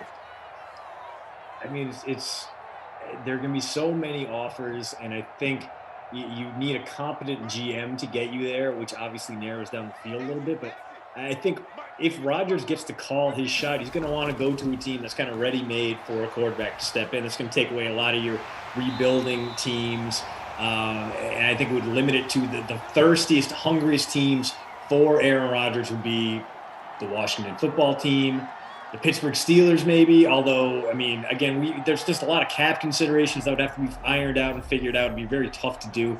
But yeah, the Steelers would make some sense. The football team, the Patriots would make a lot of sense as well. They could send him down to Houston and rid themselves of the Deshaun Watson problem altogether, and then just let him see just what it feels like to be part of a truly incompetent franchise. The Niners, I mean, that's a team in search of a quarterback. They have good blocking up front. They have great playmakers. Rodgers could thrive there. The Panthers could get him and decide, we're still going to take that punt year on Sam Darnold. If we like him, we'll decline his option for next year, but we'll re-sign him as a backup. There are just so many ways this could go if it were going to go that way. But Rodgers doesn't really hold that many cards here. He's not Tom Brady hitting free agency at the right time. He's under contract for this year, the next year, and the year after that. Mm-hmm. He can sit out and he can press the issue if need be, and he can make this rift and this divide go even further. But, I mean, the Packers have Jordan Love. They obviously don't want to downgrade from Rodgers to an untested rookie who wasn't even that good in his final year at Utah State against Mountain West teams. But there's only so much Rodgers can do in this situation, which is why he is sending out these feelers, sending out these shockwaves and seeing if he can't change anything from his position of limited power right now. There's a statement on Twitter from the general manager there for Green Bay. As we have stated since the season ended, we are committed to Aaron in 2021 and beyond. Aaron has been a vital part of our success, and we look forward to competing for another championship with him leading our team. What are they going to say? Yeah, it would just be you can't trade Aaron Rodgers. You cannot trade a reigning MVP unless you get basically the keys to another franchise in exchange. And I know Rodgers is old. I know he's got that heavy contract. This is is this one going to be counters are coming back? It looks like it's going to come back. So instead of a Rashard touchdown, Higgins, no, it's going to stand. I take it back. No, I don't think that was Higgins. I think that was actually Jarvis Landry who pulled that one down. Oh, and he didn't get in? Woof. All right, so the penalty cost the Titans 0 yards, but does allow Nick Chubb to break the plane and tie this game up at a touchdown each. So one chalky TD for the Browns and one extremely unchalky TD for the Titans. We have a pair of rushing touchdowns, and we are 11 minutes into this sim. That's going to help a good chunk of people out. Nick Chubb is owned in, not as high as you might have thought. 22% of lineups, 3.5% in the captain spot. Must buy. Cleveland trades Baker and OBJ for Aaron Rodgers. I think Rodgers would be furious that he would go to a team that immediately wouldn't have OBJ. I think you need to have him there for him to be happy. Rodgers, the Falcons. Unlikely. You have your own aging former MVP quarterback there to deal with. I still think Matt Ryan can be effective. He's not Aaron Rodgers for sure, but he's useful. He's good. Simon Slays, how can I watch the draft? That was a nice thing about not being on staff this year, is not having to write the SEO, how can I watch the draft articles. I know it's ESPN. Is it simulcast on ABC? Probably. I believe it was last year. Hang on, I'm gonna look it up now. I'm gonna see. You're gonna look up the other people's SEO. I'm gonna pull up the YouTube TV listings. Brag. Here's what I can tell you definitively while Christian looks up where to find the actual draft. You can catch some DraftKings related draft coverage on the YouTube stream, multiple places, YouTube and Twitch for the Dream Stream that you're watching right now, where you will have Glash and Lamarca hanging out in between the 8 and 10 o'clock sims. So roughly 9:15 to 10 Eastern, just leaderboard live style, live reacting to stuff going on in the draft. But if you want our partner VEASAN's coverage of the draft, that will be available to you on a separate YouTube stream on the DraftKings YouTube page. So you'll have concurrent streams, of course, the Dream Stream and the VEASAN stream to get all of their angles and analysis. So you don't want to miss that. But again, traditional draft coverage, Christian can tell you where to find that. Yeah, it turns out not just ESPN, but 8 p.m. Eastern, ABC will have it for you as well. Going up against a rerun of Young Sheldon and Name That Tune. So good luck to you, Fox and CBS. I'm sure that'll work out very well for you. Well, apparently Young Sheldon is beloved across the board based on its ratings. I don't understand it. I've never seen it, and I watched and enjoyed The Big Bang Theory. I'm one of them. You know, I feel like we are attacked. A lot of people didn't like Big Bang Theory. I enjoyed it, but I've never seen Young Sheldon. Big Bang Theory was just so basic and sad. It was like a minstrel show for people with Asperger's. It was unpleasant. I didn't like it. I've jumped into the top 5 in this free roll, by the way. Come on. Yep. 113th for me. I like wow. So Frangelico, not a Big Bang guy. Tom, Undercover Boss Tom, not a Big Bang guy. Is just me, huh? Just me in the group who enjoyed that show. Wow, Jordan said he binge watched it this past summer. Wow. Now I watched it, you know, as it was on. I don't know that I would have been. I don't know that I liked it so much that I could have binged it. The pandemic did terrible things to Jordan. I feel bad now. Jordan said he feels targeted. Yeah. Frangelico says, I don't hate the show. I just don't think it's my humor. That's fine. It's like a Chuck Lorre sitcom, you know? It's got the broadest possible appeal, which is why they're always so popular, but it's not going to be biting satire or extremely well written, you know? It's going to have the most mass appeal, and that's just kind of, it's easy targets and it's easy jokes, and it's fine if you just want to shut your brain off, but you're not gonna glean anything from it other than 22 minutes of moderately enjoyable. It's great if you are in a doctor's waiting room. That's probably the best thing I can say. The nicest thing I can say about The Big Bang Theory. It's the kind of show you want to watch while you're getting your teeth cleaned. If you put it on in the background while you're waiting for something else to happen, you will not be offended by it. That is what The Big Bang Theory has to offer. You'll get maybe one chuckle per half hour. Jordan says that, Breaking Bad, and Ozark were my 3 shows that I watched. So yeah, it's like wide net. Which one of these doesn't belong? Executive Session says Big Bang is awesome with some fire emojis. Must be. Says Young Sheldon is good, really good. Whereas Bodie McBoatface says Young Sheldon is poo. D-Rod says Kaufman looks like Jimmy Neutron. Interesting. Big Bang's a pretty good show, says James. A lot of people celebrating that they have Chubb in their lineups. Joker says, I can't stand that canned fake laughter in any of those shows. I don't love it, but after a little while, I don't think you notice it anymore. It's one of those things that it was so common, like going back to shows with a laugh tracker is a little tough now. Like, I go back and watch Cheers because my parents loved Cheers growing up. And as New Englanders, you'd see Kevin McHale make a cameo and be like, man, he really is that ugly in on TV. You got one of those every time people kiss? Exactly, yeah. And anytime you got a good Boston reference or a celebrity showed up, the audience knew, they would give it the walk-on claps, that kind of thing. Yeah.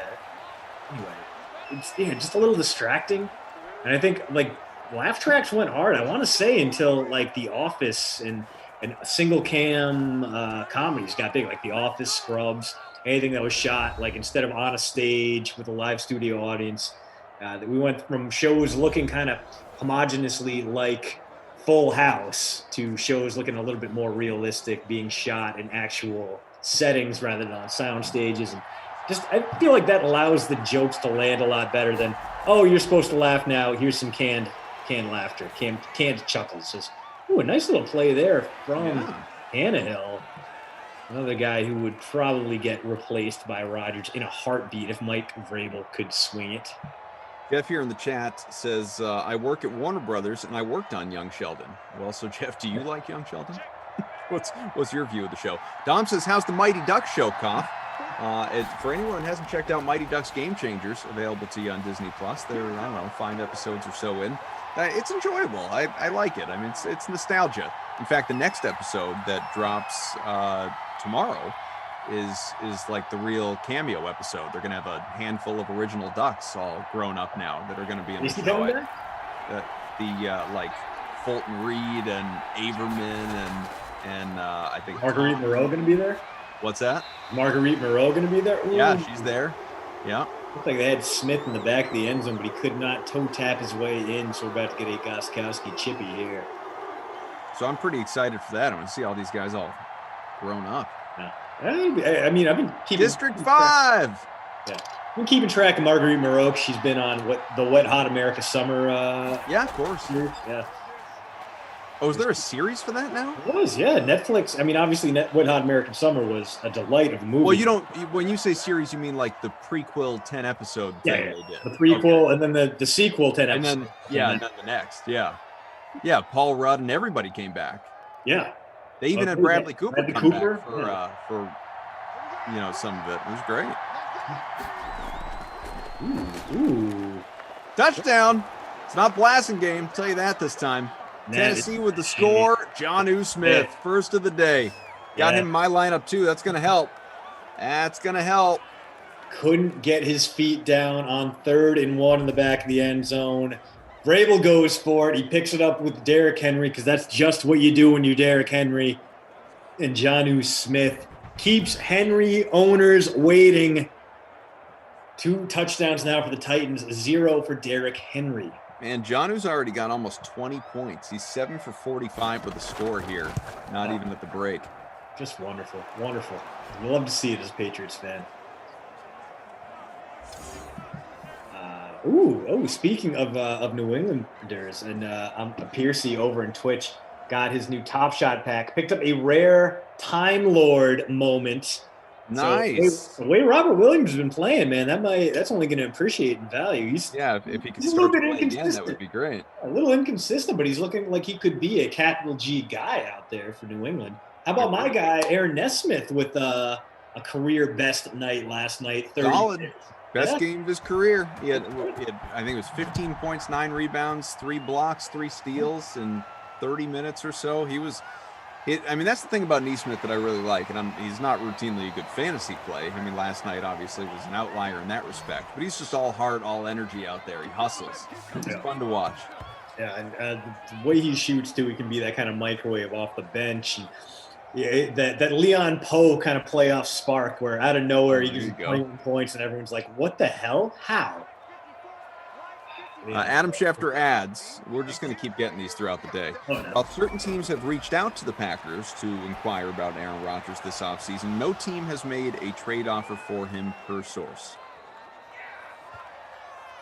I mean, there have been the theoretical trades where their teams have floated ideas to the Packers. What do you think of? Yeah, exactly. The 49ers definitely did that. Like, that's confirmation from inside. Like, they know the 49ers reached out. They floated the basic terms, and the Packers were like, no, not interested. So it's not like teams aren't saying, hey, we'll give you this, this, and this for Aaron Rodgers, or we'll start here in our trade talks. The Packers are just kind of right now shutting those down because they're focusing on keeping their own house in order, which is exactly what you would do if you had the reigning MVP and you're trying to work things out with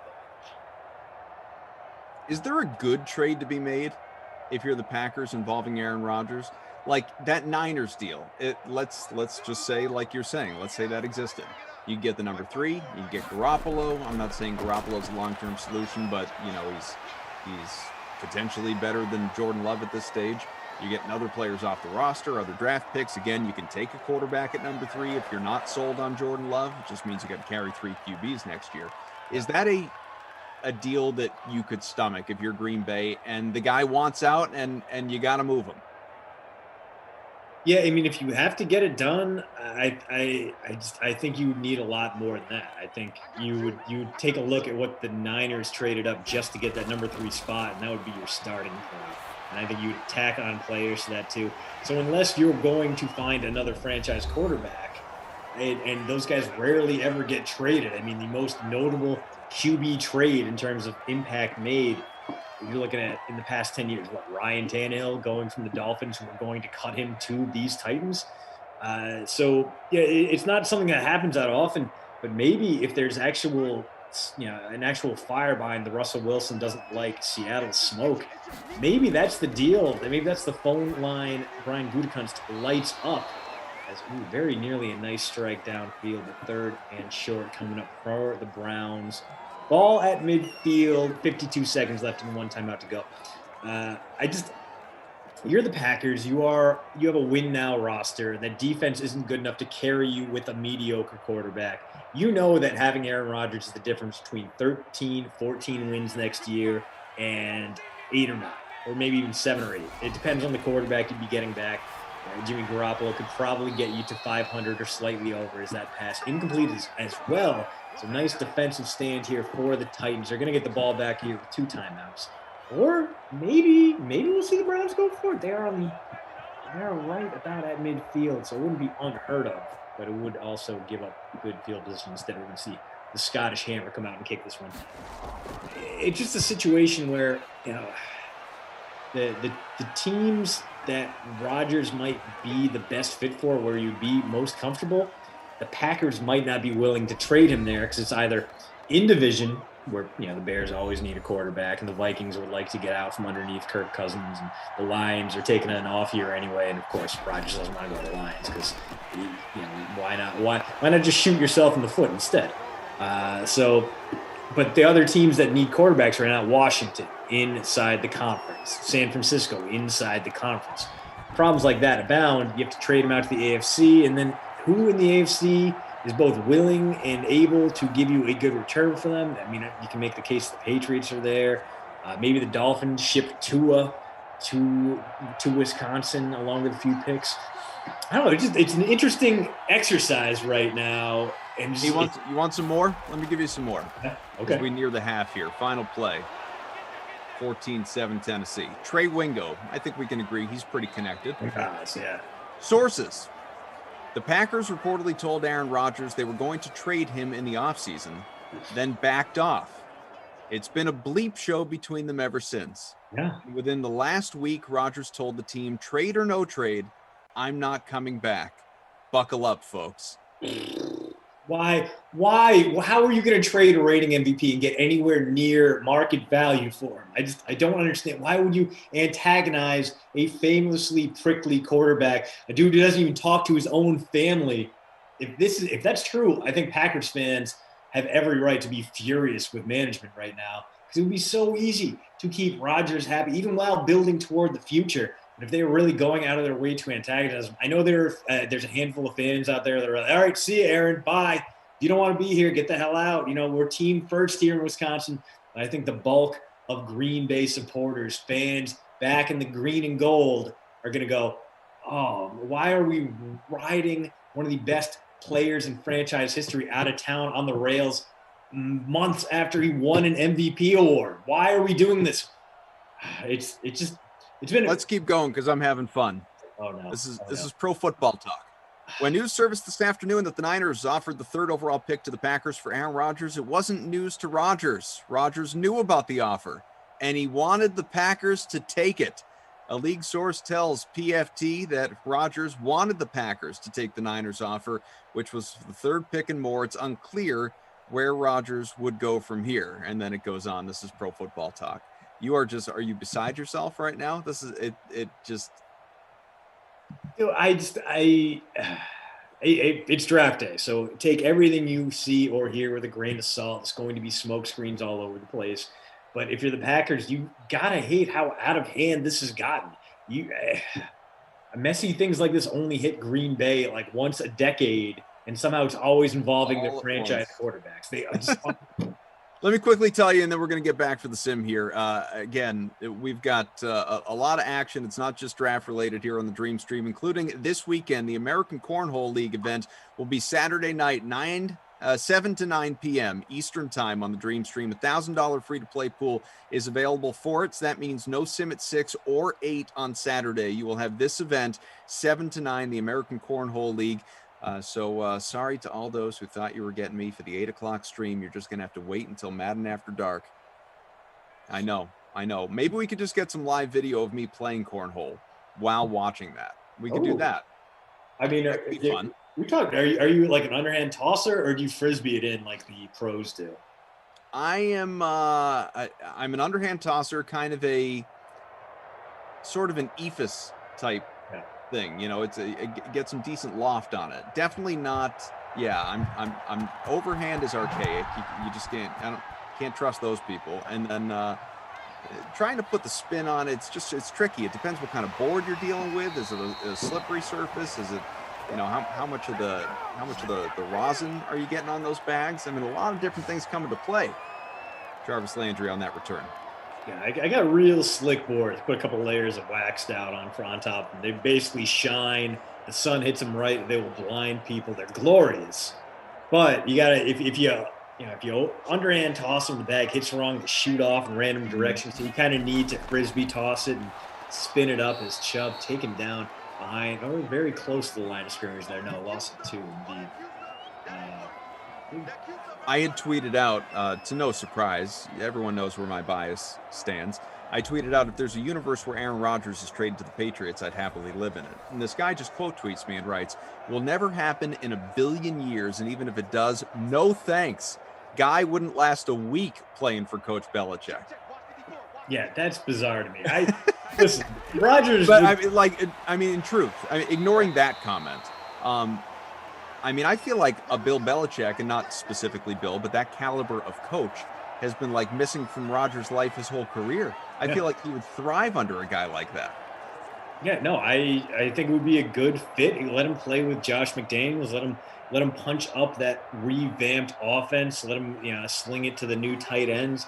I think it would be a great match for a while. And then I think ultimately, if Rodgers tried to play this hardball stuff with Bill Belichick and the Patriots brain trust, it would go just as poorly as it is now in Green Bay. And I tweeted out that the Aaron Rodgers Bill Belichick breakup in 2023 is going to be messy. And that's how that would unfold. They'd win a whole bunch of playoff games together, and then 2 years down the road, Rodgers would be asking for more money, and Bill Belichick would be like, no, we think you're probably done. We think you're at the end of your Tom Brady timeline here, and the two sides would go their separate ways acrimoniously. I don't think it would be a problem, though. I think Rodgers would thrive in New England if he was there. How about this from Pro Football Talk? I don't know if it's Florio specifically or just the account, but Pro Football Talk. From unimpeachable source. That's a word you don't hear often. From unimpeachable source. Oh, as of last night, fumble. Tennessee's got it. As of last night, Aaron Rodgers' wish list was the Niners, Broncos, Raiders, not necessarily in that order. He wanted the Packers to take the Niners offer. Next move by Rodgers is TBD. So just after the Broncos went out and dealt for Teddy Bridgewater, and I'm not saying, you wouldn't take Aaron Rodgers over Drew Luck and Teddy Bridgewater combined. I'm just saying they've just dealt for a quarterback. Not that they gave up a ton. It was just a 6th-rounder. Yeah. The Broncos, theoretically, on that list. The Raiders, is there something I'm missing about the Raiders? Like Russell Wilson wanted to go there. Now Aaron Rodgers maybe wants to go there. What is this? I think these guys like people just racing to we got to play for John Gruden. No, that's not it. They know the freedom that Gruden's going to give them. They know Gruden's a goofball and he's a player's coach. It's like playing for Pete Carroll, only somehow more insane. I can understand it. I wouldn't want to go to Vegas myself as a quarterback. I like the Broncos a whole lot better. If we're just talking that list, Broncos might be the best of those 3 teams. Niners are obviously up there as well, but those are 2 win-now teams that just need a plug-and-play quarterback to thrive, and then also the Raiders. It's nuts. It's all nuts. Christian DeAndrea, Adam Kaufman. We've got Jordan, our producer, undercover boss Tom Frangelico. Meanwhile, we're getting a steady diet of Derrick Henry, and we'll see if he can't break the plane for his first touchdown today. He was comparatively cheap, but he's paying off already. That's 74 plus rush yards for him already in this game. The Broncos, and we've already touched on this, but Broncos did this to themselves. That's got to be or not the Broncos, pardon me. The Packers did this. That's going to be the difficult thing to accept if you're Green Bay right now. You did this. You caused this. This was avoidable.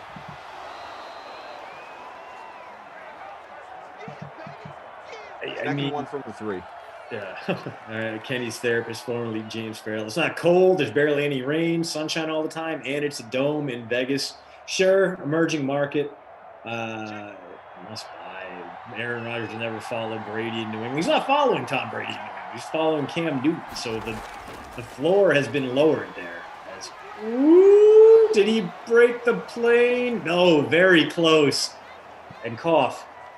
Be still my heart. We could be looking at another Carey Blasson game. Carey here. Dare to dream, man. He got 2 goal line one on the way. How tired's Derrick Henry? That's the question. He's in there. He's in there. Henry's X factor is lit, and I hope against hope he doesn't get the ball, but he does. He waltzes in. So not only nearing the bonus, but now he's got himself a touchdown. 0 impact in the passing game, but plenty of rush yards to be had there. Well on his way to a 20-plus point performance. 90 for Henry. Keeps me in the top 10. I know a lot of people care, so I wanted to point that out. Thanks for being with us, folks. Get to 200 likes, huh? Smash that like button. We're almost there. About 30 away. 21-7. Game is turned into a rout. Lopsided one for the Mad Matinee. This one as well. Remember, you'll have more Aaron Rodgers and NFL draft-related talk coming your way at about 5:15. The Slate, Glash, Sweet Tea, they'll be with you. So right now, just, I don't know, as we monitor reports and see if anything else comes out concerning Aaron Rodgers in the next little bit. In the meantime, what are you mostly looking forward to about round 1 of the draft tonight? What is the biggest question that you have short of Aaron Rodgers being dealt or even Jimmy Garoppolo being dealt? What I want is this all to blow over and it becomes abundantly clear this is all just a smokescreen created and instigated by the San Francisco 49ers to get us to stop talking about how they traded 3 first-round draft picks for the opportunity to go out and get Mac Jones. That's what I want this all to become. But yeah, the draft starts at number 3 unless the Jets galaxy bring. There wouldn't be galaxy bring at that point, but if they went Fields over Zach Wilson, that would be kind of wild, very unexpected, pretty big upset, at least from an odds maker's perspective. But we pretty much know it's going to go Lawrence, it's going to go Zach Wilson. Draft starts at number 3, and who are the Niners going to pick? We've seen a little bit of Justin Fields' action trend toward, I think the negative after negative reaction to whatever leaked draft plans have come out of San Francisco may have altered the Niners' path, or maybe they were thinking Fields the whole time and just floating out ideas there to see how it would be received, who would be into it, who wouldn't be. So no matter who the Niners pick at number 3, it's going to define the rest of the draft for them. Are the Falcons going to go Kyle Pitts at number 4? I think we pretty much know.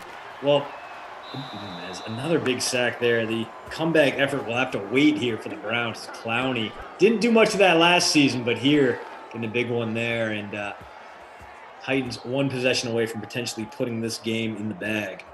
Who do you believe it will be at number 3?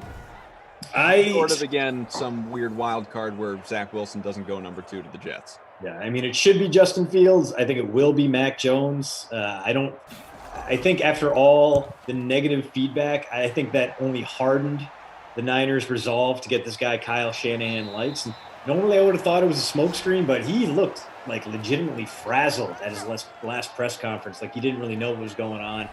And unless this is all just an elaborate troll, which I don't think it would be. It doesn't make any sense that it would be, but it could be. I think they're going to stick with their first instinct, go Mac Jones, and see if they can outsmart the rest of the league. Then I think it's going to be Pitts for the Falcons if they don't trade back. If they do trade back, someone could jump up, take Trey Lance, take Justin Fields, but it would cost the Kings ransom. At 5, the Bengals are going to take Penei Sewell because as much fun as it would be to reunite Joe Burrow and Jamar Chase, Burrow just came off a season in which his leg got blown off his body entirely.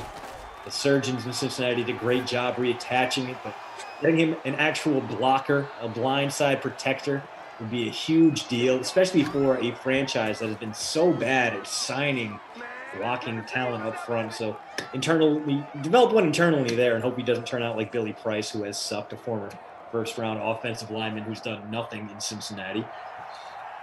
And that's my top 5 right there. And then Miami takes whoever the best available pass catcher is at number 6.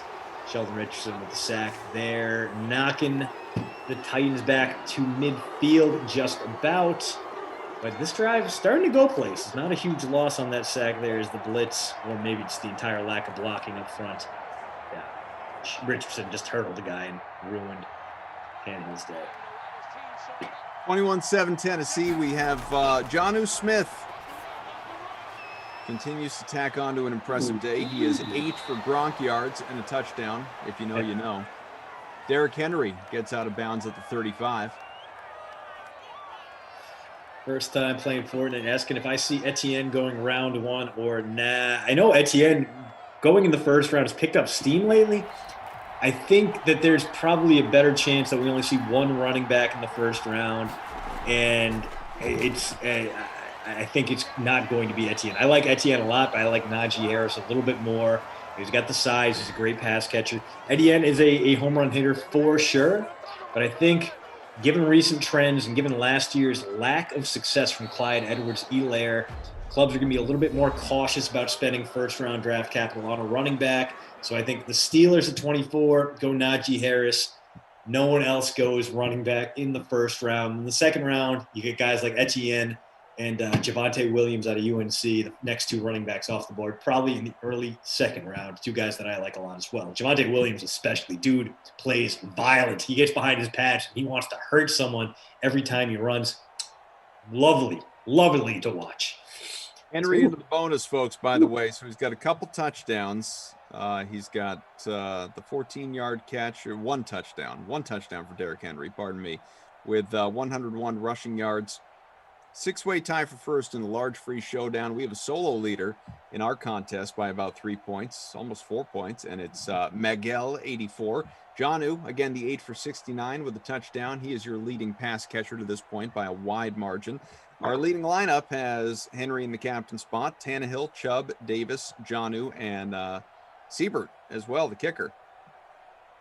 I'm floating around top 10 right now. Where's Train Island hanging out? Well, I'm at 91st thanks to my dueling bagels from A.J. Brown and Rashard Higgins. So I have Henry. I have Jonnu Smith. I don't have either of them in my captain spot. And Corey Davis and OBJ have 5 catches for 46 yards between them. So I have 2 good players and 4 scrubs right now. And I was trying to TLC my way through this lineup instead.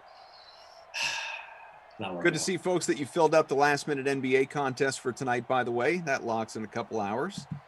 Interesting slate, only 6 games. I know we'll all be glued to the NFL draft, but make sure you get those lineups in. True. And then this weekend, I mean, you got the tail end of the NFL draft going head-to-head with the Kentucky Derby, which is a pretty solid combination there if you want to just soak yourself into a couch and just vegetate for the next 3 days. You can really finish with bang there. Not only some deep draft cuts, but also the greatest 2 minutes in sports. As a nice strike there as we finally get a little, nope, it's just more Derrick Henry. This time out of the backfield and first and goal from the 1. Is it going to be Derrick Henry or is it going to be Carey Blasingame? Yeah, I was going to say this is where you go Blasingame. Blasingame.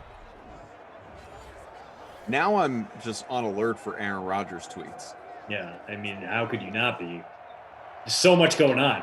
Trying to find whatever I can. Passing game in there as the fullback. Give it to Derek. Give it to Derek. Get there. Get there. Box on in. Fist pump celebration. Touchdown. Only 9,400 for that guy in the flex. How could you say no, especially now in the second half? This last few minutes giving us a little bit of that passing dimension as well. So adding a few PPR points, 2 touchdowns now, 30 plus in the flex. Somehow that man cost you nearly 10K and was a bargain doing so. Tater Hater says of the NBA contest, I think I'm growing addicted to Koff's contest. Almost won it the other day, and now I can't get enough. That's what we look for. Death Pause tweets out on the Aaron Rodgers subject. If the Rodgers rumor were untrue, don't you think he would have tweeted out, I'm happy in Green Bay, we've reached the NFC Championship the last 2 years, blah, blah, blah. I think it's true he wants out. So I think there's a difference between he wants out versus he would welcome an opportunity to leave. And I think it's more the latter right now. But I think the only way, Death Pause, you're getting some sort of tweet like that is if he were just exceedingly happy and didn't at all want out.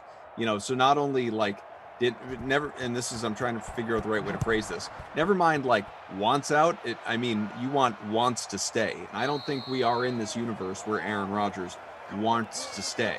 He is obviously unhappy with what is going on. Doesn't mean he's inevitably leaving. You know, I think it's kind of like Russell Wilson, you know, except magnified. It's more substantial. You know, all the Russell Wilson stuff, if he wants out, you know, that was floating around earlier in the offseason where you were hearing about these teams that he was interested in going to, it was never to the point where Russell Wilson definitively wants to leave. It was just he's open to leaving. These are some teams he would consider, but you always kind of viewed it as a possibility it could get worked out. I don't know if this gets worked out. Yeah, and you know what? Rodgers is not the guy who tweets things out. You know, he doesn't. His tweets right now are pretty much all Jeopardy stuff and things like that. He's a guy that if he's talking business, he's going to a radio show. He's doing it in person. He's not. Yeah, he does it a little bit more personally than just putting a blanket statement out on social media. So, you know, think of him going to ESPN Radio and telling the world to RELAX. That's the guy Aaron Rodgers is. So, A, he'll let this simmer for a while, and B, if he does have a statement, he'll make it in his own voice rather than writing something down and having it pushed out in a tweet. Ooh, this screen pass works out there. So Brown's going to get you some garbage points here, but that's about all they're going to get you is 21 points with 6 minutes to go. Real tough comeback to wage here. Tariq Cohen just tweeted out a little while ago, just with a emoji, hand on chin emoji. So your gut feeling is Aaron Rodgers is not moving? I don't think it'll happen. I think he's just too monumental a talent. It would be so difficult, so nearly impossible to get a fair return for him. And he's under contract the next 3 years. And he's not getting paid bupkis. He's getting a decent salary. He's making $33 million annually. I think 35. I'd have to double check the numbers. But he deserves a bump from there, sure. But I think his only real recourse here is to hold out, to sit out, and I don't see him doing that. So unless he really forces the issue, Packers have no reason to trade him. They can go out of their way to find other ways to bridge that gap between team and player.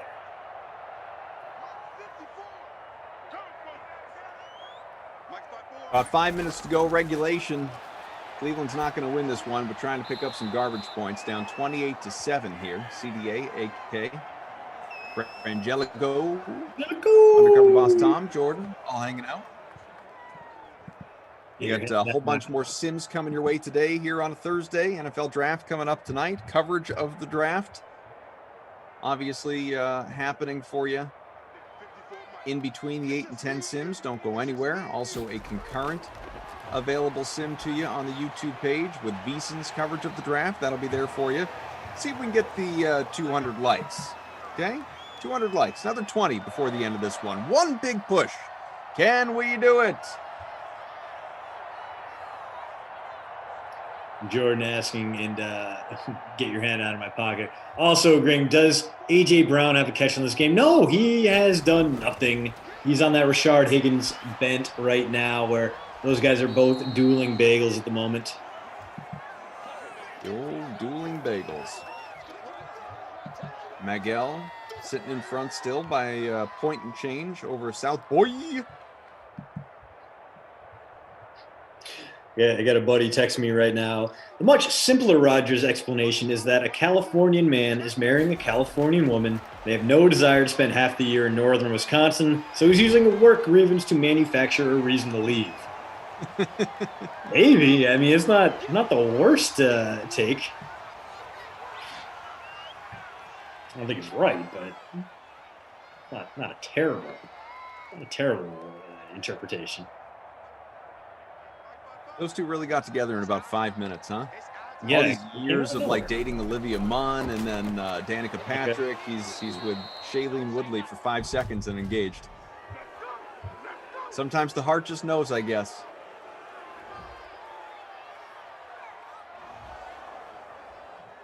Oh, wow. So the Titans accept the hold after getting the stop on 3rd and 2. So instead of 4th and 5, we get 3rd and 12. I guess it doesn't really matter. At the very least, the Browns get to stop the clock there. And instead of 4th and 5, they make it 4th and 7. You got to go for it here because a field goal does you nothing.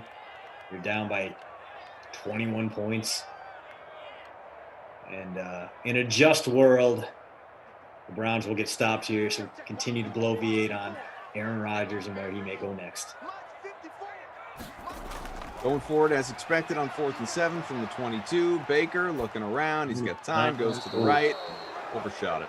Looks like he had a couple of guys who were open. So yeah, threw it right in between them. Yeah, lapse coverage there. And now it's time for Derrick Henry to do Derrick Henry things. In the real world, this is where he runs for like 70 yards untouched or moderately touched. We'll see if he just gets the call here. 3 straight carries, and then we'll go from there. That'll take us down to about 3 minutes here. Might be enough to blow out. The Browns don't even dig into their bank of timeouts. If you had to just, and I'm putting you on the spot here, you haven't had time to think about this, obviously, but just for giggles, is there, I don't know, something surprising, some bold prediction you have in your mind for first round of the draft tonight? Oof, a bold prediction. Something you think could actually come to pass, but is not something that we're all expecting and talking about. Well, I mean, it's not that bold because it's a very Patriots thing to do, but I think instead of trading up for a quarterback, the Patriots trade back and figure out, they take whatever the highest remaining sliding defensive prospect is. Yeah, I say they go down from like 15 to like 22, pick up a couple extra second-round picks and do that thing instead, where, you know, every time there is a useful quarterback prospect, Bill Belichick just kind of shrugs and is like, maybe later. You know, I want them to take Lamar Jackson when he slid a couple of years back, and they had the opportunity. They said no. They say traded back. They said no again. I think it's going to be like that, even if a guy like you can see Trey Lance make it all the way to 15, and I think Belichick will still look at his draft board, look at the value being offered to him, and not even flinch to take the deal to move back. We've hit the 2-minute warning here, virtual Cleveland. Again, after this sim, the slate, Reed T, Phonics, NFL draft talk, Aaron Rodgers talk, whole lot of good stuff coming your way in the next 10 minutes or so. And then you will have Rams, Bucks, Splash, and Christian. So Christian will take a little timeout, have himself a snack, maybe sun on the back deck, and then return. Maybe. 8 o'clock, Chargers, Falcons, Splash, and Lamarca. And then it will be those two hanging out for some draft reaction as well before the Madden After Dark sim. Bills, Washington. That will be Lamarca and Tom Carroll. Tom Ace. Ooh. Oh, no. Is Baker going to – oh, Baker, no, buddy. What are you doing? Daquan Jones turns that into a loss of 12 as Mayfield scrambled and stopped scrambling. And Brown's going to use a timeout here because they need to get their crap together. Need to figure out if one of those NBA Jam-style 21-point hotspots is going to show up, and if Baker Mayfield can throw the ball into the end zone from there.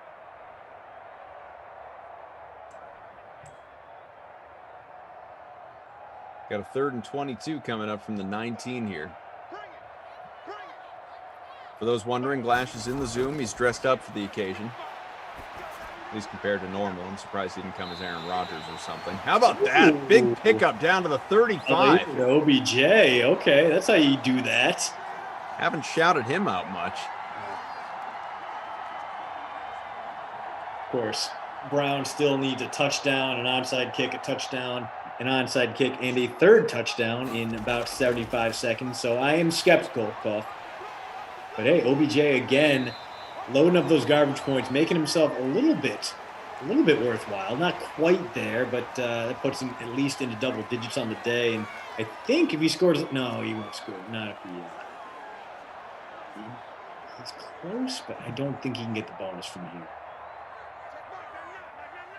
A couple of not so entertaining sims here at 4 and 6, at least in terms of the sims themselves. But that's okay. They can't all be super close, and it gave us more time to expand on all things NFL draft, and especially Aaron Rodgers, where there's just more and more ridiculous news that comes out relating to Aaron Rodgers. I'm loving every second of it. Plenty for the guys to talk about, obviously, when they come up in a little bit. But your awards, sir, let's start to reward the people for their performances, good and bad. Who, and I think I know, but who is your Krusty Koff Award winner here? I mean, I want to say Derrick Henry, but he was so chalky that I don't think I can justify it. Let's go Jonnu Smith, a little less chalky, still had 20 plus in the flex. And respect that. Right, for sure. And then for the babysitter Billy, let's make sure AJ Brown gets mentioned here, because I'm looking at him in my lineup right now, and I'm seeing 0 points, the same amount of points as Rashard Higgins. Although, well, so I guess it becomes a question of like who's the bigger bagel, right? Because AJ Brown is almost twice the price. Yeah. But he's not his own. Oh, really? Yeah, you got Brown at about 38%, 2% in the captain spot. Higgins, 45%, 9% in the captain spot. Wow, interesting. So whose bagel is worse for you, I guess? That's the question. And you also have Baker Mayfield and his 10 points in the flex, and he might not get a chance to throw to the end zone here. But you know what? I just because AJ Brown, I actually expected something from. Like Higgins. If Higgins takes a game off, you understand it because it's Rashard Higgins. Okay, fine. AJ Brown takes a game off, doesn't even register on the scoreboard. That is painful. As this one comes to a merciful end, Derrick Henry runs roughshod. We get a Jonnu Smith touchdown, a Kerry Blasingame touchdown, and 2 from Henry. Titans 28, Browns 7. Player of the game, Jonnu Smith. Babysitter Billy goes to AJ Brown, who had 0.0. Hello, points. So 219 for Mayfield, a touchdown for Tannehill, 174. Some of the notable rushing and receiving numbers very, very quickly. And then, of course, much more coming up that you do not want to miss. Stand by. Continued live coverage on the Dream Stream of all things NFL Draft. And, of course, Aaron Rodgers. 108 for Henry on 21 carries, couple of touchdowns. Chubb and Blasingame, each with touchdowns as well. Those to account for the running backs and as well as for the pass catchers. 8 for 69 for Jonnu with that touchdown, your player of the game. 5 for 87 for OBJ, who came on a little bit late. Those are pretty much the ones to tell you about. Hunt, I guess, 7 for 54. But we are done. Well, at least I am done. I will be back in Simland tomorrow for a couple, probably. Let me look real quick. You can find me at noon and 8 tomorrow. This guy right here, Christian, he is not done. He's got one more with Glash at 6. Hour from now, Rams and Bucks. Glash, the aforementioned, Brendan Glasheen, Reed T. Fowler, those guys are going to be sticking around or coming up, sticking around our Zoom window and coming up for all of you here in just a second to talk all things NFL draft and obviously Aaron Rodgers as well. But before we get to the slate, we're going to give you just a little peek inside what happened at the Sweat earlier today. You want to watch that program, 11 a.m. Eastern, Monday through Friday. Today, talking about which QBs could potentially fall out of the top 10. We say goodbye. We say thank you to Tom and Frangelico and Jordan, CDA, AK, and we'll talk to you again soon. Enjoy the slate. QBs expected to go early are Trevor Lawrence, Zach Wilson, Mac Jones, Trey Lance, Justin Fields. Jules, if one of them were to fall out of the top 10, who would it be and where would they land? Any of them fall out of the top 10, it is going to be a storyline. I think, Fields is the guy that we're hearing the rumors about sliding. He's the lowest over-under now on DK Sportsbook at 7.5. I still think his floor is 9 to Denver, so he's going to stay in the top 10. So I'm going to say whoever San Francisco passes on, the report is that it's either Mac Jones, who's heavily favored, or Lance. Whoever San Francisco passes on at 3 out of those two guys, I would say is the most likely to fall out of the top 10. And if it is Lance, like my mock draft has, I think Mac Jones, who was never considered a top 10 pick all along, would probably be the most likely guy to fall out. Reed, who do you think it's going to be? Yeah, I think it's Mac Jones, right? The only team that's really been tied to him inside this top 10 has been San Francisco. So what Julian is saying is, I agree with that. If they don't pick him, I think he slides. Maybe New England tries to trade up for him, but I doubt that. I think most of these teams in their evaluation of Mac Jones has him in the mid to the later teens where he's probably fit there. I would say if Washington moves up a couple of spots to try and get a quarterback, they're probably eyeing a guy like Mac Jones. So it'll probably be him for me. Steve, who do you think? Yeah, I'll just agree here with Mac Jones. I mean, I have Fields going to the 49ers still, and I thought that Jones was going to end up going to the Broncos. And obviously, after making the move for Bridgewater, it looks like they may not be doing that. But as I said earlier in the show, Adam Schefter said they're still not out of the running for a quarterback. So they still essentially could take Mac Jones in this spot. But of all the guys there, it looks like he could be the one if the 49ers don't end up taking him, because obviously that would create a trickle-down effect, and he could be going in the mid-round, in the first round instead.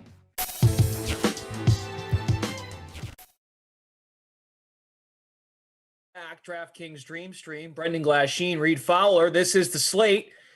We're talking sports. This is what we do on Thursdays between the 5 o'clock and 6 o'clock hour Eastern time. And well, there's some stuff going on here this afternoon. Reed, you were part of the Sweat Show this morning at 11 a.m., and a lot has changed in the last 6 hours. What stands out to you, my friend?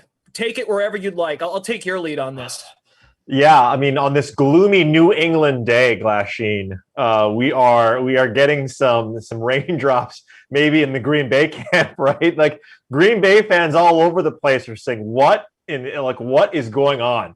And we kind of saw this coming too, right? He mentioned the draft last year, right, with Jordan Love. Of course, he's not going to love that, but he still prevailed. Kind of had a different mindset throughout the entire season. Played very well, but just they kind of lost steam towards the end there. And then his words after, right, was like, I can't guarantee that I'm going to be here. I want to be here for the rest of my career, but I can't guarantee anything.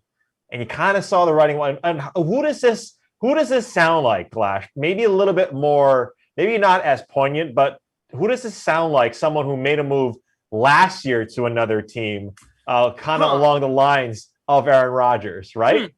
Sounds a little bit like someone, right? I don't know. I just can't do it. And I think that guy that you're talking about, he actually might have beat him in the NFC Championship game. So that's what happens when you lose to Tommy in the title game. It makes you think dark thoughts. Right. Whew, what a shame. So, 37 years old. I mean, Brady was 39 when he left, 38, however old he is now, 40. 41, when he left New England, it was only he was 42, 41. 42. 41. Okay, yeah. So he's got TB's got a couple more years maybe, and so does Aaron Rodgers. Aaron Rodgers probably has. I know he wants to play for the next 4 or 5 years, but he's probably got 2 or 3 more years. And so teams like the Raiders, like the Broncos, the Niners have already tried to offer up everything except for that number 3 pick. Mm-hmm. And the Packers said no. The Packers have come out like they should have and said, we're not trading him. It doesn't matter, right? It doesn't matter if that's what they want. They might have to at the end of the day. And if you're the Raiders or the Broncos, I don't know why the Broncos aren't just giving them everything, essentially the keys to Mile High, and say, take everything. We need a quarterback. This is the best thing that we're going to get since Elway. Why not give up everything to get Aaron Rodgers in there? I personally would not like to see it just because I'm a Raiders fan, but that kind of makes the most sense, right? Hey, the Raiders would have to give up a little bit more, right? Because they are at what, 17? 17 or 18. 17 or 18. And then of course Denver is in the top 10. Those are the three teams that did come through from Pro Football Talk from an unimpeachable source as of last night. Aaron Rodgers wish list, Niners, Broncos, Raiders. He wanted the Packers to take the Niners offer. Next move by Rodgers is TBD. That from Pro Football Talk. This all started with Adam Schefter's report. Reigning MVP Aaron Rodgers so disgruntled with the Packers that he has told some within the organization that he does not want to return to the team. Jay Glazer adds, I think it's more than a contract. I think he's pretty strongly convinced, convicted, that he doesn't want to go back to the Packers. Now, of course, the timing of this, the more you think about it, Reed, makes a ton of sense. He wanted this to get out there today. Oh, yeah. Everyone's paying attention. Oh, yeah. He's this is not his first rodeo. This guy is playing 4D chess. I love it. I absolutely love it. And he wants chaos. He's like that Elmo meme. He just wants chaos, and rightfully so, right? What has Green Bay done for him?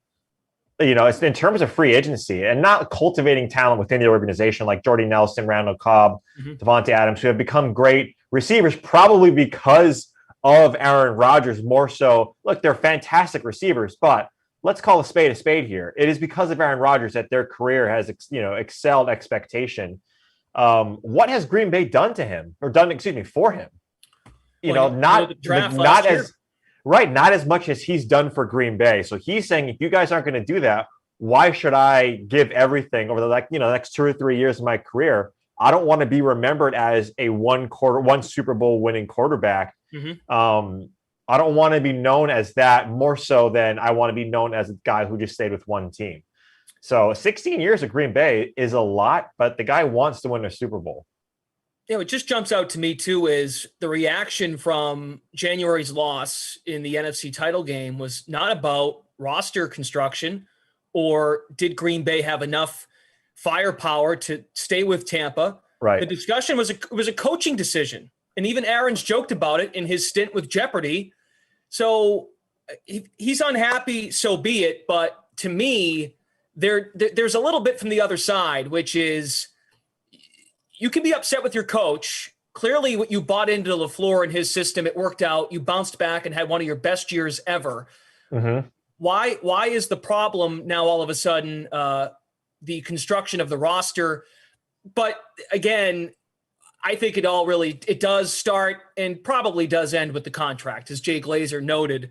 I think the contract, this is a contract decision. And there have been reports now leaking here in the last hour or so from all over the place that there were talks of an extension. The talks were not going well. And now he's just putting his arms up and he's telling, apparently, according to Schefter, he's telling folks inside the organization that he's not going to play. He's going to sit out. And it relates to tonight because San Francisco's sitting there at 3 and you start to wonder, maybe this is why all of a sudden Trey Lance is the favorite to go at 3, because maybe Green Bay ends up being the team with Trey Lance and that number 3 pick goes to the San Francisco 49ers. Goes to the Green Bay Packers, and the Niners end up getting Aaron Rodgers. I don't know, but apparently that's out of the mix now, according to Pro Football Talk. So we can stay on Aaron Rodgers. It certainly throws a wrinkle. Tim Tebow apparently wants to play tight end again in the NFL. So Emerson Latzia, sorry, you will not be getting a draft. You won't be getting a training camp invite this year to play tight end. Tim Tebow has hopped over you, sir. Oh, yeah. Those are the two that I was really trying to figure out and going back and forth and vacillating on. Who should I draft? Emerson Latzia, his 2 catches per game for 8 yards, or Tim Tebow, a physical specimen. That's an extreme athlete. Yeah. Hey, look, Aaron Rodgers, sure. I think Aaron Rodgers, that's a great story. But this day is about, and this is what I've tried to say as much as possible, is we go over these players, these kids, right? And we nitpick everything that they do. This is probably the best day of their life, right? They're on the eve of the best moment of their lives up to date. And I think that's such a cool experience when you take a look at that and these kids that are having a dream realized. I think that needs to be said, that this is a moment that a lot of these kids probably dreamt of when they were first starting to play football. So that's exciting. It's exciting to talk about where these guys are going to go. it's probably for me more exciting to then have these guys in their organizations and then see how is it going to play out, especially for fantasy. But before that, Clash, there are some bets out there that on the DK Sportsbook that look pretty tantalizing. May I just add before we dive in, the Tater Hater is in the chat and says he has a couple of questions. Number one, do you think it's safe to put NFC North futures on all the non-Rodgers infested teams? That is now off the sports book. It is not there. If you go to division winners, NFC North is off the table. I was going to say, if you can get it, run to the sports book, right? Run to the cash, place that bet as soon as possible. Who would you run to though? Which team? Which team's the favorite at that point? Yeah, that's a good question. I mean, the Packers had such a stronghold on that. I would say probably Minnesota, but God, I mean, the Bears. Well, the Bears maybe the Bears because not even them, right? Their defense. Yeah, I don't know. I think Minnesota by default would have to be that. Look, Minnesota had a solid season last year. They just had a ton of injuries on defense, right? And that pass defense was bad. And then the scheduling, right? Minnesota had a couple of games, maybe a few weeks that they played back to back, and it was a big travel or a poor travel route. I think it was. I'm probably not remembering it correctly, but. I think Minnesota, 7-9, they finished. If Rodgers is not there, oh God. I mean, what's the over-under on the Packers winning if Jordan Love is right? And then on top of that, Glash, where do you draft Devontae Adams next year's fantasy draft and redraft? Wow. Right? Like, what do you do with Devontae Adams? It's going to throw a wrinkle into the Reed T's top 10 at every position. Oh, man. About a year ago now. We're coming up on that when I was giving you a bunch of crap for Josh Allen, and look what happened. Stuck it to me. Fancy that. So we can dive into these props. You teased it there a moment ago, and please drop in some questions, drop in your thoughts, and we will read them on YouTube and Twitch. We're with you probably for the next 30 minutes or so. We'll have the late slate, me and Christian, to start at 6 o'clock, Rams and Buccaneers from Madden Streams. What is a prop you'd like to start on, and something the people should consider if they are in a sportsbook legal state that they should think about? Yeah, this is the number 3 overall is probably like the most tantalizing, right? Like you mentioned it, I think you might have tweeted it out, Glash. You do so many things on social media. I don't know which is which. I don't know up is down, left is right, TikTok. I don't know where I'm supposed to follow you for the accurate stuff, but like Trey Lance is at minus 200. Here, this has gone back and forth. If Lance is set at number 3, I think that does change a ton of things moving down the board, right? If Lance was someone that the Falcons maybe wanted to go after, if it wasn't Pitts, if Denver wanted to try and move up to Atlanta spot and get Trey Lance, I think a lot of things pan out very differently if Trey Lance is there, and so. This is probably the one that I'm not going to bet, but I'm going to use to look at some of these other guys, like who's supposed to be number 4, 5, and 6 overall. I think getting a quarterback like Justin Fields, if he goes to the Carolina Panthers, who I believe are at number 8, that's something that you're probably not thinking about, right? Every mock draft out there has Rashawn Slater going there, maybe Penny Sewell for whatever reason, maybe a team moves up, like the Chargers, for instance, Glash. If those two guys start to drift down an offensive tackle, the Chargers might move up and try and get one of these guys. This is where, I thought Justin Fields, for me, he's my second best quarterback. I had him mocked at San Francisco. That's probably not going to happen. And if that's the case, then I'd see Justin Fields at that number 8 overall pick. I also do think, and I know you don't agree, or neither does Julian or anybody in New England, that the Patriots are going to move up into the top 10. If it does happen, I do think it's this guy right here at number 8. Carolina, you can move back because this offensive line class is strong. It's deep. And if that's the case, you can move back to 15 and still get a top 3 or 4 offensive linemen and get picks, right? And get more draft equity. So Justin Fields at number 8 overall, I think, is something that, like, Detroit, I don't think is going to move out. I think they want to get the receiver, whether it's Devonta Smith or the Jalen Waddle. Jamar Chase, I don't think he's going to fall. I do think they want to stay in that spot. So I do think Carolina, if they can get more, right, they need a lot of help. Carolina needs cornerback. defensive back. They need offensive line. They need a ton of help. I think Carolina is the one spot to take a look at. And Justin Fields, with Teddy Bridgewater gone, I think at plus 1,000 is enticing right there, because a lot of people have Fields going way before this. Shout out to Ross Tucker, the big boy special on the DraftKings Sportsbook. He's got, let me see, 1, 2, 3, 4, 5 offensive linemen going in the first round. So Sewell, Slater, Darisaw, Vera Tucker, and Dickerson, all to be drafted in the first round. That's been boosted to plus 150. It was originally plus 110. Yeah, and not Ross Tucker's doing the big boy favors. Yeah. And if you take a look at, the position total here, right? I think total, where is it? Offensive players, safeties, offensive tight ends. Here it is. Over 5.5 on the DK Sportsbook is minus 400. So, right, could there be a sixth? Probably not. I think the one position, Glash, where we could see, and this is a way off the board. This is my hot take that we didn't have too much time to talk about in the sweat because we were running a little heavy, is quarterbacks to be drafted in the first round. Yes. How about six or more, Glash? Like this one is interesting to me. And like, I want to say, like, I don't know. What are your thoughts on Mac Jones? Well, with the news coming out here on Trey Lance, and when I say news, I mean all of these books are moving towards Lance being the favorite at 3. Mac Jones could potentially go to Denver. Yep. I think maybe to compete, because now I'm hearing. I've read from people that actually do the reporting. I am not getting any intel. I should clarify when I say I'm hearing, but Drew Lock could be someone they move on from. Teddy Bridgewater becomes a bridge quarterback, no pun intended, and then it's Mac Jones that falls to potentially 9. Well, when you ask me what my thoughts are on him, here I am. I hate when I do this. I'm pulling a Kaufman. I'm going to ask a question after you asking me a question.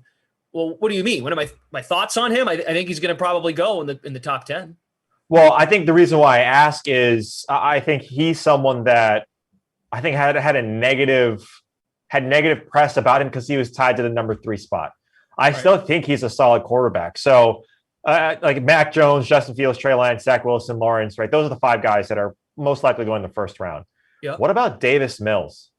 Davis Mills right now from Stanford is 6. I think he's 6'4", 6'5", 220.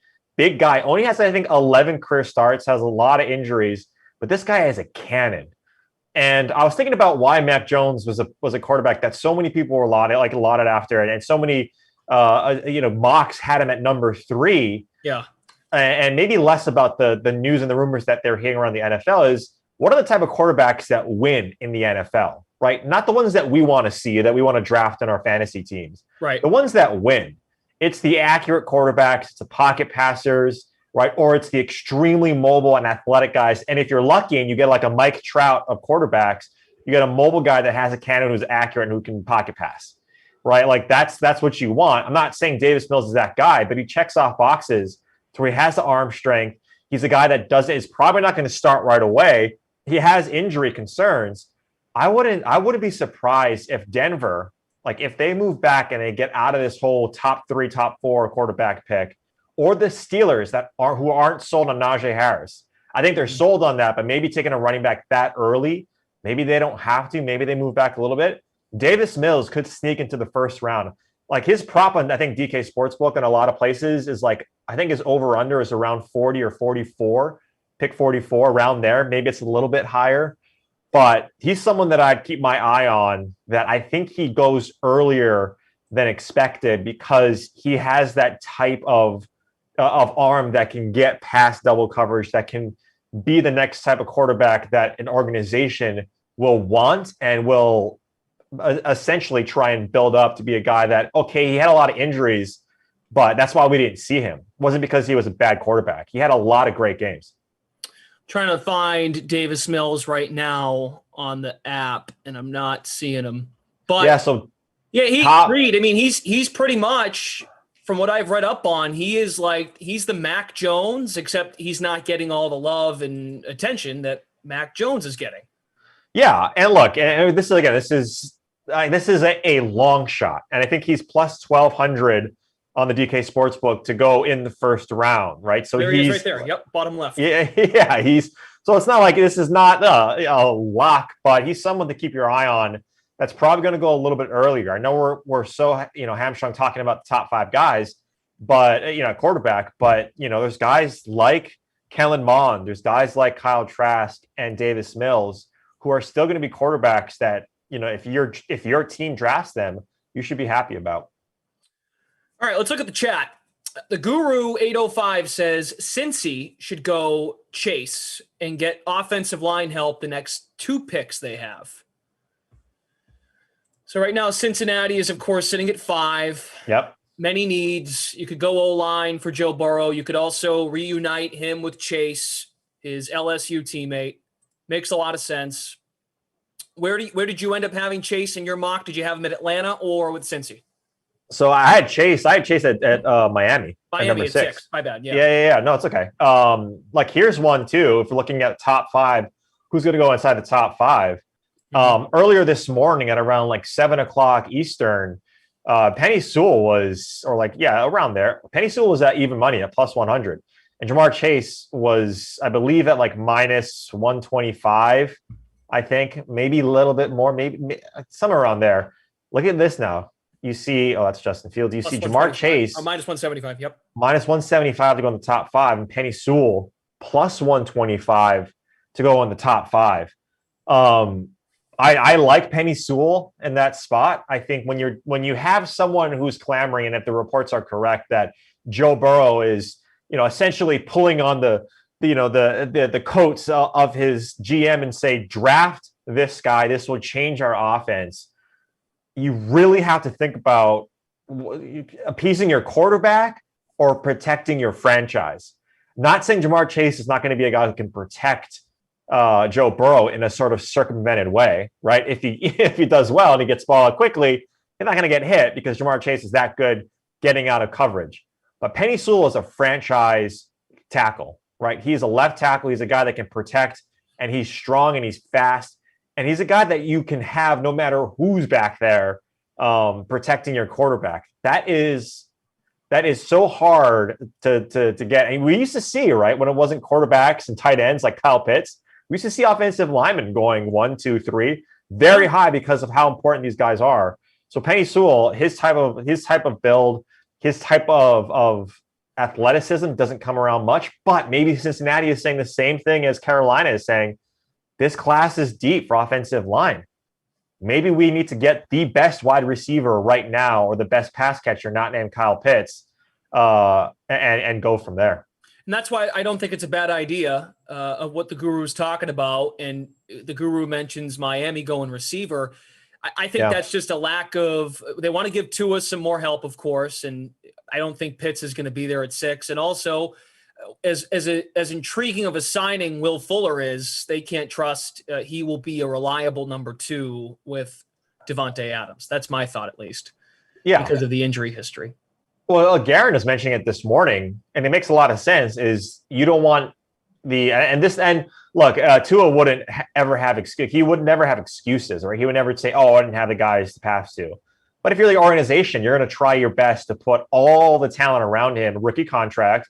Rookie quarterback. He's finally healthy by all reports. And so you're going to want to put everything around him to succeed. What would be interesting, though, Glash, is what if Kyle Pitts what if Atlanta goes quarterback and now you're Cincinnati, Miami, and it's Kyle Pitts, Jamar Chase? Then if you're Miami, you're like, beautiful. We'll just pick the one that you guys don't pick. That's not out of the question, but I'd be hard pressed to think that Atlanta doesn't go Kyle Pitts. But if that were the case, what would you rather go? I think for me personally, even with Gesicki, I would go with Kyle Pitts. I think he's a transcendent talent. So I'll be excited to see what the three position on is really going to be exciting to see how it pans out, because it could change a ton. It has a ripple effect on to so many different organizations on what the San Francisco 49ers are going to do. And that's why it was so great that they got that spot. It was smart for the 49ers to get that number 3 spot. See you guys on Twitch as well. Piercy and first time playing Fortnite.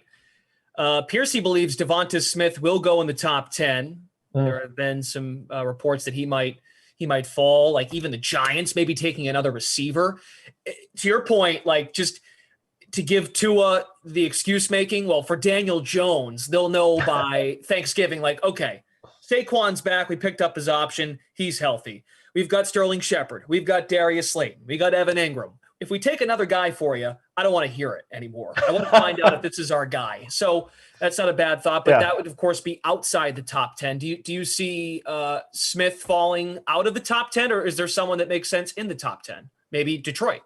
Yeah, I would say Detroit. If they don't trade out of that spot, I don't think they do. I think in my mock I had Devonta Smith going to Detroit, and the reason being is I think Jalen Waddle. And this is what the Raiders did last year. This is what the Raiders do every single year. Darius Hayward-Bay and Henry Ruggs. Speed is always a need, right? Like that is always a need in the NFL. And you get so enamored by it that Jalen Waddle becomes someone that you can think, well, we've seen this before, especially from Alabama. We've seen two Alabama receivers come out that have different styles of game. And then the faster one, right, who has this unbelievable speed, which Jalen Waddle does, go first in Henry Ruggs. Now, the whole size thing with Devonta Smith, I don't really buy because Jalen Waddle is only, 10, 15 pounds heavier than he is. So, like, okay, yeah, if Jalen Waddle gets hit over the middle by a safety, then he and Devonta Smith should have the same amount of impact velocity to them. Like an injury risk is something that's going to happen to every single, or is something that every NFL player has inherently. But Smith is a number one receiver. He's a football player. He's a guy that loves the game. You hear that all the time, right? Michael Thomas loves the game. He was hanging on Drew Brees' coat, like his shoulder pads in day one. And look, Michael Thomas is a different receiver than Devonta Smith. But boy, when you watch Smith, his route running is so precise. He gets separation very easily at the top of his routes. And if that's the case, no one's going to be able to get him. Like they're saying that his route running is as pure as guys that have 5-10 years in the NFL, that he has a type of game-breaking ability like Julio Jones. Not the same build, clearly not the same size, but I would go Smith inside the top 10. I think he's a game breaker. He's my second wide receiver off the board after Jamar Chase. Based on the favorites right now on the DK Sportsbook, if you go right through the odds, the way they play out and the way they display, he would not be in the top 10. It would actually be Detroit at 7, getting Jalen Waddle. Chase would go 5th to Cincinnati. Sewell at 6 to Miami. Wait a minute. 7. Yeah, okay, that makes sense. Carolina would get Slater at 8. Got it. Okay, and Waddle to Detroit at 7. Let's see. First time playing Fortnite says, who is the first defensive player drafted? Horn, Parsons, Surtain, or Fairley? I have Surtain going first. Unless, again, someone comes into the top 10 and really likes J.C. Horn. I don't think he goes that high. I think Patrick Surtain to Dallas. If Dallas stays put at number 10, if they don't trade out to New England or anything of that nature, I do think Surtain goes to Dallas. And look, Surtain is not saying I'm only going to Dallas, right? There's a lot of teams that need cornerback. Like I mentioned, Carolina needs quarterback. So, and if they have, a fascination with someone other than Surtain, I think that's the case. I do think that Micah Parsons has some off the field issues that a lot of teams are a little bit worried about, which again, that has to be penned out throughout the draft night and then for weeks and years and days to come. But I think Patrick Surtain at number 10 just fits right now. He's my first defensive player off the board.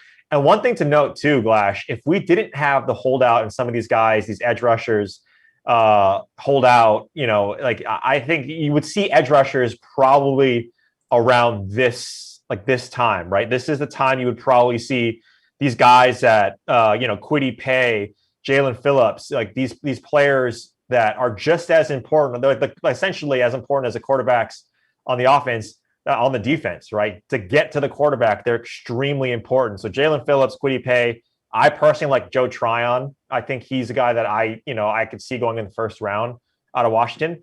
But he and Phillips both held out. They didn't play last year. So that's why they're sliding a little bit further down. But Surtain, I think, is a guy to Dallas, the first defensive player off the board. And I'm seeing pick by position on the sports book. If you go to cornerback, Surtain is at -175. Yep. JC Horn plus 100, Newsom at plus 2,500, and then there's Farley at $3,300. And looking at linebacker, yeah, Parsons is minus 500. I can't seem to find any odds on, and you probably would have a better understanding than I would, on just the first defensive player to go. Yeah, let me see here. I think where was that? Position totals, draft position. I feel like draft. There's so much to choose from. It's so there juicy. is. I've looked at these things a million times, Clash, and so I'll find it. I all good.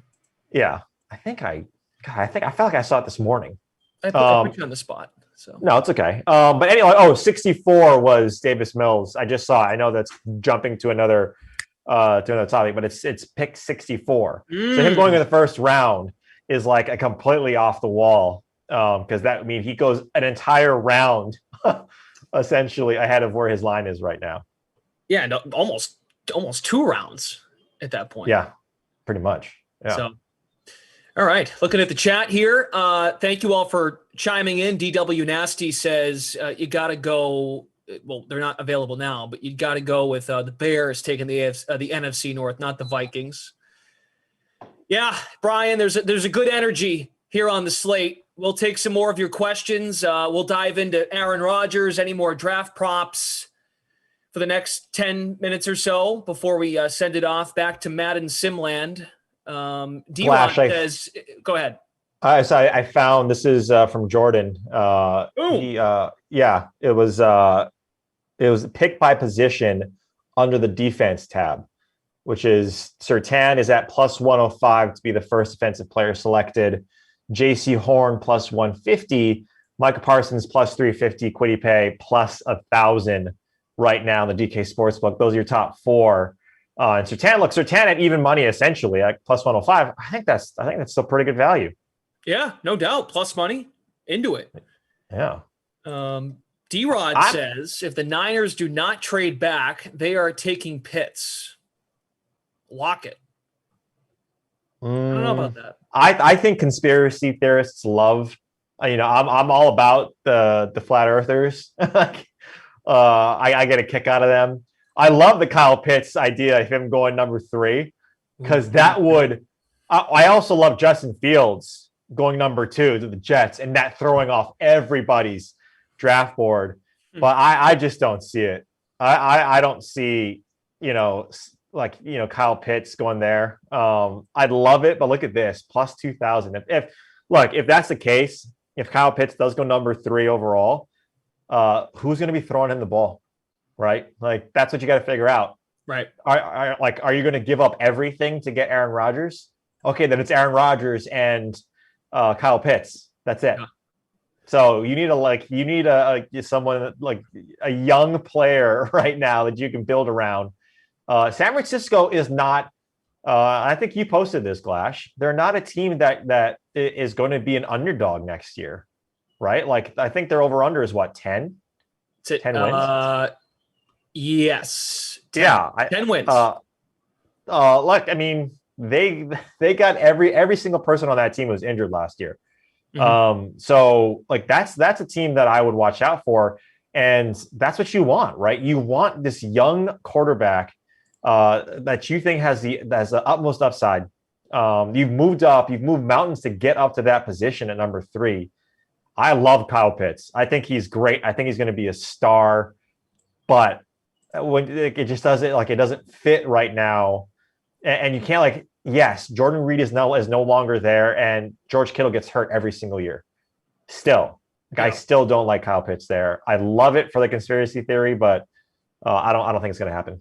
Trey Lance is the favorite right now to go at number 3. You brought up win totals, and this is I thought we knew what the first 3 picks are going to be, but of course everything's changing, and we're letting the rumors get to us as the draft nears. We're less than 3 hours away. How much are you looking at team futures right now? Because as you know, not much is going to change in terms of fantasy and roster construction. We pretty much know, with the exception of a few teams, what these teams are going to be made of in terms of impact players from the get-go. Like you said, right? We might get a receiver drafted in the 3rd round, and he might come to light in week 3 of by the end of September. We're like, ooh, got to pick that guy up off the waiver wire. But I'm just strictly talking sportsbook and looking at some of these win totals. Are there any right now that you think are worth jumping on because you pretty much have a sense of what these teams are going to look like? No. Before they change, I'm saying, with the draft. Yeah, like, look, Carolina minus like under 7. I think right now, right, this is all conjecture because, yes, we know the teams and the players, but we don't know the schedule. Like, we have no idea what the schedule is, the strength of schedule. I'd rather wait until that comes out and then, have the market react really quickly to the schedule and then kind of let the dust settle and then go from there, right? I kind of want to see how that pans out. And look, injuries in the preseason, Glash, we're not going to have OTAs. We're not going to have any of things of that ilk anymore, right? These guys are skipping voluntary workouts. Like, injuries are always a concern. It's fair. It was a concern in the preseason. We still see a lot of these injuries in the preseason happen, but then we also see them happen in the first 3 or 4 games. Like I mentioned, look what happened to San Francisco. They lost like their stud defensive linemen. They lost, all of their cornerbacks, all of their receivers, all of their running backs, all of their quarterbacks in a span of like 5 weeks. So like you kind of want to let the dust settle a little bit on this stuff. And then when you kind of see how things are panning out, but like week 1, I love betting these futures after week 1 because then everyone overreacts. Everyone is so like feverish and there's so much frothiness because football is back. That's when I like taking these futures. Yeah. Because there's an overreaction to the market right away. Like you see like Cleveland comes out or preseason Cleveland, a Super Bowl plus 1,200 and then gets steamrolled by Tennessee in the first week. That's the kind of stuff I love betting. This says Calf. We'll just call this username Calf on Twitch. Where you see Devontae going, I might be talking Devonta Smith. The chat on Twitch likes to talk Devonta Smith. Reed believes the Lions are in play. The Lions, I mean, I wouldn't be against the Lions taking a quarterback but then again, you're just not giving Jared Goff any shot. You got to give him something. He also could use people have to be reminded that Jared Goff, not only was he getting, right before that 15-second count, he was getting all the answers to the test from his head coach in LA. Not only that from Sean McVay, but he also had Andrew Whitworth at left tackle who was protecting him for dear life. They got to give this guy something, more so offensive line help, in my opinion, than a wide receiver. Yeah. Yeah, and that's the thing too, Glash. If and that's why I think the Chargers, there's a chance we see him move up. I don't think they're going to move up in front of Detroit. But if Penny Sewell and Slater are still there after Miami, which if Cincinnati doesn't take an offensive line, there's a good chance that both of those guys are still there at 7 and 8. Watch the Chargers potentially move up to get an offensive lineman to protect Justin Herbert. And if you're Detroit, I fully buy that as well, right? Is you got to protect your quarterback. It doesn't matter about Jared Goff because if he's gone at some point, you still need to protect the guy who's supposed to come in, right? So that's why I love offensive linemen picking them because it's just a smart organizational move. And yeah, if again 3, 4, and 5, I think we know right like what Miami wants to do in a skill player. But 3, 4, and 5, how that pans out, and if something crazy happens at number 2, which I don't think does, but 3, 4, and 5, it's going to change how we're going to see 7 through probably 15 to 18 and how those draft picks go. I feel pretty good about 1 through 6. Yeah. In terms of, I think San Fran's going quarterback. They're going to take Trey Lance, or maybe it's Fields. Mac Jones, look, of course, Mac Jones is now falling down. There's a chance Mac Jones could be there at 9 to Denver, or he could go, even New England. Yeah. 15 potentially. They would welcome that with open arms, right? Like I know the Patriot, like the Patriot mob does not want Mac Jones, but I'm a fair host. It's 5:45, and this is the first time we're talking about the Patriots on this show. I am a fair host. I talk about everybody. Continue. Yeah. No, like the Patriots organization and Bill Belichick would love Mac Jones at 15, right? They don't have to do anything. They don't have to give anything up. The wide receiver class is deep. Maybe they try to move up after that, after they get their quarterback. They didn't have to fool around and give away draft picks in the future.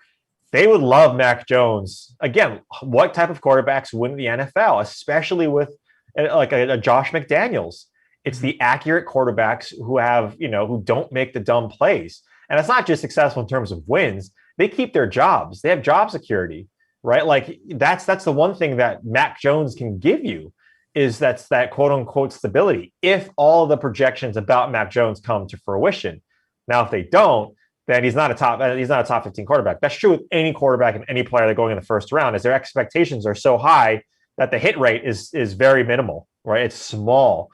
So yeah, I think Mac Jones, I don't think he's going to number 3 over anymore. And no one from 4 to 14, unless a team tries to jump up and get him, have really had ties to Mac Jones. Right now, it looks like the favorite, there are 2 teams that are the favorites to draft a quarterback. So the Patriots are favored to draft Fields at plus 300. And then if you scroll all the way to Mac Jones, it's actually a tie between New England and San Francisco at plus 150. And then Denver comes in at plus 400. I think he fits best in Denver, to be honest. Right? Like you have a strong defense.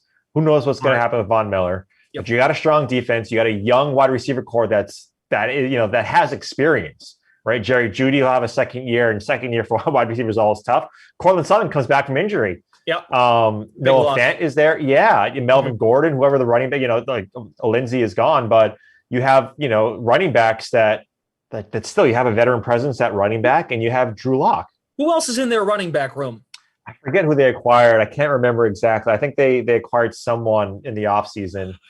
But I can't think of it right now. But I think Denver makes the most sense for Mac Jones, right? An accurate quarterback, a pocket passer. He doesn't have to do too much. He doesn't have to be the guy. He has other guys around him. But like that's I think one of the Raiders. I think one of the Raiders running backs with Denver, right? Rashard? But I think I can't remember. But Denver, I think fits. Mac Jones to Denver fits. Here we go. I don't think they go. Melvin Gordon, Royce Freeman. That's their depth chart right now. Mike Boone. Oh, really? Mm-hmm. Well, it was Mike Boone. That's okay. Right. All right. Speaking of your Raiders, I know I dropped in that report. That's how we started the slate today. We're talking draft. We started talking Rodgers. So if you want Rodgers talk, scroll back and check it out. Getting Reed all excited about the Raiders. The Twitch chat shares the same hopes as you. Who said it? Someone said it in here. Simon Slay, Rodgers to the Raiders, my prediction. Yeah, I mean, like it makes it right. Like the Raiders have to move stuff around. They don't have a ton of cap space, I don't think. But boy, wouldn't you love to go to Vegas Clash and go to a Raiders game in that newly minted stadium and see number 12 cutting it up, right? Especially if they're playing your team. I would argue that's where you're like, if you have to choose, right, to go to your team, in an away game, wouldn't it be the Raiders, right? Wouldn't you, like, if your team was playing away and you wanted to travel and watch your team? I would assume that, or I would guess that the one spot that you'd want to go to is Las Vegas. So yeah, it makes a lot of sense for him to end up there. And John Gruden, they've always had a connection, right? Gruden and Rodgers, and that's like Gruden would let Rodgers do his thing. Oh yeah, absolutely. He'll push him around. Oh, and like that Darren Waller would be, I think he'd be unstoppable. But I don't want to get too ahead of myself, because usually what happens on draft day for the Raiders is we select like a fullback in the first round, or the 17th safety on everyone's mock draft in the first round. So I'm not necessarily holding my breath for the Raiders and who they're going to pick up or making the right decision, because more times than not it doesn't work out. But I love my Raiders still. First time playing Fortnite on Twitch. Right now I see Jose Borregales, the favorite to be the first special teams player taken off the board in this weekend's draft at plus 225. He is asking who you feel might be the first kicker. He said place kicker, and that is the man right now. There's not a separate kicking tab. It's just special teams. And you got to roll the R. You got to roll the R. Glash. Do it. No, I can't do it. on. Borregales. There we Oh, go. very That's pretty good. nice. Someone- Jose from Miami. Yeah, like again, like this is not. I'm not going to sit here and say I break down place kickers. Okay. But at the same time, we've seen a lot of great place kickers come out of Florida, the state of Florida, or projected to be solid. So again, if you're serious on that, yeah, go with Jose. All right, cool. Let's get to a couple more questions before we wrap it up. Reed Tees, did you know? Very, very impressed with the rolling of the R. That was well done. Yeah. Undisputed. I'm praying as a Denver fan that we don't take Jones. Okay. Derwin says Justin Fields is going at number 7. I'd love to see Detroit take a quarterback. But yeah, I mean, it's not out of the question, right? Like it's definitely not out of the question. You know, It's just they don't need it.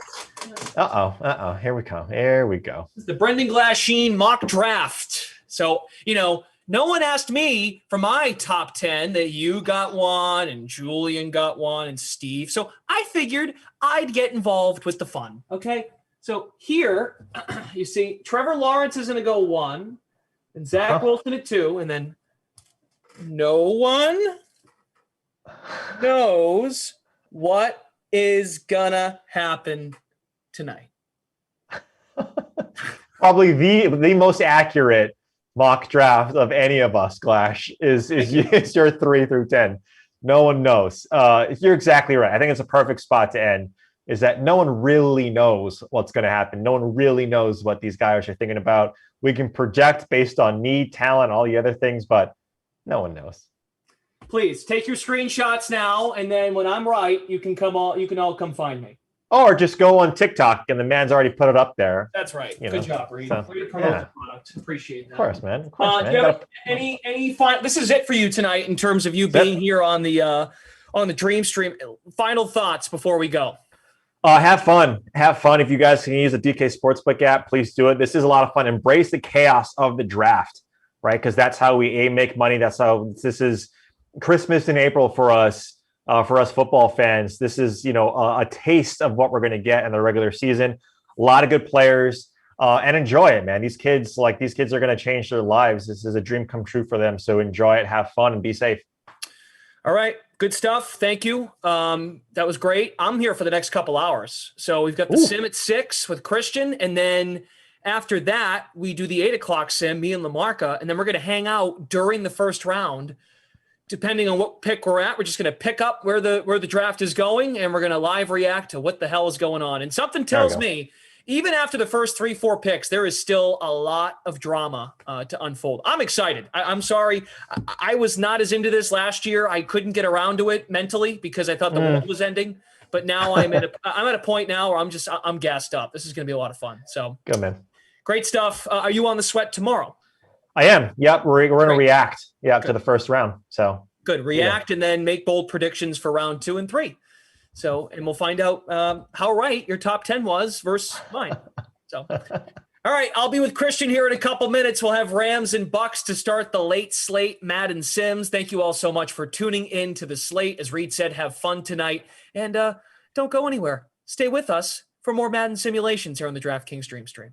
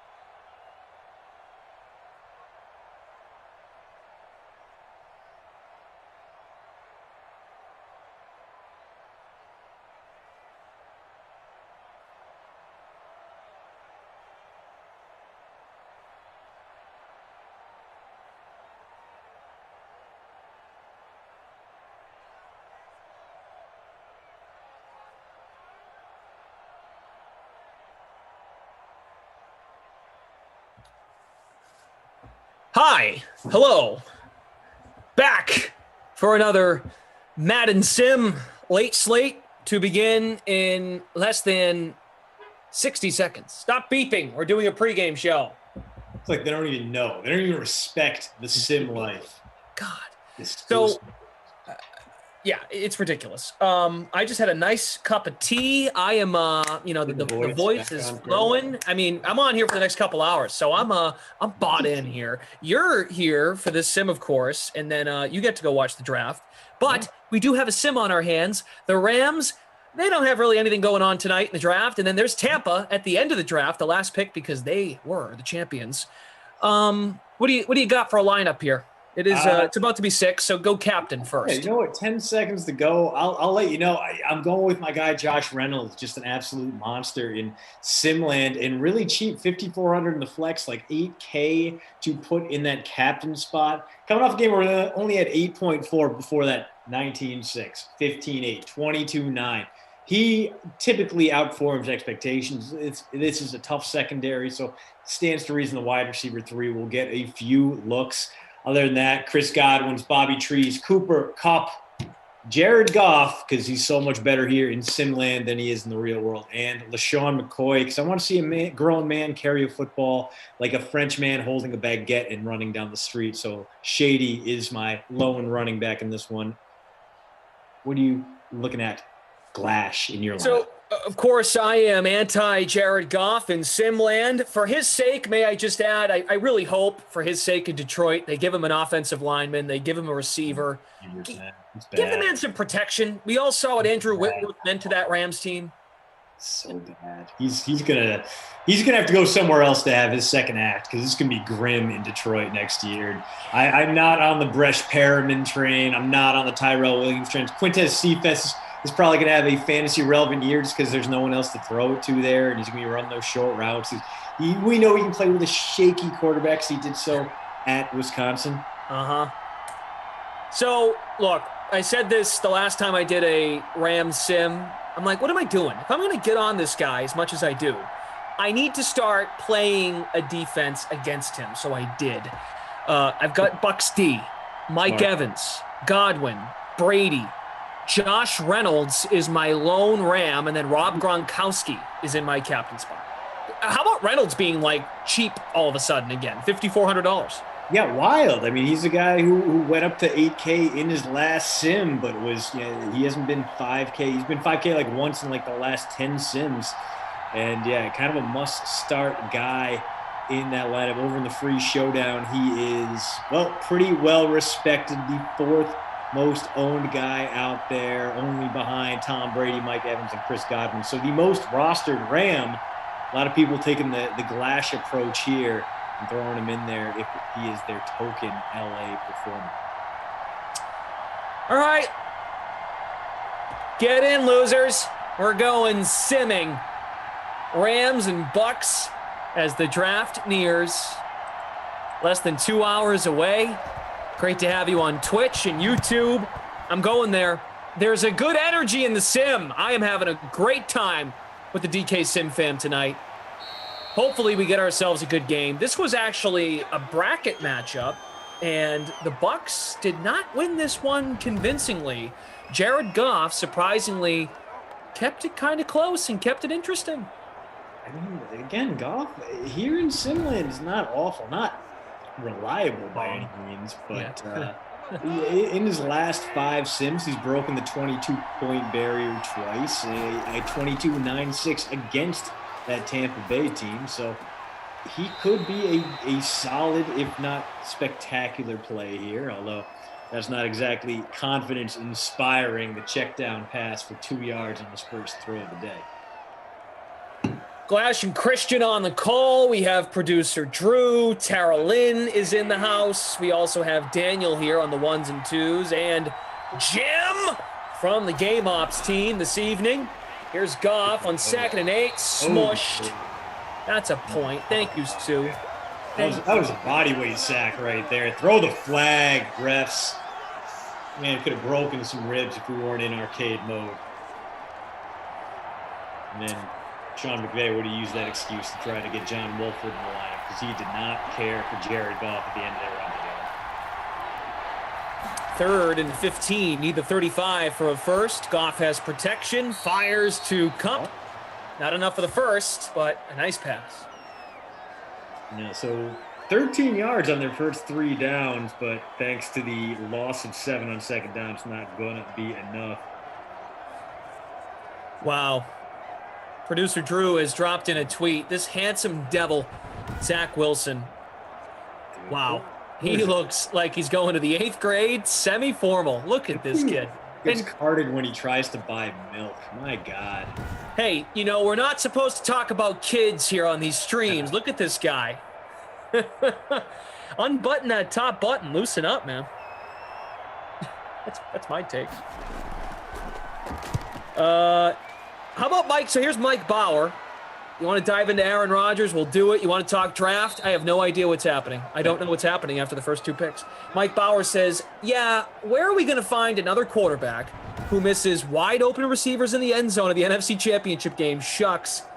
GTFO. We cannot say what those words are on the air. Rodgers? Listen, man, if you're one of the Packers fans that are like, all right, fine, I've had enough of this guy, get the hell out, that's fine. You're entitled to that opinion. It's just you are immediately forfeiting 5 or 6 wins per season until you get a guy to come in. And listen, I've seen the reports that Aaron Donald does a very Aaron Donald thing and makes the first play of the day for the Rams defense a loss of 7. Just Jordan Love is getting the rave reviews. He's, they like what they've seen from him in practice, but I don't think he's going to be a worthy successor for Aaron Rodgers. This is a guy who came into the draft after a down season at Utah State. And yes, he did not have a great supporting cast there, but you'd think he would have been able to do more against Mountain West defense. I'm not sold on Jordan Love. And I think if you're the Packers, there's no way you are going to get anywhere near equal value for Aaron Rodgers on the trade market, even though he's 37, even though he's very, very highly paid. Other teams are going to be very happy to take him off your hands, but they're not going to overpay for him. And even if they do, you're not going to replace that kind of production in 1 year. So this is a win now roster. Keep it in the hands of the guy who can get you there. And then if you have to bottom out and rebuild and reset, you do that later when Rodgers is 40 and you can ship his disgruntled butt elsewhere. Disgruntled butt. That's a nice way to describe him. You know what? But you know what starts to bother me? Of course, and you and Koff might have discussed this at the 4 o'clock, but we know, everyone understands, right? Like now that it's out, of course, it's easy to say this now, but it's not that surprising, right, Christian, that this got out today because of the day and what the day means, and everyone's paying attention. Yeah, and the timing of it, the Rodgers reports came in right after we heard from the Niners saying they made that call to Green Bay, and Green Bay didn't really listen. They're like, okay, cool. A few teams did that beforehand, just doing their due diligence, seeing if they could pry Aaron Rodgers loose. And then I think Rodgers camp realized they had a little momentum there.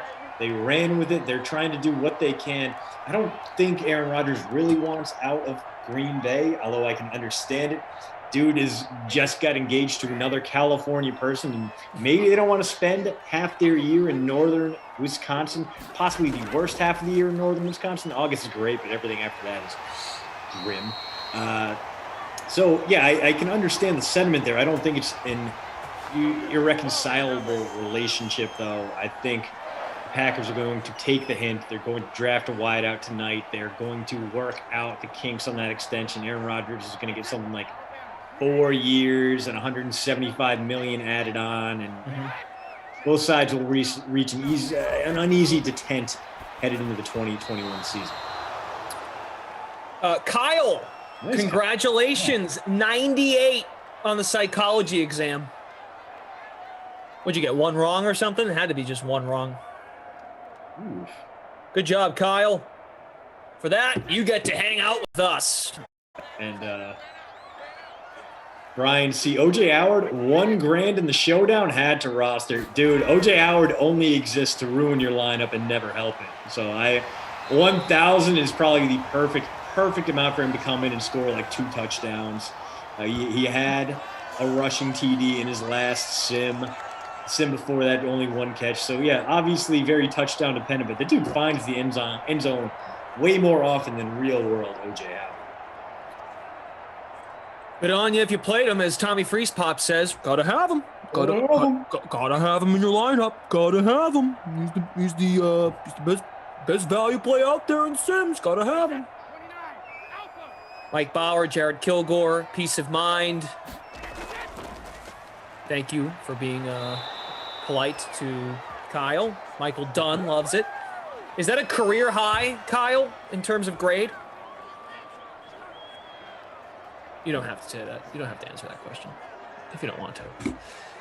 Smash Lanta, hello. Smash Lanta, the like button, please. Twitch fan talking NBA right now. Yeah. Who is Scotty Too Hottie in NBA? I'm intrigued. Also intrigued by we got a fake punt. Go, baby! Oh, wide. Oh, he dropped it! Oh, no. What a disaster. That was a perfect play. How did he drop that? Oh, Bruce Arians must be fuming right now. He called the perfect play there. The pass was dead on. It looked like it dropped into the up man's hands. He took 2 steps. He must have been bobbling it the whole. Unreal. What a terrible harbinger of things to come. Oh. You ruined everything.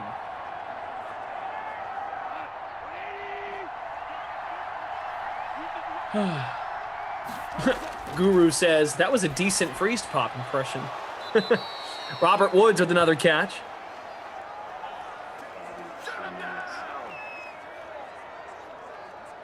So, in terms of what we got going on tonight, we will have this sim, and then the draft does start at 8, just like our 8 p.m. Madden sim. The Falcons and the Chargers. Reed Fowler very much for the Chargers moving up for offensive line help. There's Henderson, and of course the Falcons. The name of the free roll is "Show Me Your Pits, Atlanta." Because I think that's he's going to 4. I feel pretty good about the top 6. I do.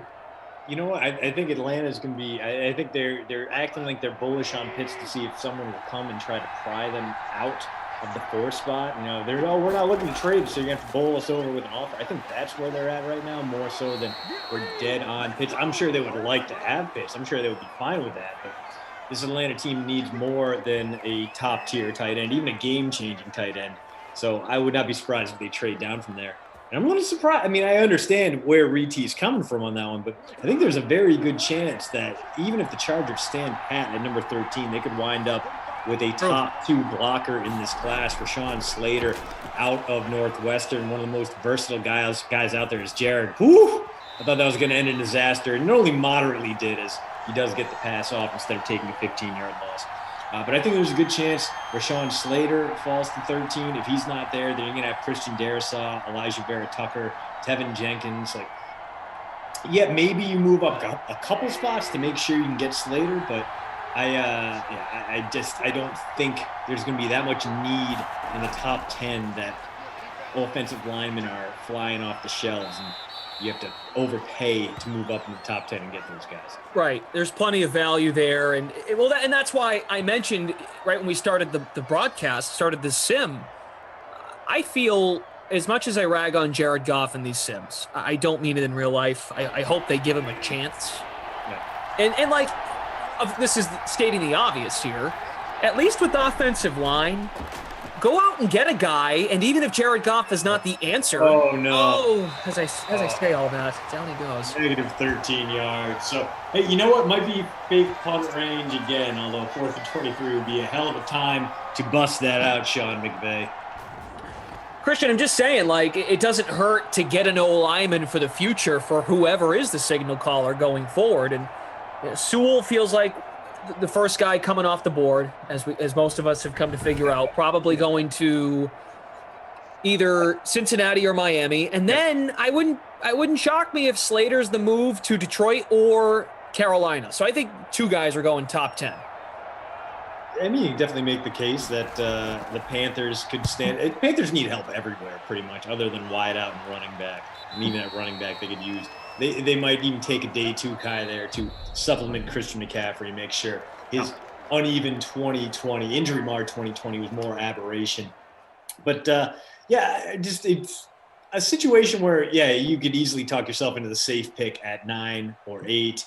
But those are two teams that kind of need home run hits. The Panthers, they are very apt to trade back from there, and I think you're going to get someone trading up, taking the number 8 pick off their hands for a quarterback. At 9, you have the Broncos in the market for a quarterback, maybe looking to punch up that defense a little bit more. Who knows what they're going to do there. So I do think Slater's obviously the number 2 guy in that offensive lineup. You can put him at guard, you can put him at tackle. He's got the size, he's got the athleticism, and unlike Sewell, he played last season, so we know he's got all those skills right there. The question is, how much is too much to pay if you're the Chargers, and you still need to flesh out your depth elsewhere. So, the Jeremiah B. If Atlanta doesn't take Pitts, what are the odds of Dallas moving up to take him? I'm trying to find the draft capital for the Dallas Cowboys the next couple of years. I don't think they have any extra first-round picks in the next few years. Right? Like, they're going to draft at 10 this year, and I'm looking forward now. They've got multiple fifth-round picks. Yeah. They've got multiple sixth-round picks in this year's draft. They have a couple of seventh-round picks in 2022. So 2/3, 2/4 this year. I mean, they're going to have to pretty much empty the tank to move up to 4 and get Pitts. Yeah. If Jerry Jones just wants to steal the storylines for a day, I still think with everything that's going down today, Jerry Jones moving up to number 4 to take Kyle Pitts might be still like the 5th most interesting thing tonight. Cool. We haven't even talked about Tim Tebow getting a tryout at tight end. Yeah. God. Okay. Sure. Well, I saw, Twitter was fast and furious today, but I saw something you had. It was brief, and I just read right through it. What the hell was it? It was something about Tebow. What did you say? I'm gonna find it right now. Oh,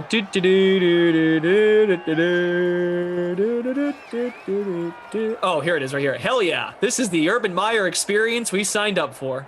Oh yeah. It's just everything. Yeah, Urban is just all over the map. I mean, we came expecting weirdness, and he's delivered in spades. From not understanding how free agency worked and thinking it would be a lot more like college recruiting to showing up at AEW events because they just happen to be in Jacksonville at the same time to this new Tebow tryout, and where it's like, okay, all right, like we're still giving Tebow chances, huh? Okay, fine. His last game played in the NFL was 3,000 plus days ago. Yeah. Oh, man. Tampa's at the Rams 45. No score. This sim smells. Not good. It's not good. The Bucs making a little progress here, but the Jeremiah B, I'm with you. They definitely should wait and go cornerback at 10, but it just seems like a very Jerry Jones move. Yeah, absolutely. Brian C, Dallas needs to go offensive line to protect Dak and replace the lost guys, or go DB in Surtain.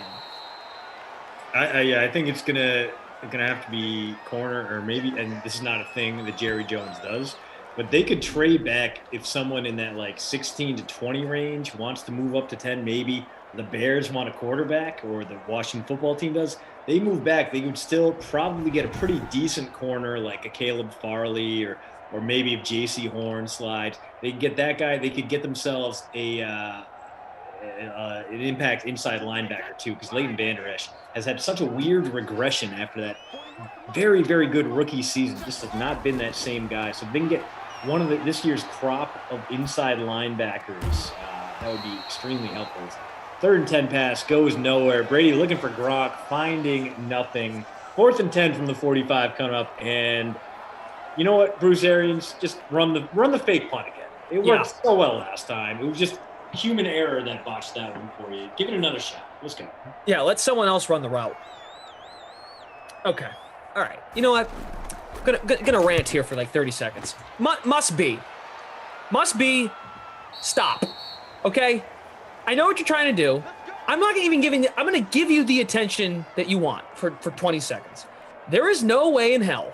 I don't know what you're smoking there must be. Trevor Lawrence is going number 1 in the draft. It is not going to be Justin Fields. Why are we wasting time? Is this what you wanted? You're getting it. Dude, I appreciate that he confused Ohio State coach Ryan Day with former Celtics legend Todd Day. But you know what? Do you must buy? Must buy, must be, whatever. Must be high hopes. He's got Justin Fields going number 1 overall. And it's not gonna happen.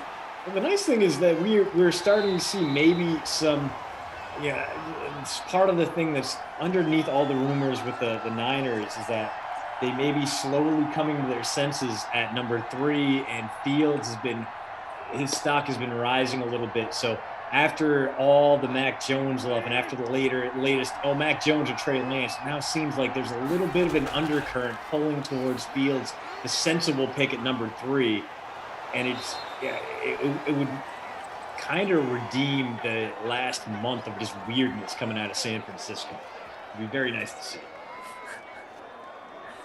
And D-Rod, this too. So D-Rod said this during the slate last hour with me and Reed, that Kyle Pitts is going to go number 3 to the Niners. Yeah, wow.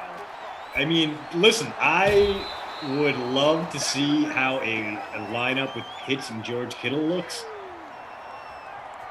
I just don't think, I don't think you trade away 3 first-round picks for a chance to get Kyle Pitts. I like Kyle Pitts a lot. I think he's going to be a very good pro. But the positional value is not equal to 3 first-round picks there. That's a quarterback or you messed up. Gary says, Lawrence is going to be average at best. Unpopular take, I know. Yeah, I disagree. I think he has done nothing but live up to the hype every place he's been. He was great at Clemson. He has all the mechanics. He's got that Andrew Luck background where he has done nothing but rise to the occasion everywhere he's been. He's got the prototypical build. He's got great legs, decent scrambling ability, accuracy. I knew you were going to get another punt here. Flash, did we anger the sim gods? Is this punishment for having interesting trade talk and draft talk today? That we get a Wild Weather Wednesday sim in disguise? Ha! I don't know. I don't get it. Fake. Do the fake. One of the best fake punt throwers in the league there, too, in Johnny Hecker. And Hecker's kick goes through the back of the end zone. A 27-yard net on that punt, but I mean, 4th and 18. So what are you going to do there? Maxwell Trottier, 7890. This sim sucks. It's not great. It is not great. But, hey, we might be getting something cooking here. Tom Brady running a 2-minute drill with all 3 timeouts. We might not go into the half at 0-0.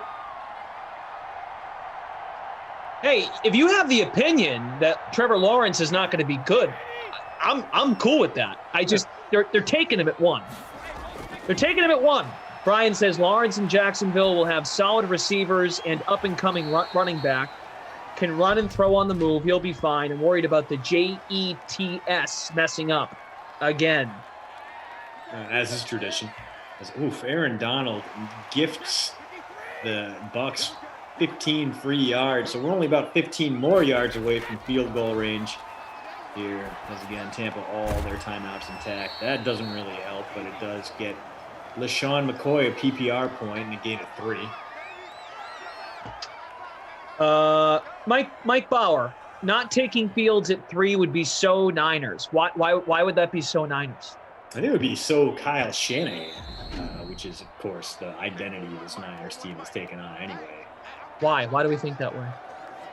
Shanahan is just very... I'm actually curious. I don't know. I'm not being sarcastic. I actually don't know why. Why would that be so Niners? Why would that be so Shanahan? Yeah. It would be so Shanahan because he's a guy that kind of goes against his own hype and tries to kind of outsmart people. And we saw with the Joe Williams pick that he traded up for in 2017 in the 4th round. You know, sometimes he swings and misses entirely, but he's got his own offense. He's got his own specific setup that he's trying to breed an offense in the middle of, especially now that he's head coach. If McCoy gets the call again, I believe he goes in the first there. It looked like he struck for it. He did. Ball at the 40, 55 seconds, 1 timeout left for Tampa. So you can understand why Shanahan feels that way, because he feels that his specific play action heavy offense is the right environment for a certain kind of passer. So Yeah. He sees a guy like Jones in there, but the other thing, the Niners, they kind of have telegraphed a lot of their first round picks recently, and even with the DeForest Buckner trade, that was even a little bit of a telegraph, and that was a deal in which they brought in the Colts trade beforehand. So they do have some moments where they maybe get a little predictable, and I think this time it came back to bite them when they saw just how negative the reception was on Mac Jones. So they've been trying to spin that around, and I'm at the point right now where I honestly don't know what they're going to do at 3, and there's a chance that Shanahan and Lynch don't either. Because Brady looked like Mike Evans wide open there. Instead, gets no one. 3rd and 4 coming up. They don't gain another yard here. Glash, it'll be a 51-yarder. You know, now that you say all that, it reminds me too, as Derwin says on Twitch, I don't even know who'll be alive on Sunday. I mean, that was a quote this week. Yeah. So maybe, Kyle Shanahan thinks, well, I got to get a generational tight end to pair with George Kittle because, maybe George Kittle, God rest his soul, Sunday. I don't even know if he'll be here. And I say that with all the love and respect in my heart. I do not wish that upon anybody. But, I mean, I didn't say it. Kyle Shanahan did. So just absolutely wild. Is Kyle Shanahan threatening us? Does he know something we don't? I hope they trade Garoppolo Sunday. Just that'd be great. Just make a meme out of that. Can we get some points here? 41-yarder. Come on, suck up. Yeah, so Ryan suck up. 41-yarder shouldn't be much of an issue for him. And in fact, it is good.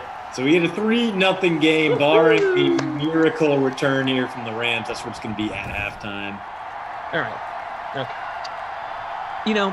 This is my whole point of why this draft should have been last week, because now people are getting sold. D-Rod,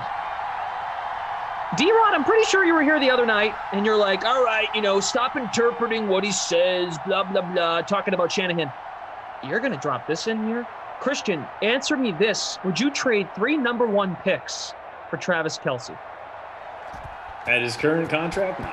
If it was Travis Kelce on a rookie contract, also no.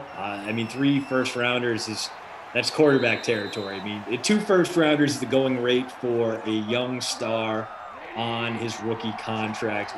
We saw that with Jamal Adams. We saw that with Jalen Ramsey. Surprisingly didn't see with Minka Fitzpatrick. So even then it's 1 to 2 picks.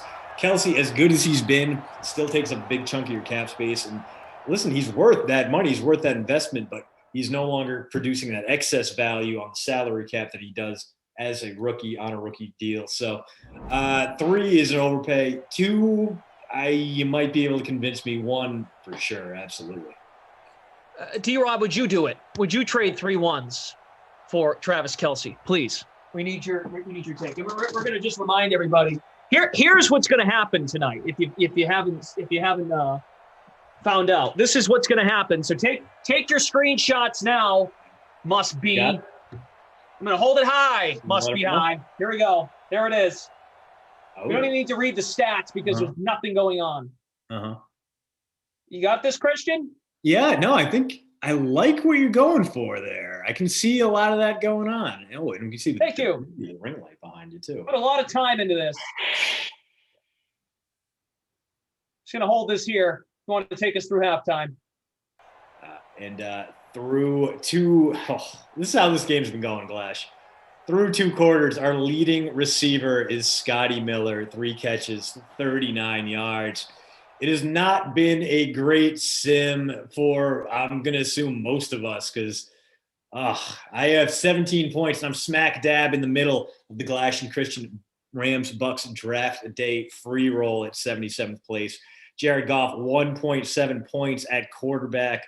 Josh Reynolds, 1 catch. Chris Godwin, 1 catch. Robert Woods, 2 catches, 19 yards. Cooper Kupp, 1 catch. LaShawn McCoy, my leading scorer right now with 4.5 points. This game has been a disappointment, much like the disappointment deeply rooted in the hearts and souls of Packers fans who were hoping Aaron Rodgers would be a lifelong figure at Lambeau Field.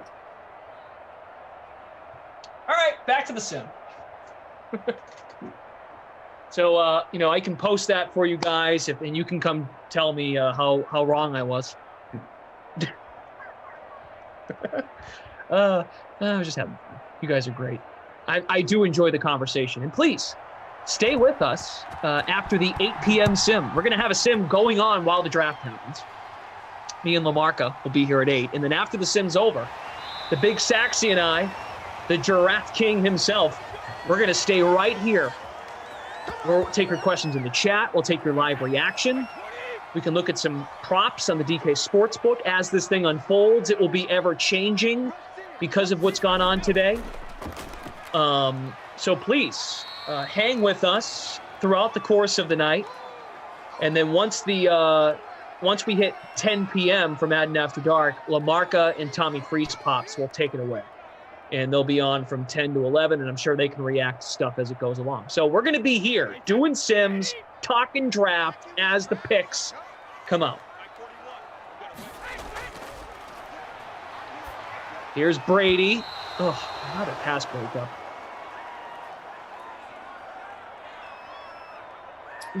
So it would be nice if the Buccaneers could get something going here and double dip after that half-ending field goal. But so far, the Rams defense has been flying to the ball. That's pretty good secondary there. Ramsey, Troy Hill, John Johnson, a bunch of good players in that secondary. Now Brady doing the bid. Oh, he gets rid of it in time and throws to no one.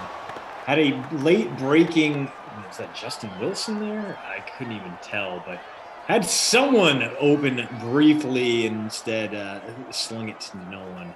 Maybe Justin Watson. This game continues to be a rough slog over unpleasant terrain.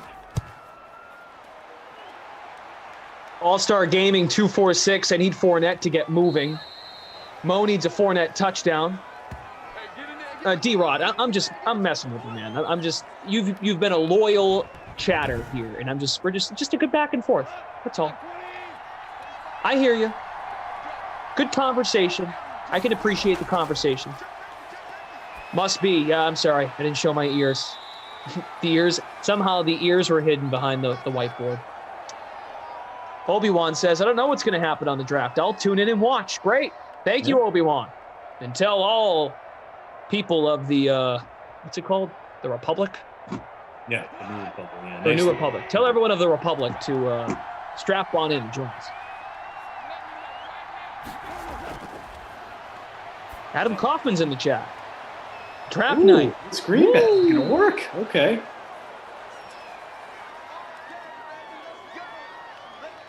Hi, Adam. How's your night going? Good? Good. Let's look at the leaderboard. How are you doing? I'm in 13th. Yeah, no, you're doing a lot better than I was. I'm 93rd right now. Unfortunately, unlike last game where I had double bagels from Rashard Higgins and A.J. Brown, everyone's got points for me in this game. It's not a lot. Like I said at halftime, my leading scorer right now is LaShawn McCoy, which is not something you ever want to hear. And also, LaShawn McCoy is not my captain, so it'd be nice if we get a little Josh Reynolds involvement here, virtual Jared Goff. Mark Curry says, why not keep Jimmy G, draft Pitts, and then go with 2 stud tight end sets? Is there any chance San Francisco tonight decides that they want to move back?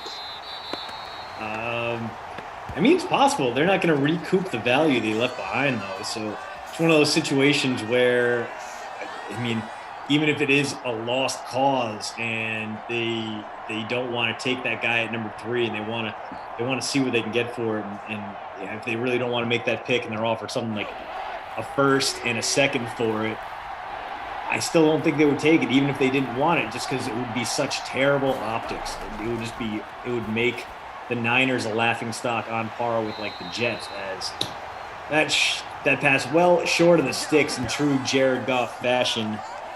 And we get another fourth down here, but we do get another Josh Reynolds catch, so there's that at least. Brother Phil, yes, Mr. D'Andrea, this thing with Rodgers is as big as a deal as it gets in Green Bay, where nothing ever happens. That place is in turmoil right about now, as close to Bedlam as you'll ever see it. Not only that, but Titletown Brewing up for sale.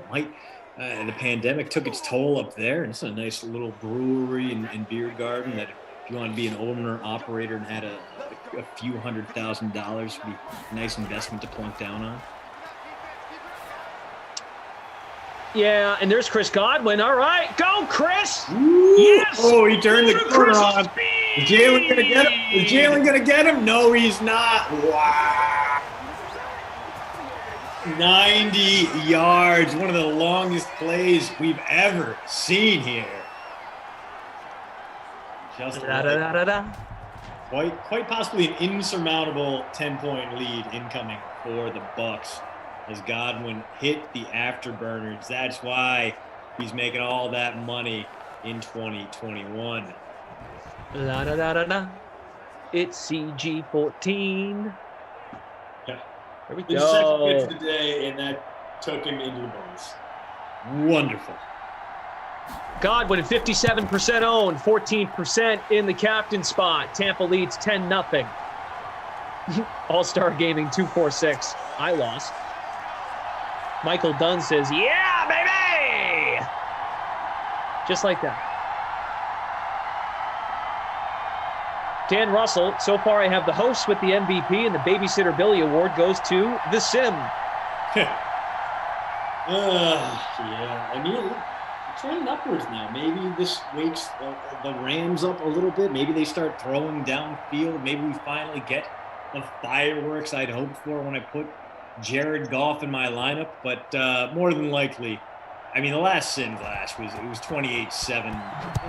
It did nothing. It was just a spilled jar of peanut butter on a shag carpet. It was unpleasant.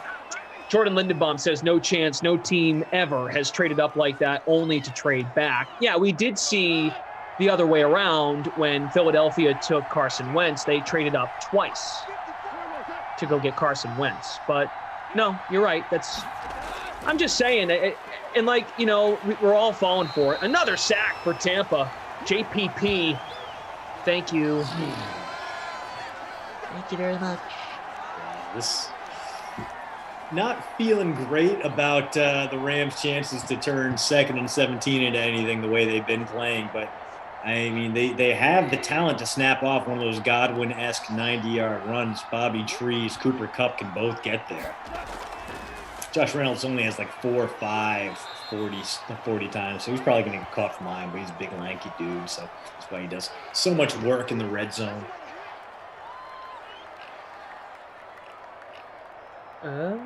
Brother Phil.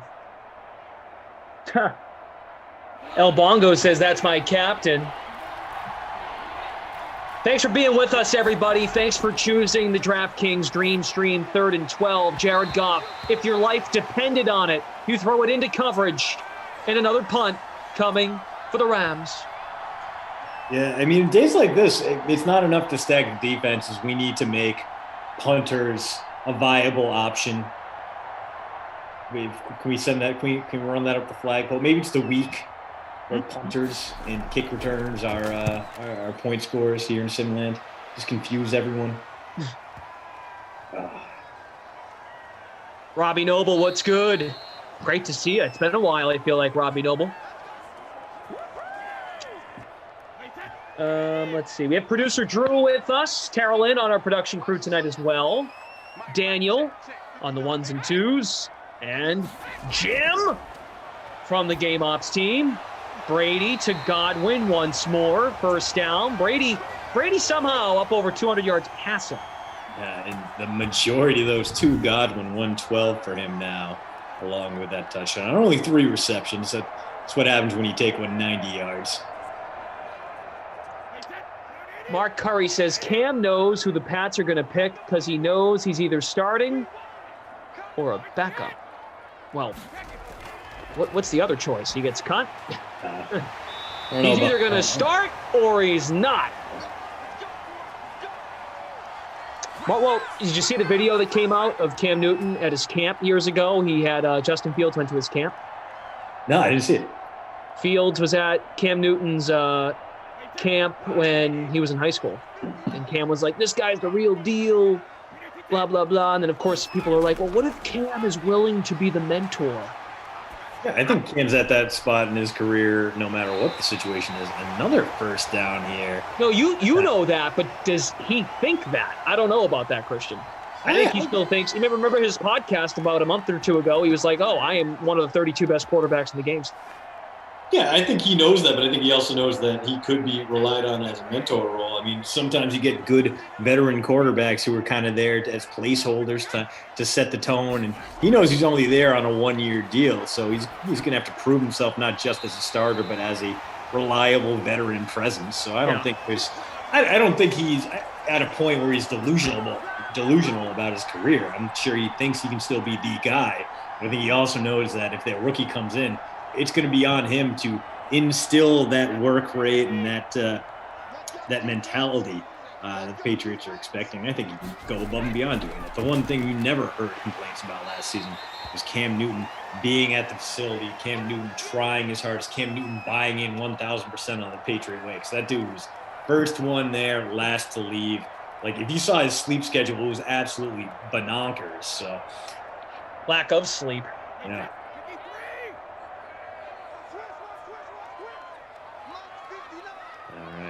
Brady and the Bucks into the red zone here. 17 could just about do it for him. And there's O.J. Howard. Not into the end zone, but in range where he might get the handoff on the next play from scrimmage. He lines up as that fullback. He gets those Mike Allstott carries where he's give him the ball and let him churn 3 yards upfield while hurting other people. Gotta have him. Gotta have him in the lineup. Gotta have him in the lineup. He is in the lineup today because that is a 2 tight end set, but instead it's a 4-net carry that goes nowhere. Now we wait and see if we get another Buccaneers play call here or if they decide to take the quarter break to think about it. Brian C. says, Glash, I would be so interested if you called the fourth quarter with a stunning final call of the game. Something like, it's pandemonium in the Bronx. All right. So, mate, basically you're asking, Brady is sick. He's in. Touchdown! The 43-year-old sensation. QB draw for Tom. The designed run for Tom Brady works. It's tough to imagine a sentence that would be rarer to say, but there it is. I mean, Phillip Rivers would be the only quarterback I could think of that would have a lower success rate on those plays. And yet Brady blocked well and then shoved forward into the end zone. That was the real help there, is that he got caught from behind, as one does when they're tackling Tom Brady, and launched forward for 6 points. That is his 3rd rushing touchdown of the Madden 21 era. So that's 3 rushing touchdowns in about 8 months. Wow. This is crazy. So here's my number. Call me maybe. Wow. Tom, love it. Mike Bauer. Didn't see that one coming. Bruce Harding, what happened to Gronk? No idea where Gronk is. I had him in my lineup. I took him out. I'm not feeling bad about that one. But normally Gronk is a guy who's cheap. He's a good inexpensive play. He shows up. He gets things done. And today, I think we've only seen him get one target, and the ball was swatted out of his hands for what would have been first down. So maybe he's just slightly outside the circle of trust right now. Well, that just happened. Did you all enjoy it? I did. 17-0. Tampa. Drop it off to Darrell Henderson Jr.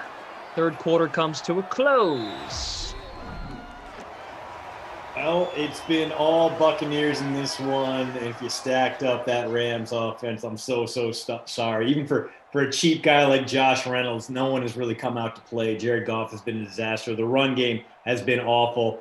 And on the other side of the ball, Chris Godwin, 90-yard touchdown. Tom Brady, 2-yard rushing TD. I don't know, man. I don't know. Jared Goff, 76 passing yards on 14 attempts in 3 quarters. He might not break 100. Michael Dunn says Gronk is in the Bahamas. Kareem says Gronk just called me. He said fourth quarter score on the way. We'll see about that. He's had a couple of passes go his way, but just broken up. So, What you gonna do?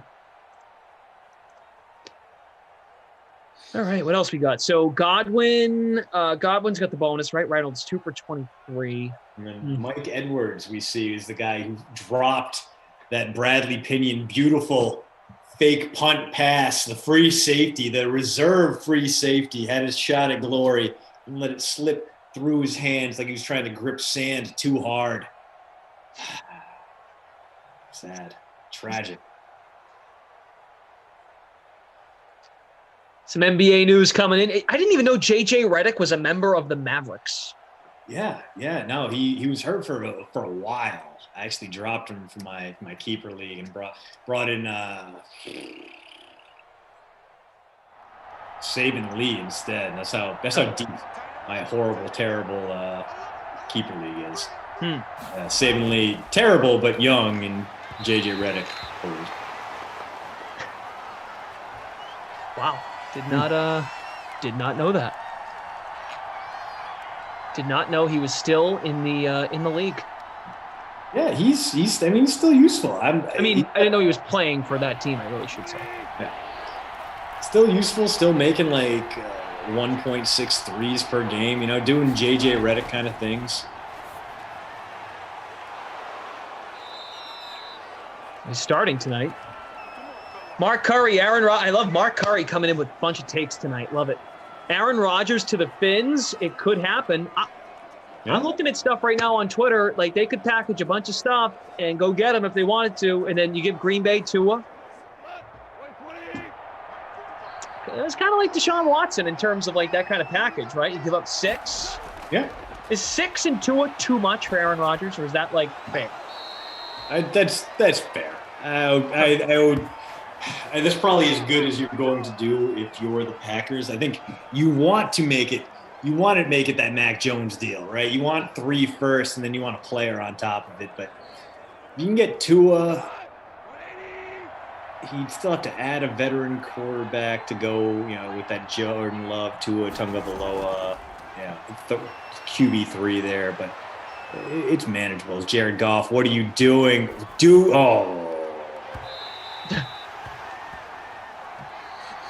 Well, Glash, the important thing is that he's broken the 100-yard barrier. Credit where it's due. He's thrown for 102 yards so far. The bad news is his team is trailing by 17. There are under 7 minutes to play. And barring a miracle, the Rams will not be leaving Florida with a W. That's too bad.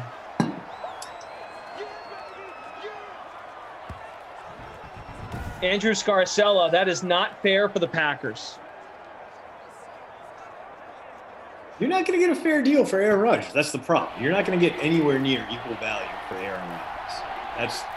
Unless the Seahawks pull the trigger and decide, okay, how about Russell Wilson for Aaron Rodgers, and maybe it's just Russell Wilson for Aaron Rodgers. I don't think either team would be super excited to do that deal. I don't think they would even do that deal. But it might be the only thing where you go, okay, both teams get something.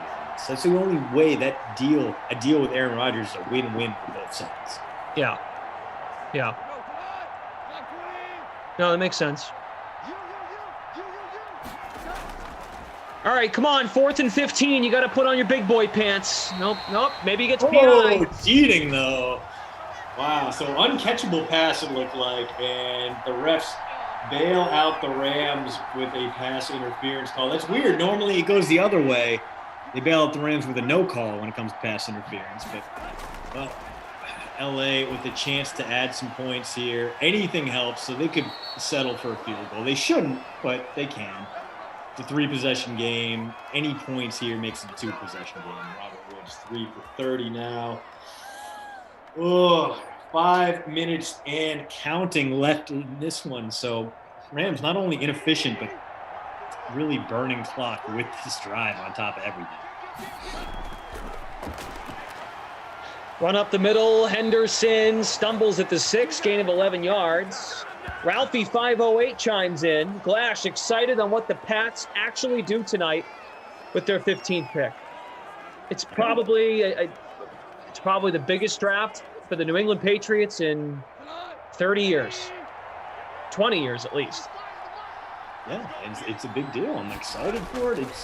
The Patriots might have a meaningful trade up into the top 10 as we get a touchdown. Who we got Reynolds. there? Josh Reynolds, my captain, the guy that the most owned Ram in this game comes through in a way Josh Reynolds typically does, finding the end zone, giving us some points. That'll put him up around 18 in the captain spot. All right. There we go. Love it. Should help me, I think, unless it does hurt my Tampa defense. That's the only issue with this. Yeah, that's true. So now I'm in 40. I'd rather have a touchdown. A shutout would have been nice, but I'm with you. 6 sacks for Tampa, but now between 7 and 13 points allowed, of course. 4.5 left. Bodie says, called it. Nice. There you go. Bruce says, screw it up, go Pats. Death pause. If you look 2 to 3 years from now, Rodgers most likely in decline, so trade him earlier than later. A disgruntled type A personality, quarterback does a team no good. I mean, he was pissed off last year, and he turned that into an MVP season. So it's guys like Rodgers are so rare, and there are very few other quarterbacks that are on his level that you can make the case that 20 to 24 other teams would be interested if you were really on the trade market. And there's a whole bunch of teams that should be doing their due diligence. I just don't think the Packers are going to make that move. It does not behoove them to move Aaron Rodgers, even if he's unhappy. He is under contract. Do what you can to make him happy. Go out, draft him a top-tier wideout. Get him Rashad Bateman at number 20. I think that is a slam dunk for this Packers team. Work out that extension with him. Smooth things over, and then let him play out the next 3 years in Green Bay before either calling it a career or going elsewhere. But why are you running a sideline route? Hey, Gronk's on the board. Hey, we found him! But only a 2-yard gain there as Buccaneers working the clock by working the sideline. Okay, fine. Be sure to stay with us here on the Dream Stream. Like I said, LaMarca and I will be here at 8 o'clock. We'll have Falcons and Chargers and Simland. We'll also be following the first round of the draft. We'll come up live here on the stream and go through the picks. Brady gets rid of it as he's hit, and truly does get rid of it. Bodie says, refer to me as Bodie. Okay. Thank you. Guru, yeah, send it over. Let's go. Right. Andrew says Rodgers for Wilson and Metcalf. Now that is like a Madden trade. That's like a trade you make with the. You turn off reject trade off. Yeah. You turn on force trade. That's what it is. Force trade. Because actually, they might not reject that. I mean, I don't know if the money would even. I don't know if that could make any sense, like with cap stuff. Yeah, I don't think the Seahawks would do that deal. I think they would have a problem with it. Looked like Evans had enough for the first down there, but instead stopped just shy. So 4th and inches coming up. Buccaneers probably going to punt this one away rather than go for it at their own 35. Oh, they're challenging it. Let's see if they get that over. It looked like he had it to me, but what do I know? I'm just the eye in the sky, the man in the booth, hoping for a Buccaneers first down, so we have to watch less of this terrible game.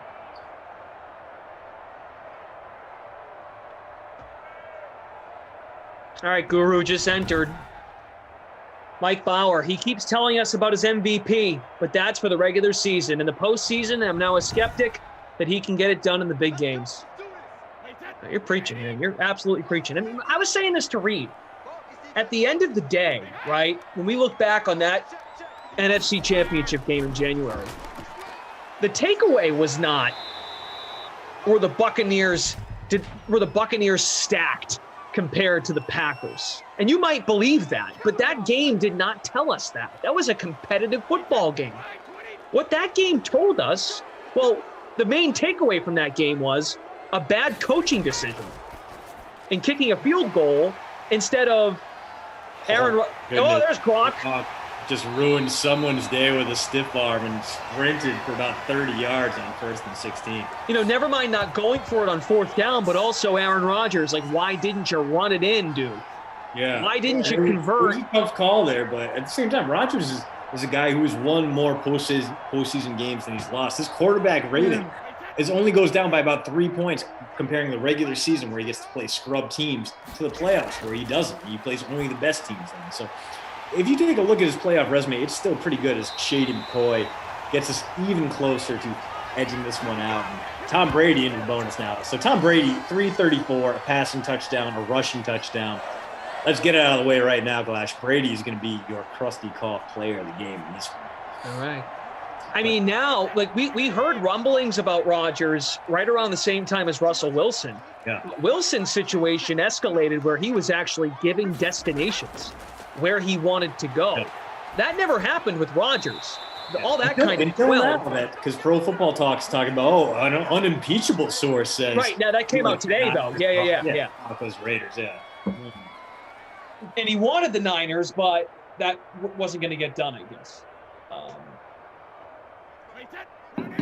So I don't know. I don't know what Aaron Rodgers wants. I mean, I can understand why he had the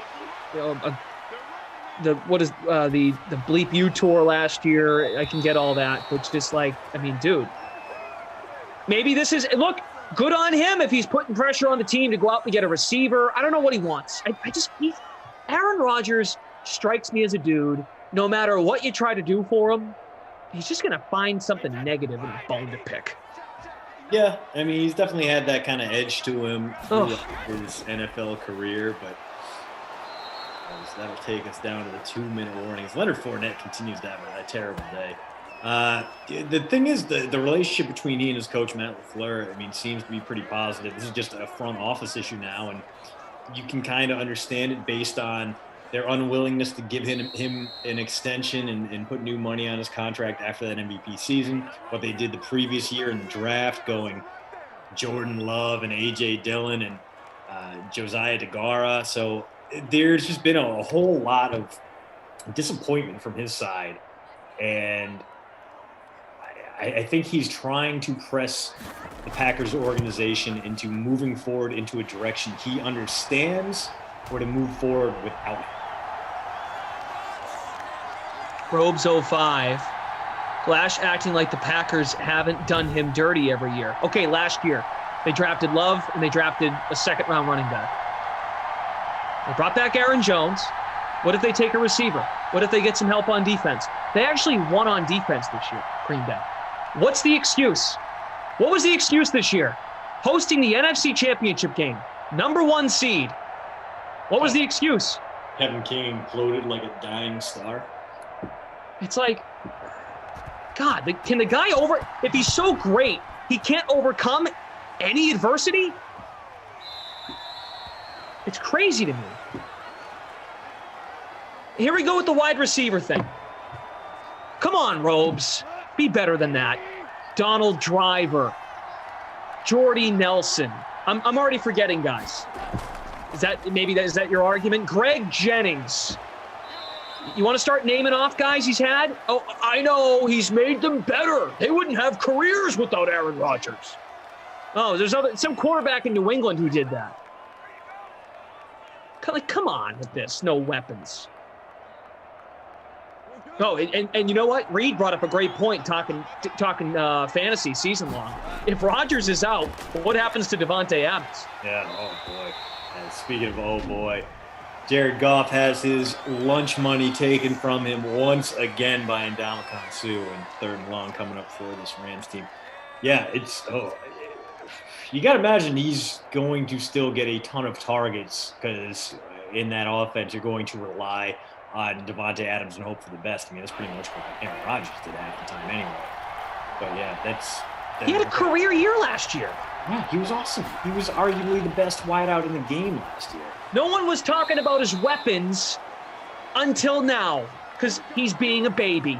Well, we were talking about his weapons last year. We're like, oh, the Packers, this is a stacked draft for wideouts. Why don't the Packers go out and get Aaron Rodgers an impact wide receiver? They could have had Justin Jefferson. You know, if they were going to trade up anyway and get Jordan Love, they could have had their pick of top-tier wideouts. And instead, they went quarterback, running back, and it was just absolutely wild to see. So, yeah, no, the weapons thing was a valid concern going way back. I mean, their number 2 wideout was Marquez Valdez-Scantling, who, again, very nice deep threat, but not a guy you want to have higher than wide receiver 3, wide receiver 4 in your lineup because he drops too many passes, he's too volatile. You know, he's a great field stretcher, but he doesn't do all the other little things great. You have Allen Lazard, an undrafted free agent who is a great downfield blocker, but doesn't get the kind of separation. The thing is, having Devontae Adams is great because he can beat double teams, but that's all teams do is throw double teams at him. You bring in another weapon there, either that guy's going to thrive or he's going to create the space for Adams to get even better. That's a big, big deal. That's how, I mean, you get a guy who can thrive in the space left behind. That's how Robert Tonyan goes from being a nothing out of Indiana State to being what should have been a Pro Bowl tight end. The gall that the Pro Bowl committee had to name Evan Ingram to the Pro Bowl and not Big Bobby Funyuns was just shocking to me. But I acknowledge that he has propelled others in their careers, and that's great. That's what he's supposed to do. If he's so great, that's what he's supposed to do. And look, I see you here, DeMac Lyon.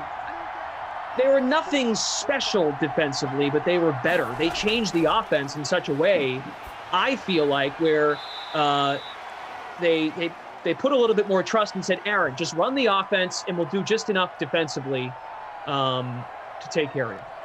And I know, look, and everyone now, all of a sudden now Tampa got all this love and how effective they were defensively, which they were. They were excellent in that playoff run. Mm-hmm. I'm just done with this whole, like, Aaron Rodgers thing needs more help. I mean, what more could you ask for? What more could you ask for? Number 1 seed at home. Because you know what happens, right? If these Packers bobos, if they beat Tampa and they beat Tom Brady, oh wait, is Aaron Rodgers better than Brady? Maybe he is. Got him head to head. Oh God, I just can't stand it.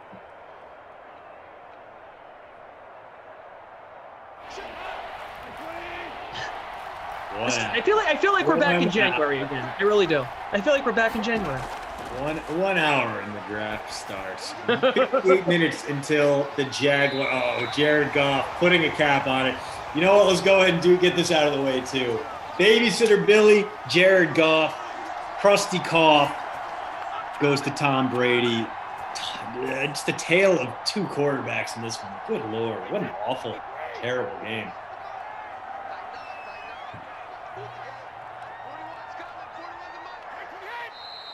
Good job, Tom. Way to be. Hate everything about it. That was a terrible sim. Back-to-back blowouts to lead us up to the draft. And hopefully you'll stay with us. I won't be here, but Glash, you will be leading us through the pre-draft hype and the 8 p.m. You're here basically for the rest of the night. Is that correct? Yeah, up until 10 o'clock when Freeze Pops comes in with LaMarca. We'll have the next sim at 8. Me and LaMarca, Chargers at Falcons. I mean, there's talk too about Aaron Rodgers like retiring or not playing again. He's going to hold out of camp and then just go host Jeopardy for the rest of his life.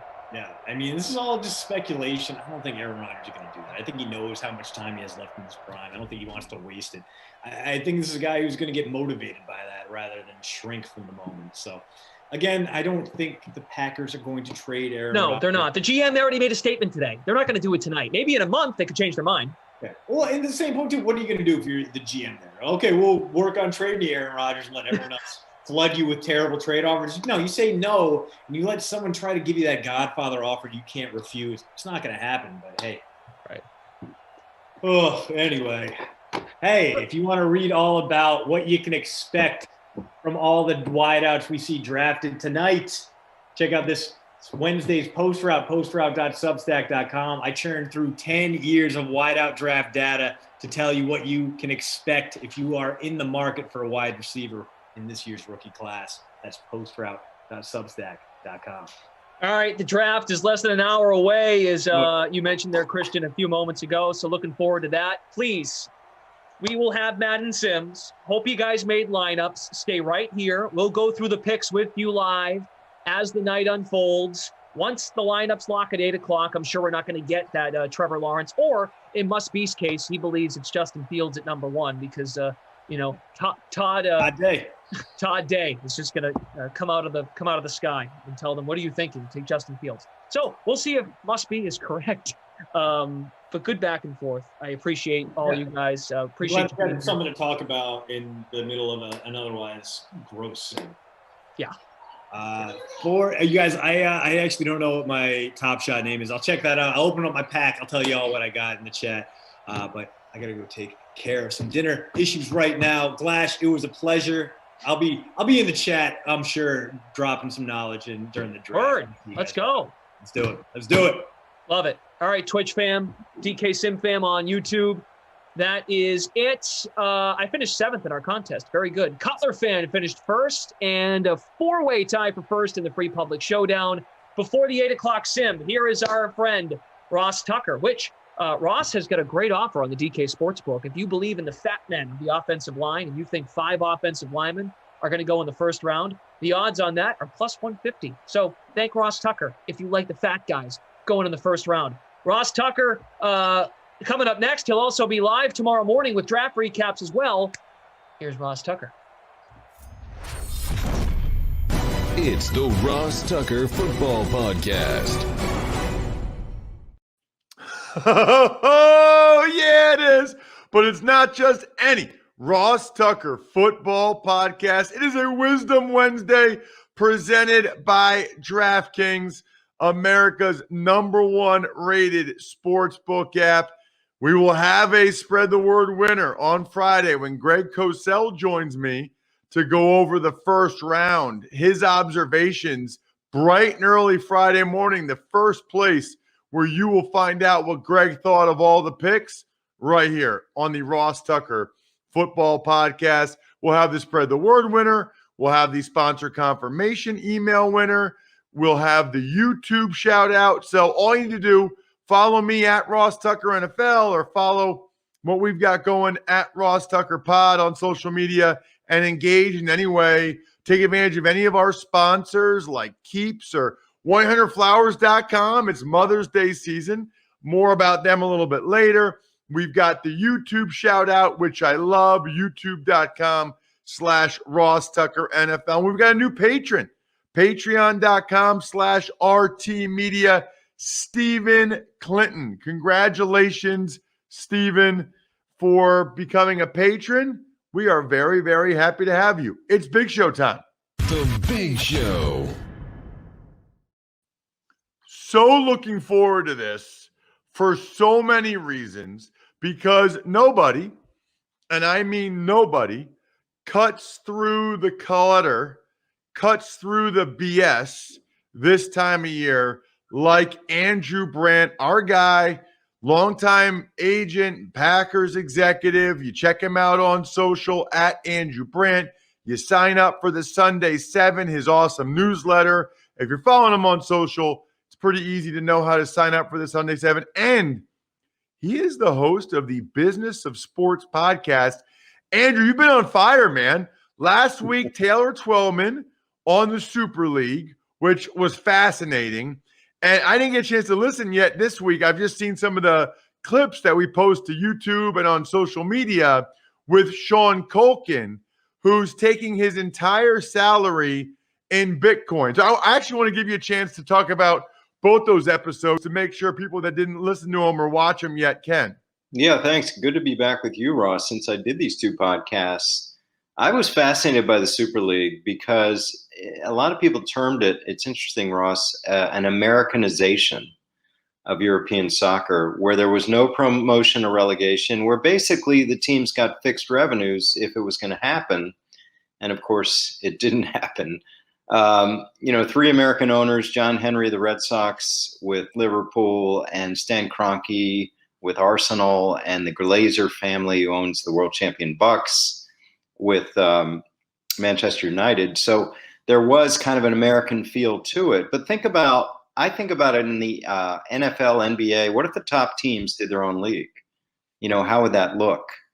And American sports is, I know this word gets a lot of prompting, but it's socialistic. The Green Bays get the same revenue as New York and LA, at least media, which is the largest source of revenues. Anyway, Taylor Twellman of ESPN, I thought he's a great soccer voice and really went into what happened.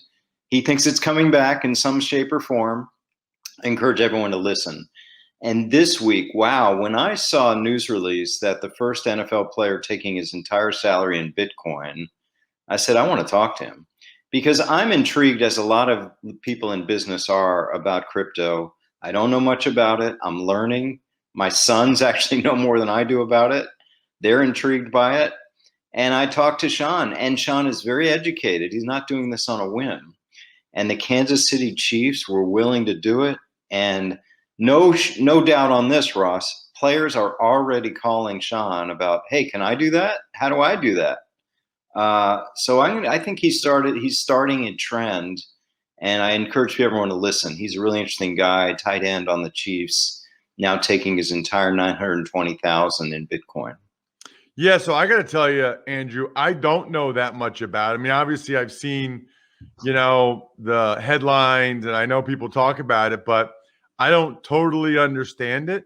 So even another reason why I'm going to listen to the Business of Sports podcast this week. I'm driving down to Philly tomorrow, Andrew, because I'll be doing the draft for the Eagles. Yeah, all 3 days, Thursday night, Friday night, Saturday. I'm going to listen to you guys tomorrow morning on the way down to the NovaCare complex in Philadelphia, and I'm going to hear what Sean has to say because I'm fascinated by that. So anyway, the long story short is subscribe to the Business of Sports podcast and listen. I mean, these are good guests, interesting topics. That's what Andrew does. He also tells it to you straight. Brandslations, whatever you call them. He does a terrific job. And I want to start with the number 3 overall pick, Andrew. And all the reports about the Niners still haven't decided, et cetera. You've kind of called BS on that from day one. They traded more. I mean, 2 number 1s plus a swap. So it's a little more than a number 1, 2 number 1s, right, Ross? That's more than the Bears gave up for Khalil Mack. That's more than the Rams gave up for Jalen Ramsey. That's more than the Texans gave up for Laramie Tunsil, the premier pass rusher, premier corner, premier left tackle. They gave all this up for pick your name, and we're going to find out tomorrow. You don't trade those kind of resources without knowing exactly 100%, no way in God's green earth you're taking anywhere else. That's my feeling. I don't think they traded up. Now, they can come out of this saying we really wanted to look at both guys, and since we had the pick, 2 guys, 3 guys, 4 guys, 5 guys, whatever. But if you are trading up and not knowing who you're going to take, come on. I don't believe that. I don't believe that. Now, here's the thing, Ross, and maybe your opinion, that could have happened, which doesn't bode well on the 49ers front office, but it could have happened, which is a month ago, they were exactly as I said. They traded up, we're getting this guy all in. But in the month of pro workouts and discussion and interviews and all that, Maybe they came away saying maybe he's not our guy. Maybe this other guy's our guy. But that doesn't look good because they gave up a ransom to get the player and now they're conflicted on it. I don't get it. I think 100% they knew, and I guess still know, that's who they wanted. So I think they're really enjoying playing it coy and not saying who they're going to take, whereas it feels like the Jaguars and the Jets have been a little bit more willing to allow people, and maybe one of those two teams surprises us. I doubt it, but a little bit more willing to allow people to know who it is they're taking. I was trying to think about this, Andrew. Is there any value? Because Kyle Shanahan said he's not saying anything. Nobody will know until they make the pick. Sure. Is it Machiavellian in a way in which he says, how does it help me to let the teams below me better strategize for what they want to do? Why do I want Atlanta to know exactly what we're going to do and be able to make a move based on that? Or Carolina or any of the other teams in the NFC? Is there a chance that that's the thought process? Like, I want them to have as little time as possible to figure out what they're going to do after they see who we pick. Sure. Yeah. I mean, listen, the subterfuge is everyone knows this who follows the NFL. Can't believe anything you hear. And you're right. I think the Jaguars have tipped their hand, but not even the Jets have.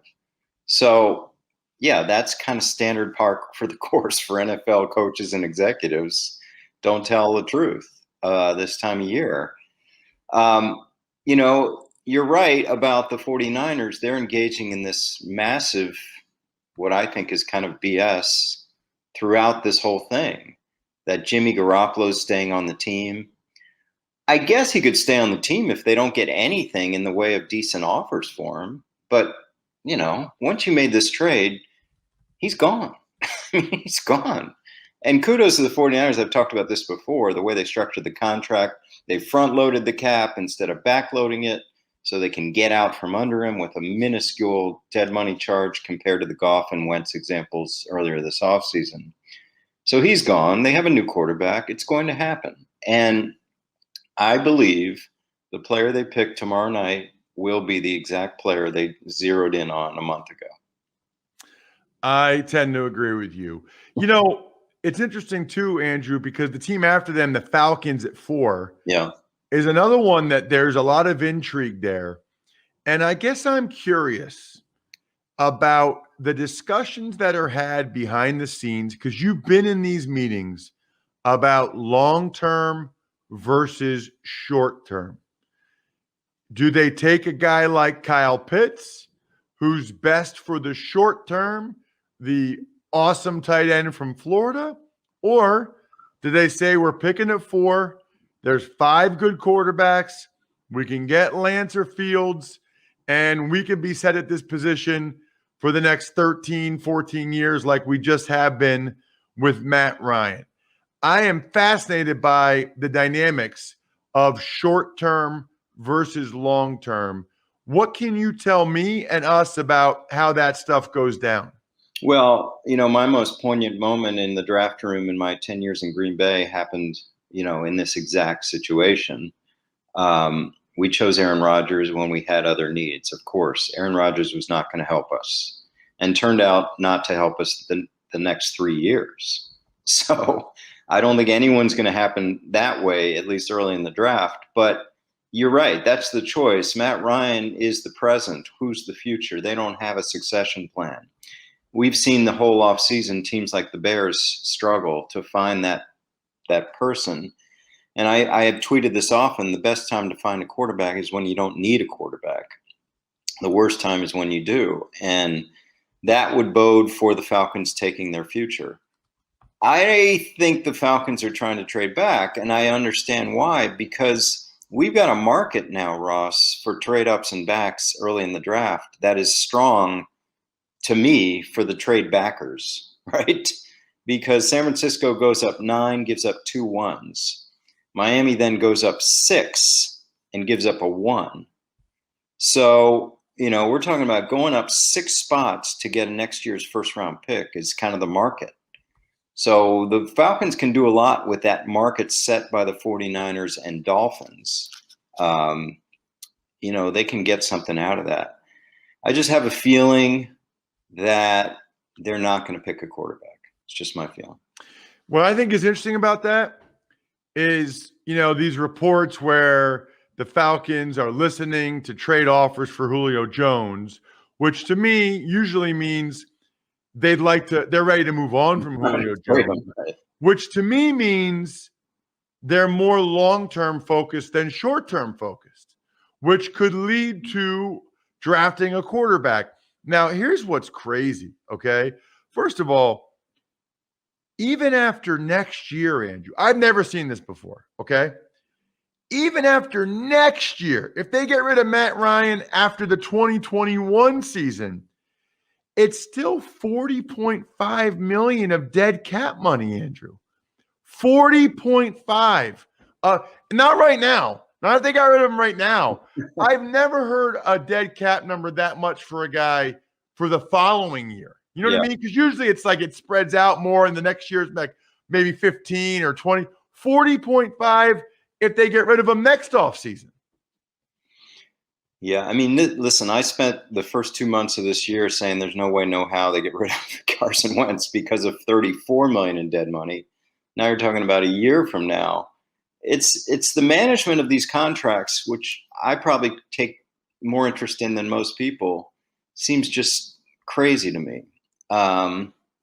What that tells me, Ross, is I haven't followed the Falcons cap, but they've been restructuring. When they need cap room, they go to Matt Ryan and they push it out. That's what's happened. And again, this is the Ben Roethlisberger thing. This is the Drew Brees thing. Every year, pushing out money. They're gonna have to pay the piper. And the Rams and Eagles are doing it this year, and the Saints, and we'll see what happens. But yeah, they're stuck with Matt Ryan, whether they like it or not. I'm curious too, Andrew. I'm going to talk about this a little bit later in the show, but there's a lot of information that came out yesterday related to Caleb Farley, the Virginia Tech cornerback who's had 2 back surgeries and, still has some numbness in his toes or whatever. My question there is, when information like that gets released the week of the draft or this close to the draft, is it just digging that these insiders did, or is it teams releasing that information because they want the guy to fall to them? Or is it an agent telling them that because they want their cornerback client to go higher than Caleb Farley? I'm just curious, when you see these different reports or these information come out, how often is it the agents or the teams intentionally leaking that information, especially negative information about kids? Yeah, I mean, the answer is a combination of the above. I don't think a lot of it is teams. I really don't. Because it's just, it's a small world. And it's a dog-eat-dog world, and it gets out who leaked it, and they don't like that team, and they'll do something to that team down the road. Anyway, agents are all about their players. And if they can help a player leaking something, I think they do. I feel for agents. This is a tough business. They're hardly making any money off these rookie contracts. And they're just trying to get these guys. There's news this morning that a couple of these players are on their 3rd agents and the draft hasn't even started yet. I feel this is a tough business right now because there's so few players that are going to make a lot of money and so many agents. Yeah, I'm with you on that. I totally agree. I think it is a tough business. I guess the last one, Andrew, is all these reports of this team's receiving a call to trade up or this team's receiving a call to trade down. It just seems like a galactic waste of time.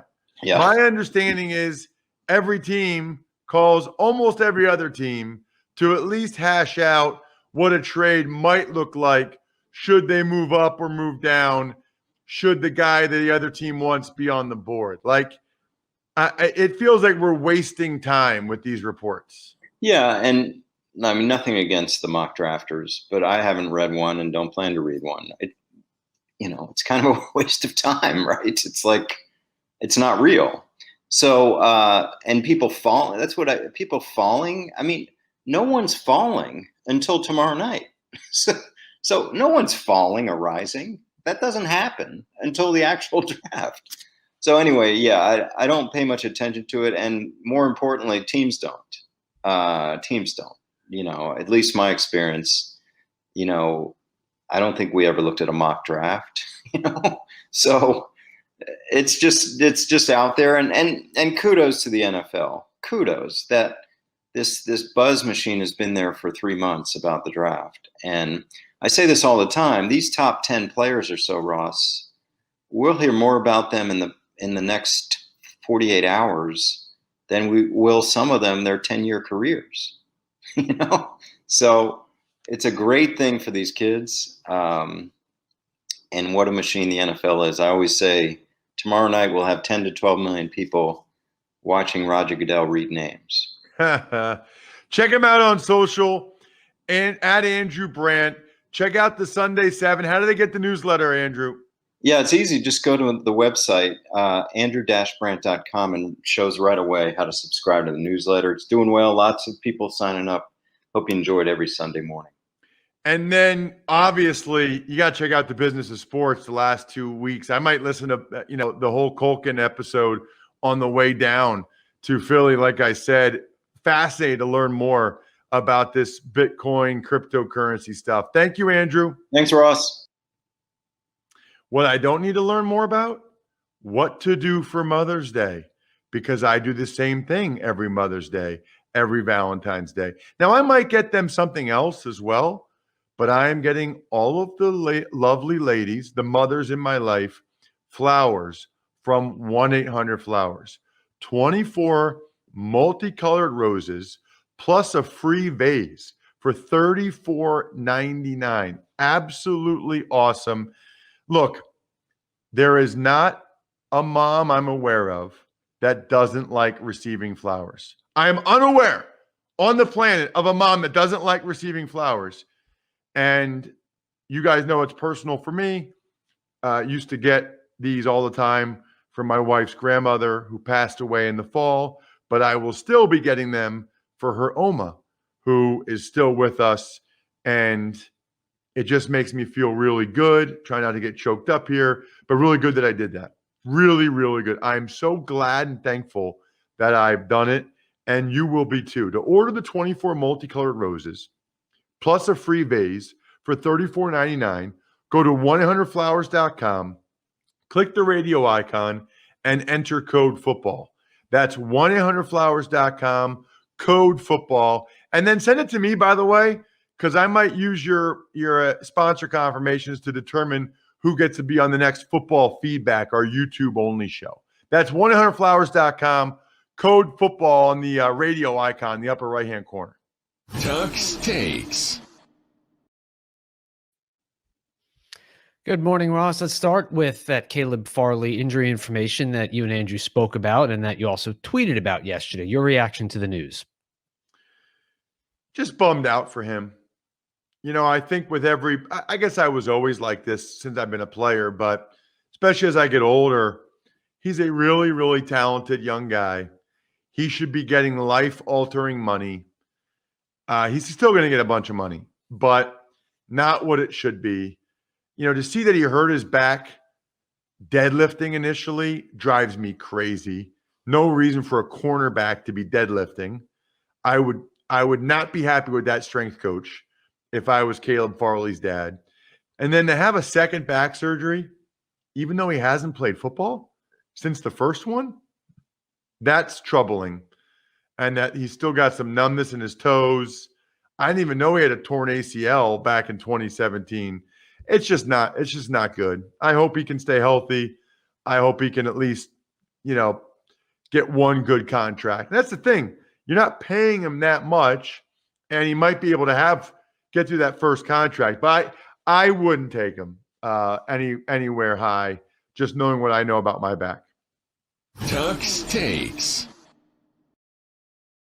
We had a trade yesterday in which the Dolphins sent Eric Flowers back to the Washington football team while paying $6 million of his salary this year. So on the one hand, I feel like the Dolphins deserve a lot of credit for moving on when they make a mistake and not compounding their errors with a sunk cost. On the other hand, wow. I mean, they made a lot of moves last year. Van Noy and Flowers and Shaq Lawson, and they're all gone. I mean, they're not getting very good return on their investment for a lot of these guys. Tuck's takes. Some retirements from guys like Cowboys linebacker Sean Lee and longtime lineman Marcus Gilbert as well. Sean Lee, one of my favorite players in the NFL over the last 11 years. Obviously had a myriad of health issues, but when he played, so smart, so good. Loved him as a Penn State player. So kudos to him. Hopefully he gets into coaching. Tuck's takes. Ross, any final thoughts about Sean Culkin taking his salary in Bitcoin? Not really. I don't know enough about it. Do you, Bri? A little bit, just from reading, but I'm not an expert by any means. But just what do you know about it? What do I know about it? That I think it's here to stay. It's becoming mainstream. And if you listen, one of the things that Sean said is that he's not trading Bitcoin; he is holding on to it. So I think that's an important distinction. Yeah, it's interesting. I mean, somebody just invented a new currency. But now the question is it going to be taxed as a currency or is it going to be taxed as an asset? Yeah, that's over my head.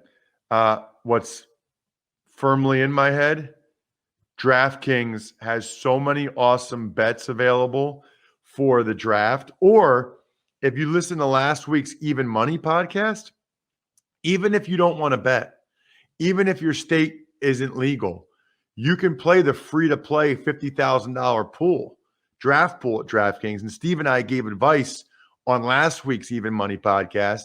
And then yesterday's Even Money podcast, we went over all of our NFL draft bets.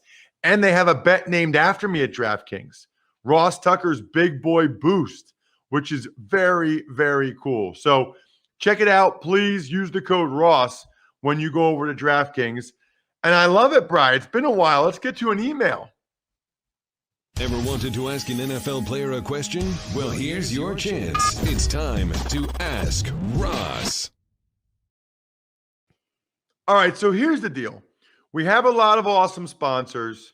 It means a lot to us when you guys take advantage of them, whether it's 100 Flowers or Keeps or DraftKings or whatever. And if you listen, by the way, we really only have 2 per show at most, right? Like I said about Flowers earlier, I said about DraftKings. But if you take advantage of any of them ever, okay, send me the email, ross@rosstucker.com, that you get when you take advantage of them. And then I guarantee to read and respond to whatever question you have. And I love your questions here on the show. And then you might even be the sponsor confirmation email winner that week and get one of these awesome press passes or signed cards or signed Buffalo Bills picture, whatever. So what do you got, Bri? Hi, Ross, longtime listener since you used to team up with the Pod Sith Lord. My question: how many professional franchises do you think the NFL could support? Maybe it's because I'm English and we have over 92 professional soccer teams, which a much smaller pool of players. But there must be so many good players that end up not playing the game after college, not to mention the demand from TV, supporters, and moneymakers involved in the game. That is from Pete. So my understanding, I know he said 92 professional soccer teams in England, but they don't really have college soccer over there, right, Bri? Or it's not like a big deal. I've never heard of college soccer over there. Yeah, I haven't either. So I think the difference is, Pete, is that the Power 5 college football programs, the Ohio State, Alabama, USC, Penn State, they are more or less professional franchises. And you might not see it because you're over in England, but they're getting over 100,000 people a game, Pete. This is a huge, huge revenue generating business. So they're getting a lot. I mean, a lot of revenue. That's essentially what fills the demand from TV supporters and moneymakers involved in the game is college football. So we've got 32 NFL franchises. Okay, you got 92 soccer. Take away those 32, the next 60 professional soccer leagues that are at the lower levels, that's college football for us. That's like the Power 5 conferences right there, Bri, right? Mm-hmm. Do you agree? I agree. I mean, that's basically our version of what you're talking about. That's not to say that they couldn't have some spring football league. They've tried it with the XFL and the AAF, and that they couldn't get to the point where it's supported enough that they can keep it. But what you're referring to is really college football. Now, I think 32 is the right number, but if they had an NFL team in San Antonio or Portland or, I don't know, name another city, Bri. It doesn't, St. Louis.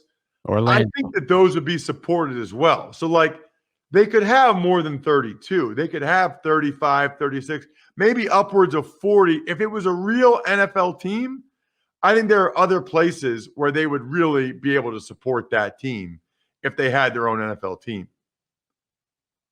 I don't know how many other places could do it. I mean, I guess some would argue that St. Louis didn't do it enough. I would say they did, but there's certainly markets where they could have additional NFL teams. Shout outs are in order. They always are. For our, I think we're done here, members of patreon.com/RT Media. I mean, it's crazy that you can go and get $100 for $100. You can get a shout out at the end of every show. It's the best value in podcasting. I guarantee it. Pizza Boy Brewing, Sporticulture, Vision Comics with an X, HumanHeadNYC.com, all of which also make good Mother's Day gifts. Other than that, I think we're done here. Thanks for listening to the Ross Tucker Football Podcast. Make sure to also subscribe to the Fantasy Feast, Even Money, Business of Sports, and College Draft. All available at Apple Podcasts, RossTucker.com, or wherever podcasts can be found. A lot of times on the show, I mentioned DraftKings. Here's what you need to know. You got to be 21 or older, New Jersey, Indiana, or Pennsylvania only. New customers only. Restrictions apply. See DraftKings.com/sportsbook for details. Gambling problem, call 1-800-GAMBLER, or in Indiana, 1-800-9-WITH-IT. By the way, if what I was talking about included a deposit bonus, doesn't always, sometimes it does. Deposit bonus requires 25 times playthrough, and deposit bonuses are paid out in site credit.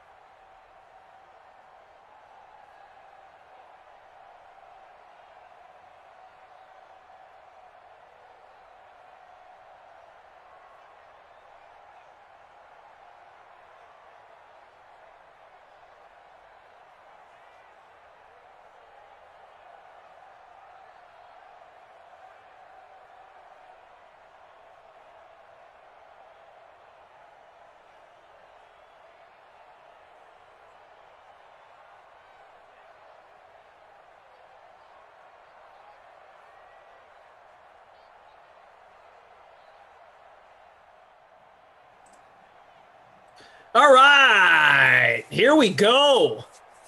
Draft night. It begins in just a few minutes. We will be with you for a Madden sim, of course. Chargers and the Falcons here on the DraftKings Dream Stream. One of two sims remaining on the night. Glash and Big Saxy is here. Matt LaMarca. What's up? Excited? Very excited. Great day. I mean, have we had enough intrigue to start the day already? I mean, No kidding. First you've got the Falcons, or I should say the 49ers. Sort of, it seems like it turns out they were throwing smoke screens with all the Mac Jones talk, but it's still not going to be Justin Fields. Now it's rumored to be Trey Lance, so we'll see what they do. Is Atlanta going to stay at 4? I've heard from some credible people that they have deals in place to move down should they desire. And then, of course, we've got Aaron Rodgers getting thrown into the mix. So lots of moving parts to focus on tonight. Yep. It's going to be good. I'm excited. It's been a crazy day. We were saying on Monday, like, all right, just beware of any, rumor mongering and smoke screens. And look, we're all buying into the smoke screens today. Tim Tebow, I guess, is also going to come back to the NFL. And I love this from producer Drew. Saxy sources. That's got a ring to it. That's right. Does. We will be with you guys for the next 2 hours. We're going to be here till 9:50 because right after the sim's over, we're going to watch the draft with you. Keep us here as a secondary screen. We'll keep an eye on the sports book. We'll also just react to the picks as they come in. I'm sure we're going to have a lot to say as the picks come in. Who knows? I'm not even sure what time that first pick is going to come through while we're in this sim between the Falcons and the Chargers. Yeah, I would imagine by 8:15, 8:20. I mean, the draft, even though it's supposed to start at 8, it never starts at 8. And then, like I said, I'm pretty sure it's going to be about 10 minutes per pick in the first round, I believe. So, okay. And the Jaguars shouldn't waste any time. They know what they're doing. They're not trading the pick. They're taking Justin Herbert, but we'll see. We'll see. That's why they hold the draft, and that's why we'll just sit back, call the sim, and react as it goes. Producer Drew is with us, Tara Lynn as well, Daniel on the 1s and 2s, and Jim from the Game Ops team this evening with you for the next couple hours. Mike Bizzle says, don't sell yourself short. You guys are the primary screen. Well, thank you. Appreciate Producer that. Drew says, I had a Freudian slip there. I said Justin Herbert meant Trevor Lawrence. Certainly would be a shock if they took Justin Herbert. I'm not sure if that's allowed, but we'll see. If they could try it, they could try it, I mean, what's the worst that could happen? What's your lineup look like for this one? I'm sure we should just get that out of the way now. Yeah, lineup. I went heavy Chargers stack. Okay. So I went Eckler at captain with Herbert, with Keenan Allen, with the now retired Joe Reed, and the Chargers defense. And then my only Falcon is one Todd Gurley. Todd. I put Mike Williams in the captain spot. Got Ryan, Julio Jones, Joe Reed as well, Younghoe Koo, and Eckler. Cuckoo Kachoo. This is going to get some taken used to. These darker Chargers uniforms on a throwback Thursday. They look kind of like the Jets AFL jerseys. Yeah, I feel that. So thank you all so much for being with us. We hope that you strap on in and react to the picks as we go. I'm actually really for this. I think the fact that we've got a little contest going on, there's something at stake, a skin in the game. I think it's good that we got this going on as well as the draft. Gotta have Herbert some skin in the game. guns it to Keenan Allen. Yeah, 9,231 entries in the free contest. So that's good. That's why I am always skeptical of mock drafts from like newspaper writers or things like that. If you focus on, some of the people who are more financially invested in the results of the draft, they're going to give you a more accurate mock because they need to be more accurate. Like I'm a Long Islander. I'll flip through Newsday every once in a while. The Newsday guy doesn't know what's going on. The Newsday guy doesn't care what's going on with the Falcons at number 4. He's just making guesses, But some of the people that need to know what the Falcons are doing at 4, they have a little bit more of a credible opinion, in my opinion.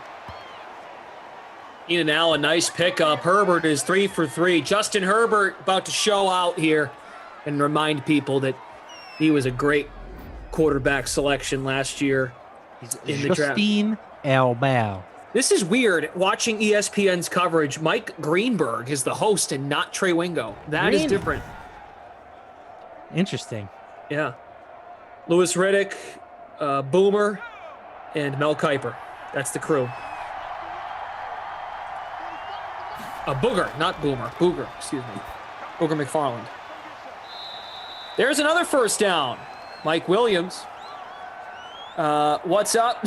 So must be is committed to this Justin Fields to Jacksonville take. Like we all don't have it on. He can try to trick the chat, but we will not allow it. First and goal coming up. Herbert 36% owned. Hopefully, a lot of people come on in and check out their lineups while also watching the draft. I'd like to think so. Twitch fam, we see you, Free Piercy 1, otherwise known as Fooligan. These Falcons helmets are fire. I like them too. Yeah, I do like the red. And honestly, I noticed the end zones. I don't think that's anything that we set up, but I like that Falcons end zone that the Chargers are driving towards right now.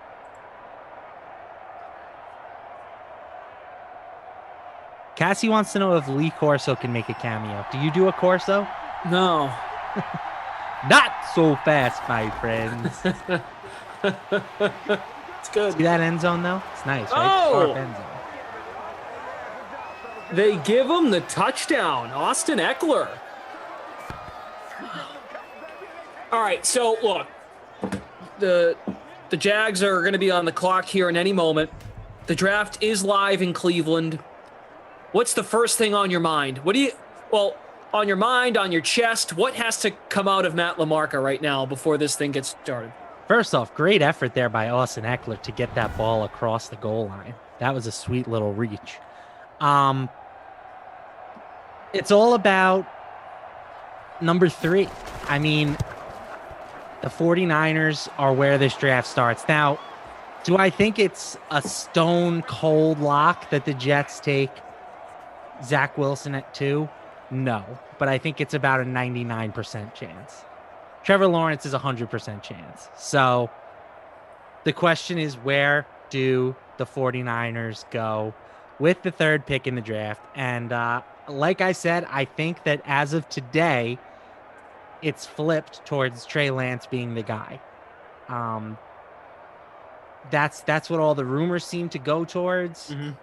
So that's where I have adjusted. I put out like a little mock draft yesterday just for fun, and that was one of the changes that I made today. Was I swapped Trey Lance up to that spot. So the 49ers have also apparently inquired about Aaron Rodgers, and the degree of Rodgers' availability is in question right now. Tom Pelissero from the NFL Network said there is a 0% chance of Rodgers being traded by the Falcons. And Pro Football Talk's Mike Florio said that he thinks Rodgers is traded by the weekend. So we have like widely differing opinions on what the Packers are going to ultimately do here. And if they do decide to pull the trigger tonight, certainly San Francisco makes a lot of sense. That's sort of the only like real curveball that I think could get thrown into the mix. So Green Bay is slated to draft at 29 overall. Who knows if a trade comes before then? I'm very intrigued. Trey Lance right now is the favorite to go at number 3. How about this tweet from Aaron Rodgers? It's starting to resurface from 2011. March 1st, 2011. Aaron Rodgers tweeted, "Beautiful day in Denver." So it's making the rounds right now.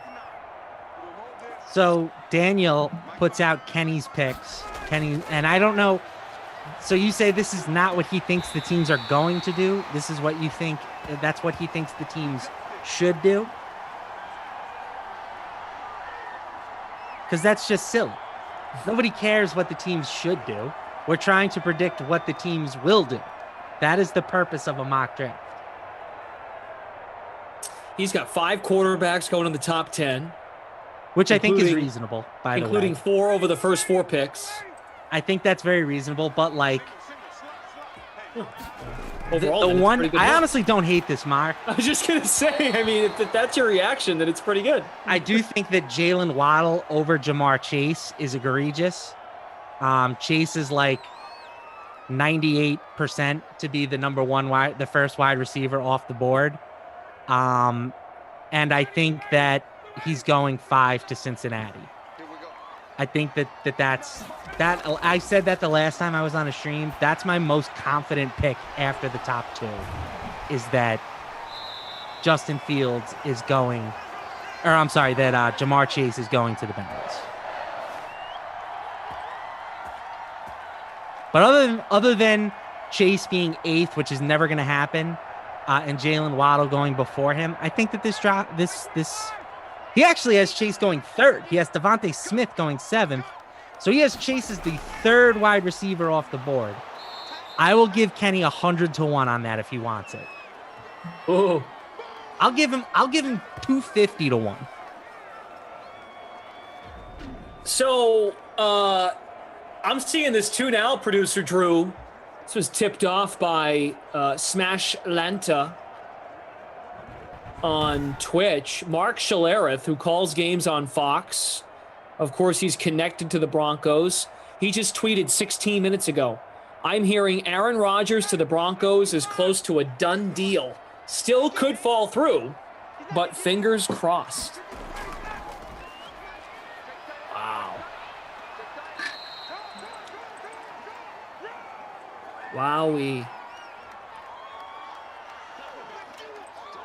If that's the case, John Elway is a wizard. I know he's technically not the GM anymore, but that team is ready to contend for a title again if they have Rodgers. Also, Congo Cab says, Micah Parsons, please slide on down to your boy. I'm assuming he means the Raiders. I think that's very realistic. Yeah, I actually 17? think I had that pick in my, very uneducated mock that I put in. Now, to be a good co-host, you don't think I've got your mock-up right here? Yeah, and do at it, 17, you've got Micah Parsons to the Raiders. There it is, right in front of me. Beautiful. What was I just going to say? Oh, also, I saw this coming. This freaking Kings of Leon. You're great. You've come out with some jams. But, of course, they're still going here. This thing is not going to start for another 15 minutes. Yep. So we might not miss much. Right. And We please, got to do again, the when opening sim ends- festivities. Oh, yeah. Looks pretty cool. Good to see a good crowd and exciting. I gotta say, as a sports fan, there's a lot of events I'd consider attending in person. I don't think the draft is one of them. No? What do? You just sit there and wait? You party! That's the point. It's an excuse to party.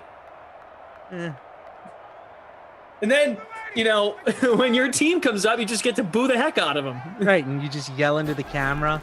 No! You kidding me? Whoa. Joe Thomas, the former Cleveland Browns offensive lineman. Did you see what he did? So they're introducing the couple of Cleveland greats on the stage, and he went like this. He put his thumbs down, went, ooh, like mouth to the crowd, like Taboo Goodell. Funny. That's good. Hey, I'm looking forward to the first Roger Goodell hug. Yes, a lot of people are saying you you go. just party. That's, I mean, so maybe if I was 10 years younger, I would go to the draft. Not for me anymore. Yeah, kid. Yeah, dude. Yeah. Let's go to the draft. Maybe if they held the draft at, what's the famous Boston bar? The greatest bar. She is. Yeah. That works. Young Wei Koo, 4-3. Yes. To make it a 4-point game. Koo is in my lineup, so I'm a fan. Just keep it going here. Keep it going. Good energy in the sim. It's draft night. I mean, you're right, man. You mentioned the number 3 pick. All eyes are on that. The Goodell chair is being shown now. I think the top 6 I feel pretty comfortable with. Why does he have his chair with him? They're bringing that back from last year when he was just in like his man cave. So he's just going to chill out on stage in between the picks.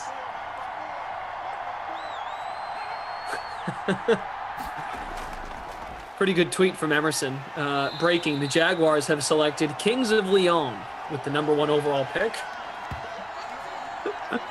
Isn't the Kings of Leon the lead singer, like the guy who used to play in the NBA Celebrity Game and like just get buckets?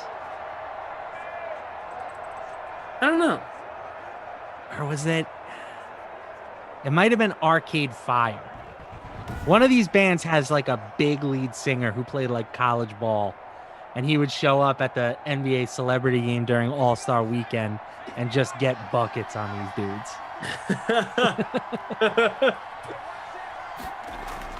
Let me tell you something. These young bucks, they don't know about getting buckets. Bruiser B, the first round of the draft takes way too long. I'm like, you might get through a half here and not miss a thing. Allie Smith says Bo Callahan better be the first overall pick. Costner better take him. As we've reached the end of the first quarter. All right, they finally put Jacksonville on the clock. Clock has started. Yeah. Jeez. All right. 100. Oh, looking at the wrong contest. My bad. Let's see. In the public. Nope, that's not right either. What am I doing, Brendan? Come on, get it together. Show me your pits, Atlanta. That's the name of the free roll. Oh, Lamarca, first place. Get out of here. Yeah. M. Lamarca. Hey. That Nice. won't last. Eckler has the touchdown. It was a rushing score. Pretty dramatic how he squeezed in there. Just before the draft starts, one more time, here is my projected mock draft, my projected top 10. If you haven't had a chance to see it. I haven't had a chance to see it. Okay. Let me pin that sucker. 3. No. 1. No. Okay. Nice. Thank you. Took me a little longer than than it should have to pick up on that. I was So- like, you have New Orleans trading up for the number 3 pick? What's going on? Oh, that's a good call. Yeah, my bad.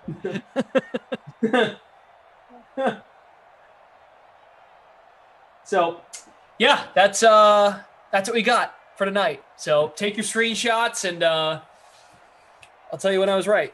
Okay. And you thought it was New Orleans trading up. That's good. All right, Herbert. That is another rumor, by the way, is that the Saints have inquired to trade up into the top 15, top 10. Their asking price, they're asking what the price would be at virtually every spot inside the top 15. So they're another team to keep your eye on. They want to get in the process. Oh man, this is just like it's kind of overwhelming. Just like reading all these people are just frustrated. Like, start this damn thing. I've been saying that since last week. Like, the draft should have started last week. You know, patience is a virtue, my friend. I know. You know, like, you join a fantasy league. I like these fantasy leagues you can join, and it's like an 8-hour slow clock per pick. And if you're on the clock for more than 15 minutes, half the guys in the league are like, let's go already. I want to make a pick. Like, you know, patience, young Padawan. I got to explore my trade options.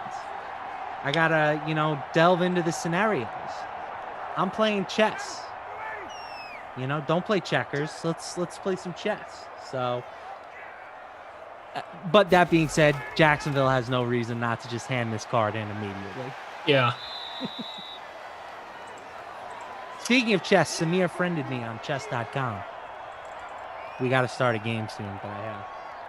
Nice. Samir, part of our great team at DK. Tonight's crew for this sim, producer Drew, Tara Lynn, Daniel on the ones and twos, Jim from the Game Ops team. Michael Clark is a big Jags fan. Jags are on the clock, Michael says. Very good. So Tater Hater is on Twitter. He responds to my mock draft picture and says 3, no, 4, 1, 5, no's, 6, if, 7, we, 8, will, 9, be, 10, alive, 11, Sunday. That's good. I wish I did that the first time. That's what Shani says. So.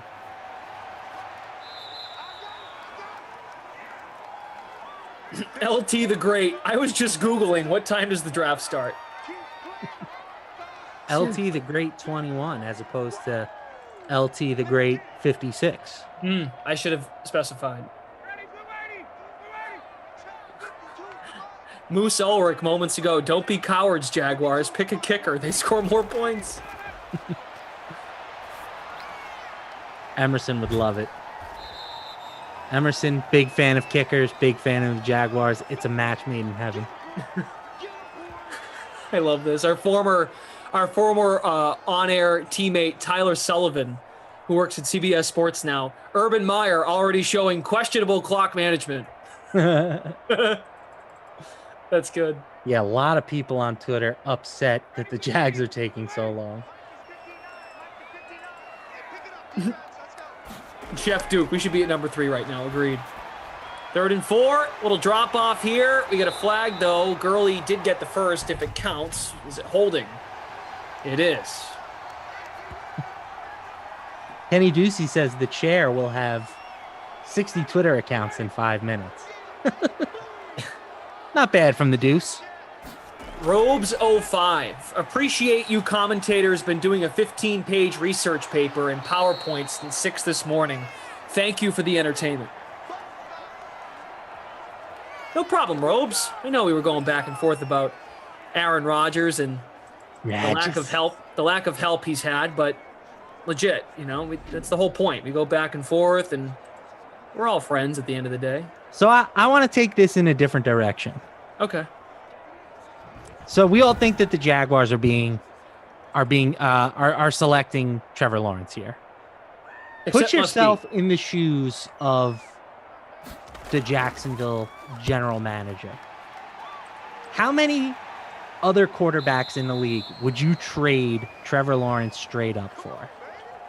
Keeping in mind that you're the Jaguars, take the contract into consideration. Take the rest of the roster. Like, would trading him for Tom Brady give them a better chance to win this year? Yes, but they're not ready to win this year. You know what I'm saying? So, take all that stuff into account. How many quarterbacks would you flip Trevor Lawrence straight up for?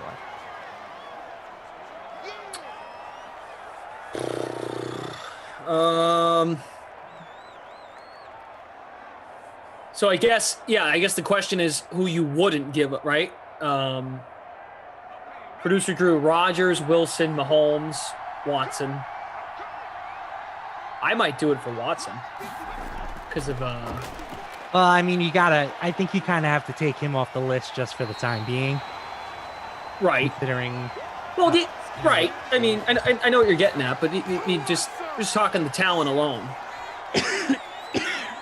I think if you factor in the age, Aaron Rodgers is a no for me. You know, like Aaron Rodgers is 36. He's making $40 million a year. I would be scratching him off my list. For me, it's basically Patrick Mahomes, Justin Herbert, and possibly Josh Allen. I think that's where I would draw the line.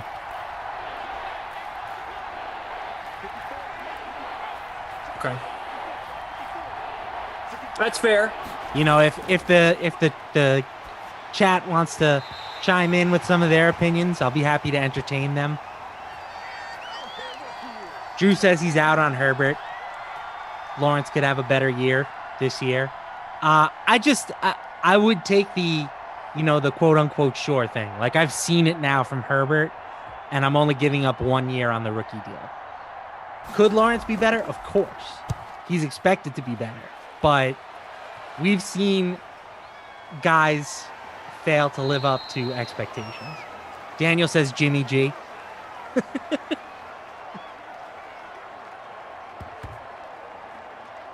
I heard, how about Josh Allen?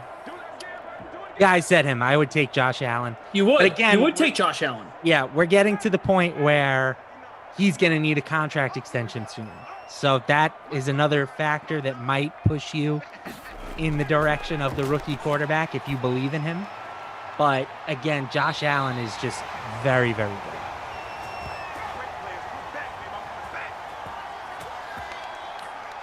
good. Chef Duke, who is your number 3 mock draft pick, fellas? I think you, my friend, had... Oh, I already forget. I got to pull it back up. Well, I switched this one. You switched this one based on the latest reporting. So you have Correct. Mac Jones at your old one from yesterday. I'd probably go Trey Lance. I'm going with Trey Lance. Galesh is actually going with no to this spot. That's right. Right. You are correct. No one knows what is going to happen tonight.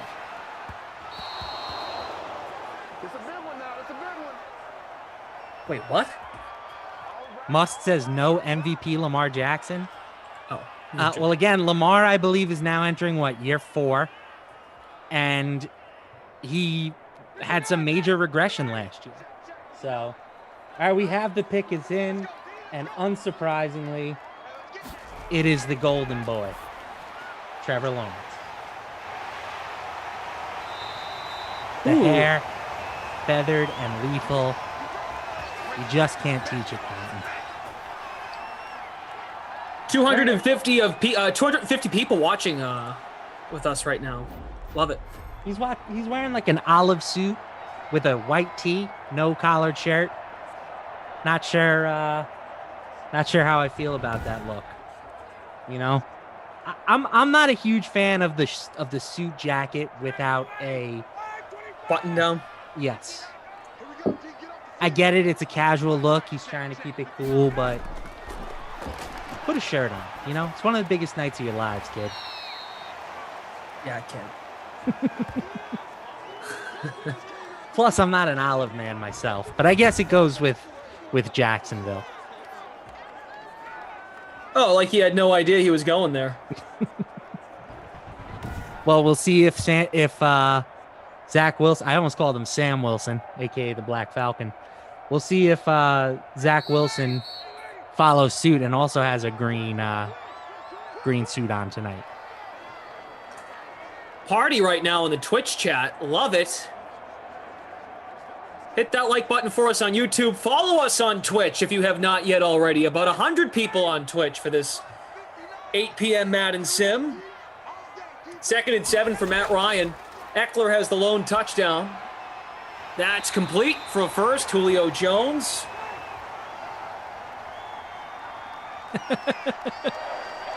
DFS Queenie making fun of me, saying this fashion advice coming from a man who lives in his pajamas.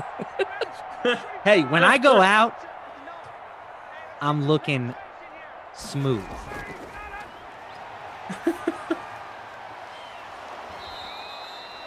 Just B says Lamar, same draft class as Allen. Who's got the better resume? If we're going off resume, then sure, it's Lamar because he has the MVP. But who's the better player right now? And I don't think it's a hot take to say that it's Josh Allen. We have an update from Ian Rappaport on Aaron Rodgers. Big news here. Oh, damn you, Ian. An update on the Packers that's not really an update. Green Bay hasn't engaged at all, despite a few teams calling about trading for Aaron Rodgers. The Packers have no plans to trade him, so nothing has changed. Neat. How about this from Schefter? At the Masters earlier this month, former number 1 pick Peyton Manning told this year's number 1 pick, new Jaguars quarterback Trevor Lawrence, that Urban Meyer needs to play him every play of every game so that he can break his record. His record for most interceptions by a rookie quarterback at 28. Dumb.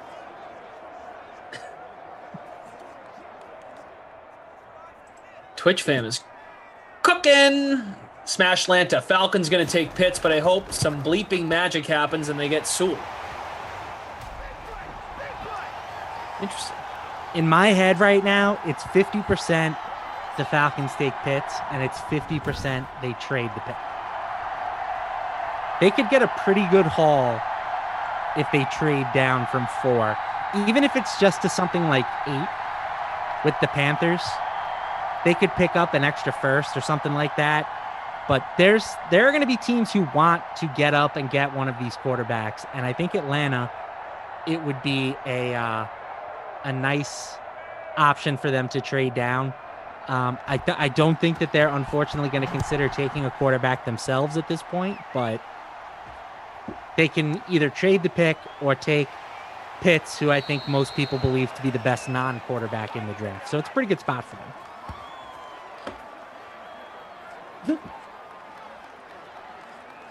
I just got a follow on Twitter from Tate's Not Okay. Is that supposed to be Tate from Ops? It might be. That's freaking funny. Carter Robinson. Yes, I'm very interested in where Sewell goes. He's a game changer. I have him falling a bit. I just think that, again, it's going to depend on what kind of trades happen. But I think if we see some quarterbacks get pushed up the board via trades, that Sewell is a guy that could go, 7, 8, 9, something like that. Okay. Brody says, Lamarca chirping anyone's attire is laughable. Mix in a shower once in a while, big guy. Brody, come say that to my face. I'll fight you, okay? Wow, that's You want to? It's not quite crossing the line, but it's pretty close. You want to chirp the way I dress? That's fine. You want to chirp my beard, my hair? Wonderful. I think you look handsome tonight. It's a You're nice little chirping my cleanliness? Unacceptable. Unacceptable. Holy crap. Breeties, did you know the Jets will take someone who won't work out? History says that's going to happen. How much does that hurt inside? It hurts. All right, the pick is in. They didn't waste any time. Yeah, they kind of did.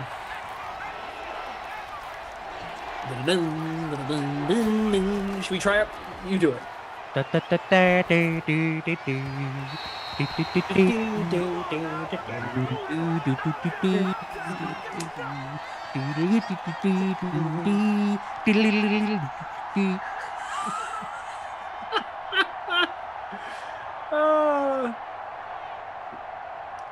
A punt. See, the end of this first half is really just dragging out. Tater Hater. I haven't seen Lamarcus' face yet, but he sounds handsome. Still laughed at Brody Daniels' diss, though. All right, and the Jets sticking to the plan. Take to the man. Zach Wilson. The Osis. All right, this is where it really begins, baby. You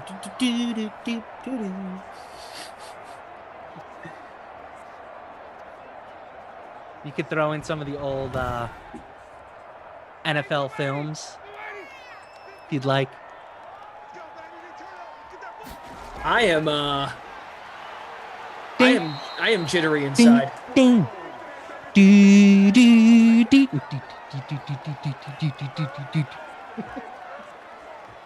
Oh, a big old bear hug. Oh, man.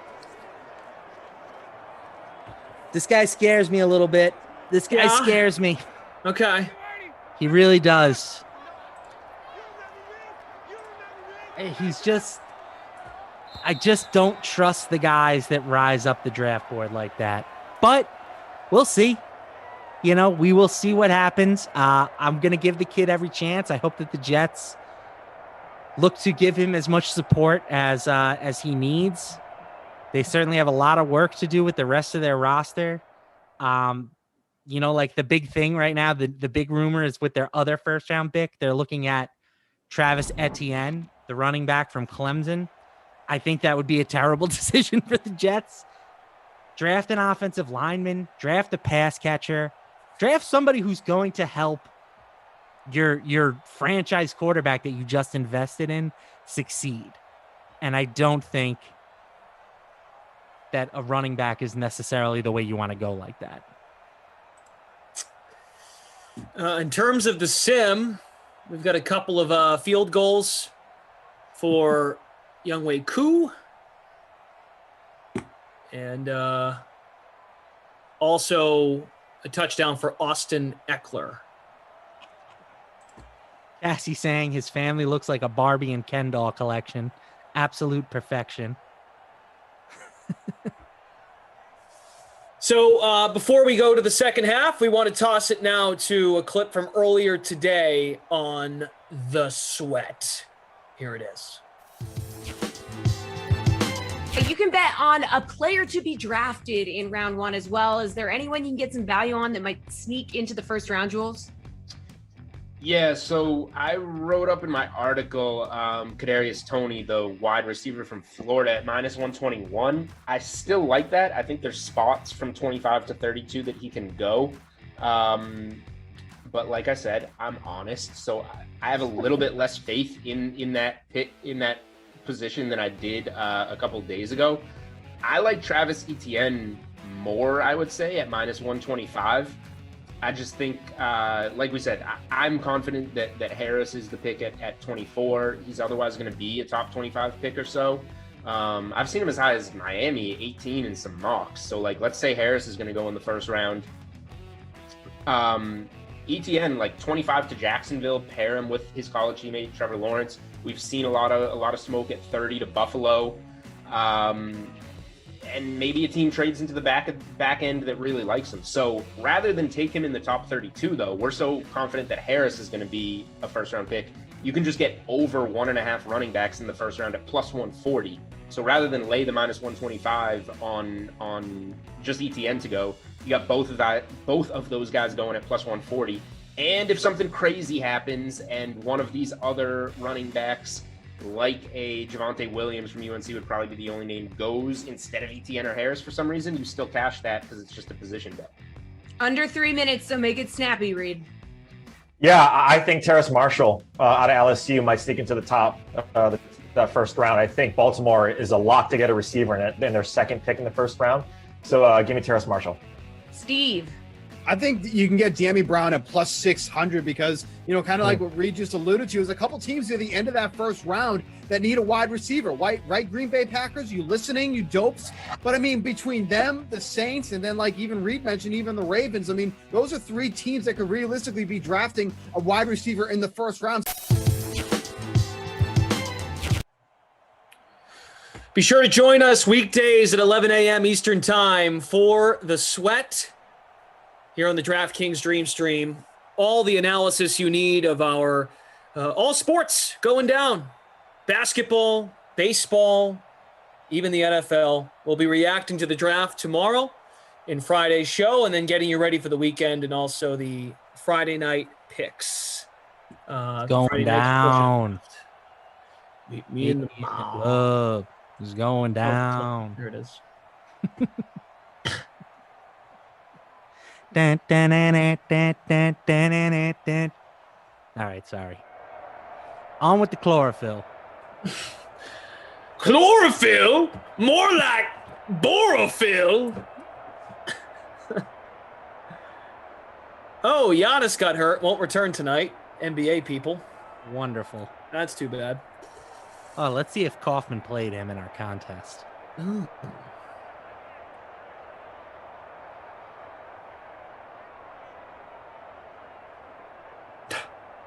Just catching up on the chat here on Twitch. Yeah, Banded Caterpie, that did happen. Giannis got hurt. He is not going to return. Sorry. Thank you all for being here. About 250 of you watching. Still 2 minutes on the clock for San Francisco. This is where things get juicy. Juicy. Sorry, I'm in just a very musical mood right now, apparently.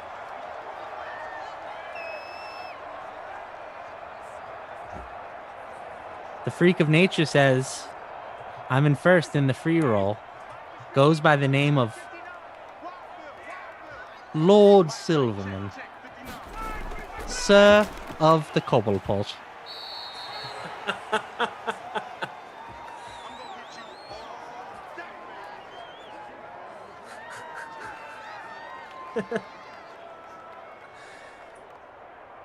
Oh boy, I'm just locked into this thing, man.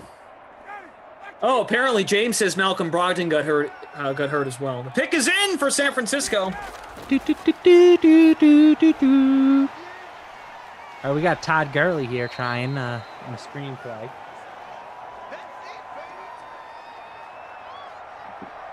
I heard that Zach Wilson, his grandparents have 36 grandchildren. It's a lot of damn grandkids. Sure is.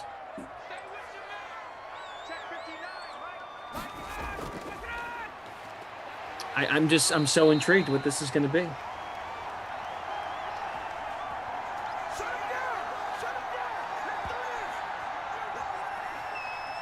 We'll be with you throughout the course of the night. LaMarca and I will be with you after the sim. Of course, we'll take it through the second half.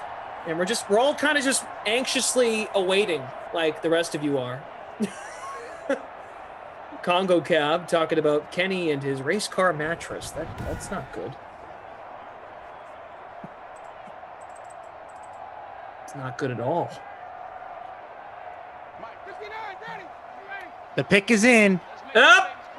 Sir Lancelot, North Dakota State. Mr. Lance, welcome to San Francisco. Would you like a cobblepot? Okay. So he emerged as the favorite. Now this is how you should dress up on draft night. My man's rocking the tux. It looks to be of a blue velvet with the black lapel. He's got the loafers going. This is a man who is about to succeed in the NFL. Look sharp. Look sharp. Now, does this mean with this pick? So let's come on. We got to react. Now I'm interested. Now I'm engaged. Okay. What do you make of the fit? I think it's a perfect fit for them. They are ready to contend. They have Jimmy Garoppolo for next year. I think they keep him. I don't think that they want to play Mac Jones from, week one of next season. I think they want to go sort of the Patrick Mahomes route of giving him a year to study. So I think that he has an elite ceiling. I think that he's a super high upside pick. So I love this fit for San Francisco. I think it makes way more sense that they went this route than taking a guy like Mac Jones. I love it. Chef Duke says San Francisco was in love with him. San Francisco apparently was in love with Mac Jones too. It sounds like that was kind of a smokescreen. Yep. And the reason why, from what I've heard, because that's what my big thing was. I was like, if this is a smokescreen, tell me why. Like, why are they doing it like this? And apparently their guy in reality was Zach Wilson.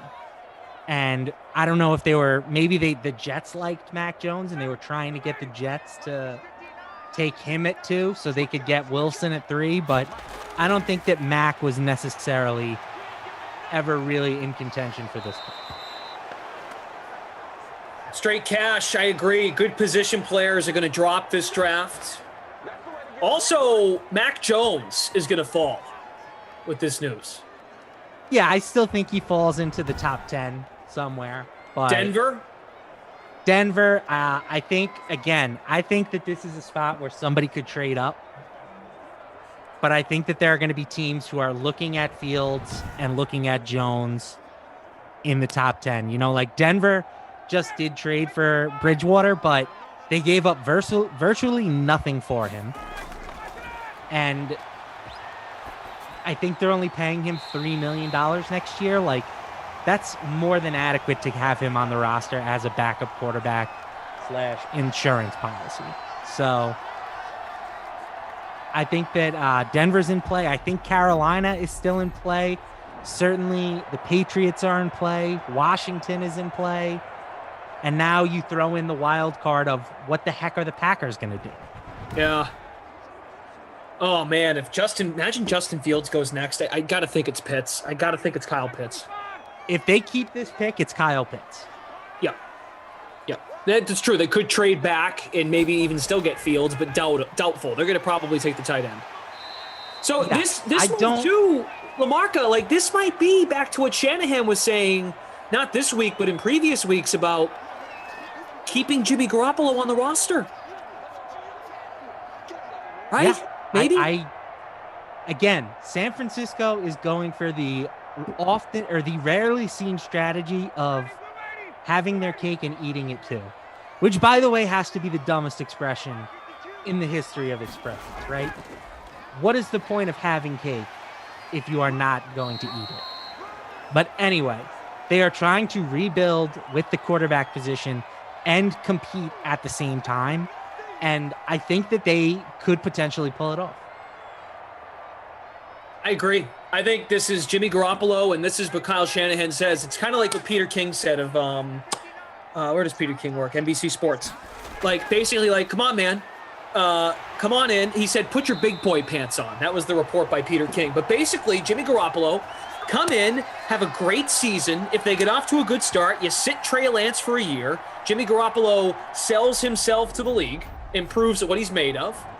And if he has a good year, maybe they even move him at the deadline. I doubt it, because that would mean if they're having a good season, they would just ride out Jimmy Garoppolo, and then Garoppolo can be moved in the offseason. In fact, I think there's an out for Garoppolo after this coming season. That's, of course, if the Niners keep him. They are, of course, they seem very willing to commit the $25 million paid to him this year. So ride it out with Garoppolo and plan to sit Trey Lance. But don't play the game like, oh, you know, we might play Trey Lance because you know we're going to get those leaks if Jimmy gets off to a bad start. But that's Jimmy G's fault. If they get off to a bad start, the kid gets to come in. But you should go out and have a great year, and don't give them a reason to take you out. Right. And is there a scenario where Lance, you know, like Russell Wilson was never expected to start week 1 for the Seahawks as a 3rd-round draft pick. But he was so impressive in training camp and during the preseason that he didn't give the team a choice. Could Lance do something similar with the 49ers? Sure. But I think that he's really going to have to prove, like he would have to really blow them away. Yeah. Lawrence Wilson, Trey Lance to the 49ers. That's what we got so far. All right, pick is in for the Falcons. So Atlanta is not trading out of 4. At least we don't know that anything yet. Yeah, it looks like the pick is in, so it appears they kept it, and I would expect to see Pitts here, but you never know. Maybe they take Fields and try to work a trade afterwards, or maybe they just keep Fields, right? Certainly they're a team that needs a quarterback of the future. Yep. It's not ridiculous to get the next guy. Julio finishes off the 2-point conversion here after the Hurst touchdown, by the way. Yep. And ownership, we can give you that to you here. Hurst, 39% owned. How fitting that we get a touchdown right when the pick comes in for Atlanta. An Atlanta touchdown, Atlanta pick coming in here from Roger Goodell. Also, how about Julio Jones scoring that 2-point conversion? If they do indeed draft Pitts, there is maybe some leverage here in terms of you got Calvin Ridley, you've got some other tight ends. They might invest at running back later in the draft behind Todd Gurley. Maybe this makes Julio Jones a little bit more expendable. And they do take the big fella, Kyle Pitts, the guy with the largest wingspan at the tight end position ever measured at the combine, or at least since like the 1980s. Guy who is an absolute goon, can run 4.5. He's a generational tight end prospect. Again, I think if I was in charge of the Falcons, I would be playing more for a rebuild. I don't think that this team is a Kyle Pitts away from contending, although the Falcons seem to think that they are. So I would have explored trading down. I would have explored some quarterback, drafting a quarterback. But ultimately, you can never fault the team for taking the quote-unquote best player in the draft. No, and I wouldn't have faulted Atlanta if they took Justin Fields, because I would never fault a team for taking the next guy, taking care of the face of your franchise. So Kyle Pitts, and also we can rule out Jerry Jones and the Dallas Cowboys moving up for Pitts. Christian and I dove into this a little bit. How about Eckler? Nice run here. We dove into what Dallas has for draft capital. They have a couple of thirds, a couple of fourths. They would just be mortgaging their franchise, their draft capital. Completely unnecessary for them. No, I understand that, but come on, Jerry Jones is the opposite of necessary. No, of course. Necessary? Necessary? Is it necessary? So we're getting to another what I would consider sort of pivotal point in the draft here. First 4 picks, chalk. Right now, I think we're at the first pick where there's a little bit of dissension. I should update my board here, huh? You can. No, did not go at 3. We've got, I would say, about a 60% chance of Jamar Chase here and about a 40% chance of Penei Sewell. I think those are the 2 directions that this pick can go, assuming that the Bengals keep the pick and don't do something that we're not expecting, like trade down. Again, I am leaning with Chase for the pick. You've got the obvious college connections with him and Joe Burrow, but also I think they can get a good offensive lineman in the second round. I don't think that they're going to find a game-changing wide receiver like Jamar Chase. Keep in mind, this guy was teammates with Justin Jefferson and outproduced Justin Jefferson in college as a younger player. And Justin Jefferson came into the league and gave us one of the best wide receiver rookie seasons we've ever seen last year. This guy is better than him. So I think that he is the correct pick here. That's my take. All right, the whiteboard has been updated. Nose is projected to go 5th, and what is projected to go 6th. That's what I've got. So far, so good. You're on the draft board. Congo Cab says the draft is rigged. Yeah, clearly they didn't set the draft to arcade mode. This is on simulation mode. Yeah. What the hell? Yeah, in simulation mode, Kings of Leon goes longer than they should. Frank White says the Bengals need to protect Burrow. Obviously, they have already spent on their line in free agency, though, and it's not like they can't take an offensive lineman at the top of the second round.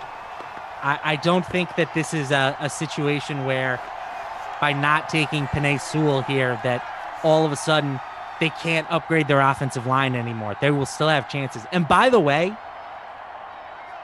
it sounds like the gap between Penei Sewell and Rashawn Slater, who's the number 2 offensive tackle by most people, like the gap is not that large.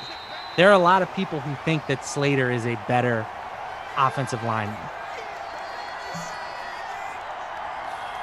Yeah, I mean, there's some good O-linemen in this draft. You got Sewell, Slater, Waddle. I'm sorry, Sewell, Slater, and then I just had it up here. Where the heck did it go? A lot of stuff we wanted to talk about is no longer on the sports book, which is just interesting. It's there it is. Now a lot of it's coming back in. That's good. Yeah, Christian Darrisaw, good player. Elijah Vera Tucker. He is someone that may play guard in the pros, but he played tackle in college. Tevin Jenkins, Walker Little, Dylan Radnans. Like, there are a lot of guys who are going to be drafted as offensive linemen between 10 and 50. Like, there's a lot of good offensive linemen. So the Bengals can get one of those guys. And the pick is in. Woohoo! Another run play for the Chargers. Eckler has a touchdown for Atlanta. Hayden Hurst has scored, and there was a 2-point conversion. Julio Jones and a couple of Younghoe Koo field goals. Lamarca and I will be staying right here when this one's over. Do not go anywhere. We're going to react to the draft just like you will. And we'll take your comments, interact with each other as you normally do during the Sims. David Litzow is surprised that Trevor Lawrence has an attractive fiance.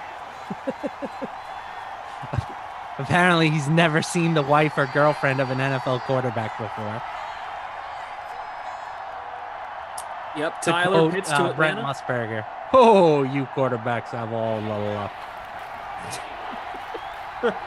Dougie30 on Twitch. I hope you're right, Lamarca. I want Sewell in Miami. I don't think they're taking him either, for what it's worth.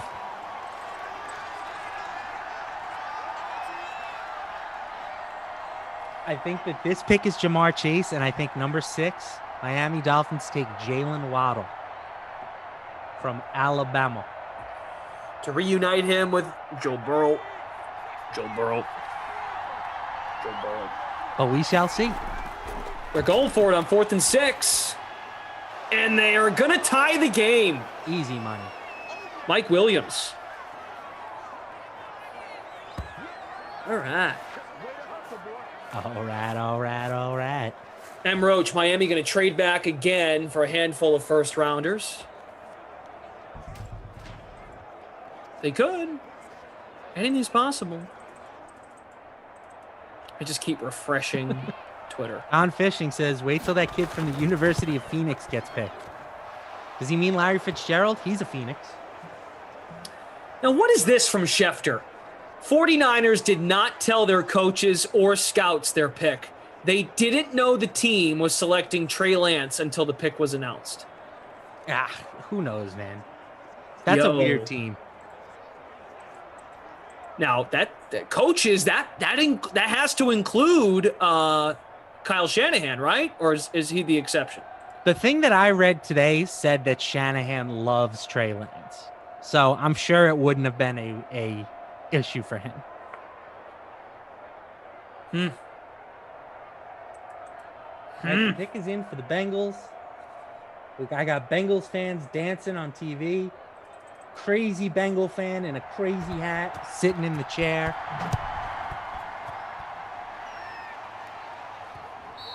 I'm feeling Jamar Chase, Clash. You with me, or are you thinking they go offensive line? I think they should go offensive line. But maybe they want the sexy pick. Get the O-lineman. Go sexy.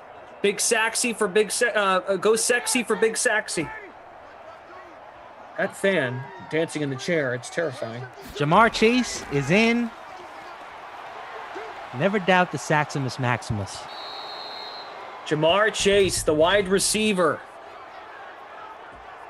out of LSU, reunites with Joe Burrow in Cincinnati. All right, so here's the question that everyone comes to DraftKings for. You look at the group of receivers now. Of course, Joe Burrow's health is a big factor in this, how he comes back from the ACL. But what kind of ceiling does Chase have as a fantasy receiver next season? Big ceiling. He's going to be their number one weapon. And they have some great wide receivers now. You pair him with T. Higgins and with Boyd in the slot, that is an excellent set of pass catchers for Joe Burrow to work with. But make no mistake about it, Jamar Chase is an alpha number one guy. He is a baller. And if you're in a dynasty, fantasy league, a one quarterback dynasty league, I don't think you can make a case for anybody but Jamar Chase being the first pick this year in rookie drafts. Yeah, you mentioned the core of what they have there. Higgins, Boyd, Auden Tate as well. Drew Samples, their tight end. We've seen Uzama, of course, here in Simland. So they go receiver. Got Joe Mixon on a contract now, of course. So I like it. It makes everybody better too, right? When you add a receiver to a pretty solid group. Like, it's not the same, of course, because Steph Diggs has been in the league longer. But it's my point being is when you add a wide-out one to your roster, whether it's a rookie, whether it's an established guy in the league, it elevates the wide-out 2 and elevates the wide-out 3. It makes them more viable in their newer role, which is might be a lesser one, but might make them even more attractive in a way. Chef Duke says Sewell is going to Miami or a trade.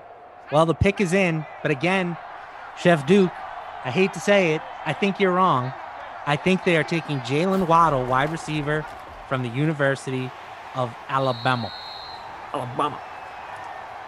Another team that has some pass catchers. They have Devontae Parker. They have Will Fuller. But they need a legitimate number one. Waddle has elite NFL caliber speed. Will Fuller, Devontae Parker, both can be free agents after this season. They need a number one wide receiver right now, or at least to become the one in the future. And I think that Waddle is their preferred target. So we shall see. But that's my take on this situation. Listen. Todd. Listen.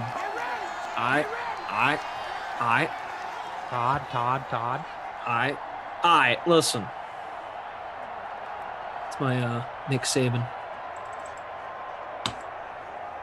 Okay. Congo Cap agrees. Thinks Waddle is next. If you're living under a rock, so far, Trevor Lawrence at 1, Zach Wilson at 2, Trey Lance at number 3, Kyle Pitts at 4, Jamar Chase to the Bengals at 5. Miami's pick is in. David Litzow says Smith is better than Waddle and less injury prone. Waddle over Smith? ? NFL teams, from what I have heard, and again, it's not like I have sources, it's what I'm reading. I shouldn't say what I've heard. From what I've read, prefer the game-changing speed of Jalen Waddle. So I think that Waddle will come off the board first. Could be wrong, but I haven't been wrong yet.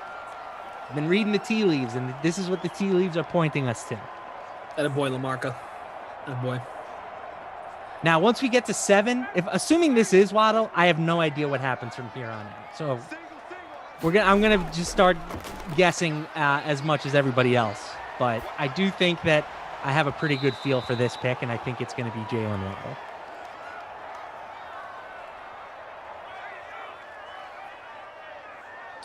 Yeah, I felt pretty good after the whole Lance thing and how the lines changed across a lot of American books. I felt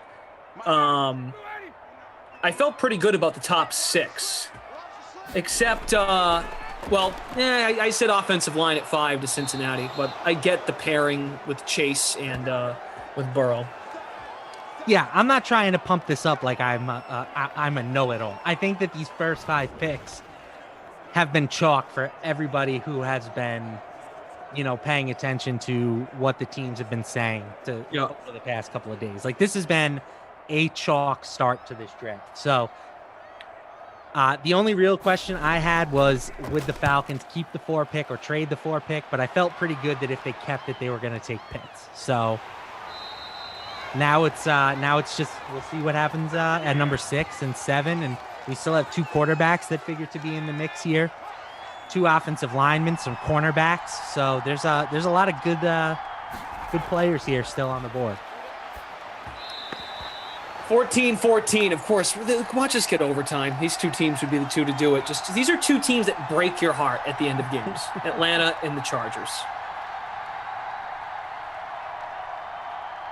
The Jeremiah B on YouTube says Chase is a bust.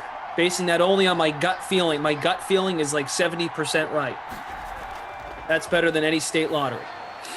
Mr. Roach says Miami has Albert Wilson with his game speed and Jakeem Grant and Lynn Bowden and Will Fuller. Albert Wilson, Jakeem Grant, and Lynn Bowden should never prevent you from taking a player. Yeah, really, enough with the Fuller thing. We can't trust that guy. PEDs and then also injury prone. Like, a good signing if it works. He's got talent. I don't dispute that. And Albert Wilson just opted out for the season, so who knows how he looks. Right, and Fuller's only on a 1-year deal, so he can leave. Yep. And it is Jalen Waddle. All right.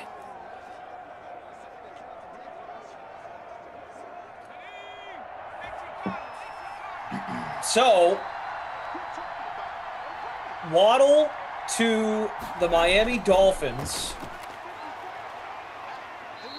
They choose the receiver. Now, weren't some of these Alabama guys coming out and saying they preferred to play with Mac Jones over Tua?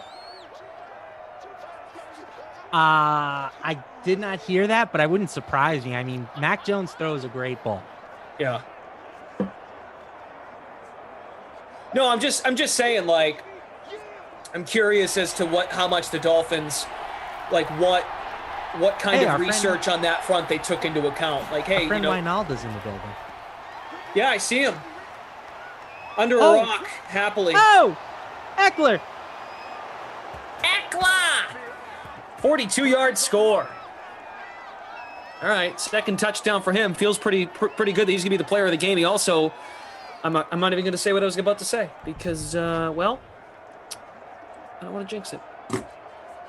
Because I asked people if they're living under a rock, and I was given the draft pick order, and Winalda says, under a rock, happily, cares so little about the draft. Winalda, who is your, like, pro football team that you root for? NFL. He might not have one. That's why I asked them. Okay. Maybe it's the Raiders. So now we've got the Lions here on the clock.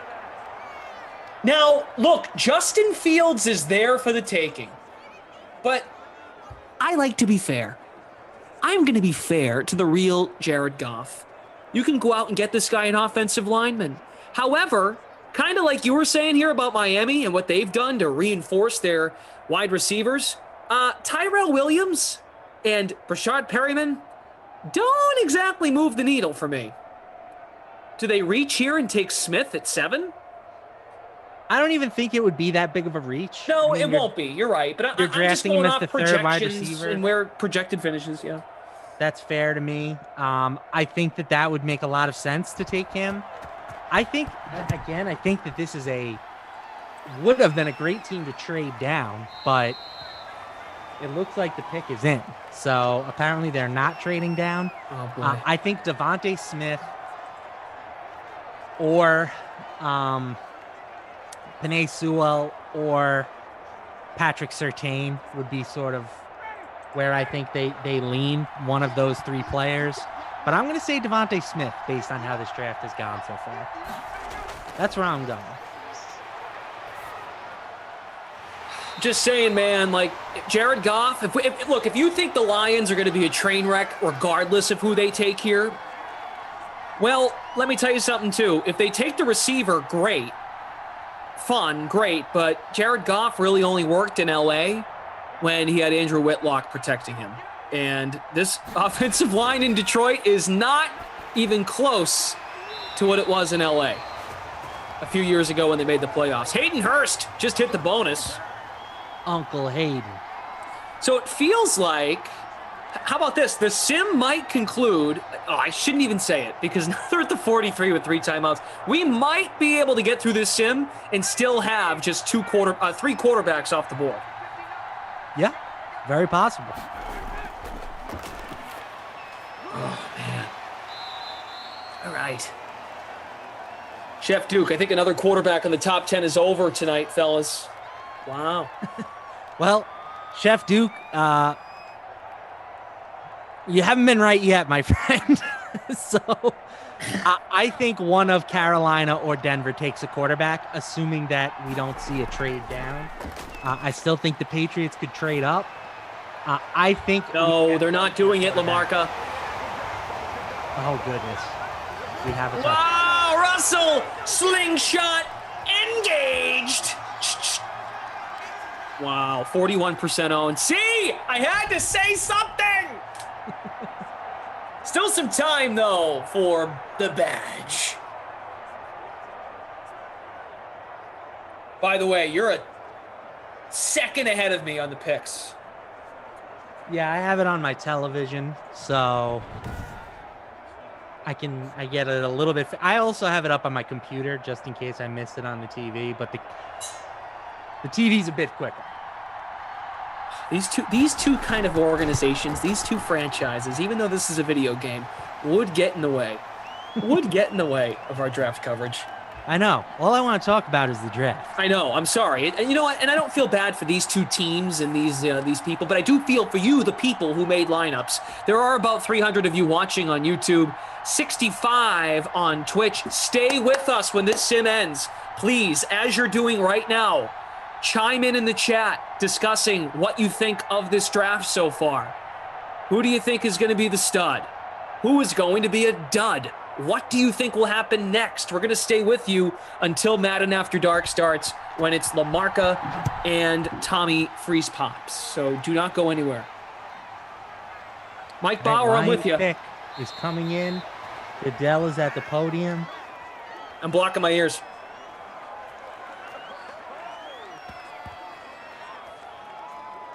Okay. I won't tell you. Okay, I'm not going to look at the chat either. I want to be surprised. It's all right. A couple seconds won't destroy us. It's really hard not to keep my eyes on the chat. I love you all so much. Williams, 6th catch, 52 yards. All right, here we go. Selection, Goodell. He reads the pick. It is going to be... Give it to me. Give it to me. Penei Sewell. All right. Good for them. So Wijnalda says he's a displaced Charger fan. Yeah, he just sent me some photos of him. Oh, nice. Look at that. Having a good time, too.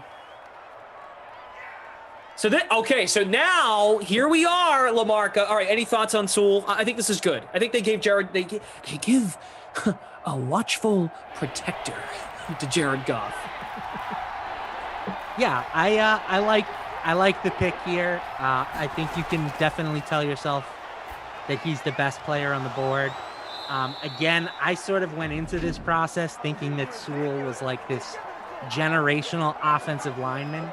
And it seems like as they've done athletic testing and stuff, that his stock fell and some of the other offensive linemen's stock rose.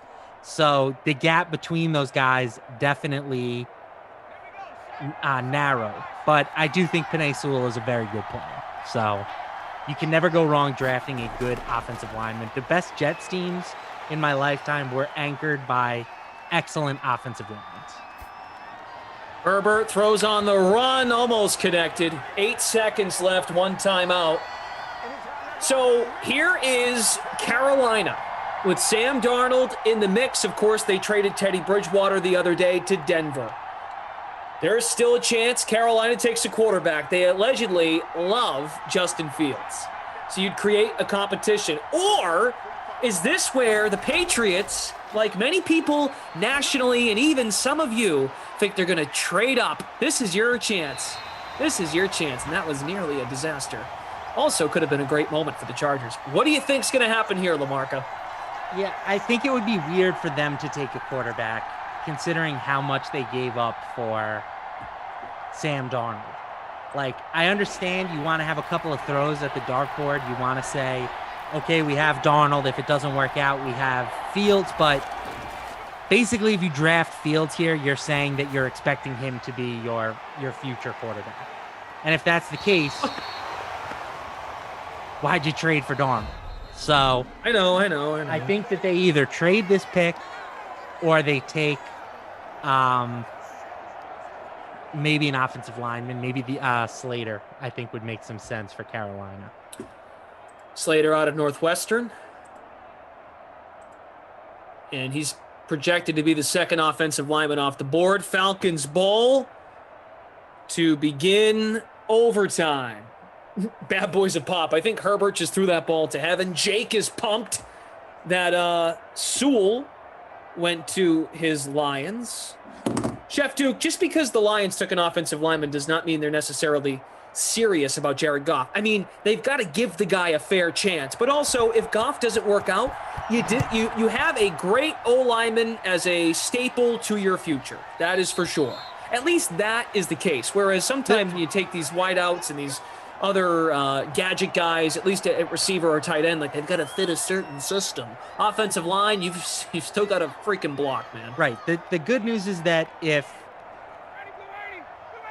Goff is no good, you're going to have another chance to pick a quarterback, because the rest of that roster is not good enough to win games without good quarterback play. Right? They might have one of the worst rosters in the NFL. So I think that building, at least giving Goff a chance, makes some sense here.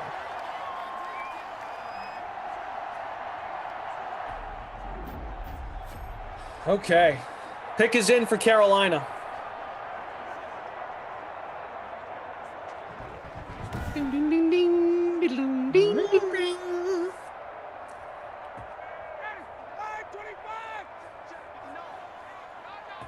Eric Winalda, San Diego State University. Charger fans started then. Their ownership bummed me out. ESL debacle, may have to go to Raider Nation. I feel you. Nothing more taxing on a fan than poor ownership, greedy ownership.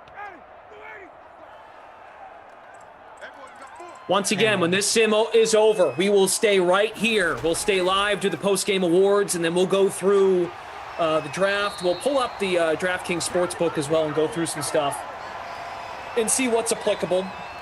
I mean, some stuff has been taken down because the draft is underway, and when picks start to go, becomes in this draft, I still don't feel comfortable about what might be quote unquote obvious.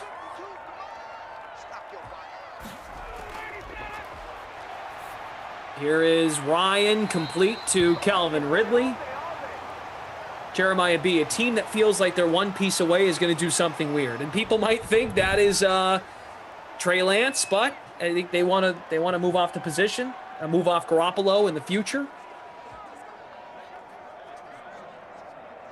Congo Cap says Detroit fans are mad as hell right now. They liked Horn and Fields. Of course, it's a commercial break leading into the Panthers pick. The pick is in, so they're not trading. We don't think. Because usually, if we find out there's a trade, LaMarca, it's Goodell going to change on the screen. Right, Goodell will go up and say, we have a trade. Right. It's not like in the NBA where the team that's trading the pick still makes the pick and then just trades the right to the player. They physically trade the pick. Okay. Bit of a surprise here for Carolina. I won't spoil it for you. Okay, thank you. Thank you so much. It's kind of hard for you to be working this situation, though. Well, this is like Leaderboard Live. My whole thing about getting cable. I'm only a couple seconds off. That's not too bad.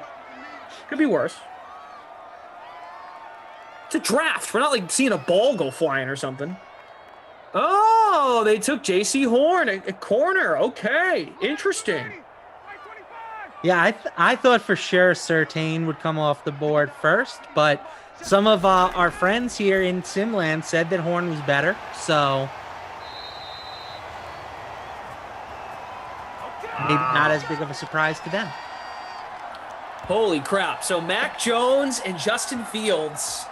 Look, Denver here. Denver could go Mac Jones here, and it wouldn't be surprising because there have been some rumblings today and really since the Bridgewater trade happened that Drew Lock would be sent out and the quarterback camp would be Bridgewater and a draft pick. Wow. Or maybe Denver doesn't take a quarterback because maybe they're in on the potential of Aaron Rodgers. Aaron Rodgers. He's a bad man. Discount double check. I'm having so much fun with all of you.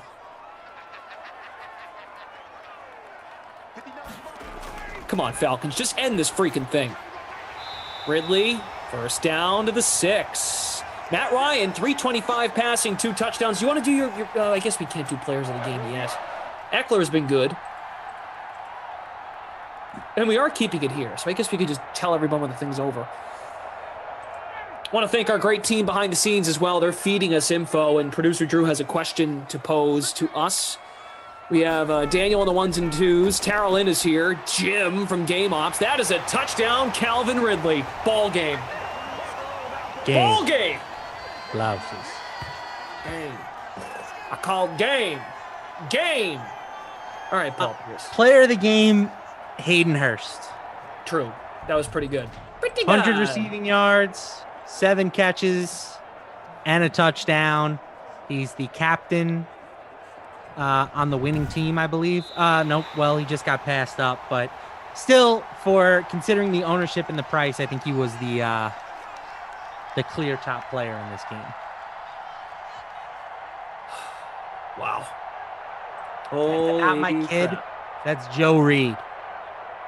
Bagel. Now I understand why you retired. I'm just kidding, Joe Reed. No disrespect. But 44% owned and a bagel, not getting the job done. Okay. Very good. We will dive into the sportsbook pool as well. The free-to-play $50,000 NFL Draft Round 1 pool. A lot of questions have already been answered, but there are still a good amount of these questions that have yet to be answered. First defensive player being drafted, I don't think a lot of people saw this one coming because it was not an option, what they ended up doing here. With this Horn was pick. off the board, really? Caleb Farley, Parsons, Greg Rousseau, Surtain, and Pay were the guys on the list. Wow. J.C. Horn was, and you could have selected any other player. Right, the field. The field, yeah. Okay. So that's interesting. But we'll dive into that. We'll look at some of the the free-to-play pool and also some of the props that might be available as this thing unfolds. But of course, that will be hard to come by as the draft unfolds. Guys, stay right here. Please do not go anywhere. Ross Tucker's going to hop on here for just a second, chime in on his thoughts, and then Lamarca and I are right back to react to these draft picks. Hopefully when we return, we're talking Denver at number 9. So for you, again, we've mentioned you played in the league and you played for 40 plus games for franchises. Let's talk about some of the teams that you played for once upon a time, what they're going to do here in this draft. Let's begin with Dallas because the Cowboys, off of a 6-win season, incredibly disappointing for obvious reasons. Losing Dak Prescott, that played a crucial role in that. He's back, he's healthy, and now the question is, what are they going to do at number 10 provided they stay at number 10, other than, you would think, rebuild their defense? The most mocked players to Dallas are cornerbacks, whether it's Surtain or Horn. Who do you think's the best fit? Yeah, I think it'll be one of those two guys is probably the most likely, and I think if he's still there, it'll be Patrick Surtain the second. I also think there's an outside chance that a guy like Micah Parsons, now they probably won't do it because they do still have Jalen Smith and Leighton Vander Esch, but they're a different team when they have linebackers playing at a high level. And Vander Esch and Jalen Smith are already pretty beat up in their young careers, but I'm pretty confident they'll go corner. I think at least one of those guys will be there, and the Cowboys will take whichever one still is. If they get the choice of both, they'll probably be more conservative and go Surtain. You were briefly a Patriot. We could spend the next hour just talking about the Pats and expecting the unexpected when it comes to Bill Belichick. A lot of people are wondering, obviously, what's the move? Given this team is in the QB market really for the first time in almost 3 decades between Brady and Bledsoe before him. So it's, do they trade up and go after a Fields, somebody like that? Do they trade back and attack the quarterback position and, day 2, perhaps with a Mond or a Trask? Or of course, there is that Garoppolo X factor who you said before you think is as good as gone right now from San Fran. How's this all play out? So I think the most likely scenario is probably Jimmy G. Now if I don't think they're going to trade up. If one of the guys fell to them at 15, I think that's a possibility. But I think they're going to be able to get Jimmy G on the cheap because I don't think people want to take on his contract.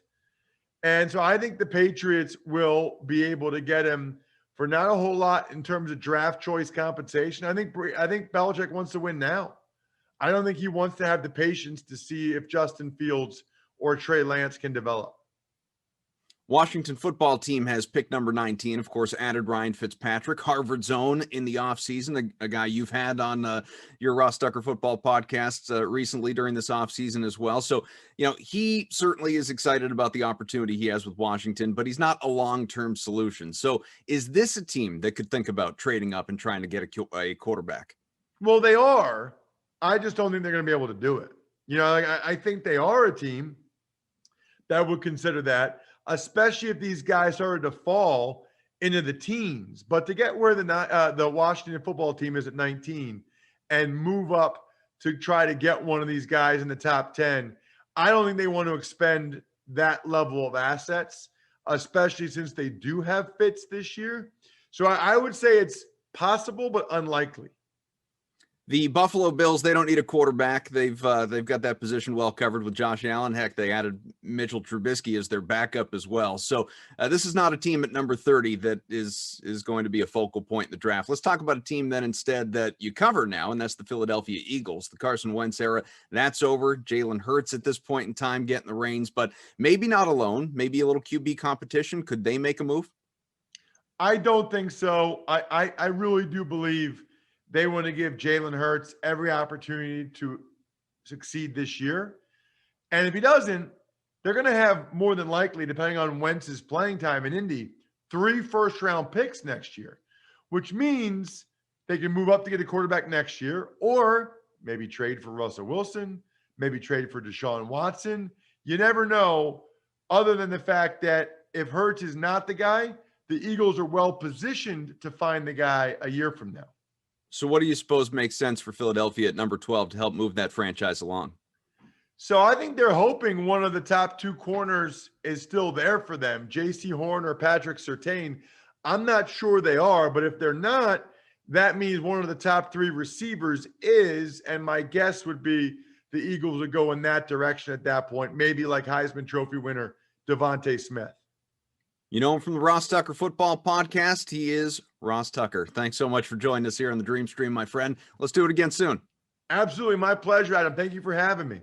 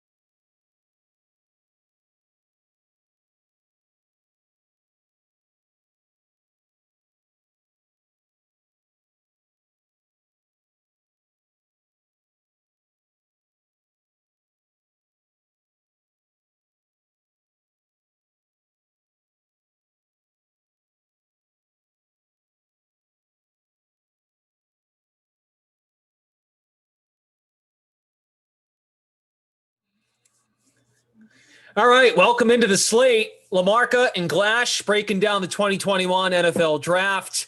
We are 9 picks deep. Patrick Surtain heading to the Denver Broncos. We were just talking draft throughout that last Madden simulation. If you're just hopping in and you're like, what the heck is going on here in terms of who's gone where? Well, it started with Lawrence at 1, Wilson at 2. At number 3, Trey Lance to the 49ers. At number 4, Kyle Pitts to Atlanta. At 5, we saw Chase go to the Cincinnati Bengals. At number 6, Miami also went wide receiver with Waddle. At 7, the first offensive lineman, Penei Sewell to the Lions. At number 8, we saw probably the surprise of the first round so far. We see a cornerback go to the Carolina Panthers. They end up keeping the pick, and they go with J.C. Horn. And another corner off the board, and Patrick Surtain. So a lot of folks, LaMarca, just reacting here. We're going to wait on this Dallas pick in just a second. But we have a trade. Oh, what do we got? Eagles moving up to number 10, swapping with the division rival Cowboys. Now it makes sense because I see Philadelphia on the clock. How about 2 NFC East teams being friendly and doing business together? So does this mean Philadelphia is taking Devonta Smith because that's been the name connected to the Eagles, or do they feel like that would make a lot of sense? Micah Parsons might drop. I'd like to think it's Smith because they feel as if he could go at 11 to the Giants potentially, Yes. right at 11. That makes perfect sense to me. The Eagles moving up 2 spots to jump over a team that they know is interested in a wide receiver in the Giants. So it would make a lot of sense for them to get their guy if their guy is Devonta Smith here. So yeah, a lot of NFC East teams involved here, right? You got the Cowboys trading down, the Eagles trading up, and the Giants sandwiched right in the middle. So that's a very interesting sequence of events. So Dallas trades out, and to number 10, the Philadelphia Eagles. We're waiting to see what they decide on here.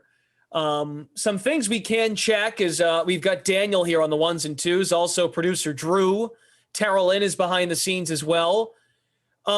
We can go to the shared screen and pull up the sports book and look at a variety of things. Right now, the only thing we're seeing is the number 13 pick in terms of live draft props. Right now, the team slated to go 13 would be the Chargers, and it feels like the Chargers could go O-line. That's why you see minus 250. Anything else that you're thinking about right now in terms of what might be coming up here? O-line makes the most sense for the Chargers. Protecting the franchise quarterback in Herbert. They could use a cornerback as well, which is why you see my plus 250. But with Surtain off the board, with J.C. Horn off the board, I think it would then be a reach to go into that next tier of cornerbacks. Caleb Farley, Greg Newsome, guys like that. So I think Rashawn Slater, if he's there, makes a ton of sense. Okay. As the number 2 offensive tackle in this class, a guy that some people believe is better than Penei Sewell. So I think he would be an excellent choice for them if he's available at 13. But of course, he has to get past the Giants at 11 and the Cowboys at 12, assuming, of course, that the Eagles take Devonta Smith here at 10. Sure. So now I've slid over to draft props. I'm not sure why they're in 2 different spots, but at 14, which is where the team slated to go at 14 right now, would be Minnesota. And oh man, I see quarterback there at plus 1,400. Minnesota. Would you ever be tempted, Minnesota, to take Justin Fields potentially as a backup to Kirk Cousins? Oh, I would love that. Boy, that would be interesting.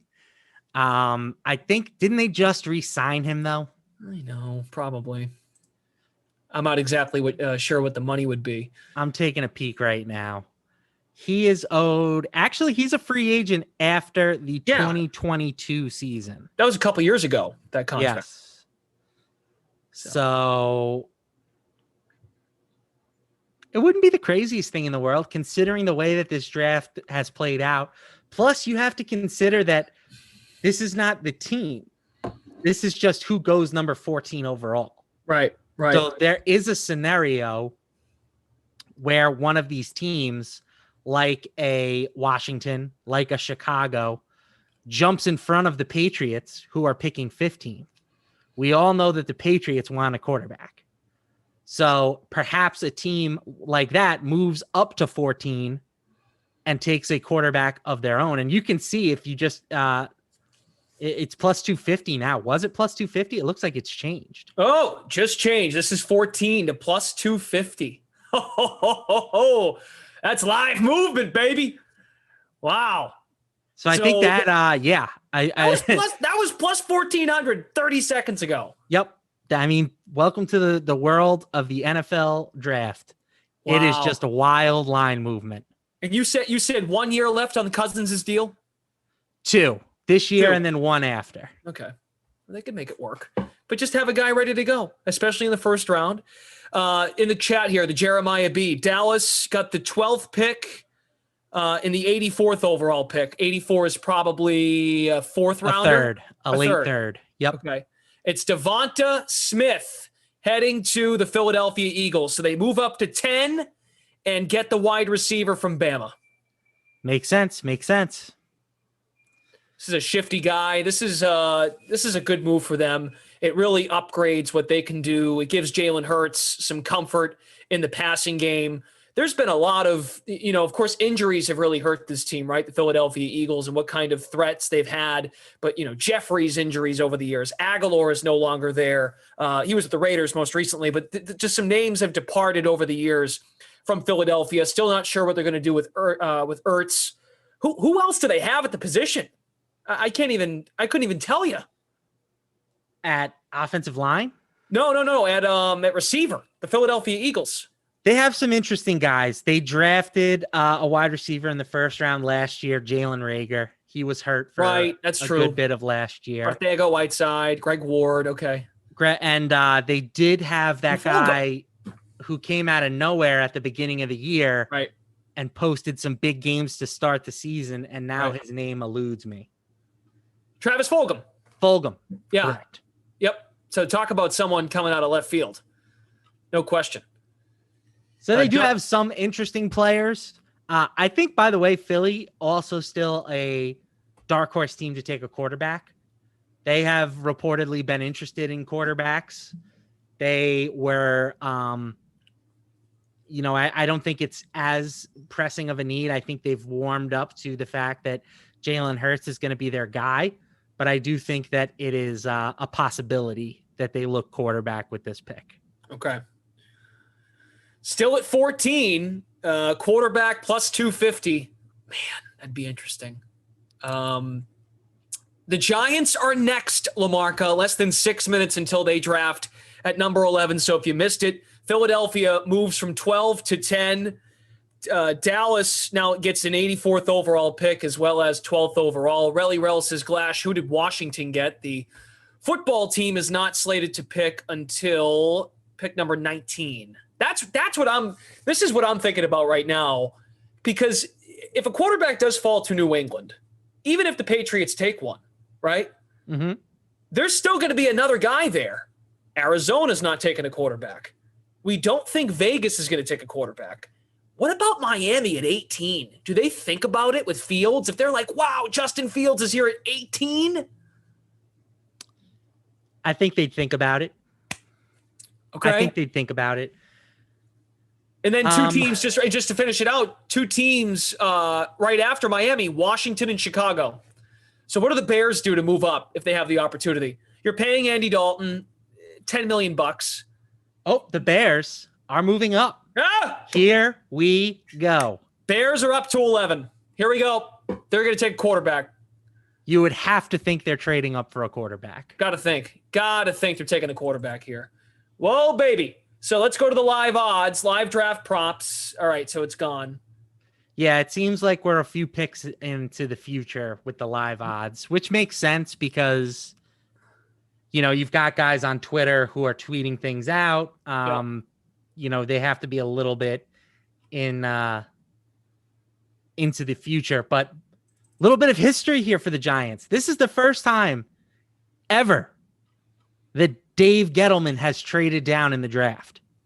The first time in his history of making draft picks that he has moved down. So, Schefter, your tweet just disappeared. What the hell? Here we go. Chicago is trading up from 20 to 11. We know that. Here, Schefter put this out. Giants return from Chicago for the number 11 pick. Next year's they got first, a pretty good haul here. Next year's first, 5 this year, 4 this year.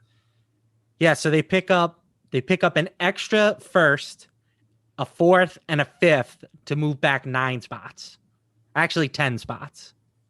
It's not too bad. That's not bad, Glash. Okay. Chicago Bears have moved up. Did they just go to the living room of Justin Fields? There's no one there. I think this is going to be Fields, which sets the stage for your Patriots to take Mac Jones at 15. We all know Billy B loves him some Alabama boys. Wow. Oh, and speak of that. Look at it right now. Number 15 overall on the sports book. It's Even on your money. screen. Top left, quarterback, plus 100, plus money right now. Interesting. I think you got to hop on that if you can. I do like that. I do. Again, the only concern is there may be a team that trades ahead of the Patriots at 15. Or maybe the Patriots even look to move up a couple of spots. Anything is possible there. I think that the Patriots want a quarterback if they can get one because they've spent on the rest of their team, right? Would you say that the Patriots have a glaring hole right now outside of the quarterback position? They did a lot of their cleaning up in the offseason via free agency. They could get another linebacker. I know they brought Van Noy back, and they've got some veterans returning, but they could certainly firm things up at linebacker. They could also take another corner because they've got expiring contracts with some of those veterans, like McCourty, and then the Gilmore. I mean, Gilmore could be on the move because now it feels like Jimmy Garoppolo is staying in San Francisco because of the Trey Lance pick. At least to me, that makes sense. And there's quarterback. I mean, I'm not against it. I'm not against Mac Jones being the guy. This to me was a big. Now look. The guy, how many times has the guy been comped to Tom Brady? I mean, come on now. I know. Well, the other thing too is if Bill Belichick's going to go out and spend all this money, all this capital, I think free agents, especially the Henrys and the Jonnu Smiths, they're going to go to the team that's given them the most money. Yep. However, as I say that, there's got to be a discussion like, hey, we're going to go with Cam as the guy going into camp, but we're going to bring in someone else to compete. Because how do you watch that last year and as a free agent be like, that's where I want to go. That's where I want to be for the next 4 years of my career. I just don't see it. For sure. Again, they're not paying Cam that much money, right? It's an incentive laden deal. So if Cam plays and he plays great, that's awesome. And if he doesn't, you at least have another option that you can turn to. Thank you all so much for being here and hanging out. Congo Cab is here. Mr. Hawk. Of course, Congo Cab is excited to see what the Raiders might do. Do we have a selection here? It's Goodell's taking his time at the podium right now. So we are still waiting. Okay. Bears trade up. The haul to move up to number 11. Just trying to find it again. It's a first rounder. So it's a first round pick on Twitter. First round pick for next year, a 5th this year, and a 4th next year.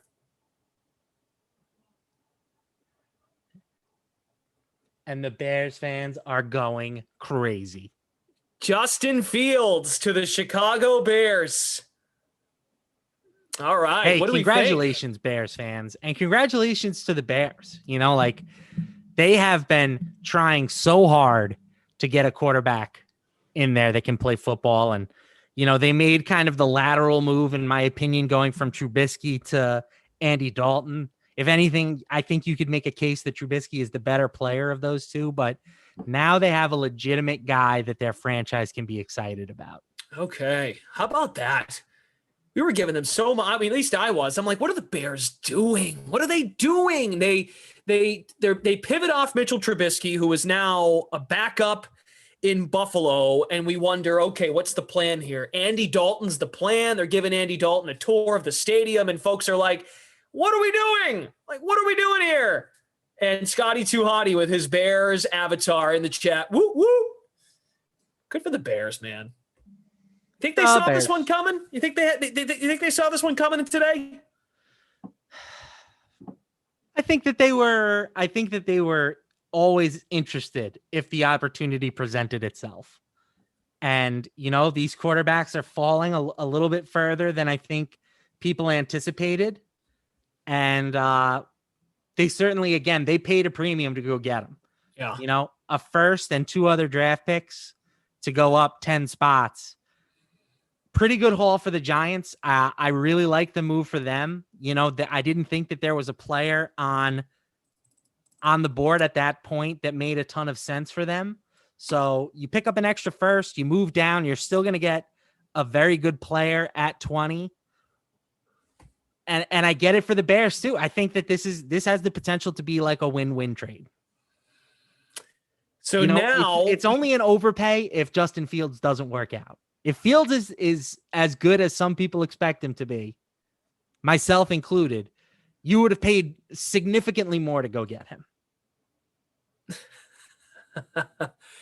Oh, and yes, never forget the QB1 tweet by the Bears the day they got Andy Dalton.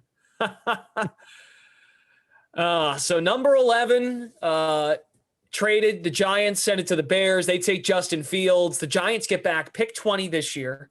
So I misread that. I apologize. They get 2 firsts. They get 20 this year, a first next year. Well, it's right. 1 extra first. Yeah. So, okay. True. They're just moving spots. Right. But that's a good deal. It's a good deal for the Giants, because it's funny, right? Because you made a good point here, how Philadelphia moves up with Dallas to get Smith, and that's because they figured, the Giants.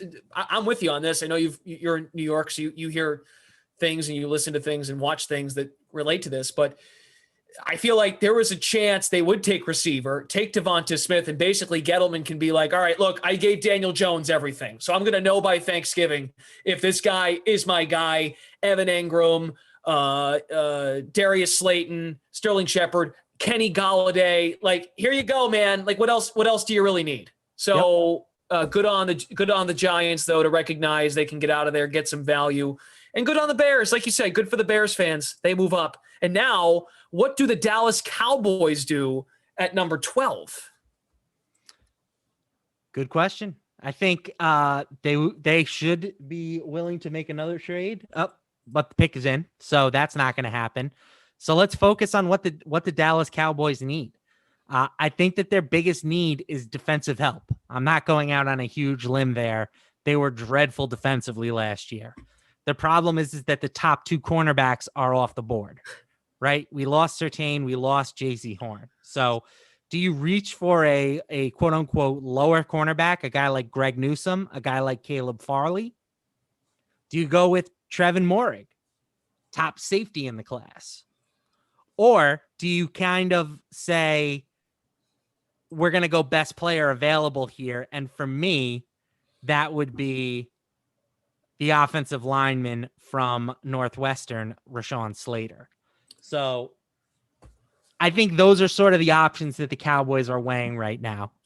If I was them, I'd probably take Slater.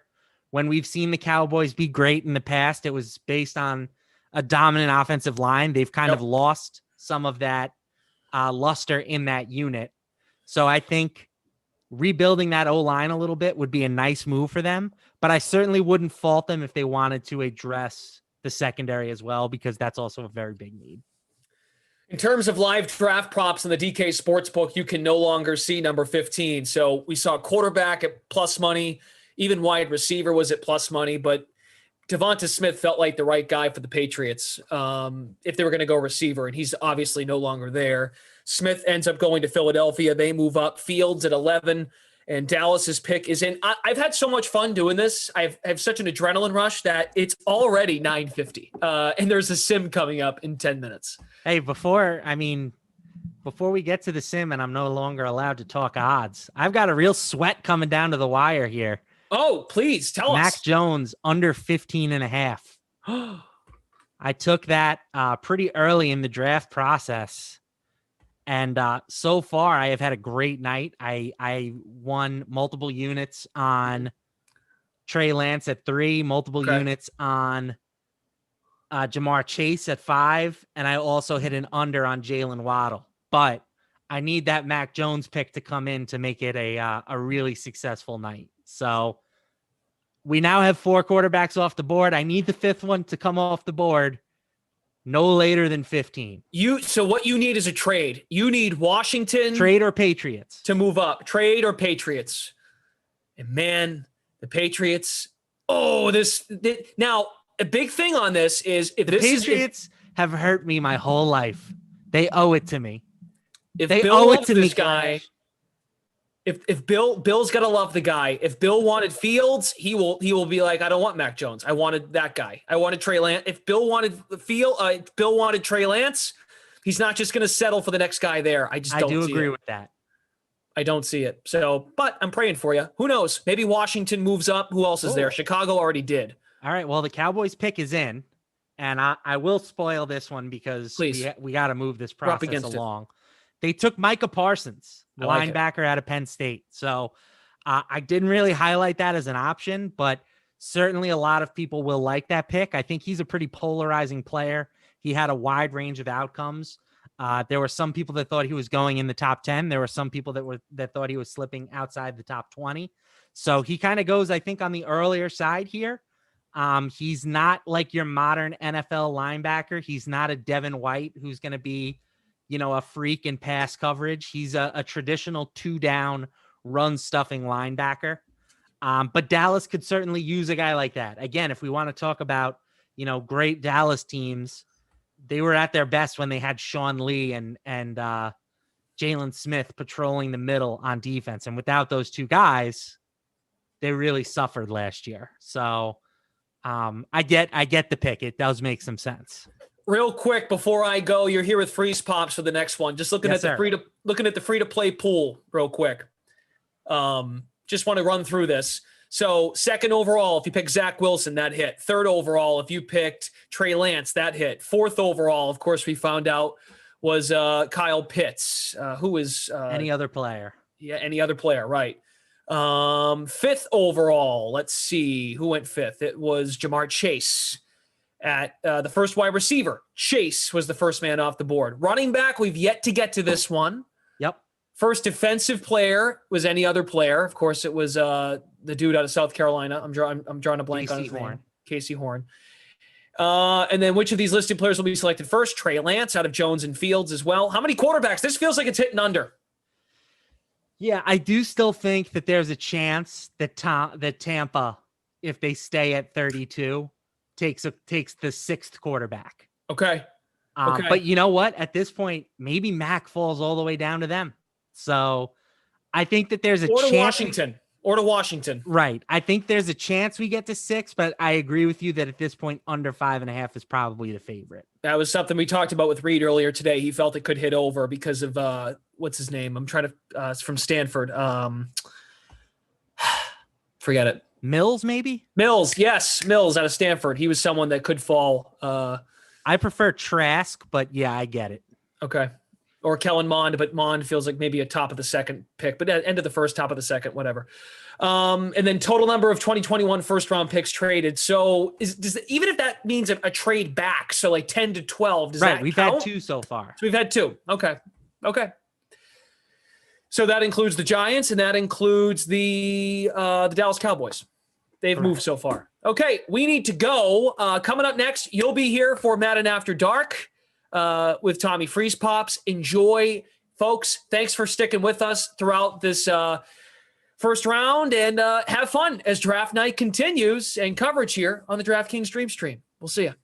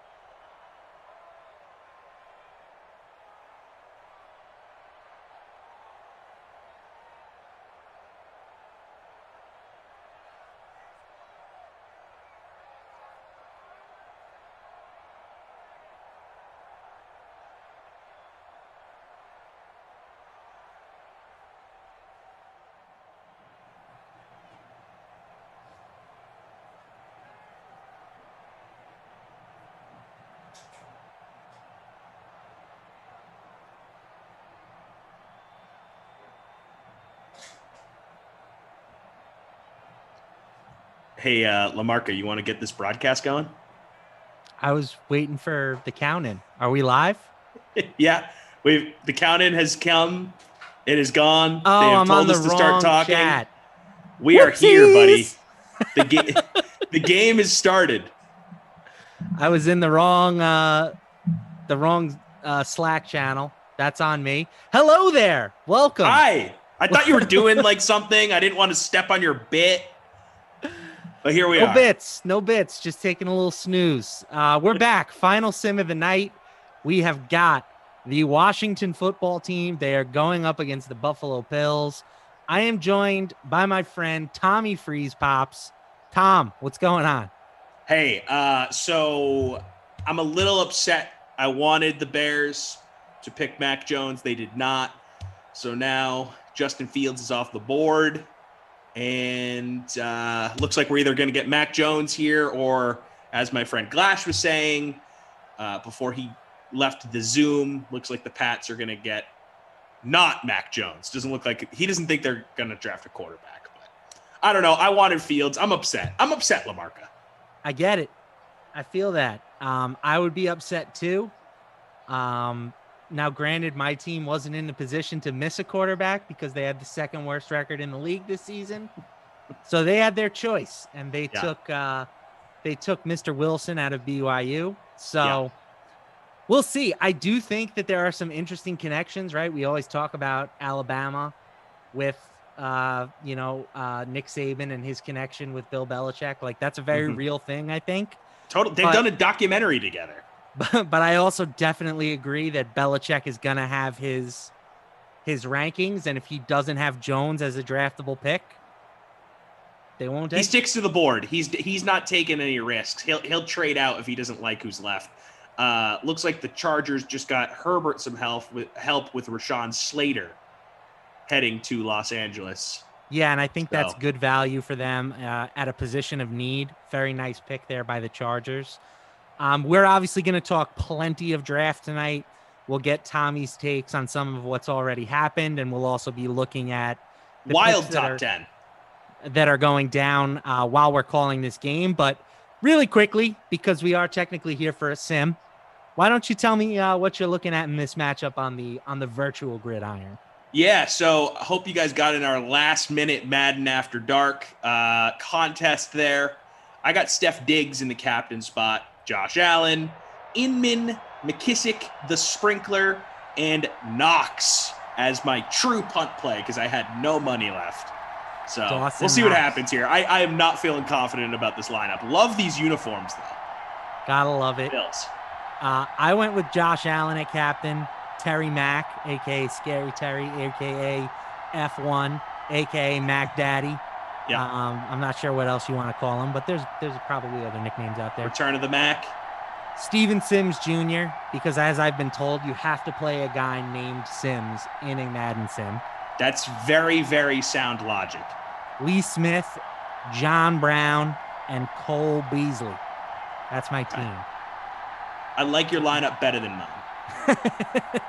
Yeah, I paid up for Allen and then sort of went balanced across the board. That was my philosophy. So, all right, you mentioned the top 10.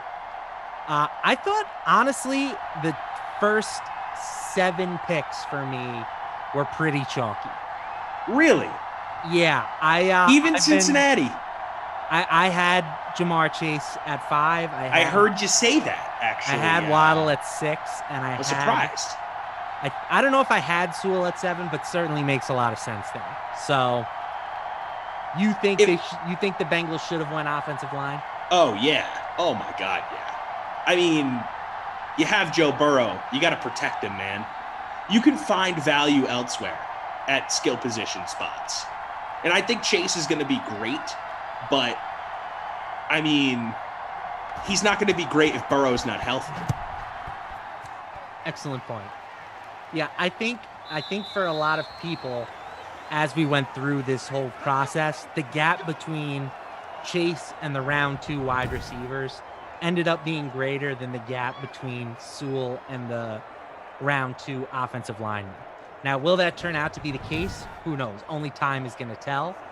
But I think just the way that the pre-draft process was playing out, it seemed like that was sort of the prevailing line of wisdom that the Bengals were leaning on. Plus, you factor in the college relationship, and that's why I ended up on there. Yeah, look, it makes sense. And I'm sure Cincinnati. Oh, baby. We have a trade. Your boys are on the board. Uh-oh. Give it to me. The New York Jetropolitans move up to 14. Interesting. So the Vikings trade down. Jets come up.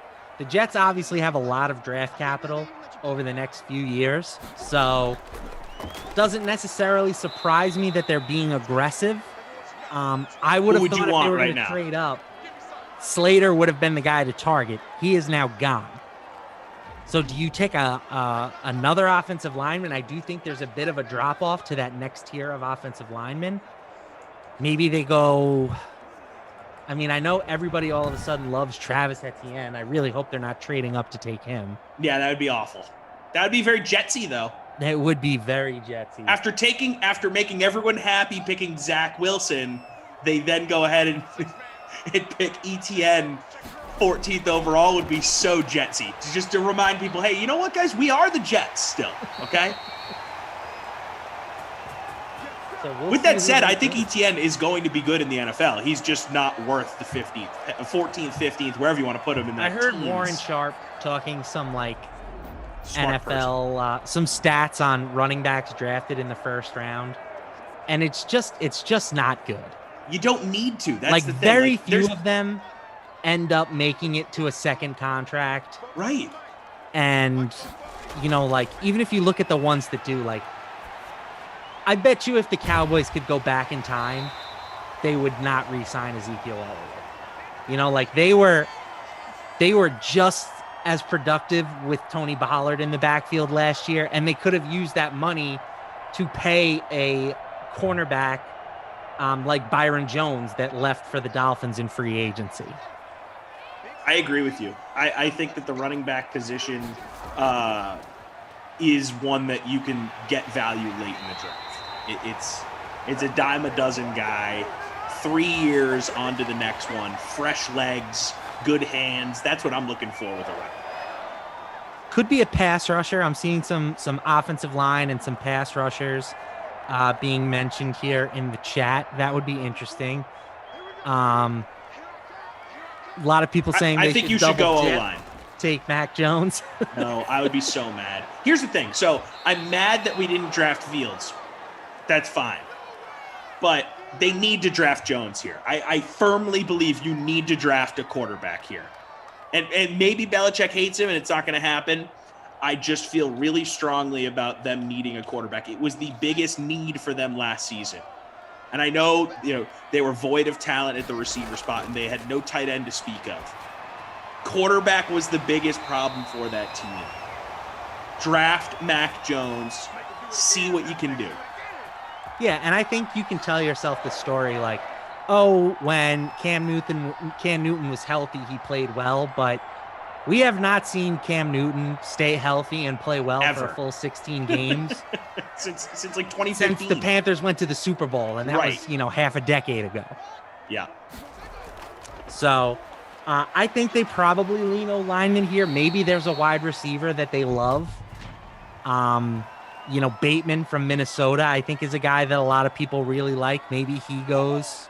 Bateman from Minnesota screams Patriot receiver that's going to stink in 3 years. All of the receivers left scream that to me. All the studs at receiver are gone in my eyes. I would agree with that. Don't pick a receiver here. I do think there are some interesting You guys. stink at picking receivers. Don't pick any of the ones that we know aren't going to be studs. Well, I'm talking for the Jets. Okay. Okay. Sorry. I'm looking forward here still. I'm getting excited. LaMarca, I have been waiting for this since the season ended. See, what you need to do, Tommy, is you need to pick a worse team like the New York Jets. Then you get to pick twice in the top 14 picks, okay? Oh, my God. People think it's these guys like being fans of bad teams because they're fans of misery. Nope. I just want to be entertained on draft night. That's It's it. one night a year. I live for this night. Jets fans on draft night are one of the more funny, like, fan base things out there. They have such an interesting, like, niche part of draft night, especially because it was in New York forever. Right, at Radio City, and they would just relentlessly boo whoever the team drafted. Amazing. All right, Washington's going to get on the board here. J.D. McKissick plunges it in. In my I lineup. apologize. I did not call a single play on that drive until we got to the touchdown. It's draft night, baby. But McKissick's in. He's about 17% owned in the captain spot, 62.5% owned overall. And the Jets have selected. Who is it? Stand by. They're showing Mac Jones in the green room on the phone. That would be just insane. But they're not picking Mac Jones. Maybe he's on the phone with the Patriots. Hey, the last minute Madden After Dark filled up, so we got right to 50. I made it 50. It looks like they took Vera Tucker, the offensive lineman from USC. I think that's a good pick. I don't hate the pick. He's a versatile guy. He was a tackle in college, but a lot of people think he's going to have to move inside to guard at the pro level. But he had the highest pass blocking grade last year among PFF offensive linemen, so not too shabby. I think the Jets are doing great things. I think tomorrow on all the talking head shows, the Jets are going to get a high draft grade. You get your quarterback, you get him some protection. Jets are not jetsing right now, LaMarca. How does it feel? We'll see. So, all right. So here's the final early analysis. They're here's getting the a passing final grade. trade grade or trade compensation from Rappaport. The Jets get 14 and 143. They trade 23, 66, and 86. So, unsurprisingly, they trade the second first rounder that they have to move up approximately 10 spots. They give up, I believe that's the second pick of the third round and then a late third rounder. So they kept their second rounder for whatever that's worth. Yeah, I like it. Listen, you drafted a quarterback. So often we see this with teams. You draft a quarterback, now you have to protect them, right? And for whatever you want to say about Sam Darnold, maybe he was never going to be a success in the NFL, but the Jets gave him no chance with that offensive line that they put. LaMarca, I just want to say ESPN made a blunder on the screen, and I think they accidentally just revealed that Mac Jones is going to be selected by the Patriots. They put the Jets remaining on the clock still, and then it said Jets draft Mac Jones, and it immediately came off the screen, and now it's got the Patriots on the clock. I believe ESPN just accidentally revealed the pick. Well, let's just say that would make both of us very happy.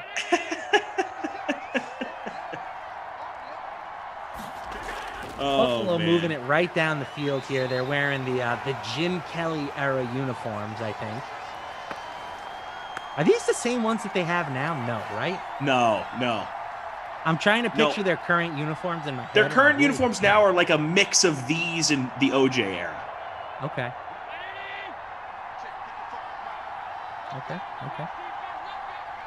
All right, Raj is announcing the pick.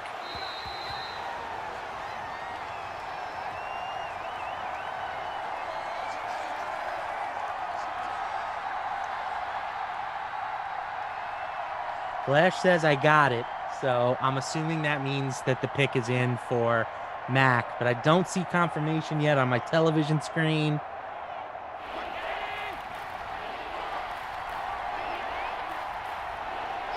Well, while we're waiting it out, we'll pop in on this 3rd and 10 here. Josh Allen, hit as he throws, 4th down coming up. Raj introducing some man that I've never seen before. He's helping out with some sort of nonprofit, so good for him. Always good to get a good cause in the mix. Sure. Absolutely. Mac Jones it is. Official. LaMarca, as a Jets fan, is happy. Yeah, absolutely. You know what? I think, again, I don't really know. I haven't watched. I haven't grinded the tape. I don't know if Mac Jones is going to be a good quarterback, but I think it's a risk that they should take. I do too. I watched a good amount of Alabama, right? I mean, if you're a college football fan, you do. And they won by a lot all season long. But of the quarterbacks that were in the mix here, he was the guy that had the worst mobility in the pocket. Well, I mean, you look at that guy, that one picture that circulated of him with his shirt off. Yeah. And it's starting to circulate even more now, especially now that he went to the Patriots where, Tom Brady has the famous shirtless picture. They look similarly doughy. Listen, Brady on his worst day did not have a little gut like that. But similarly I hear it. Doughy. That's the thing about Brady, right? He's getting the Brady comps. And maybe he is that guy, but he needs to Brady display is that in same 7 bajillion million. That's the thing that I hate that about this. maniacal work ethic. That's what makes as Haskins almost gifts one to the Bills.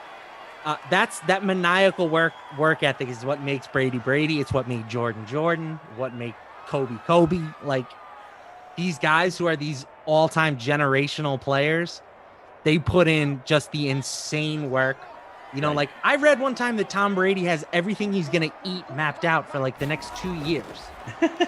I don't know what I'm going to eat tomorrow. Oh, man.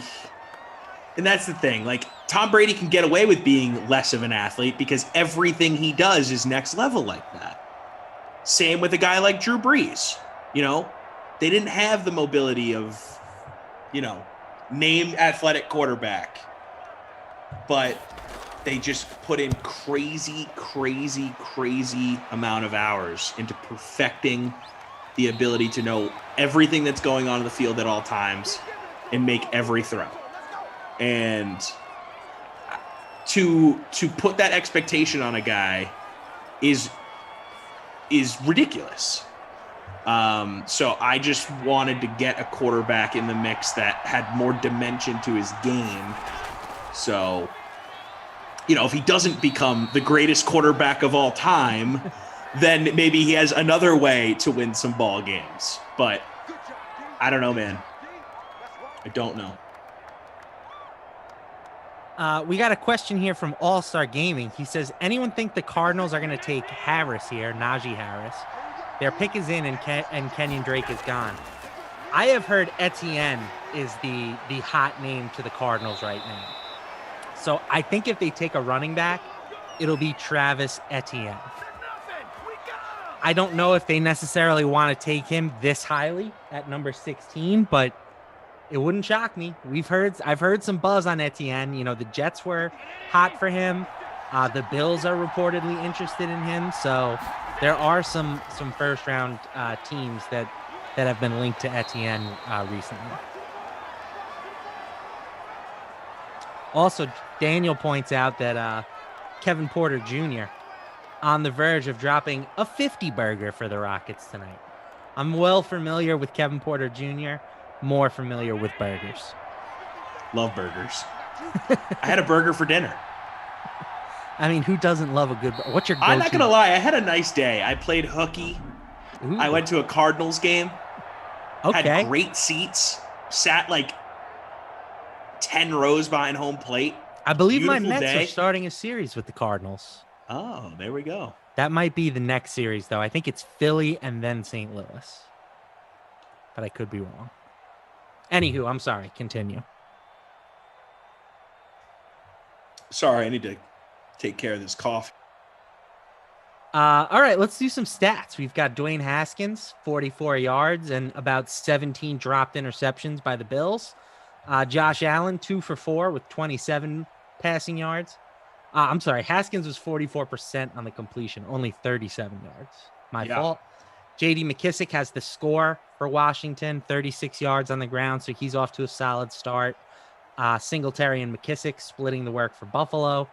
Dontrell Inman, only player with more than one catch. He's got 16 yards so far. Lee Smith leading the way for the Bills with 18. So pretty low scoring, uneventful sim to start. Not a lot happening so far, but the Cardinals have made their pick. Zavon Collins, I believe. From Tulsa. Tulsa linebacker. Okay. Cardinals love to pick these athletic linebackers. Sure. Yeah, I mean, they got a guy last year, Isaiah Simmons, who plays like every position. Right. Yeah. He's a linebacker. He's a safety. He's a water boy. He does the team laundry after the games. So I kind of think that in the NFL, it's better to be good at one thing than kind of good at a bunch of things. You know, and we saw Simmons kind of struggle last year. He certainly could get better, but we'll see how Collins works out here. 6'5", 260, so very big, and was good in coverage last year for Tulsa. Yeah, I'm watching this highlight of him taking a pick six to the house right now. Love a good, like, jacked linebacker who's obviously fast, but, like, isn't, you know, crazy 4.2, 4.3 speed, who takes it to the house. That was a great highlight there. Love a good highlight package. Brother Phil saying something along the lines of, Freeze Pops, you hear yourself. Here it is. Tom, for the love of Lombardi, listen to yourself. You're a Brady fan saying the QB you just drafted isn't mobile enough. That's the point. Just because Brady is the greatest of all time and he isn't mobile, Brady is the exception, not the rule. Look, I really hope I'm wrong about Mac Jones. I really hope I'm wrong. If it's and I know that you really hope I'm right. If it's one of those things where he is very, very good at progressions and, you know, getting his team into the right set before the start of the play and just working through, like, that guy can still be very successful in the modern NFL. But if you're not, you get a pick here from the WFTs, and that's house. He gone.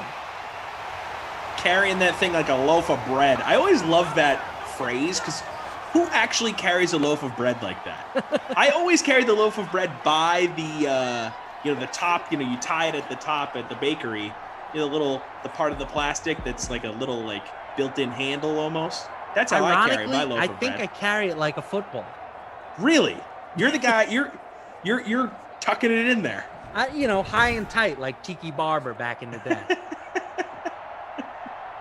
Yeah, I don't know. I have never personally seen someone carry a loaf of bread like that. Maybe you carry a baguette like that. Definitely a baguette.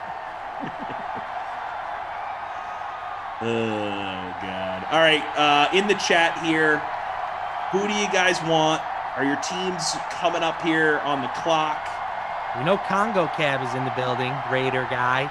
He wanted Parsons, who is not an option, unfortunately. So what do you want now, Congo?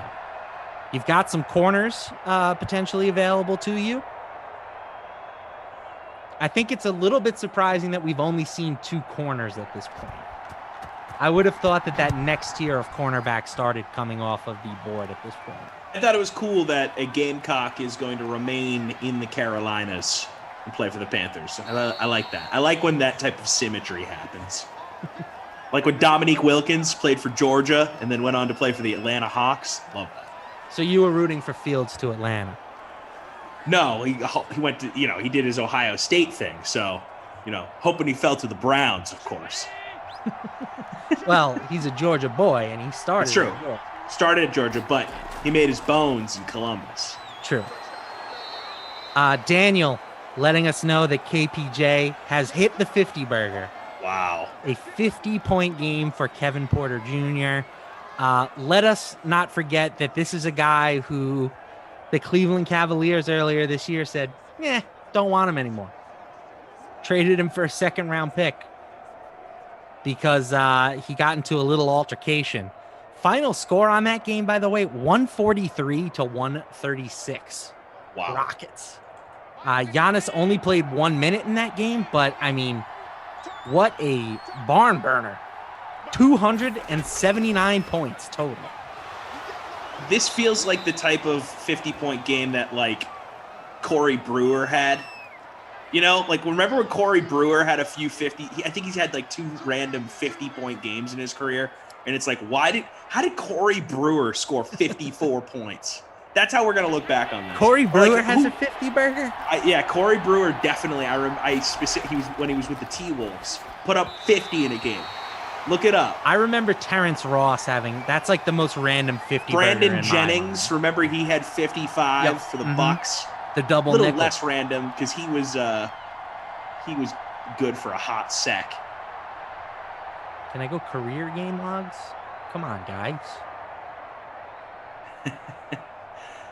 Drew was saying in our chat, Freeze Pops was rooting for Pitts to Jacksonville, Wayne Corbett to the Jets at 2, and San Francisco taking Davis Mills.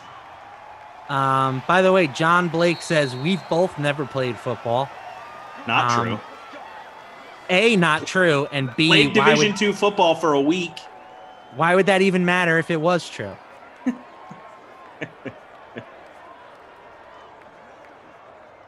Yeah. I mean, I never played wide receiver. I've strapped them on. Just ask Big my high sack. school coaches. They wished I didn't strap them on. Were you a nose tackle guard type? I center? played some tackle. Yeah, okay. Rossi in the building. He's jacked up from Mac Jones. No, Rossi. No. You know what? No, Rossi's a positive guy. I'll let him be happy about it. Look, I hope I'm wrong.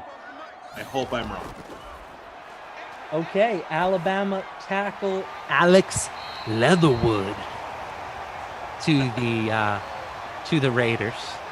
I like how fired up everyone in his house is. Good name. Leatherwood is a great name. 2 different types of material. One that you like your wallets to be made of. One that you like your back decks to be made of. I like a Either nice way. wood grain interior on the car. You know what I'm talking Oh, about? yeah, nice. Yeah, like wood paneling. Oh, yeah. I like a nice faux wood paneling in a basement. Don't give me the wood paneling on the outside of my car though. Keep it on the inside. No, that's a great look. Are you kidding me? In like an old station wagon, you got the one little like wooden stripe. Yeah. Did you used to play the game where you would punch the people in the car if you saw one? Punch buggy, no punch back? Yeah, but we would do it for Woodies. Oh, okay, that makes sense. And punch buggies and Mini Coopers. Me and my brother would just wrestle in the car. We were just always looking for excuses to punch each other. Oh man, you know what? I like the Raiders picking an offensive lineman. It's like anti-Raider effect. It shows you that they mean business. They're not out here just playing games anymore, picking the fastest guy on the board. He might have been the fastest offensive lineman. There you go. They love athletes.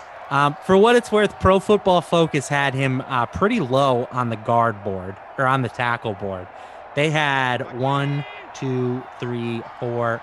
They had 5 tackles still available as better than him.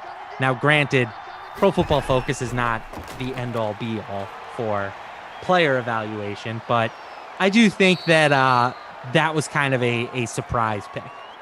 They love their numbers. The PFF people love their numbers. I love numbers. Big old numbers nerds. You got to watch Rossi the giving game, us- Lamarca. You got to strap on the pads. That's right. Analytics are for losers. Get your hand in the dirt. Those losers who run every sports team in existence these days. Rossi says Mac is Cam backwards. It's a great point. It's a very good point. Not sure what that means, but it is true. It's a palindrome. No, it's not. Palindrome is when it's the same word spelled backwards, like NASCAR. Yeah, but I mean, if you mush Wait, them no, together, NASCAR. it is a Race car. palindrome. Race car. That's the one. Classic palindrome. Race car is a palindrome. I said NASCAR. Wow, I'm so rattled by this Mac Jones pick.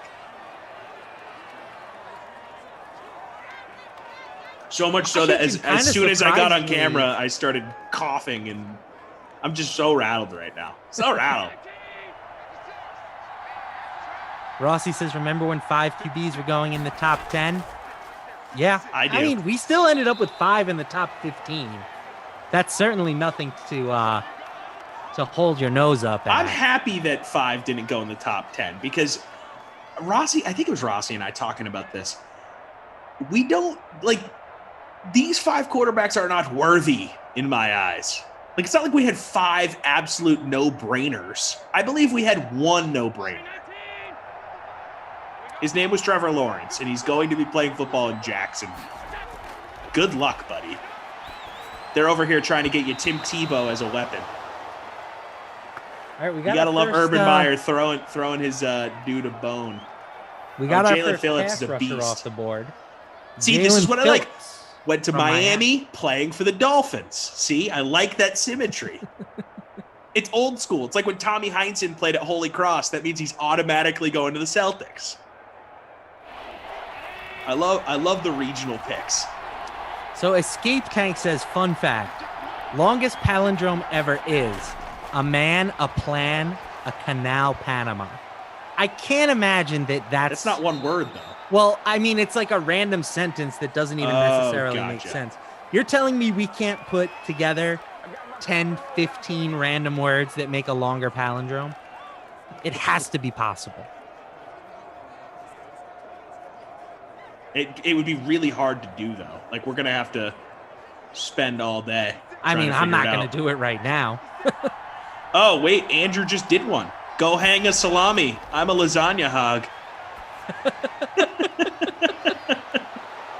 Wow, I want that on a t-shirt. Rossi, thanks for hopping in, buddy. Enjoy your bedtime. And, Rossi, I hope that I can get there in a positivity manner like you are with the Mac Jones thing. Just, it's going to take enjoy some it. time. It's a good I gotta time to be a sleep on Pats it. fan. Hope is Honestly, a- Drew said this on Slack, and I agree with him. I feel like a Jets fan right now. Hope is a delicious elixir.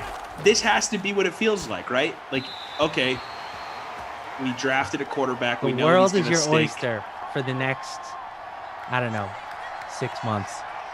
Then you can be like, oh, this guy sucks. No, I'm already there.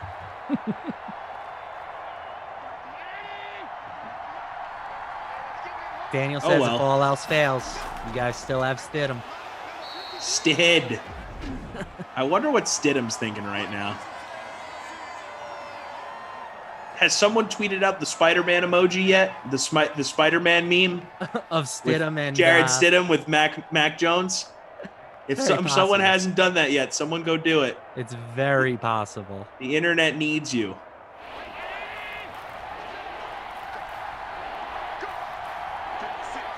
We got a big 3rd and goal here. Buffalo kind of in blowout territory, but they will get one back here with Lee Smith. I had the other tight end. Granted, my other tight end was a punt play. But I actually had Lee Smith. Prior to that, I was in like last place in this contest. oh, let's see where I am now. Let's see. I've moved up to 20th. I'm in 38th. That's not good. Honestly, though, I made my lineup very rattled, so I give myself credit. So quick shout out here to our guys behind the scenes. We've got Andrew, we've got Daniel, we've got Jim, we've got Taryn. Not sure what she's doing behind the scenes, but she is here. She's hanging out. She's just kind of like roasting me routinely. Yeah, what was going on at the beginning of the broadcast there, Lamarca? Just bad showing by you. Wasn't my best work. We have multiple Slack channels, right? Every time there's a new sim, it's a new Slack. So I was in the 8 p.m. one, which was me and Glash, and then there was the 10 p.m. one, which was me and you. And I was intently focused on the me and The wrong Glash Slack, Yeah. waiting for someone to say It happens. It happens. It was just like we talked 1 second before, like, okay, yeah, you're going to do this. Great. All right, great. All right, okay, go. And then we just sat there. It's good stuff. Hey, it was a good way. It was a different way to start. Sometimes you got to switch it up. Yeah. Keep it exciting.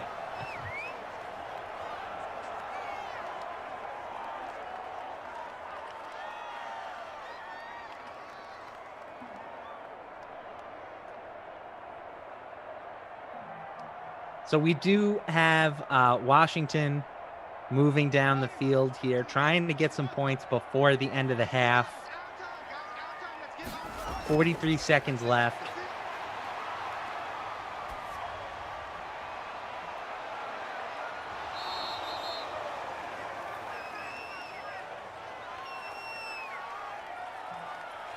Incomplete. 3rd and 8 coming up. Well, how do you see the rest of this first round shaking out, LaMarco? We're going to see some trades. Are we going to see another quarterback come off the board?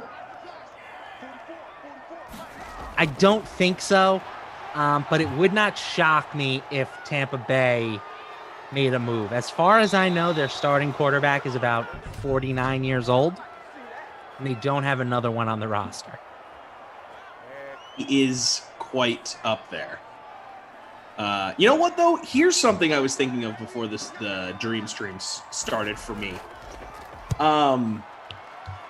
If Aaron Rodgers ends up getting traded, that will be the thing I end up remembering most about this day in NFL history.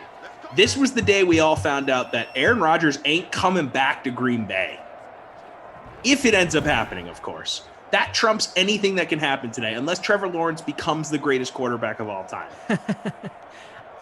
I mean, the thing that stands out to me about the Packers thing is that the reports are so ugly, wide, right? Yeah, like the NFL Network guys are saying that the Packers are not trading Aaron Rodgers. Right. Then You've got Schefter and Jay Glazer and Mike Florio who are like, he could be gone this weekend. Like, I don't recall these guys being so wide apart like that very often. I'm guessing that there's always the truth, there's always the lie, and then there's okay, here's the phrase. I'm going to start over. It's your story, and then it's the truth, right? There's always 3 versions. I believe the NFL Network people, and this is pure speculation, but hear me out. As a dude who loves sports and follows these things, this is my analysis of the situation. NFL Network people are being fed info from the Packers. Other dudes are being texted directly by Aaron Rodgers. Packers are telling league people, NFL media, hey, we're good. Nope, we're going to figure this out. Rodgers texting his reporters, who he's known for years, I hate this place. They're so dumb. They didn't want to give me a contract extension. I've had it. I want to go live in LA. Blah, blah, blah. Well, he's not playing for any of those LA teams anymore, but I want to go live somewhere warm weather. I want to play indoors somewhere. I'm sick of the cold. Get me out of here. There's wires are being crossed.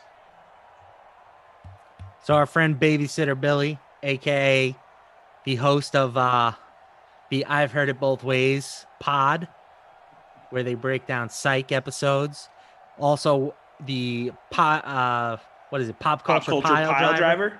Yeah. With our friend Mr. Rossi. Yes, sir. He says the era of handsome QBs in New England has come to an end. Here we go. Let's see. I don't know. I have a Mac theory, Jones by the way. Looks fine. He's fine. He's Yeah, average. I agree. I mean, yeah, he's got a little bit of a belly, right? But yeah, but dad bods are in. Dad bods are so in. Dad bods are 100% in. I do have a theory that 99% of successful quarterbacks are good-looking men. Are handsome. Who is the most successful non-handsome quarterback of all time? Peyton Manning? You could make a case that it's Peyton, but I wouldn't say that Peyton is like an ugly He's dude. not ugly. He's No. just kind of got a long Average. face. Big He's got a long forehead. face. Awful. He's had a bad hairline since he was like 23. Not great hairline. Yeah. But Peyton is also like a psycho. You know, he kind of fits. Peyton that, falls into that Breeze Brady that category. sociopath, you know. Yes. So you could say Roethlisberger. You know, I don't think he's necessarily. But you know what? He's kind of got like that weird sort of cocky guy handsome. You know. All right, so producer Drew, as usual, doing the work for us behind the scenes. Okay, but Mike Glennon was not successful. That's the problem. If you Google ugly quarterbacks, you get this list. Mike Glennon, bust. Eli Manning. I think Eli falls in the same category as Peyton, and I know that's lazy. I would even say he's probably slightly more attractive than Peyton. I agree. Better hair. Better hair for sure. Slightly smaller face. Flacco's not a bad-looking guy. Flacco is a good-looking man. Yeah, Flacco is a stud. Andrew Luck. No, yeah, he's bad. Just Cro-Magnum. But again, he to me falls into that sociopath category. I have a neck beard. Sociopath category. Outlier. I'm going to throw a lot of interceptions. We tried really hard to do it. I made a lot of bad decisions, so that's on me. But yes, I'm going to remain having a neck beard. Yeah. I love it. By the way, how great was that Twitter account? The one that's like Andrew Luck as an old-timey Civil War general. It's so good. It's so good. And I believe that one has just been started up for Carson Wentz now that he's in Indy. So that's awesome. That should be funny. Geno Smith, I agree. Not a great-looking dude. Yeah, Geno. Tough scene for Geno. Nick Foles. Ugly, straight up. An ugly man. But you know what? Bad quarterback. Hey, and people say that Nick Foles takes care of business in other categories, so good for him. And then Peyton, and that wraps up the list. Yeah. Who do you think is the most handsome quarterback in NFL history? Is it Tom Brady for you? I also would say Elway's ugly. Probably Tom. You think it's Tom? Probably Tom. What about Brett Favre? I don't dig on the butt chin though, to be honest. I think Favre in his heyday. Stud muffin. There was clearly no swaggier quarterback than Nate. Tara Lynn is saying Tom in our Zoom chat. I don't know if that's her saying that, like, Tom, I can't believe you just asked that question, or if she's saying Tom Brady is the most handsome quarterback in NFL history. I think it's more Tom Brady, but okay. We're definitely losing some of the chat with this conversation. Listen, me and Tom know what we're talking about, okay? Yeah, I mean, come on. Ugly people know what good people look like. Come on. Also, Kyle says he got a 98 on his psych exam, 84% overall. Wow. So congrats, Kyle. Heck yeah, Kyle. That's a huge improvement. Good stuff, man. Pumped for you. I hope you sellied tonight. Who's your football team that you root for, Kyle? I know you're a Rays fan. Are you also a Bucks fan? Who do you want the Bucks to take? So the Giants, back to the draft, the Giants are on the clock now. They traded down for the first time in the history of David Gettleman's career. Love that. The G-Man. Kaufman wants to know if Jarrett Stidham is on the move. Who cares? Yeah, honestly, I don't care, Kauf. That's grasping at Boston media straws right there. What would be a fair price for him at this point? I think Kauf was like, wait, has anyone tweeted this yet? Okay, I'll be the guy that asks this. Also, Justin saying new Mortal Kombat didn't disappoint. He enjoyed it. Okay, there we go. I'm not I've been saying great idea for a video game, terrible idea for a movie. The original Mortal Kombat, one of the worst films I've ever seen. So I've been kind of like crapping on this movie a little bit, but I haven't watched it, and I won't probably. Oh, as we get a fumble, Josh Allen puts the pigskin on the ground.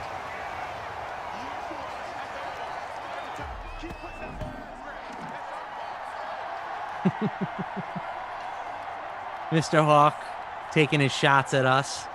Listen, if you're a guy and you can't look at another man and say, that's a handsome man, fella, then you have a problem with yourself. 100%. Yes. You got to be able to focus and tell the truth, you know? Okay, and the Giants do end up taking a wide receiver here, Kadarius Toney. So I didn't know where he was landing on draft boards or anything like that, but as a new Mizzou fan over the last few years, having moved to St. Louis, they're my SEC team. I remember them playing Florida this season on Halloween. This dude is fast with Electric. a capital F. Yeah. So you add him to an offense as like a complementary piece with Saquon as your main bell cow, like run crazy plays with. You add this dude in the mix just for funsies. I like it. I like the pick. Right? I don't remember who it was, but somebody always used to say that when you're building a wide receiver core, you want to build it like a basketball team. Yep. You know, you want guys who are Bodies. different sizes and do different things. Yep. And he certainly, you know, fits as an opposite type compared to what a guy like Kenny Galladay is going to do. Yep. Galladay! I was told by someone in the chat that every time his name comes up, I need to sing that. Oh, I never gave you my NFL draft chime impression. Tell me if you like it. Dun dun dun dun da da dun dun dun. It's not bad. Okay, well, I'll go higher octave. Yeah, you need to be a little more bell sound. That's better. That's better. Okay. You got it. I like it. You know, you want it to make it sound more like a bell, like ding ding ding ding ding ding ding. Okay, that was so much better than me. But you're musical. You're like a musical guy. I'm the guy that at the fantasy draft, I'll play that in the background on YouTube anytime someone makes a pick. Okay. There always needs to be that guy. Ding ding ding ding ding ding ding ding. Vinny Testaverde is a ladies' man, according to Peace of Mind on YouTube. Kareem Vinny says T. everyone is beautiful in their own way. That's right. To an extent, sure. It's true, except for Nick Foles. No, I'm kidding. I mean, he was legitimately compared to Napoleon Dynamite. No, they look like twins, honestly. And that is a movie I need to watch again. I haven't seen it in years. Just absolutely probably still slaps. That movie to me is like way more quotable than it is actually enjoyable to watch as a film. I just remember it being so awkward. Like I felt uncomfortable watching that movie. Oh my God. See, Daniel shares the pictures of them side by side. It's uncanny. John Heder, I believe is his name, or John Hader, the you actor. think he ever regrets taking that role? No. It's the best role he's ever had. Well, Well, I'm unless just you saying love he'll Blades never- of Glory. He'll never be able to get another like legitimate role because he's always going to be Napoleon Dynamite. You know who I've always thought looks a little bit like Napoleon Dynamite if he was at his most handsome is Adam Driver.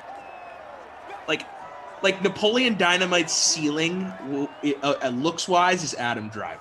Like he probably hates Adam Driver. The face is similar, but you'd have to remove, you know, the glasses and the curve.